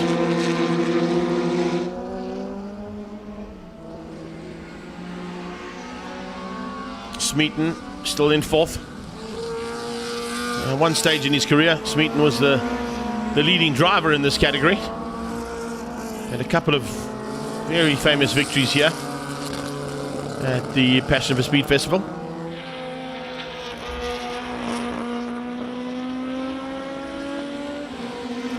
But today, looks like that might go to Charlie Martin.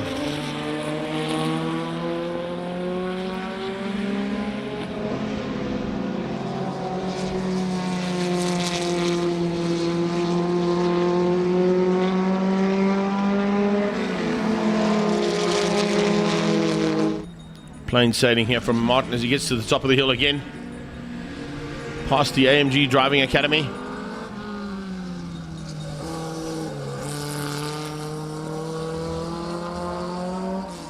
I think he's having some fun now as the car's starting to slip and slide. Just power sliding through the corners. And about to start the final lap.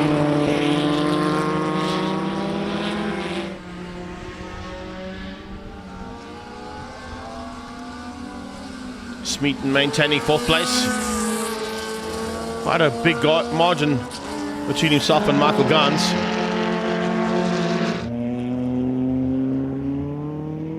Six and a half seconds up the road from Mark Shaw is the leader. So Shaw in 2nd place. Gans in 3rd. Smeaton is 4th. Buhoffer is there in 5th place.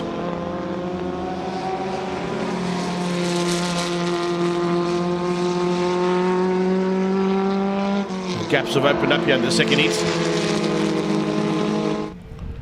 About half a lap to go now for our leader.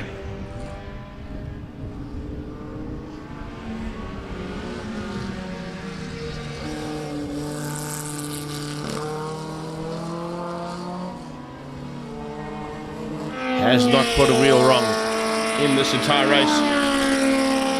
Great effort here from him. And another victory in the bag for Charlie Martin.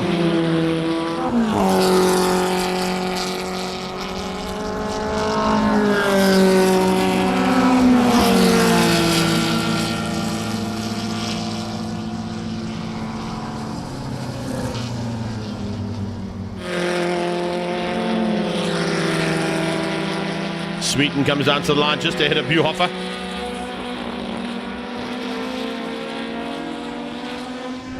There you have it. Wrapping up that top 5 with Buhoffer across the line. 28 Steve Hart's coming through for 6th. Justin Mayer's right on his tail.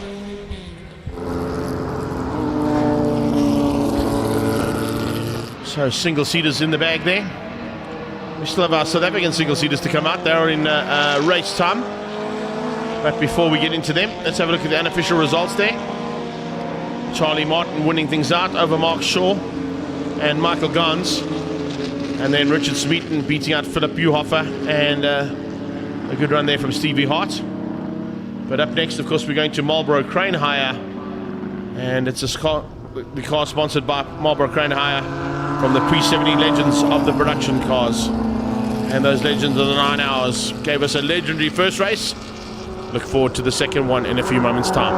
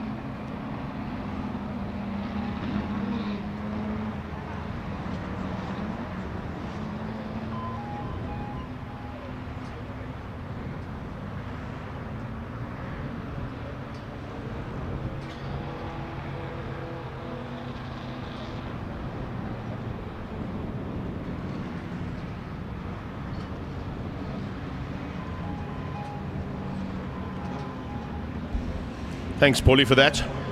Yeah, always nice to hear from the stalwarts of the sport. Henry Schultz sending us a message saying, please pass on to myself and to Peter du Toit. He did the first 3 Passion for Speeds for Peter du Toit as his official COC. And yeah, I was on the microphone at that stage as well as a commentator, but it was just as a live commentator, not on live stream. Still got petrol in the blood, and glad to see that he's enjoying all of that. Wonderful broadcast, and greetings to all there from Henry Schultz. So thanks for that, Henry. Appreciate it, buddy. And keep up the good work, and keep watching. We'll keep you entertained as much as possible.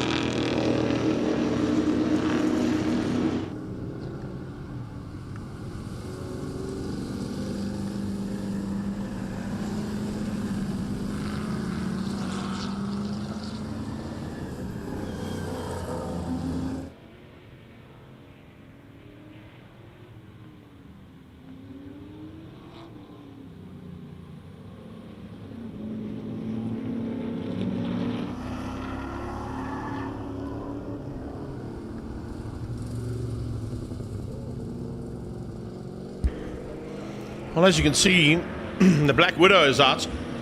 Didn't see that in the first race.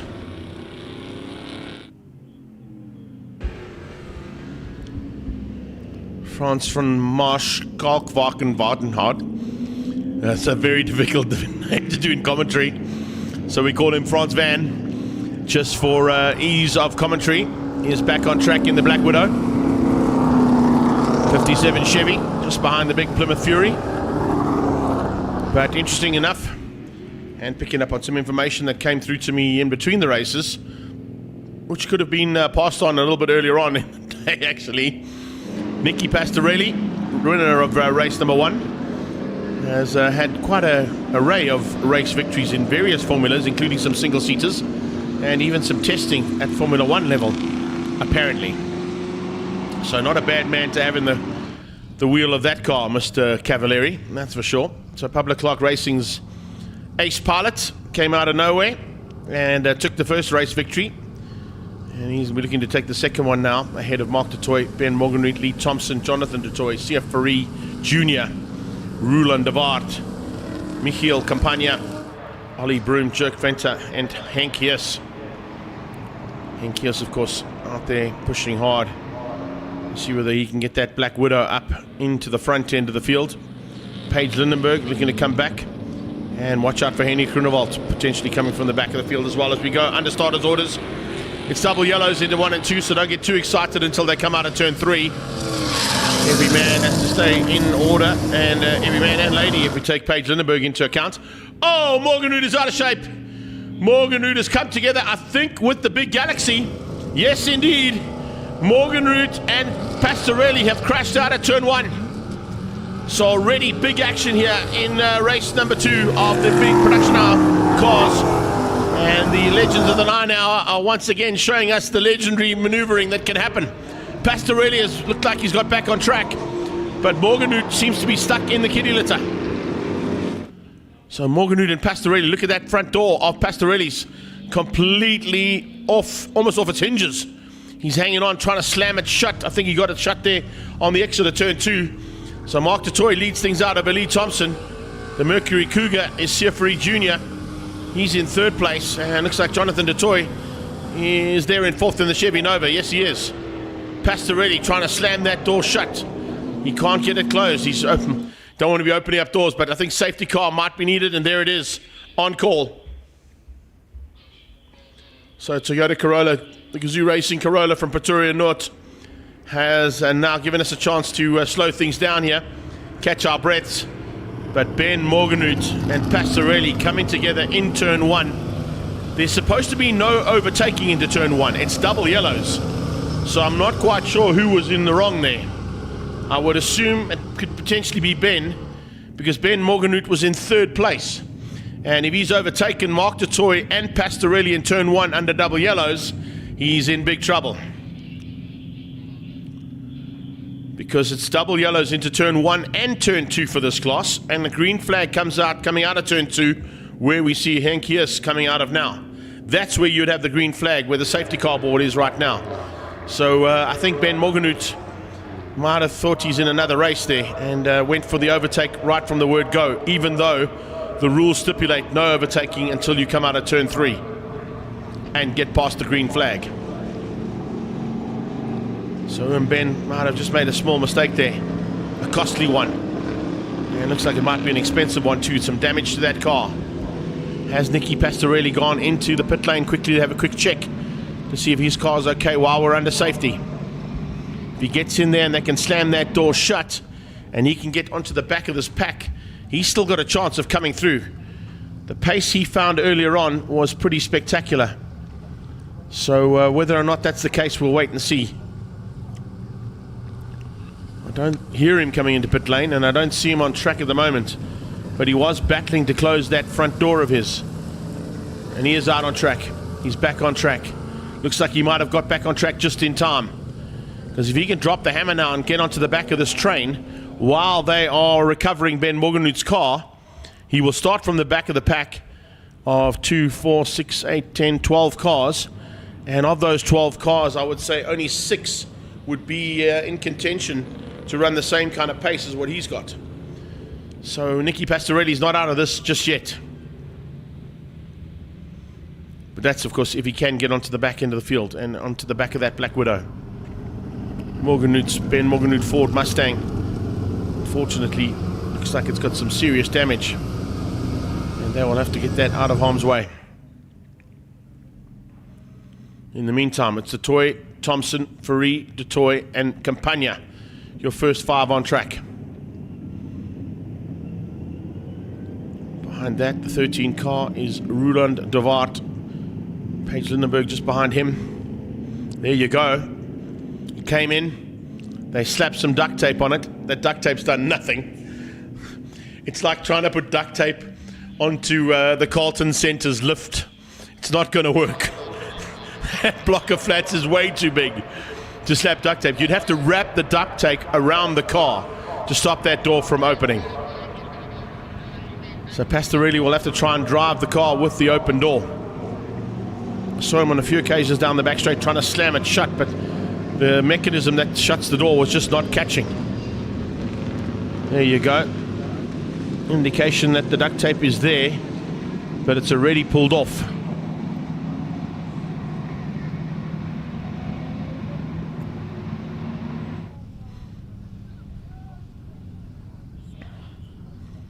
We got lights out, have we? No, not yet. Still lights on the safety car for now, as they recover Ben Morganut's very damaged Mustang.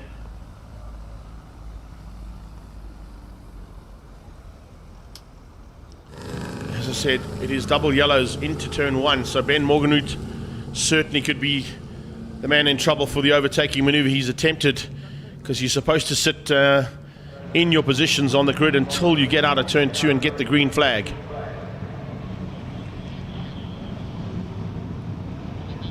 So it looks like we've got a lap under safety car still to be completed, and then we will be going down into what is going to be a 6-lap sprint race. Once again, Pastorelli pulls into pit lane.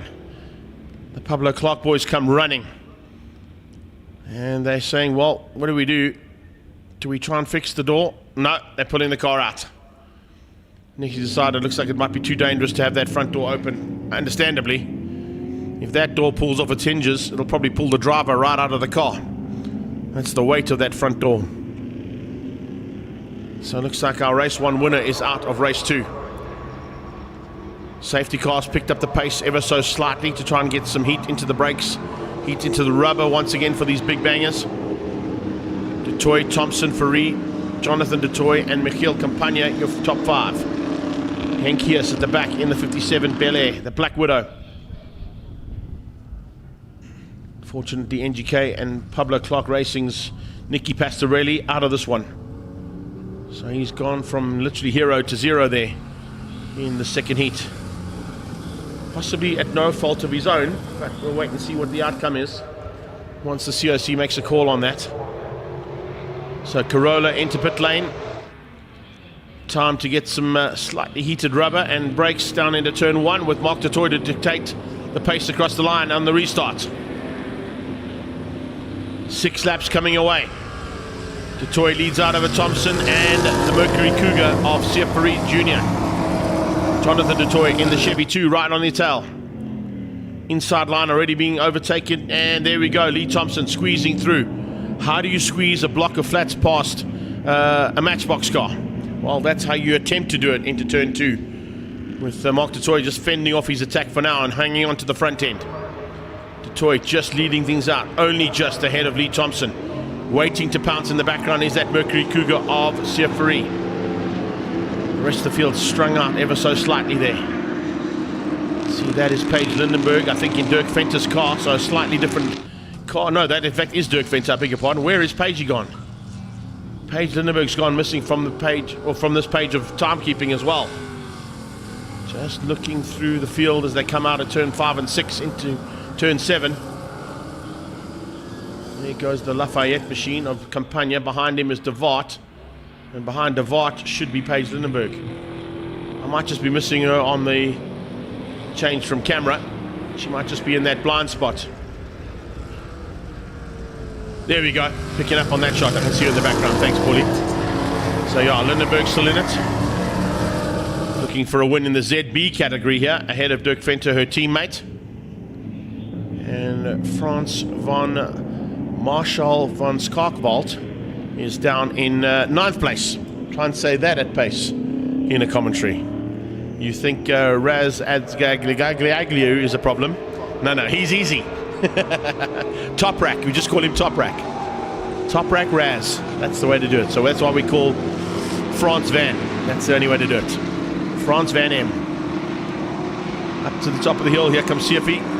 Looking for a chance on Lee Thompson. Can he get through there in the Cougar? I think he can.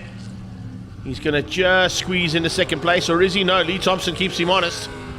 And we're on a tight shot there. I'm not quite sure where the Cougar's got to. There he is. He's out of shape. That's why. He was on the dirty stuff with that tight shot. Unfortunately, with the tight shot, we missed him spinning out. But needless to say, he's got back on track. And he tucks in, I think, just behind Paige Lindenberg. Wide out of turn 8. Lots of dust being kicked up. It's like dropping the Burj Khalifa onto the side of the desert. How big that car is. That Galaxy is just a monster of a car.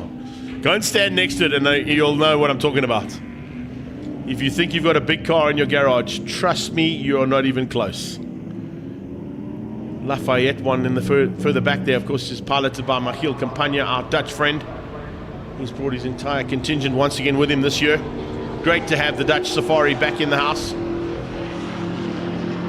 And his teammate and good friend there just on his tail, Roland de Waart, having some fun and games as well in the Trans-Africa Racing Chevy Camaro.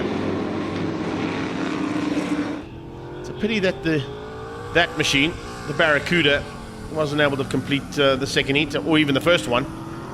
We saw on numerous occasions Jeff Kruger piloting that Barracuda, and in fact taking a victory in this class only 2 seasons ago in that Barracuda, but not working this time out.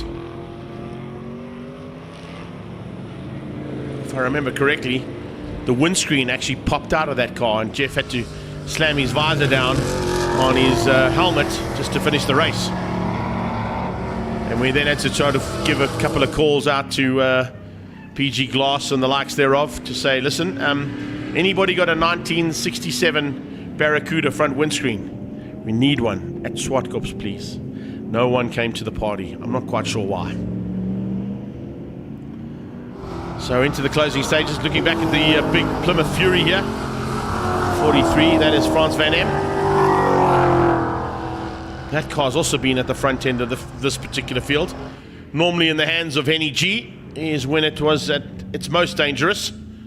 If you recall about, I think about 6 or 7 years ago, a massive dice between Paolo Cavalieri in his Pablo Clark car that Nicky Pastorelli's just retired, Sarel van der Merwe in the red Galaxy, and Henny Groenewald in the Plymouth Fury. There's a shot of the three of them into turn 8, side by side, almost similar to what we're seeing here from Jonathan de Toy's point of view with Michiel Campagna alongside him. We just need to throw that Camaro in the middle and then it will be very similar to what we saw about 6 years ago. So John de Toy hangs on for third place ahead of Michiel. Fastest car on track is the return of that Mercury Cougar. Faris Jr.'s up to a 1 minute 12.7. Mark de Toy at the front's doing 1:12.8. And Lee Thompson has just put in a hot lap as well of a 1:12.7. So Lee Thompson trying to close the gap down now on Mark de Toy with 2 to go.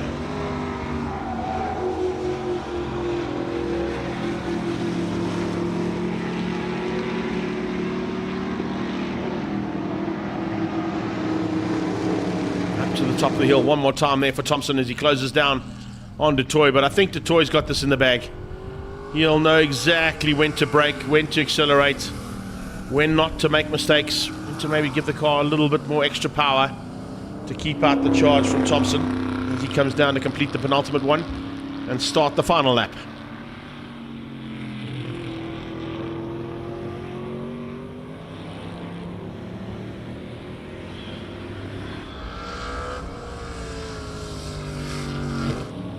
So we've got Trans-Africa Racing 1, 2 and 3 at the moment for the second heat of the Marlboro Crane Hire Legends of the Production Cars. Legends of the 9-hour production cars, I beg your pardon.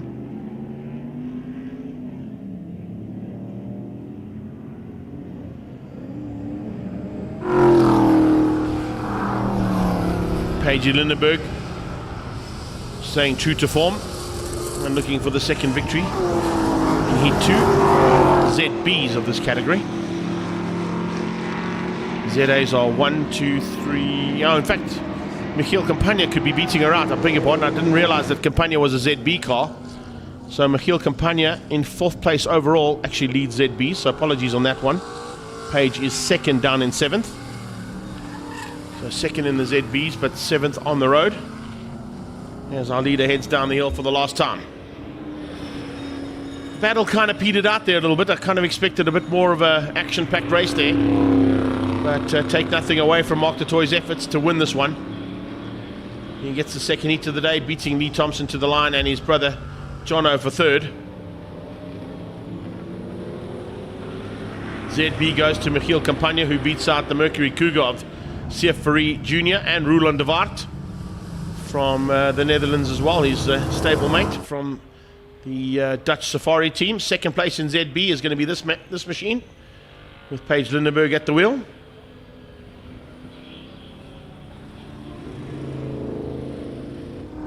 Dirk Venter will come through for third place, and Frans van Marsch-Kakenwald has taken the 9th place overall and ZCs. Unofficial results there. Dutoy and Thompson ahead of Jonathan Dutoy and Michiel Campagna. Campagna winning out the ZB category. Seferi Jr. getting 4th overall. Roland de Waart coming through there as well for 5th in the ZAs. Paige Lindenberg and Dirk Venter 2nd and 3rd, although they're 7th and 8th on the road. That'll be in ZBs, and then Frans van Em beats out Henk Heers for our ZC category. There goes the Black Widow across the line. And that wraps up our Legends of the 9 Hour race action from this weekend's 23rd running of the Passion for Speed Festival.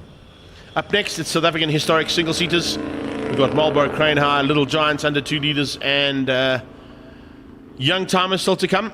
Aatco Pursuit Series and BMW M Performance classes, BD and E. And then final race of the day, Lotus Challenge, if we've got enough light. That's what I'm worried about right now. Light is dying fast here, even though we're in summertime.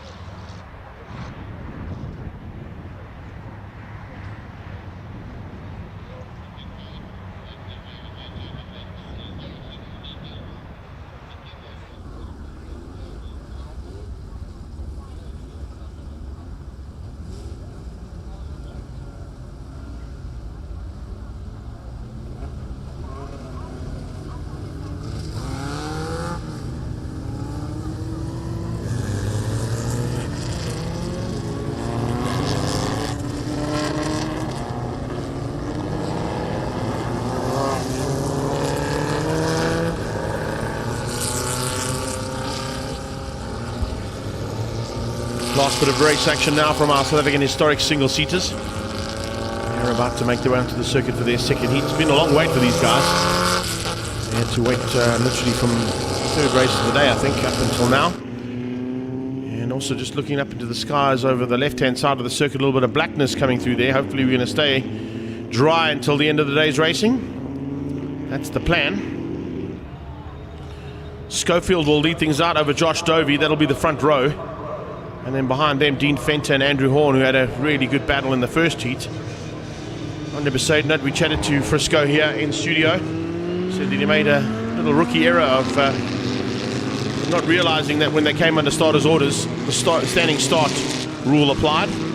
So by the time he engaged first gear in that Lolo of his, it does move forward slightly as you engage that first gear, and that's what cost him the 30 seconds and dropped him down to 5th place.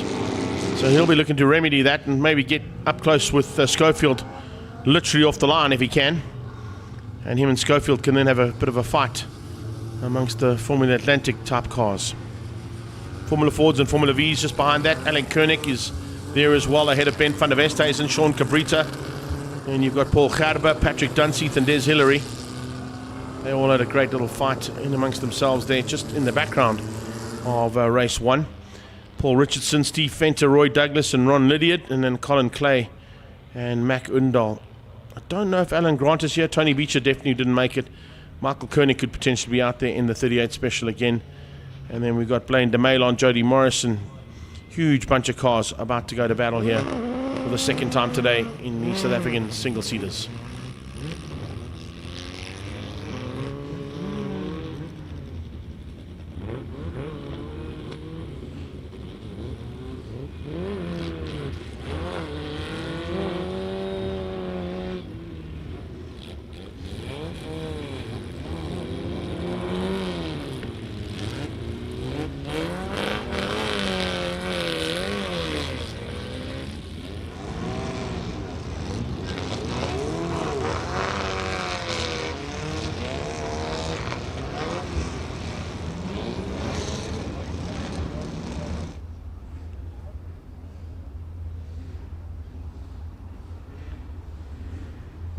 So it's Scrofe and Dovey on the front row.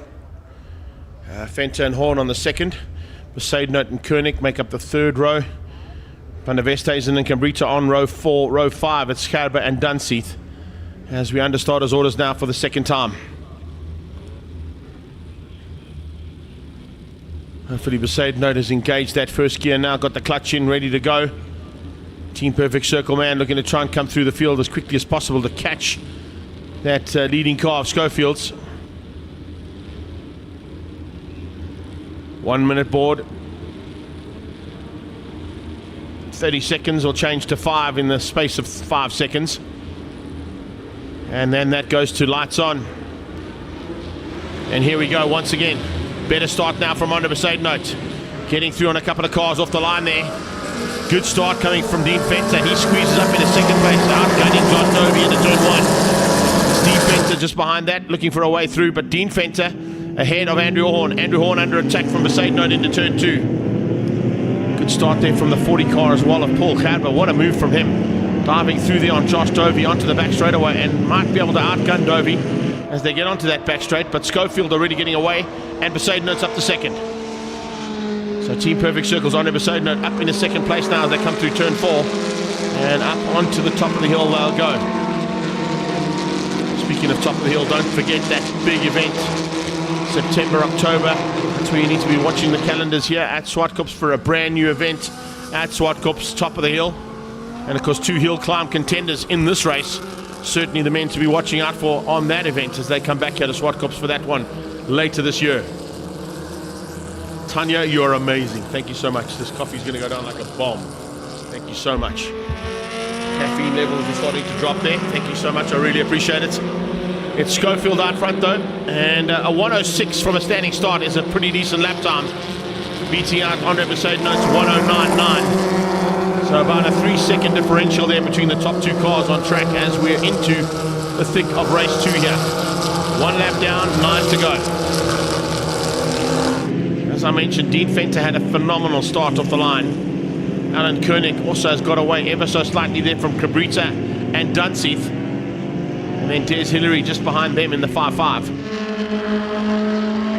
Bit of a maneuver happening now from Dovey. Dovey looking to try and get ahead of Andrew Horn. Horndog closes the door. The Xena Formula Ford might not have the straight line speed though to outgun Dovey up onto the top of the hill.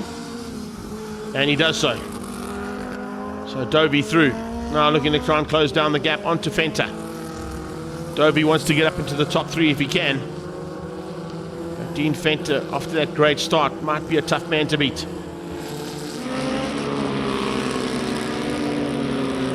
Into the brakes. Horndog applying the pressure. Keeping that pressure onto Dovey. Making him watch those rearview mirrors. Allowing Fenter to maintain the gap.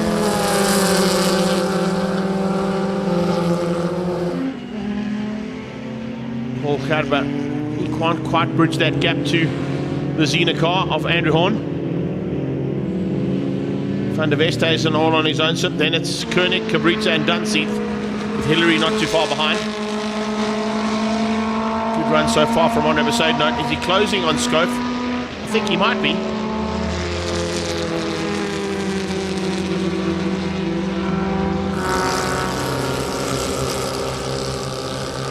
Certainly is, as we've got a big incident down into turn 1. That's Colin Clay. That's certainly one of the cars involved. I think the other one might be Steve Fenter. It is Steve Fenter and Colin Clay in turn 1. Or no, that's coming out of turn 2 by the looks of things. Is it? No, it's turn 1. Turn 1 for sure. So it looks like safety car might be deployed here. That's going to certainly affect the chances of Andre Besaidnout's charge to catch Ian Schofield. Besaidnout just put in a 105.5, but straight after that the answer came from Schofield on a 103. 103.028. Almost 50-year-old single-seater. That's impressive stuff from Ian Schofield and from Andre Besaidnout, but safety car has been deployed. What it will do is going to, of course, concertina the field up again and mean a rolling start as opposed to a standing start.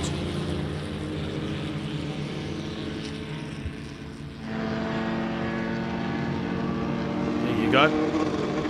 Official pace car for the world of motoring here at Zwartkops.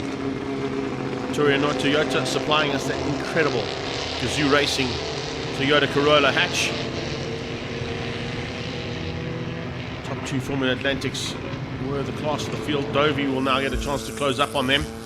Dean Fenter will be up there as well, bringing Andrew Horn, Paul Gerber, Van der Westhuizen, Koenig, Cabrita and Dunseith back into the hunt.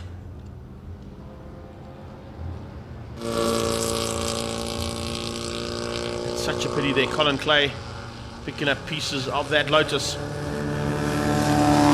Fenter still in the car.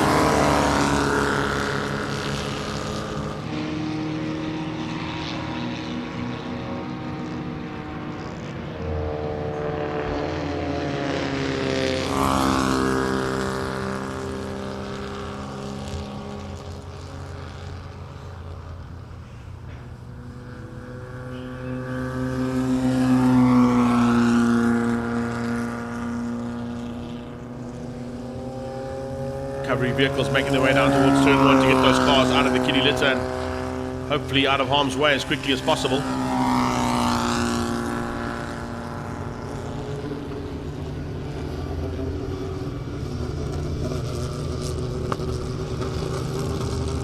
So I'm just saying to the doc, I'm okay.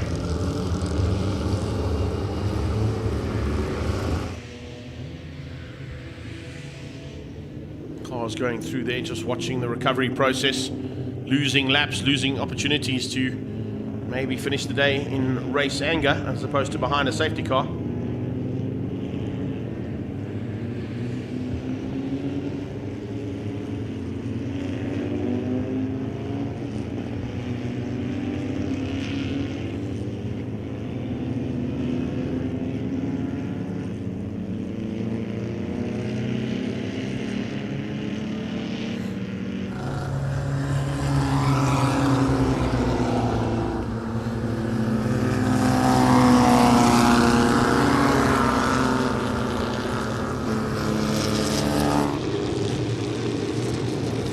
Just watching the cars now circulate behind that safety car. And after a safety car due to an incident at turn number 4, cars behind the Toyota Corolla from Pretoria North. And it means that it's Schofield and Andre Mercedes who are 1 and 2. But now, with nearly 5 laps to go of the 10, the race that was expected between them might not happen. You can see just Mercedes trying to keep the heat in the rubber as the rest of the field circulate behind him.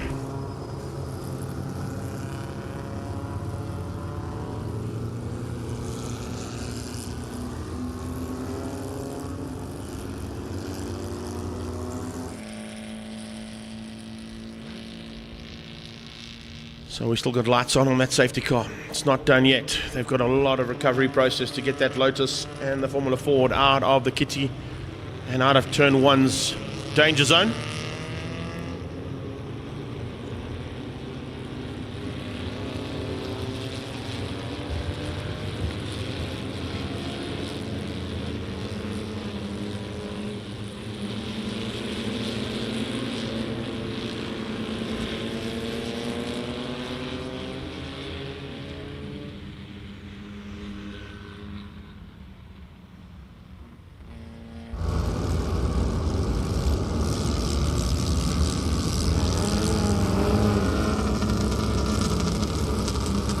Quite a nice shot, actually.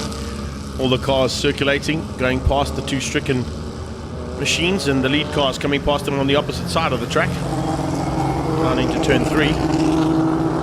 Colin Claving asking the guys just to take him straight back into pit lane if possible, and that's what they're doing, to recover one of the 2 cars.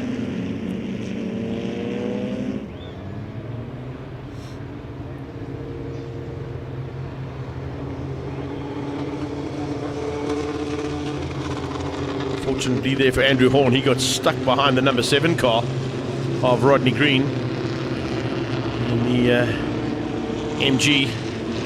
So on the restart he's going to have to try and be very wary to get past the slightly slower car in his Xena Formula Ford.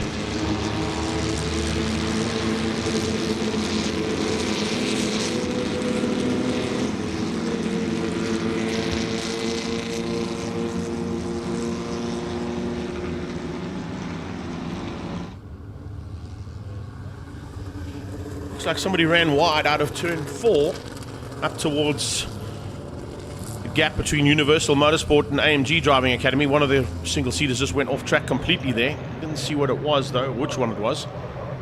Just on that last up the hill shot, just saw a car peeling onto the grass.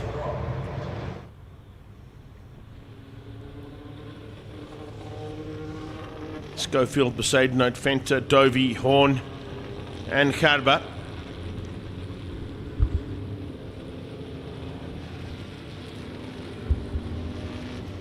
Horn, Gerber, Van der Westhuizen and Koenig, along with Cabrito, will have to be a bit wary of a slightly higher single-seater of the number 7 car.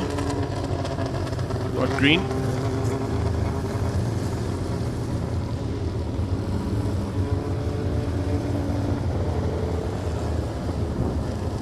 See Collins' car being pulled into the pre-race area.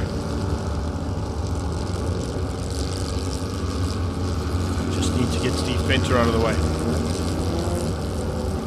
A bit of cleanup I think might be needed there as well. Look at all the debris that was pulled across the circuit from Collins' car being dragged across the line and over the road. Just saw quite a bit of it there. I'm not quite sure if we can go back to that shot there, Paulie, but there was a lot of debris on the track in turn 1, on the exit of turn 1, which will be pretty much like marbles for a single-seater coming through there at pace. Marshals may need some time just to clean that up quickly, which means we're running out of laps here rapidly. We have completed 6 and we've got 4 to go. And of that 6, I think 4 of them have been under safety car.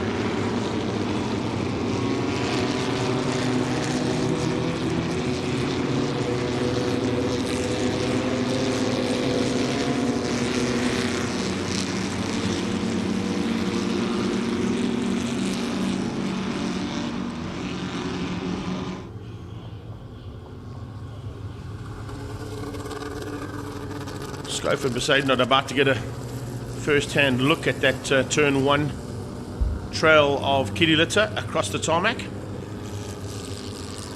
as will the rest of the field once they've gone through. One thing you're also got to be wary of, of course, is as they go through there, particularly if they're on slicks like Andre and I think Josh and Scope might be on, is they'll pick up the stones and throw them straight back into the visors of the riders and drivers behind.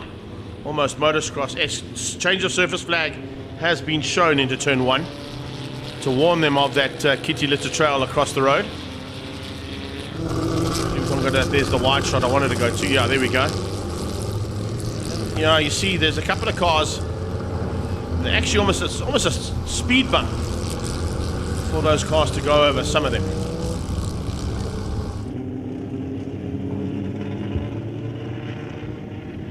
The fat tackies on those first two didn't seem to pick up too much debris. But I do see Fenter waving or weaving side to side, simply to avoid a bit of roost coming off Besaidon's wheels.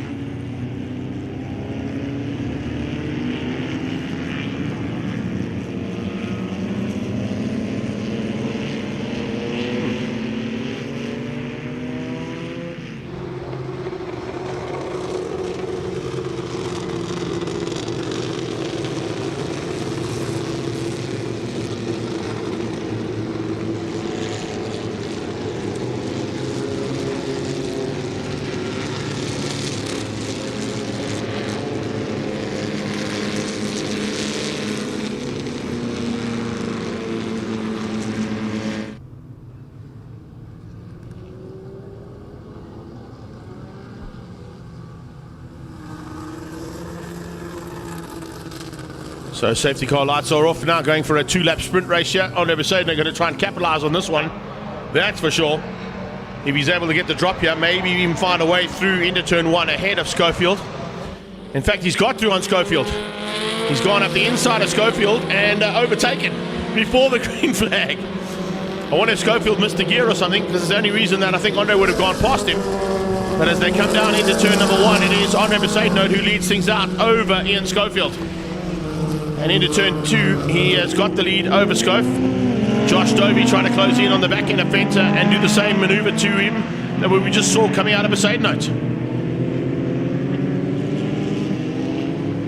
Well, I don't know if we got that restart there. If we got a restart there we go. Andre's given the position back, I think. Realizing the error on the restart. He can't jump the man in front of him. There's the car I was talking about on the left-hand side. There's definitely a car stricken on the left-hand side. They're up towards Universal Racing Stable. Schofield into second place. Besaidon third. Into second, I should say. Scope leads out. Dovey is the man I was talking about getting up into third place. Ahead of Fenter now.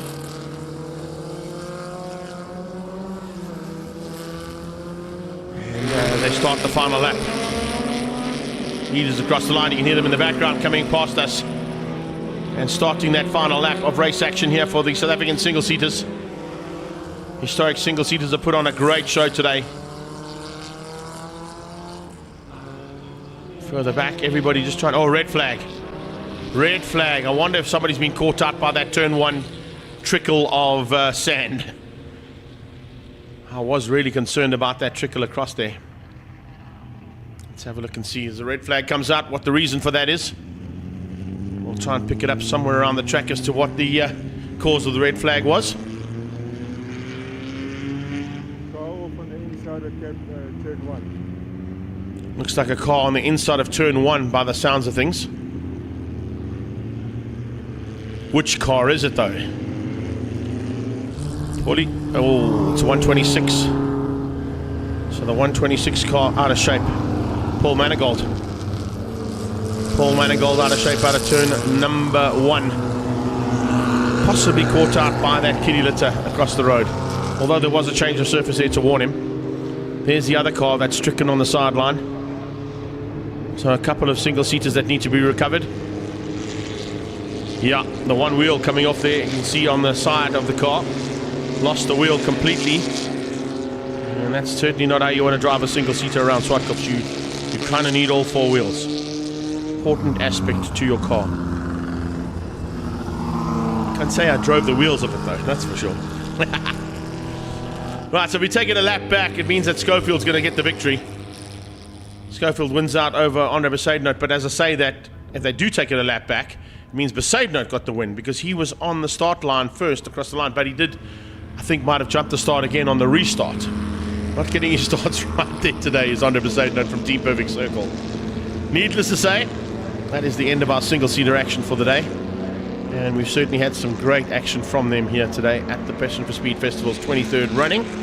From single-seaters, we go to Marlboro Crane High, Little Giants under 2 litres, and the Young Timers. They'll be out on track as soon as we get track clearance. We are running out of daylight here, big time. We may have to call in the boys from Hermoinsa to give us a little bit of light around the track for the last couple of heats. But it gives us a chance to get that track clear, the track clean, and we'll be back shortly for action from Zwartkops.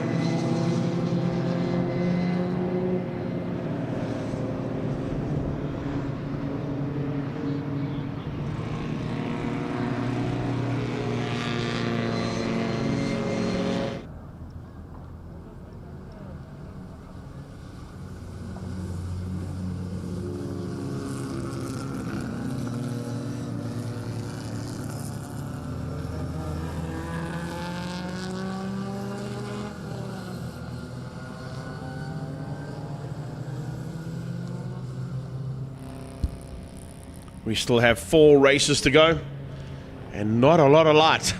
That's what I'm concerned about, I can tell you. The light is fading fast here, and potentially a little bit of wetness heading our way as well, which we'll be keeping an eye on as we get into the Marlboro Crane Hire Pre 66 Little Giants, under 2 litres and young timers combined. It's the under 2 litres that lead the pack. And about 3/4 of the way down that pack, we start with the Little Giants, led out by Tender Shate.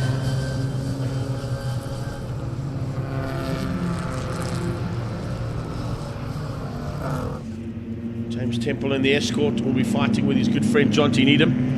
Both of them out of Lindenberg Racing. They gave James a car to drive in after he unfortunately had some issues in the Shelby Daytona.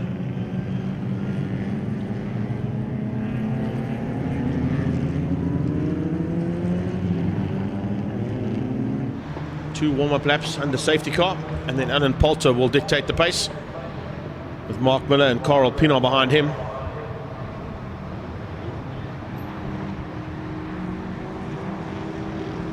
Poulter timed his run to perfection in the first heat to take the victory. Miller will try and do the same thing now to return the favour. Ford Escort out of Camille Doring Racing. There's that grey one in third, piloted by Carl Pinot. Rory Nossiter alongside him in the Mini, and then Francesco Lombardi in the first of the Alphas, or the GT Junior Alphas that is, as opposed to the Junior Mark Miller will be piloting. Just contemplating if John Tender Shate is out on track in the Little Giants. I think he might be the only pre-66 car out there at this stage. The rest of them all falling under the under 2 litre barrier or young timers. Corolla rolls in out of harm's way and hands that duty for the start of the race to Alan Poulter. Into formation we go. Vic Camphor showing a nose about 3/4 of the way back there in the other Volvo from Tom Camphor Volvos. A lot of support coming from that brand and dealership. Running 23rd Festival of Speed and Passion for Speed Festival livery on all of their promo cars and demos leading up to this event. And now headed down into turn number 2. It is Poulter that leads out. So that 65-year battle between Volvo, Jaguar, Alfa and Ford continues here at Zwartkops. And Passion for Speed in the house again. I said there were a couple of other cars that might be involved in that pre-66 battle, and they're at the back of the pack as they come through there. One of them is Andre de Kock. The other one I think might be, just looking to see who that might be. It could be Jensen Hewitt or David Hall.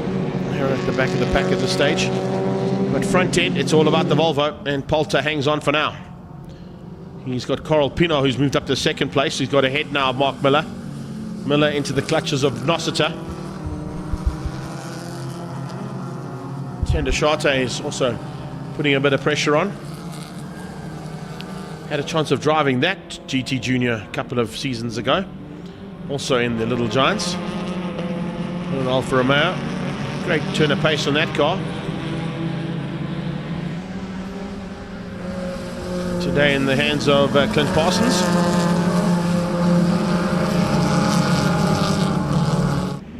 Francesco Lombardi trying to close things down onto the back end of the Mini. Rory Nossiter's found a really special little Mini there. Saw him in the mix at the front end of the field in race number 1, and he stays there for race 2. If I'm not mistaken, I don't think that's a Cooper. It looks like a 1275. But with those wheel arches flared out, I would probably say it is a Cooper. The front end looking like a 1275, but needless to say, running in amongst some of the very top contenders in this category and holding its own.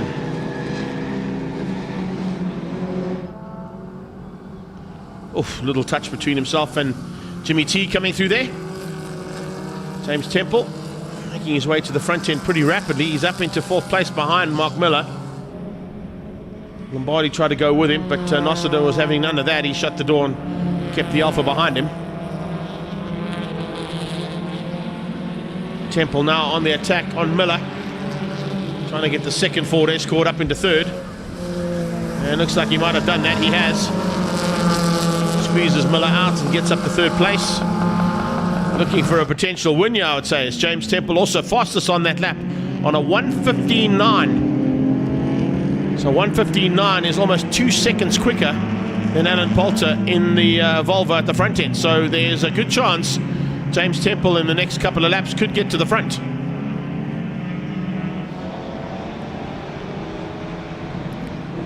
Coral Pino is a wily character, certainly knows where to do some blocking here.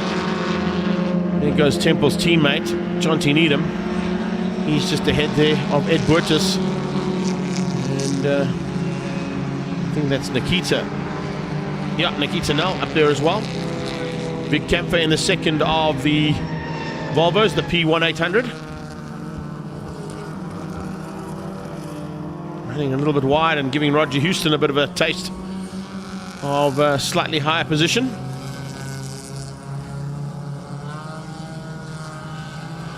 Looks like some maneuvering happening there as well from the 28 car of Fenta. He's dropped back slightly. And now into the clutches of John Tendashate, leading car in the Little Giants class with 5 to go.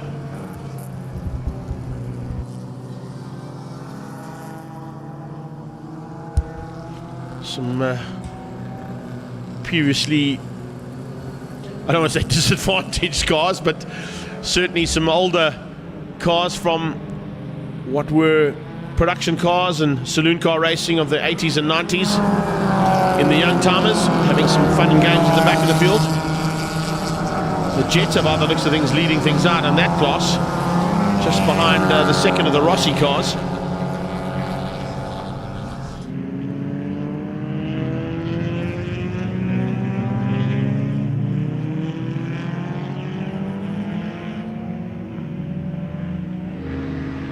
Change up in the back there as well. Here they come. So the young timers cars coming through there. Stuart McClarty, one of them. Jensen Hewitt, I think, is involved in that one too. Looking to see possible changes up there in their little fight.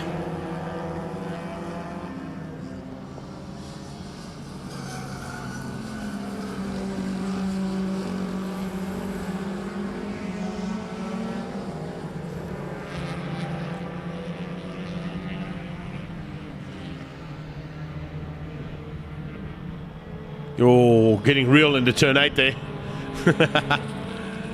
Bit of fighting in amongst the young timers and under 2 litres at the same time.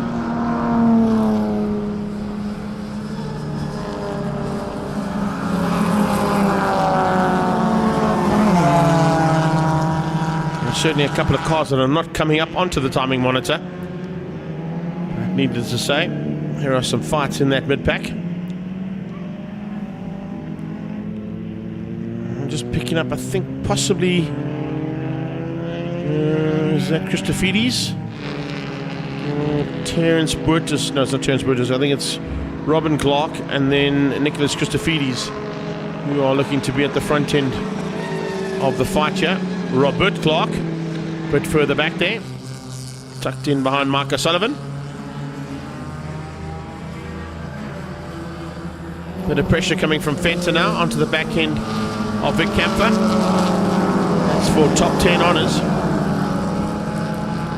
10th place up for grabs for those two. And at the front end, it looks like James Temple might have taken the lead. Try and get confirmation of that on the back straight away. Temple, goodbye. Take care then. See you later. He was running a couple of seconds quicker than anybody else out there. His fastest has been 14.6, which might break him out of this class, in fact. And look, he's not really involved in the class at all. It's a bit of fun for James Temple because of his car braking for the SATT. They had the Escort in the truck, whipped it out and asked for permission for him to race in this class. And that's exactly what he's done. But Poulter, of course, will be looking to try and wrap up the overall title for Passion for Speed's 23rd anniversary. Coral Pinar, Mark Miller, looking for overall honours as well. Nossiter, as I said, finding something special out there in that little mini.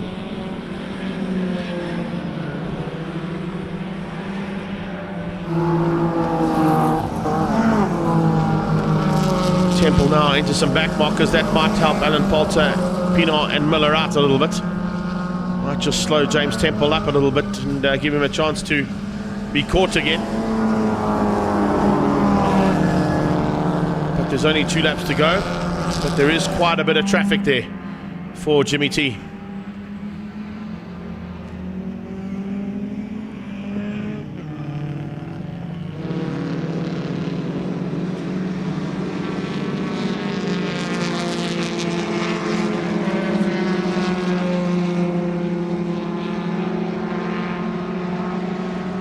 Hasn't slowed him up. It doesn't look like it has, but it has certainly given a little bit of problems there to Alan Poulter, allowing Coral Pinar to close in on him a little bit closer. Poulter now trying to find a way through there on the Anglia and on Hilton Hewitt in the Alpha, or the Alfetta.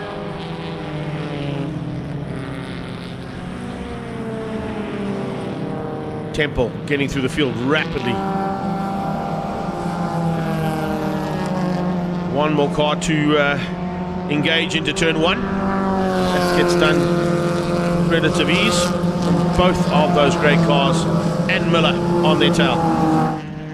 So Poulter through along with Coral Pinar, Miller behind them.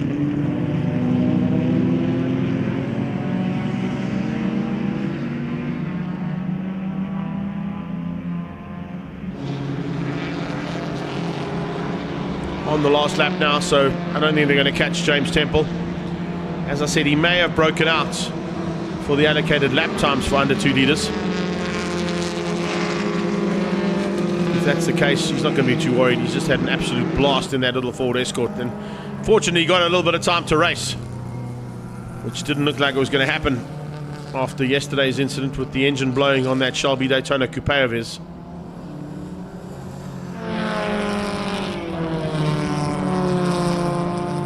Coming up on a couple more back markers to negotiate. I don't think he's going to worry about them. He's going to wait for the checkered flag. Rolls out slightly, lets him carry on. Takes the checkered flag. James Temple for the win. Poulter ahead of Coral Pinar and Mark Miller. That'll be the championship fight. Here comes John T. Needham. He crosses the line in amongst some of those back markers. Needham eventually finishing up in 7th place ahead of Roger Houston. Looks like Carl Brink might have just got through there. No, he didn't. Houston beating Carl Brink to the line, and Fenter for top 10. Beats out Vic Kempfer in the P1800. Young Timers, looks like it might have gone the way of Mike O'Sullivan. And then Robert Clark. Looks like behind them was Andre De Lange. De Lange in the Jetta. Good run from him. And then Terence Buertas, Rob Clark and Christofides coming through for Class B honours just behind that. So that wraps up our action from the Marlboro Crane Hire Prix 66 and 68 Little Giants, under 2 litres and Young Timers all combined. Up next, it's the Zwartkops Pursuit Series. Those cars will be on track, and we'll start, of course, from pit lane for an 8-lap handicapped race coming your way in a few moments' time.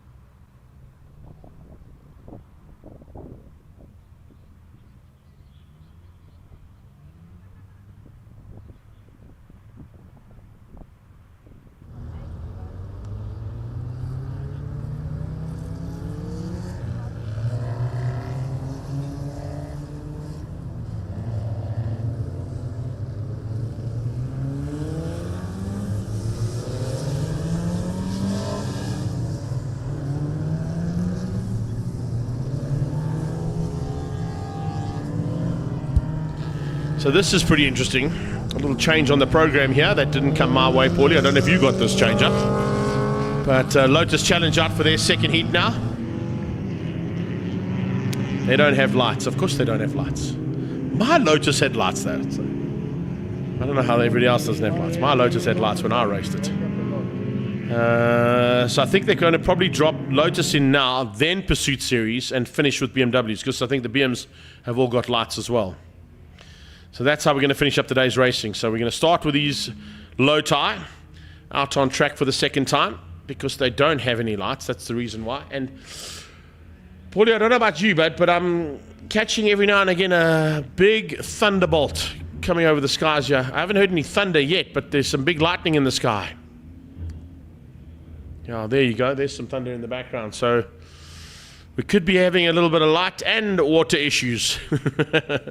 Is that not the case in South Africa right now?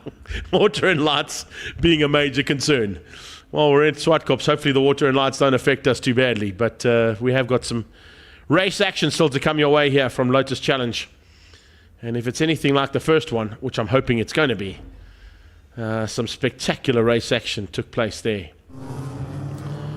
We'll be looking for a battle between the two family members out of Rand Francisco, Fontaine. That's Rudy Barnard and Mackie Adlam. JP Nokia will be joining them along with David Jeremy. Jeff Gable, I'm sure, would like to be just a little higher up than what he was in the first one and be in the mix there with those first 4 cars. And then we'll drop down about 10 places to pick up on action with Class L between the likes of Sean Hepburn, Andrew Fulton, Aston Nesbitt, Nick Hodgson, Davide Favo, and maybe Wes Maxwell will be in that pack as well.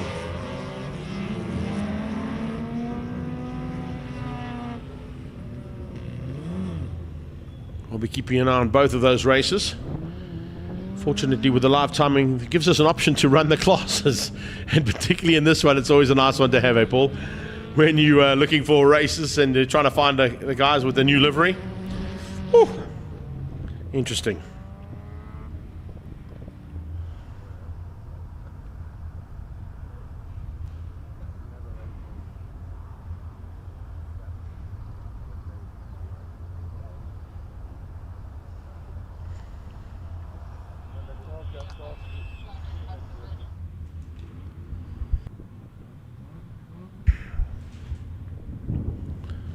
.30-second board is up.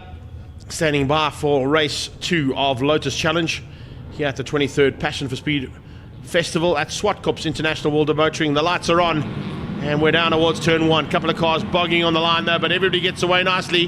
Hepburn looks like he might be outgunned slightly into turn 1, and he goes side by side with his arch rivals in Class L. Wes Maxwell getting a good start. Fantastic start once again from JP Nokia. He leads things out down into turn 1 for Class B. But I think it's Fulton who might have just snuck through there for Class L and got ahead of Sean Hepburn. That looks like it might have been returned in terms of the favour coming out of turn 2, and Hepburn might have got back to the front end. He has, just in the background. You see the orange and grey car side by side with Fulton as they go into turn 4, followed by Nesbitt. Nesbitt now with all of that damage to his car sorted out. It's Hodgson behind them and then Maxwell. 4x4 up into turn 5, usually ends up in tears. Ask Mackie Adlam as he goes wide onto the dirty stuff and forces his stablemate even further wide. As Rudy Barnard had to take some evasive action, almost went onto the kiddie litter to stay wide of Mackie. Mackie this time dives inside. JP Nokia behind, well not JP, David Jeremy I should say behind that as they come down under braking.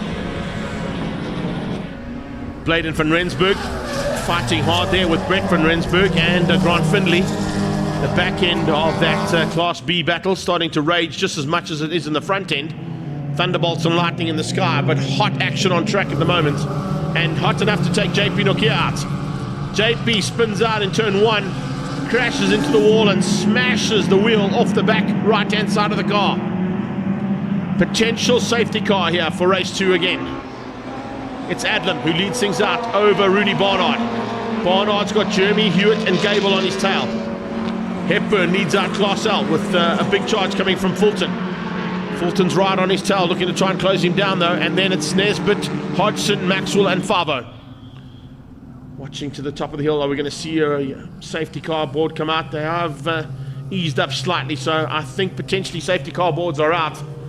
Warning the drivers, there we go. Then we don't have to worry about the safety car boards. The safety car itself is on track.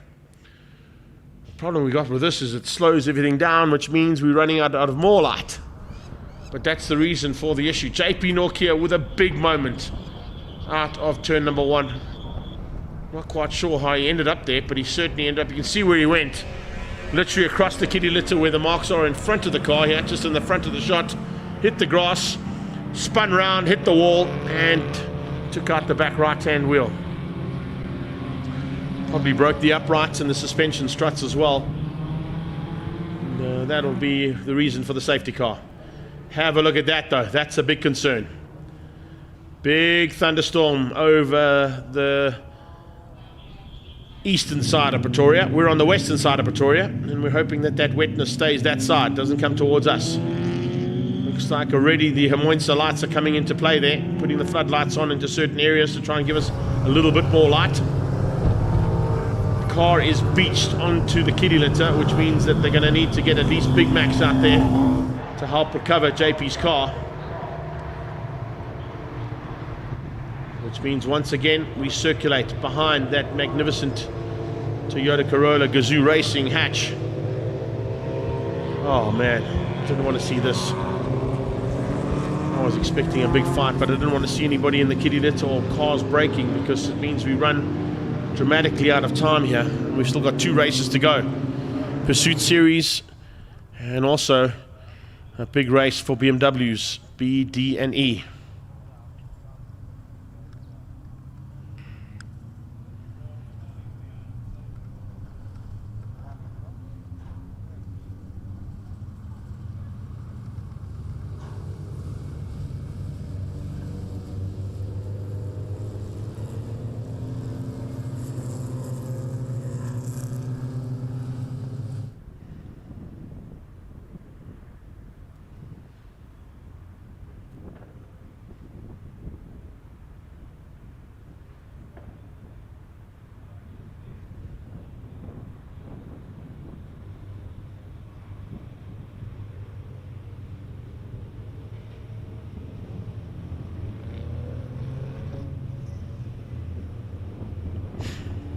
So as they circulate behind the safety car, waiting for that car to be recovered out of turn number 1. I'm not quite sure how long it's going to take. We've completed 3 of the 10. 7 still to go. And as they came out of turn 1, I'm just looking to see whether they've got Big Macs across there. It's the flatbed trailer that they normally bring cars that are beached in a situation that JP Nokia finds himself. They'll just pull that car onto the big trailer and then wheel it out of harm's way, hopefully not putting too much kitty lit onto the circuit, as we saw earlier on when they pulled Colin Clay's Lotus across the track. Marshals and medics have had a really tough time today. Lots of action on track, lots of incidents, but as always doing a phenomenal job to keep us safe, to keep the racing happening as quickly as possible. Getting the recoveries and the rebuilds of this wall down at turn 4 done in record timing, I would say. Just shows you just how well the team of marshals works here at Zwartkops. It's kind of a conglomeration now of Zwartkops, Red Star and Kyle Army that make up our marshals here at Zwartkops. And each of them have their separate associations, but they all work together as a big team on big days like this.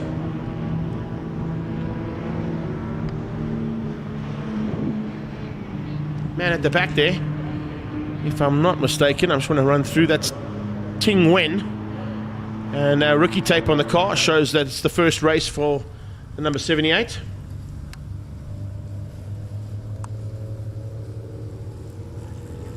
And if I'm not mistaken, I'm hearing a bit of wetness on the tin roof outside my commentary booth, which is definitely going to turn things around here. Maybe I need to get Joe back here from Dunlop to say, listen, how good are these tyres in changeable conditions now?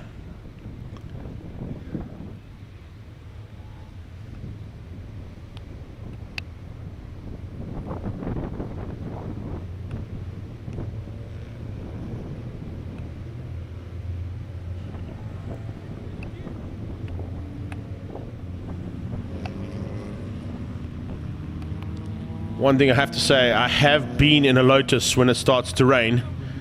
It's not the best thing in the world to have an open cockpit, particularly if you started in the dry. Some of these guys may have taken into account the potential rain coming through there, but one thing that a lot of them wouldn't have taken into account, and something I always mention in situations like this, is visor choice. Because in the dying light, a dark visor might not be the ideal thing, and now with rain it makes it even more difficult, because the rain comes onto that visor and makes visibility very, very difficult. No windscreen wipers on this, and certainly no windscreen wipers on their visors on their helmets. And tear-offs are options, but they don't always work because the water kind of tends to get in between. There you can see the rain on the track now. Change of surface flag understandably being shown all around the track, but that's self-explanatory for these drivers. It's almost 24 hours later from the rainstorm we had last evening here. That was a little bit heavier than what we've got right now, but I think the rain is still coming. This is just the start of it. This is when you definitely want to be in that Corolla hatch 4x4. That all-wheel drive car would be the ideal machine to be in right now if you were racing in this category. All-wheel drive definitely going to come into play here, that is for sure. So it looks like we're in for a bit of a wet finish to the day's racing. It has stopped raining, but I don't think the rain is finished yet. I think there's still a little bit of wetness to come my way. I've just got confirmation from my missus in Alberton saying that, yep, the rain is there in a big way, which always means it's headed towards Kyalami, and then from Kyalami, of course, makes its way across here to Pretoria West. Yeah, Alberhouten, that's how it works, eh? You must know, at the Kyalami 9 hour, the very first one I did only a couple of seasons ago, I was sitting in for the international commentators, just in case one of them needed a break. And both David and John were saying to me, how do I get the information I'm getting? I said, it's pretty easy. I send a WhatsApp to my missus, and she tells me what's happening in Alberton. And I say, well, 20 minutes time, it'll be at Kyalami. And on the button, it hit Kyalami. And of course, that was the year that we had nearly 3 hours under safety car with that incredibly heavy downpour. I think, if I'm not mistaken, Michael van Rooyen may have been driving the safety car at that stage, and he said to me that Porsche was just a handful in the wet. Nothing you could drive in that in those conditions would have been easy to drive. So let's wait and see what happens here for these guys. It's wet conditions, but the track should dry pretty quickly. It was still pretty warm, but that's what I'm concerned about. There you go, Mr. De Gavea. Have a look at that shot if you want to see what's still coming. That's still coming. It's not here yet, but it's still coming. That's what I'm worried about. So let's see if we can get this Lotus Challenge in the bag. Bernard is going to join me for BMW classes B, D, and E. And then I think if we've got enough time, are we still going to get a chance of getting our Pursuit Series on track? We'll have to wait and see what the call is there, because if the rain arrives, that means we're going to be completely out of light. And even with the floodlights that Hermonsa have provided here, I'm not sure if they're going to provide enough light to keep the car safe on track. We'll wait and see what the COCs are saying. I'm just surmising what could potentially happen here because we've got time to kill. So it's Lotus Challenge on track at the moment.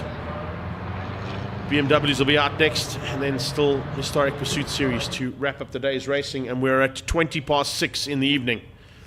That's what I'm concerned about. 3 more races, and still with a couple of laps under safety car before we even think about bringing the next class on track. I know they'll be waiting to go. They are pretty jacked in terms of their communication to their drivers, and we'll make sure that those drivers are in the pre-race area, ready to depart as soon as possible. What we do have to worry about, though, is on the restart, you've got relatively cool Dunlops, and not a lot of track temperature now still available because of the rain on the circuit. There is a dry line there for sure, but is there enough to get heat into the rubber and stop more cars from spinning out?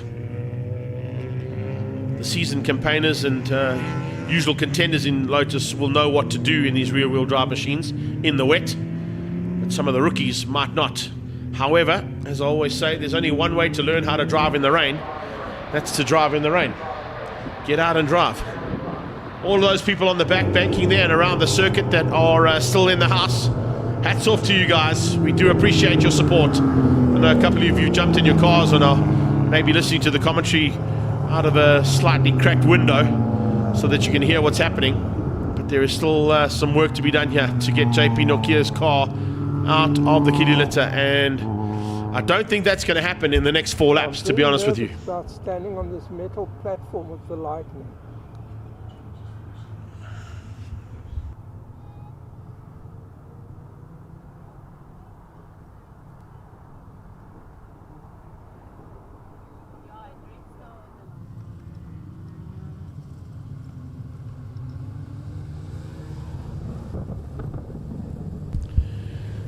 So I think what we might be seeing here, just surmising with my good friend Bernard from BMW, is the Lotus guys are probably just trying to get the laps done that need to be done, which is about 66 to 70% depending on the categories rules. We usually work at about 70% as the average. So if they can get 7 laps done, they might be able to call it and bring the Lotuses back off track and then get that car recovered in time to get the BMWs out.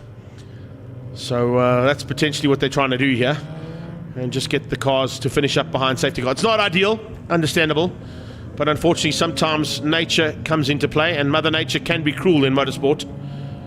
On a few occasions it's worked in the favor of drivers, other times it hasn't worked out in the favor of some of the drivers. And when it comes to championship points, of course, you'd rather be walking away from 2 races on the day with an undamaged car and as much points in the bag as possible, as opposed to a possibility of a whole bunch of cars stuck in kitty litter or spinning out and crashing into each other and causing more damage before you get into the next round. Next round of Lotus Challenge, of course, happens, I think, here at Zwartkops, if I'm not mistaken. Just want to run to my calendar and have a look and see. It would be potentially the 23rd of March. And no, it's at Red Star Raceway. The next one will be at Red Star Raceway for them. They've got Historic and Inland Championship at Red Star Raceway on the 23rd of March. So that's what we're going to be doing. Remember, the next round of action from Zwartkops starts with the Regional Extreme Festival on the 2nd of March. And then it's Extreme Festival down in Cape Town for the first round of the Nationals. That is on the 16th of March. So on the St. Paddy's Day weekend, we head to Cape Town for a St. Paddy's Day weekend's racing with the Extreme Festival Nationals in Cape Town. Remember, as I said, as we've got time to kill here, just to run through a few of the highlights of the year for Zwartkops. The National at Zwartkops is on the 18th of May. We've got another big event here with the Regional Extreme Festivals on the 5th of June. Then, of course, we come back here for Zwartkops Annapolis on the 20th of July. And another big one, of course, happening at the end of, is it end of September or beginning? No, sorry, beginning of October. 5 October is a massive one, which is the Top of the Hill Championship, of course, for the very first time.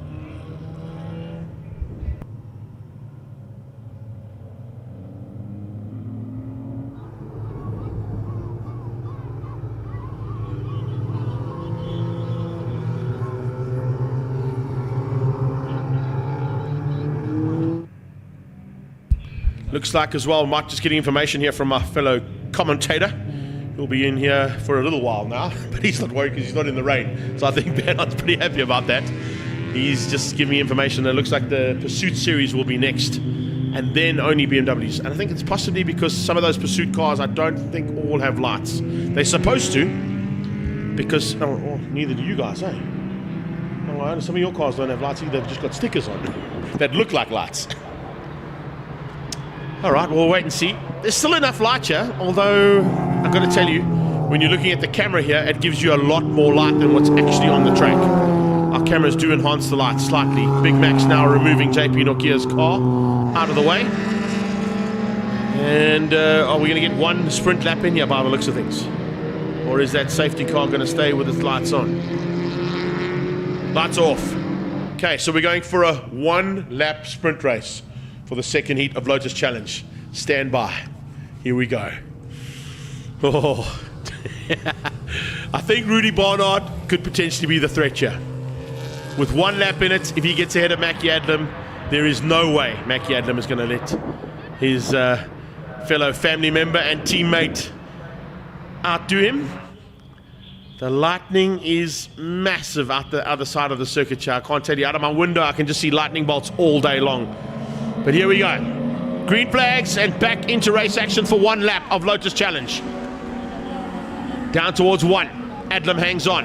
David Jeremy keeps out the attack from Jeff Gable. Gable going around the outside, trying to get on the inside of Jeremy. Has he got what it takes on the brakes? He has. Oh, what a move! What a move there from Gable. Dives up the inside of both Jeremy and Rudy Barnard. How late on the brakes do you want to be in wet conditions? Not wet, but tricky conditions. Not ideal, those lines of racing at the moment, and there's a little bit of wetness out on track no matter where you look. Change of surface flags will continue to be waved, and these guys know exactly, but there is a multiple champion in this class using that experience to get through. Barnard comes back at him though. Up to the top of the hill, Rudy Barnard with a slightly better drive out of turn 4. Has he got enough on the brakes? Yes, he has. So it's Adlam from Barnard coming out of turn 5. What a move though. Oh, I didn't expect that from Jeff Gable, but he just slammed it in there, didn't he? Not holding back whatsoever. Changing the colours up on his car ever so slightly. Last year, he ran the official Lotus colours. Lotus green with yellow stripes. Now running an army green with some sort of SWAT team green on the outside. Checkered flags out. It's Adlam. Adlam wins out over Barnard. And what a move there from Gable to finish up in 3rd place. Further back, didn't quite pick up on the action for Class L, but needless to say, Sean Hepburn hung on. He takes the win over Fulton. Hodgson ahead of him, and then Aston Nesbitt beats out Wesley Maxwell for the wins there in Class L. So Mackie Adlam from Barnard, Sean Hewitt in 3rd. Hewitt with the fastest lap actually there in the closing stages. I thought that actually was Hewitt. It wasn't Gable. It was Sean Hewitt that came diving through there. Apologies on that one, Shawnee. Getting that one slightly wrong. It's because the similar colours on the cars. So Sean Hewitt coming out of nowhere and diving through. There is Gable running the official Lotus colours. I kind of thought he didn't change his colours.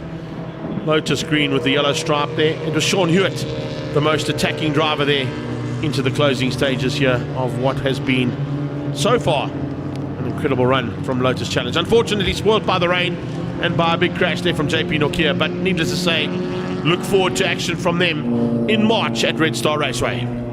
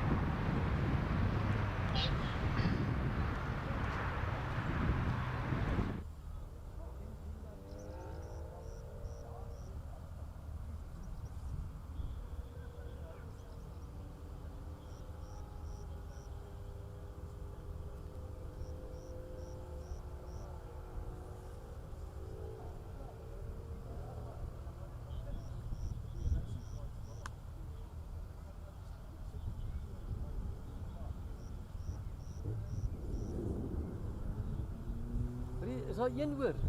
Ek dink is nou net weer weer. Is dit? Ek dink so. Ek dink hy het verander op hom. Okay. Ja, hulle moet wikkel. Ons wil nou nie vasval hier so nie. Ja, yes. Dit kan mooi foto's en so maak, maar ja, die weerlig nie jou keer op nie. Hierdie weerlig piek vir jou fiets. Ja. Ja, jy het nog op installasie is. Jo. Eendag daar geslaan so slat hy daai seltoring. Net blou vlammig gewees. Ja. En hy kom nou vandag. Kom mense, kom. Maar jy ook nie hardloop 'n reis agter die safety car ja. Kans nie onder so net kry klaar. Tuurlik. Ja. Jy het se dan een wat dan nou sonder die safety car.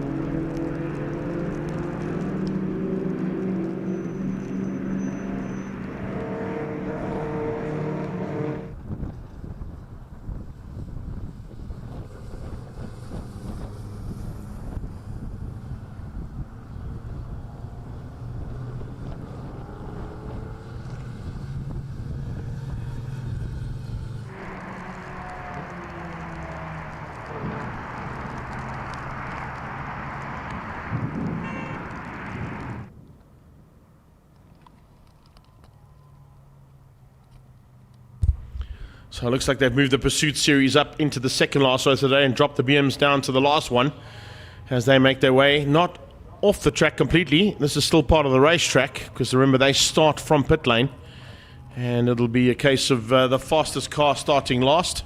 Looks like that's going to be Johan Goos in this category for this time.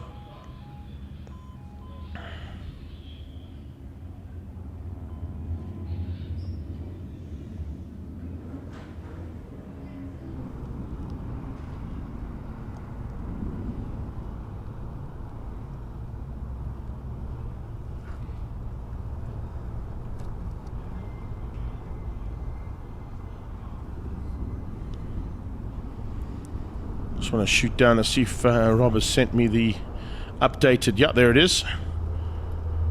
So grid number 2, we're going to just pick up here. And starting things out will be Paul Manigault. He's allocated himself 1 minute 25.6 breakout time. Jen Abbott in the Porsche is a 1 minute 20. And your scratch car is down to 1 minute 13.7. So the 11 cars about to go to battle include Manigault, Jen Abbott, John Bronner in the Alpha GT Junior, Feyenoord du Plessis Senior in the 944 Porsche, Tegan Layson in the Volkswagen Sirocco, and Alfa Romeo GTV of Gerrit Murray, Michiel Alberholzer in the 190E Mercedes-Benz as the first car gets on its way.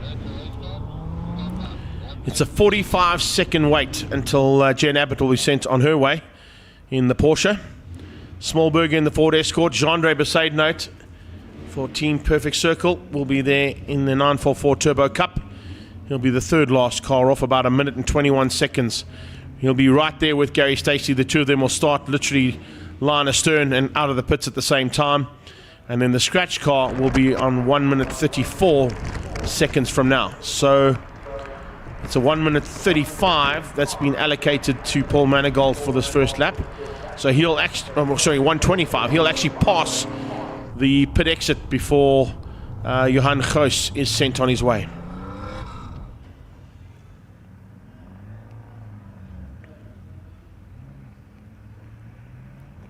Jan Abbott in the rain down towards turn 2.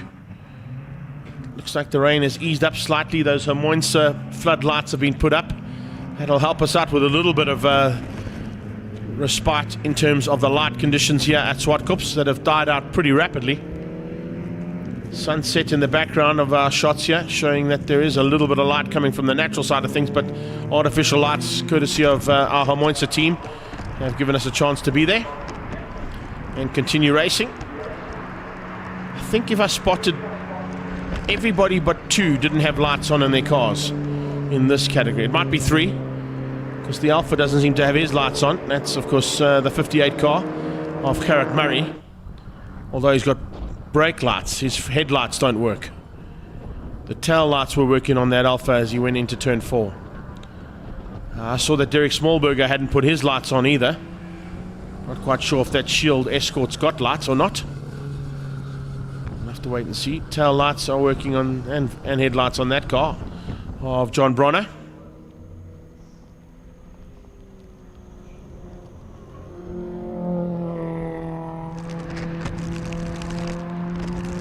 Lead car up in towards turn 4. You can hear a little bit of the wetness, and windscreen wipers on the car means that the rain is coming down. Lots of lightning over the eastern part of the circuit. Also a big concern for some of these drivers. Gerrit Murray getting up the inside of Duplessis Senior in the Porsche 944.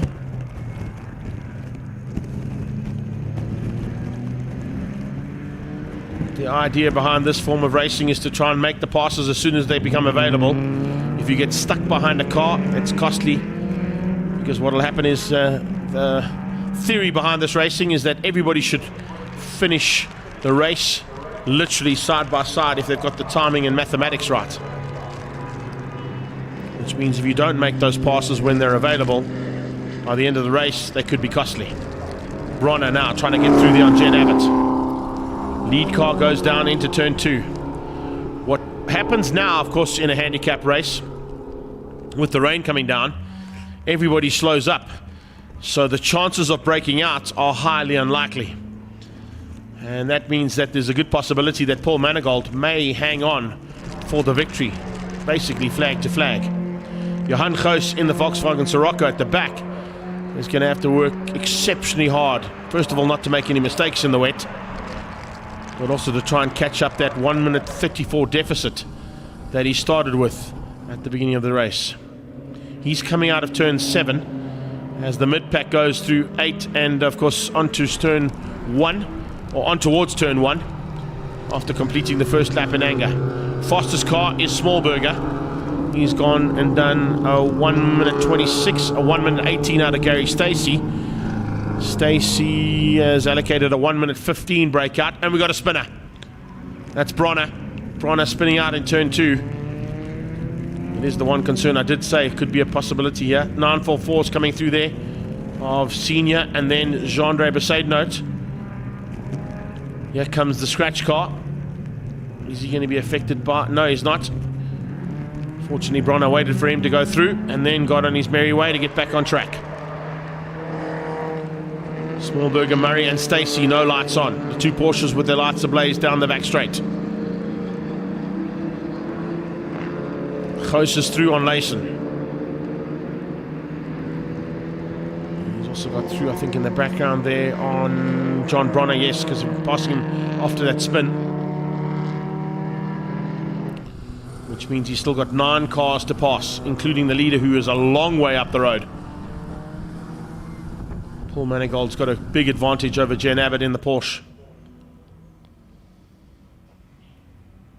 Bronner, Murray, Layson, Smallberger, Duplessis coming down onto the brakes, and Besaidnout has moved through nicely as well. He's got ahead of Duplessis Senior, and now looking to try and find a way through there. Trying to follow Gary Stacey, who seems to just be cutting through the field rapidly. We chatted to Jean-Dre in the studio here earlier in the day. He said to me he was loving the format of racing. Didn't quite expect it to be as exciting as what it was, but certainly enjoyed the first time out in a handicapped version of racing. And now we're also starting to see how the rain is affecting the light of our cameras as well.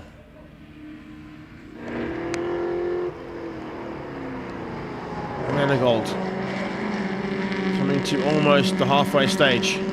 Still leads out over Derek Smallberger, who's now been passed there by Gary Stacey. So Stacey up into second place in the XR8 Interceptor at Ford Sierra.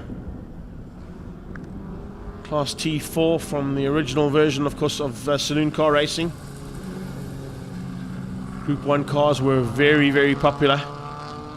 And Gary Stacey currently lapping in the 118s. What is his breakout?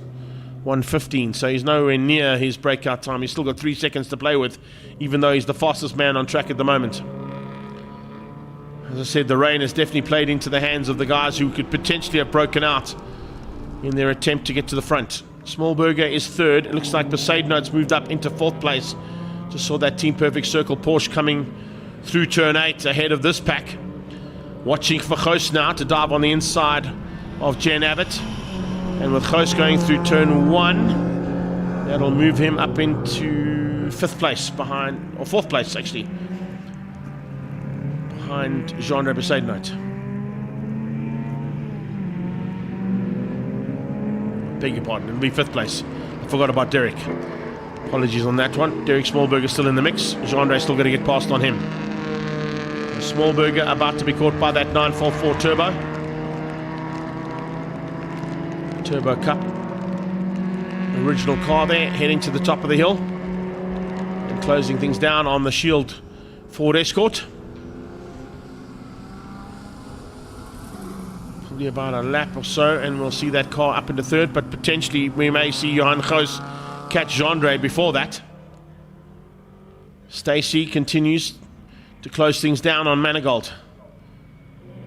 Just wanted to see if we can pick up on where Paul Manigault is as the 2nd, 3rd, 4th and 5th place cars come across the line to complete another lap, and the halfway stage of the race is now being attained. One thing also watching out for is some of these cars potentially have vents on them to stop the windows from misting up. I was just watching the one shot there of Johan Goos. His front windscreen on that Sirocco seems to be misting slightly. That's always a big problem. Not always an easy thing to remedy. I remember on a few occasions in the Mini when I was racing production cars, you actually had to loosen the belt slightly and use your glove to try and get the windscreen from misting up. Not the ideal thing to do, but of course visibility, when it turns poor, you do anything to try and get a clear visor in front of you, whether it's your actual helmet visor or the windscreen of the car. Abbott from Murray, Murray from Michiel Albeholzer, who's closing things down there on senior. Oh, Smallberger, that's not the way to go into number 5, and he's followed very closely there by Johan Goos. So Goos watching and get caught out by sort of watching the car in front of him make a mistake. He does the same thing. Smallberger went reversing into turn number 5, and Goos followed suit. Very lucky not to hit the tyre barrier, but that's going to throw Johan Goos completely out of the running for the win. Any mistake like that will be costly at this stage of the race. So Goos was fastest on a 118, but unfortunately that means he's going to be dropping out of contention for the win. There's not enough laps available for him to now close that gap down. Paul Manigault still continues to lead.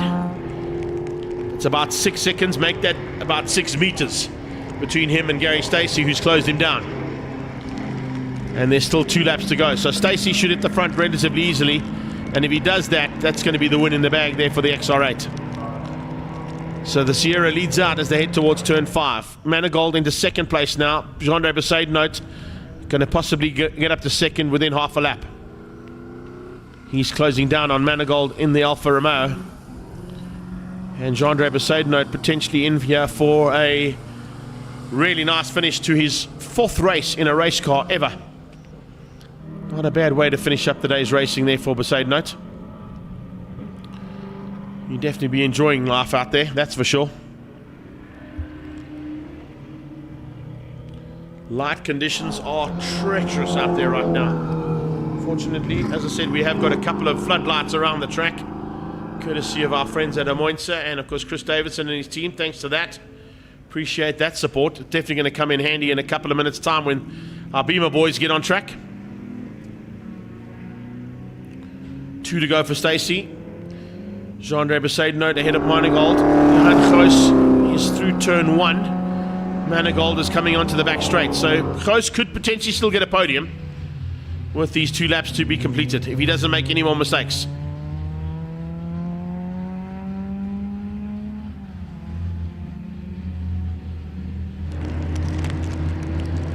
Here is Manigault through turn 4. There comes Goos out of turn 3. Yeah, so within these next 2 laps, I think Goos will catch and pass Paul Manigault and get himself up into a podium finish. Remember, at this stage, the mark cars, it's Gary Stacey over Paul Manigault and Johan Goos. The trophy cars will be Besaidnote over Jen Abbott and then Duplessis Senior. So Porsche's 1, 2, 3 there in the trophy class for Evapco Pursuit Series. Those are the 2 categories, or 2 classes of this category. Mark cars and fine cars. And the fine cars led out at the moment by Jean-Andre Besaidnote. So he's looking for a victory in the fine car class. He'll be 2nd overall. And behind Gary Stacey's XR8. That's not a bad effort. Watching for the gap, though, between himself and Goos. I think it's enough for him to manage. There comes Goos out of turn 1. Yeah, that should be more than enough for the Team Perfect Circle Porsche to still maintain and get a 2nd place on the road. So it's Gary Stacey up towards turn number 5 for the last time. The rain is starting to come down again. Not too far behind him. Here's Jean-Andre Besaidnote. As we get into the closing stages here of the Evapco Fine Car Class and Historic Pursuit Series, it's Gary Stacey in the XR8 Interceptor. Jean-Andre Besaidnote in 2nd place behind him. Headed down the hill for the last time for Team Perfect Circle.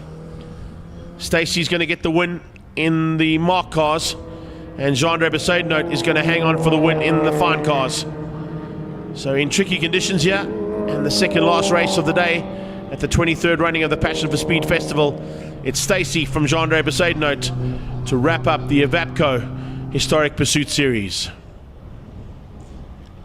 3rd place will be Goos. Had he not made that mistake, potentially could have been a little bit higher up, but he will finish up in 2nd place overall in the mark cars, 3rd overall on track, and that's just ahead of Paul Manigault, who will be getting 3rd in the mark cars. Long way down to the 2nd of the fine cars. That will be Jen Abbott in the Porsche 914, and Vanon Duplessis Senior will finish up in 3rd place in the mark cars behind the other 2 Porsches on track. So that's how we wrap things up there. Let's have a look at the unofficial results. Stacey, Besaidnote, and Johan Goos, your top 3. And of course it's Manigault behind there with Leysen, Smallberger, Abbott, Murray, Duplessis Senior and Bronner. But in terms of the classes, Gary Stacey ahead of Johan Goos and Paul Manigault. Jean-Andre Besaidnote ahead of Jen Abbott and Vanon Duplessis Senior. Up next, our final race of the day, under floodlights, in tricky conditions, with some wetness. It's BMW M Performance Racing Series classes B, D and E. We'll be with you shortly.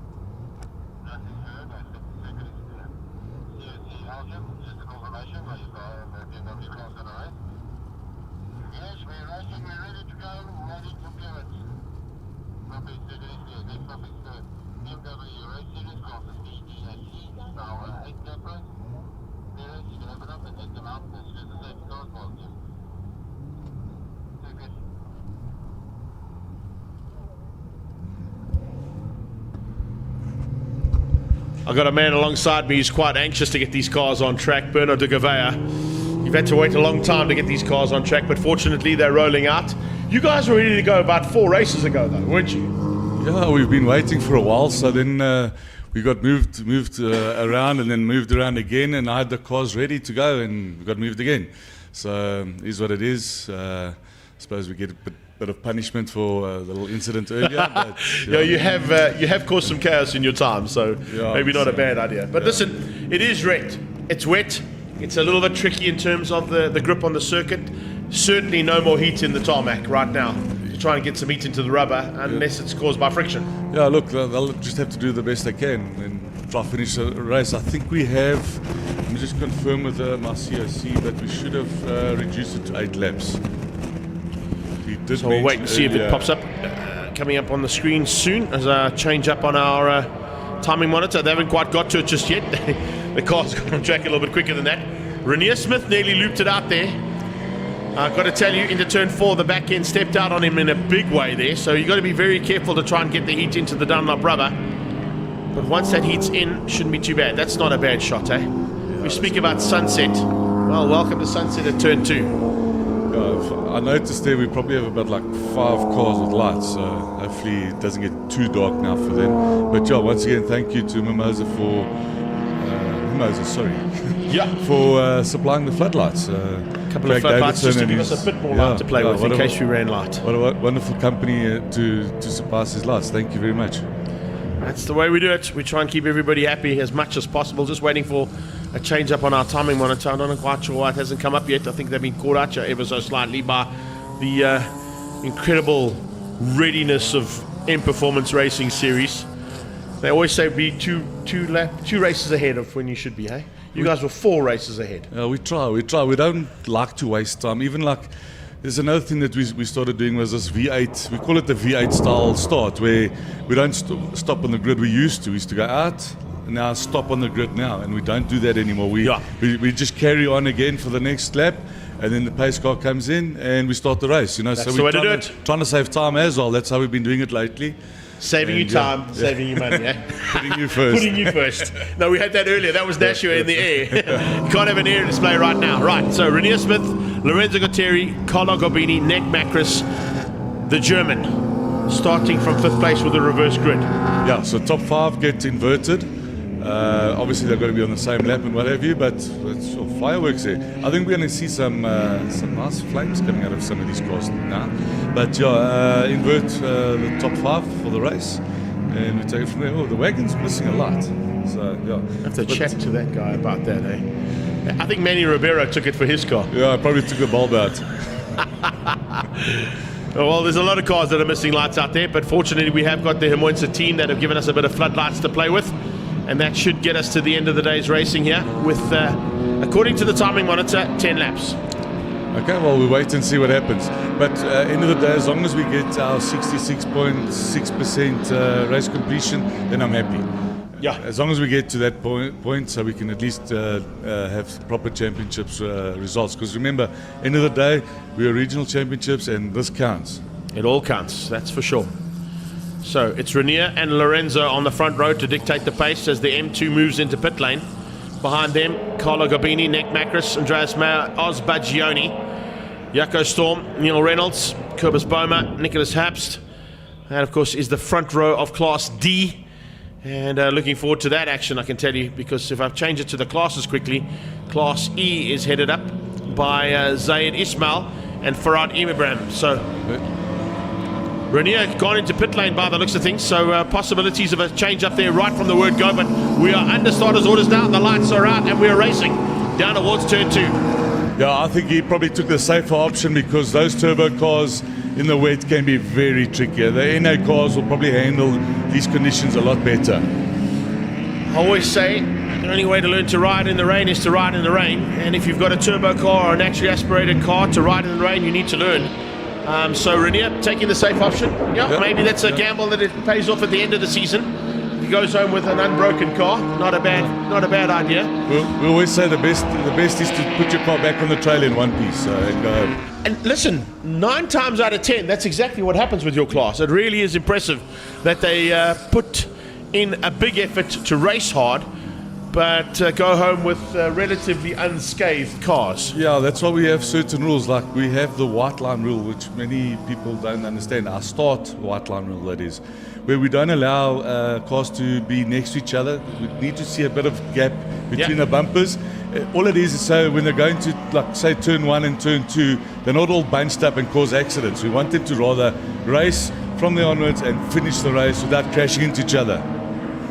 Fastest car on track at the moment is Lorenzo, 109.4 in these wet and tricky conditions. The German, though, closing him down. He's done a 110.6. Got to find about half a second or so to close in. Osbagioni with some problems out of turn 2. Maybe just missed a gear there, I think. Well, he's got a sequential gearbox, so I think that's a lame excuse from him then. Yeah, exactly. Something went wrong, though. And he came out of turn 2 very slowly. He was actually overtaken, I think, in there. So some chopping and changing in between himself and Jaco Storm. Spinner down into turn 2. Mr. Ranfontein, Roland Hopkins. Yeah, Roland just getting to grips with this rear-wheel drive Beamer of his. He gets going again. He comes from a front-wheel drive class, if I'm not mistaken. Yes, he does. Yeah. Polos, wasn't it? Out of triple ones Sports and Saloons, yeah. So he's, of course, changing up to the rear-wheel drive. A couple of guys take a while to get used to rear-wheel. It's a completely different driving style. Remember, you've got a little bit more to play with when you've got rear wheel, as opposed to trying to do everything through the front wheels. So here we go. Mid-pack starting to heat up. A couple of guys with lights on. You know what? I've had a situation like this at Bekisa, at that 45-minute endurance race, where some guys have got lights, some guys haven't. I can tell you what they try and do, which is exactly what's happening there with the 104 machine, is put those lights onto bright. So I think...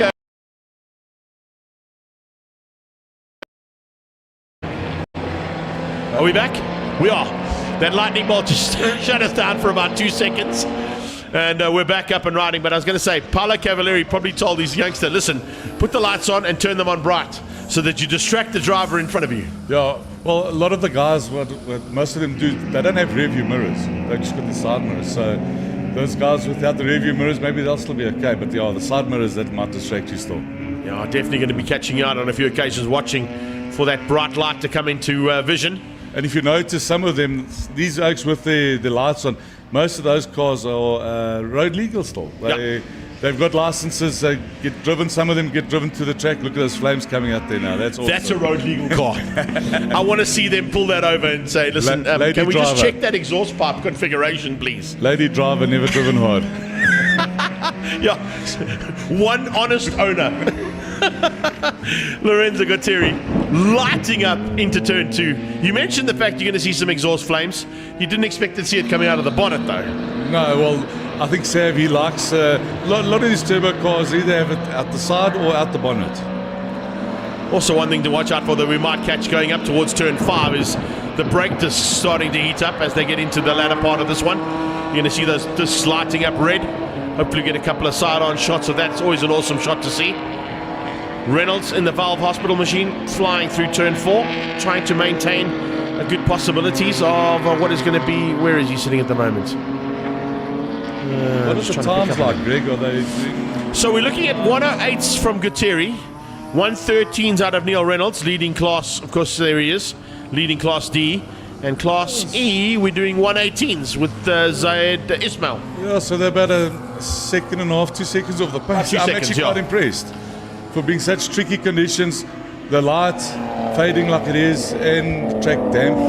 Doesn't look like it's raining at the moment. No, I think it's just damp. I think the rain has stopped, but there's a lot of lightning, there's a lot of distraction around you, and levels are pretty high in the cockpits. And we've got a move here from our French race driver, Ludwig Chiron, on George Economides, but I think Economides is going to keep him. He's a track specialist at Zwartkops. George Economides is a difficult man to pass at Zwartkops, that's for sure.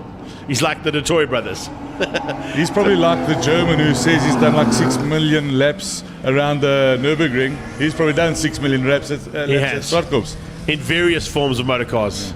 He's got that, of course, Warsteiner style DTM livery on that car, and he's also got a very fast turbo Golf that he participates in every now and again too. Now the Germans... Red flag. Someone go off somewhere.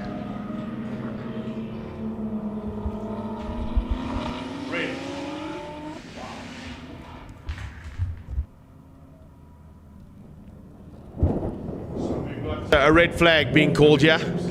Looks like that might be the end of the day's racing as well, because that's 6 laps completed. Is that enough? Okay, so 6 laps completed. Cars being called in with a red flag. We're hearing that it might have been due to some lightning up at turn 6. Not quite sure what the incident is there. But Bernard, unfortunately, that brings the race to a close. It's not what we wanted. We're just starting to get into the mix there a bit, hey? Yeah, it looks like the guys are actually doing quite well for the conditions and stuff. So, yeah, is what it is. What can I do? Just hearing my ear there from my director. It looks like one of the cameramen might have been involved in that lightning bolt. So hopefully he's okay. But, of course, that brings us...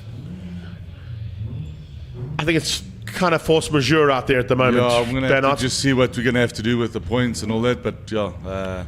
I'll leave that to you, shall I? Yeah. No, I'm Get on that calculator. Yeah. Come on, make some plans. Yes, us accountants will make a plan. Exactly. I know how you guys work. Listen, it's been amazing to have you in studio once again. Thank you very much. Thanks. Please pass on the thanks to Nick as well. It's always great to have you two in studio. The insight that you guys bring is always good. And, of course, hope you're enjoying that. Yeah, I would have just liked to have had a full race meeting, but it is what it is, and we'll take it from there. There you go. So, Bernard de Gavert from BMW M Performance Racing Series joining me for the commentary. And, of course, wrapping things up here for the 23rd running of the Passion for Speed Festival. 50% has been completed. So, do we continue, Mr. Bean? We're done. All right, so Aldred coming in here, our COC coming to tell us that officially we are done for racing. I think it's force majeure as well. And telling us that that'll be the end of the day's racing. So, Ben, I'm going to say thanks once again. Catch you later. Thanks. Mr. Bean, good job. Thank you so much for your help. Let's get some shots on track there, guys, of the lightning so we can wrap things up here from the 23rd running of the Passion for Speed Festival here at Zwartkops. Oh, so it's just us. Okay. So we're going to wrap up between you and I. So first and foremost, a massive thanks to all the crowd out there. We had a sold-out crowd according to CompuTicket and Mrs. DeToy. So thanks to all of our friends, fans and family that were here at the track. Everybody watching on the live stream, thank you so much. Please go and watch this again, like and share it onto all your platforms so we can grow this sport. That's what we've been trying to do for the last 3 years. It certainly is paying dividend in terms of that. You can speak to the man alongside me. He's seen the value in terms of what we bring on our live stream feed, bringing all these massive sponsors behind his series. We saw it as well from Dunlop earlier on, chatting to, of course, the lady who supports your cars, as well as the new sponsorship of the Extreme Supercars. But from my side, a massive thanks, as always, has to go out to the marshals and medics, particularly in these tricky conditions at the end of the day. It makes it very difficult. To our camera crew, who unfortunately looks like might have been affected by the rain at the end here with a lightning strike. We hope everything's okay there. We will bring that to you if there is any information to be passed on. And, of course, to the medical team who were called on duty every now and again today to ensure that our drivers were safe and sound, and even some of the spectators and marshals who unfortunately were injured earlier on in the day. More importantly, though, another spectacular Passion for Speed Festival. Yeah, thanks, Greg. I just want to mention as well that our driver that was in that incident in the first race, he has been discharged from hospital. He's fine. A little bit sore, so he has to stay at home for a few days, but he's fine. He'll be back for the next one, I'm sure. Thank you to Zwartkops, Tanya and the team, Mr. DeToy for hosting us again. We really appreciate it, and we hope to be back again next year. There's no doubt about we'll have you back next year. The class of racing that you bring for us is amazing. And from our side here at the Two Wheels production with up to 60 seconds, on behalf of all of our team, we thank the support that comes through on our live stream feed. We will see you real soon because, of course, our next event is here at the regional in the beginning of March for Regional Extreme Festival, and then down in Cape Town for the first national of the season for the Extreme Festival. From our side, Greg Maloney, on behalf of everybody behind the scenes, take care then. Bye-bye now. Ciao.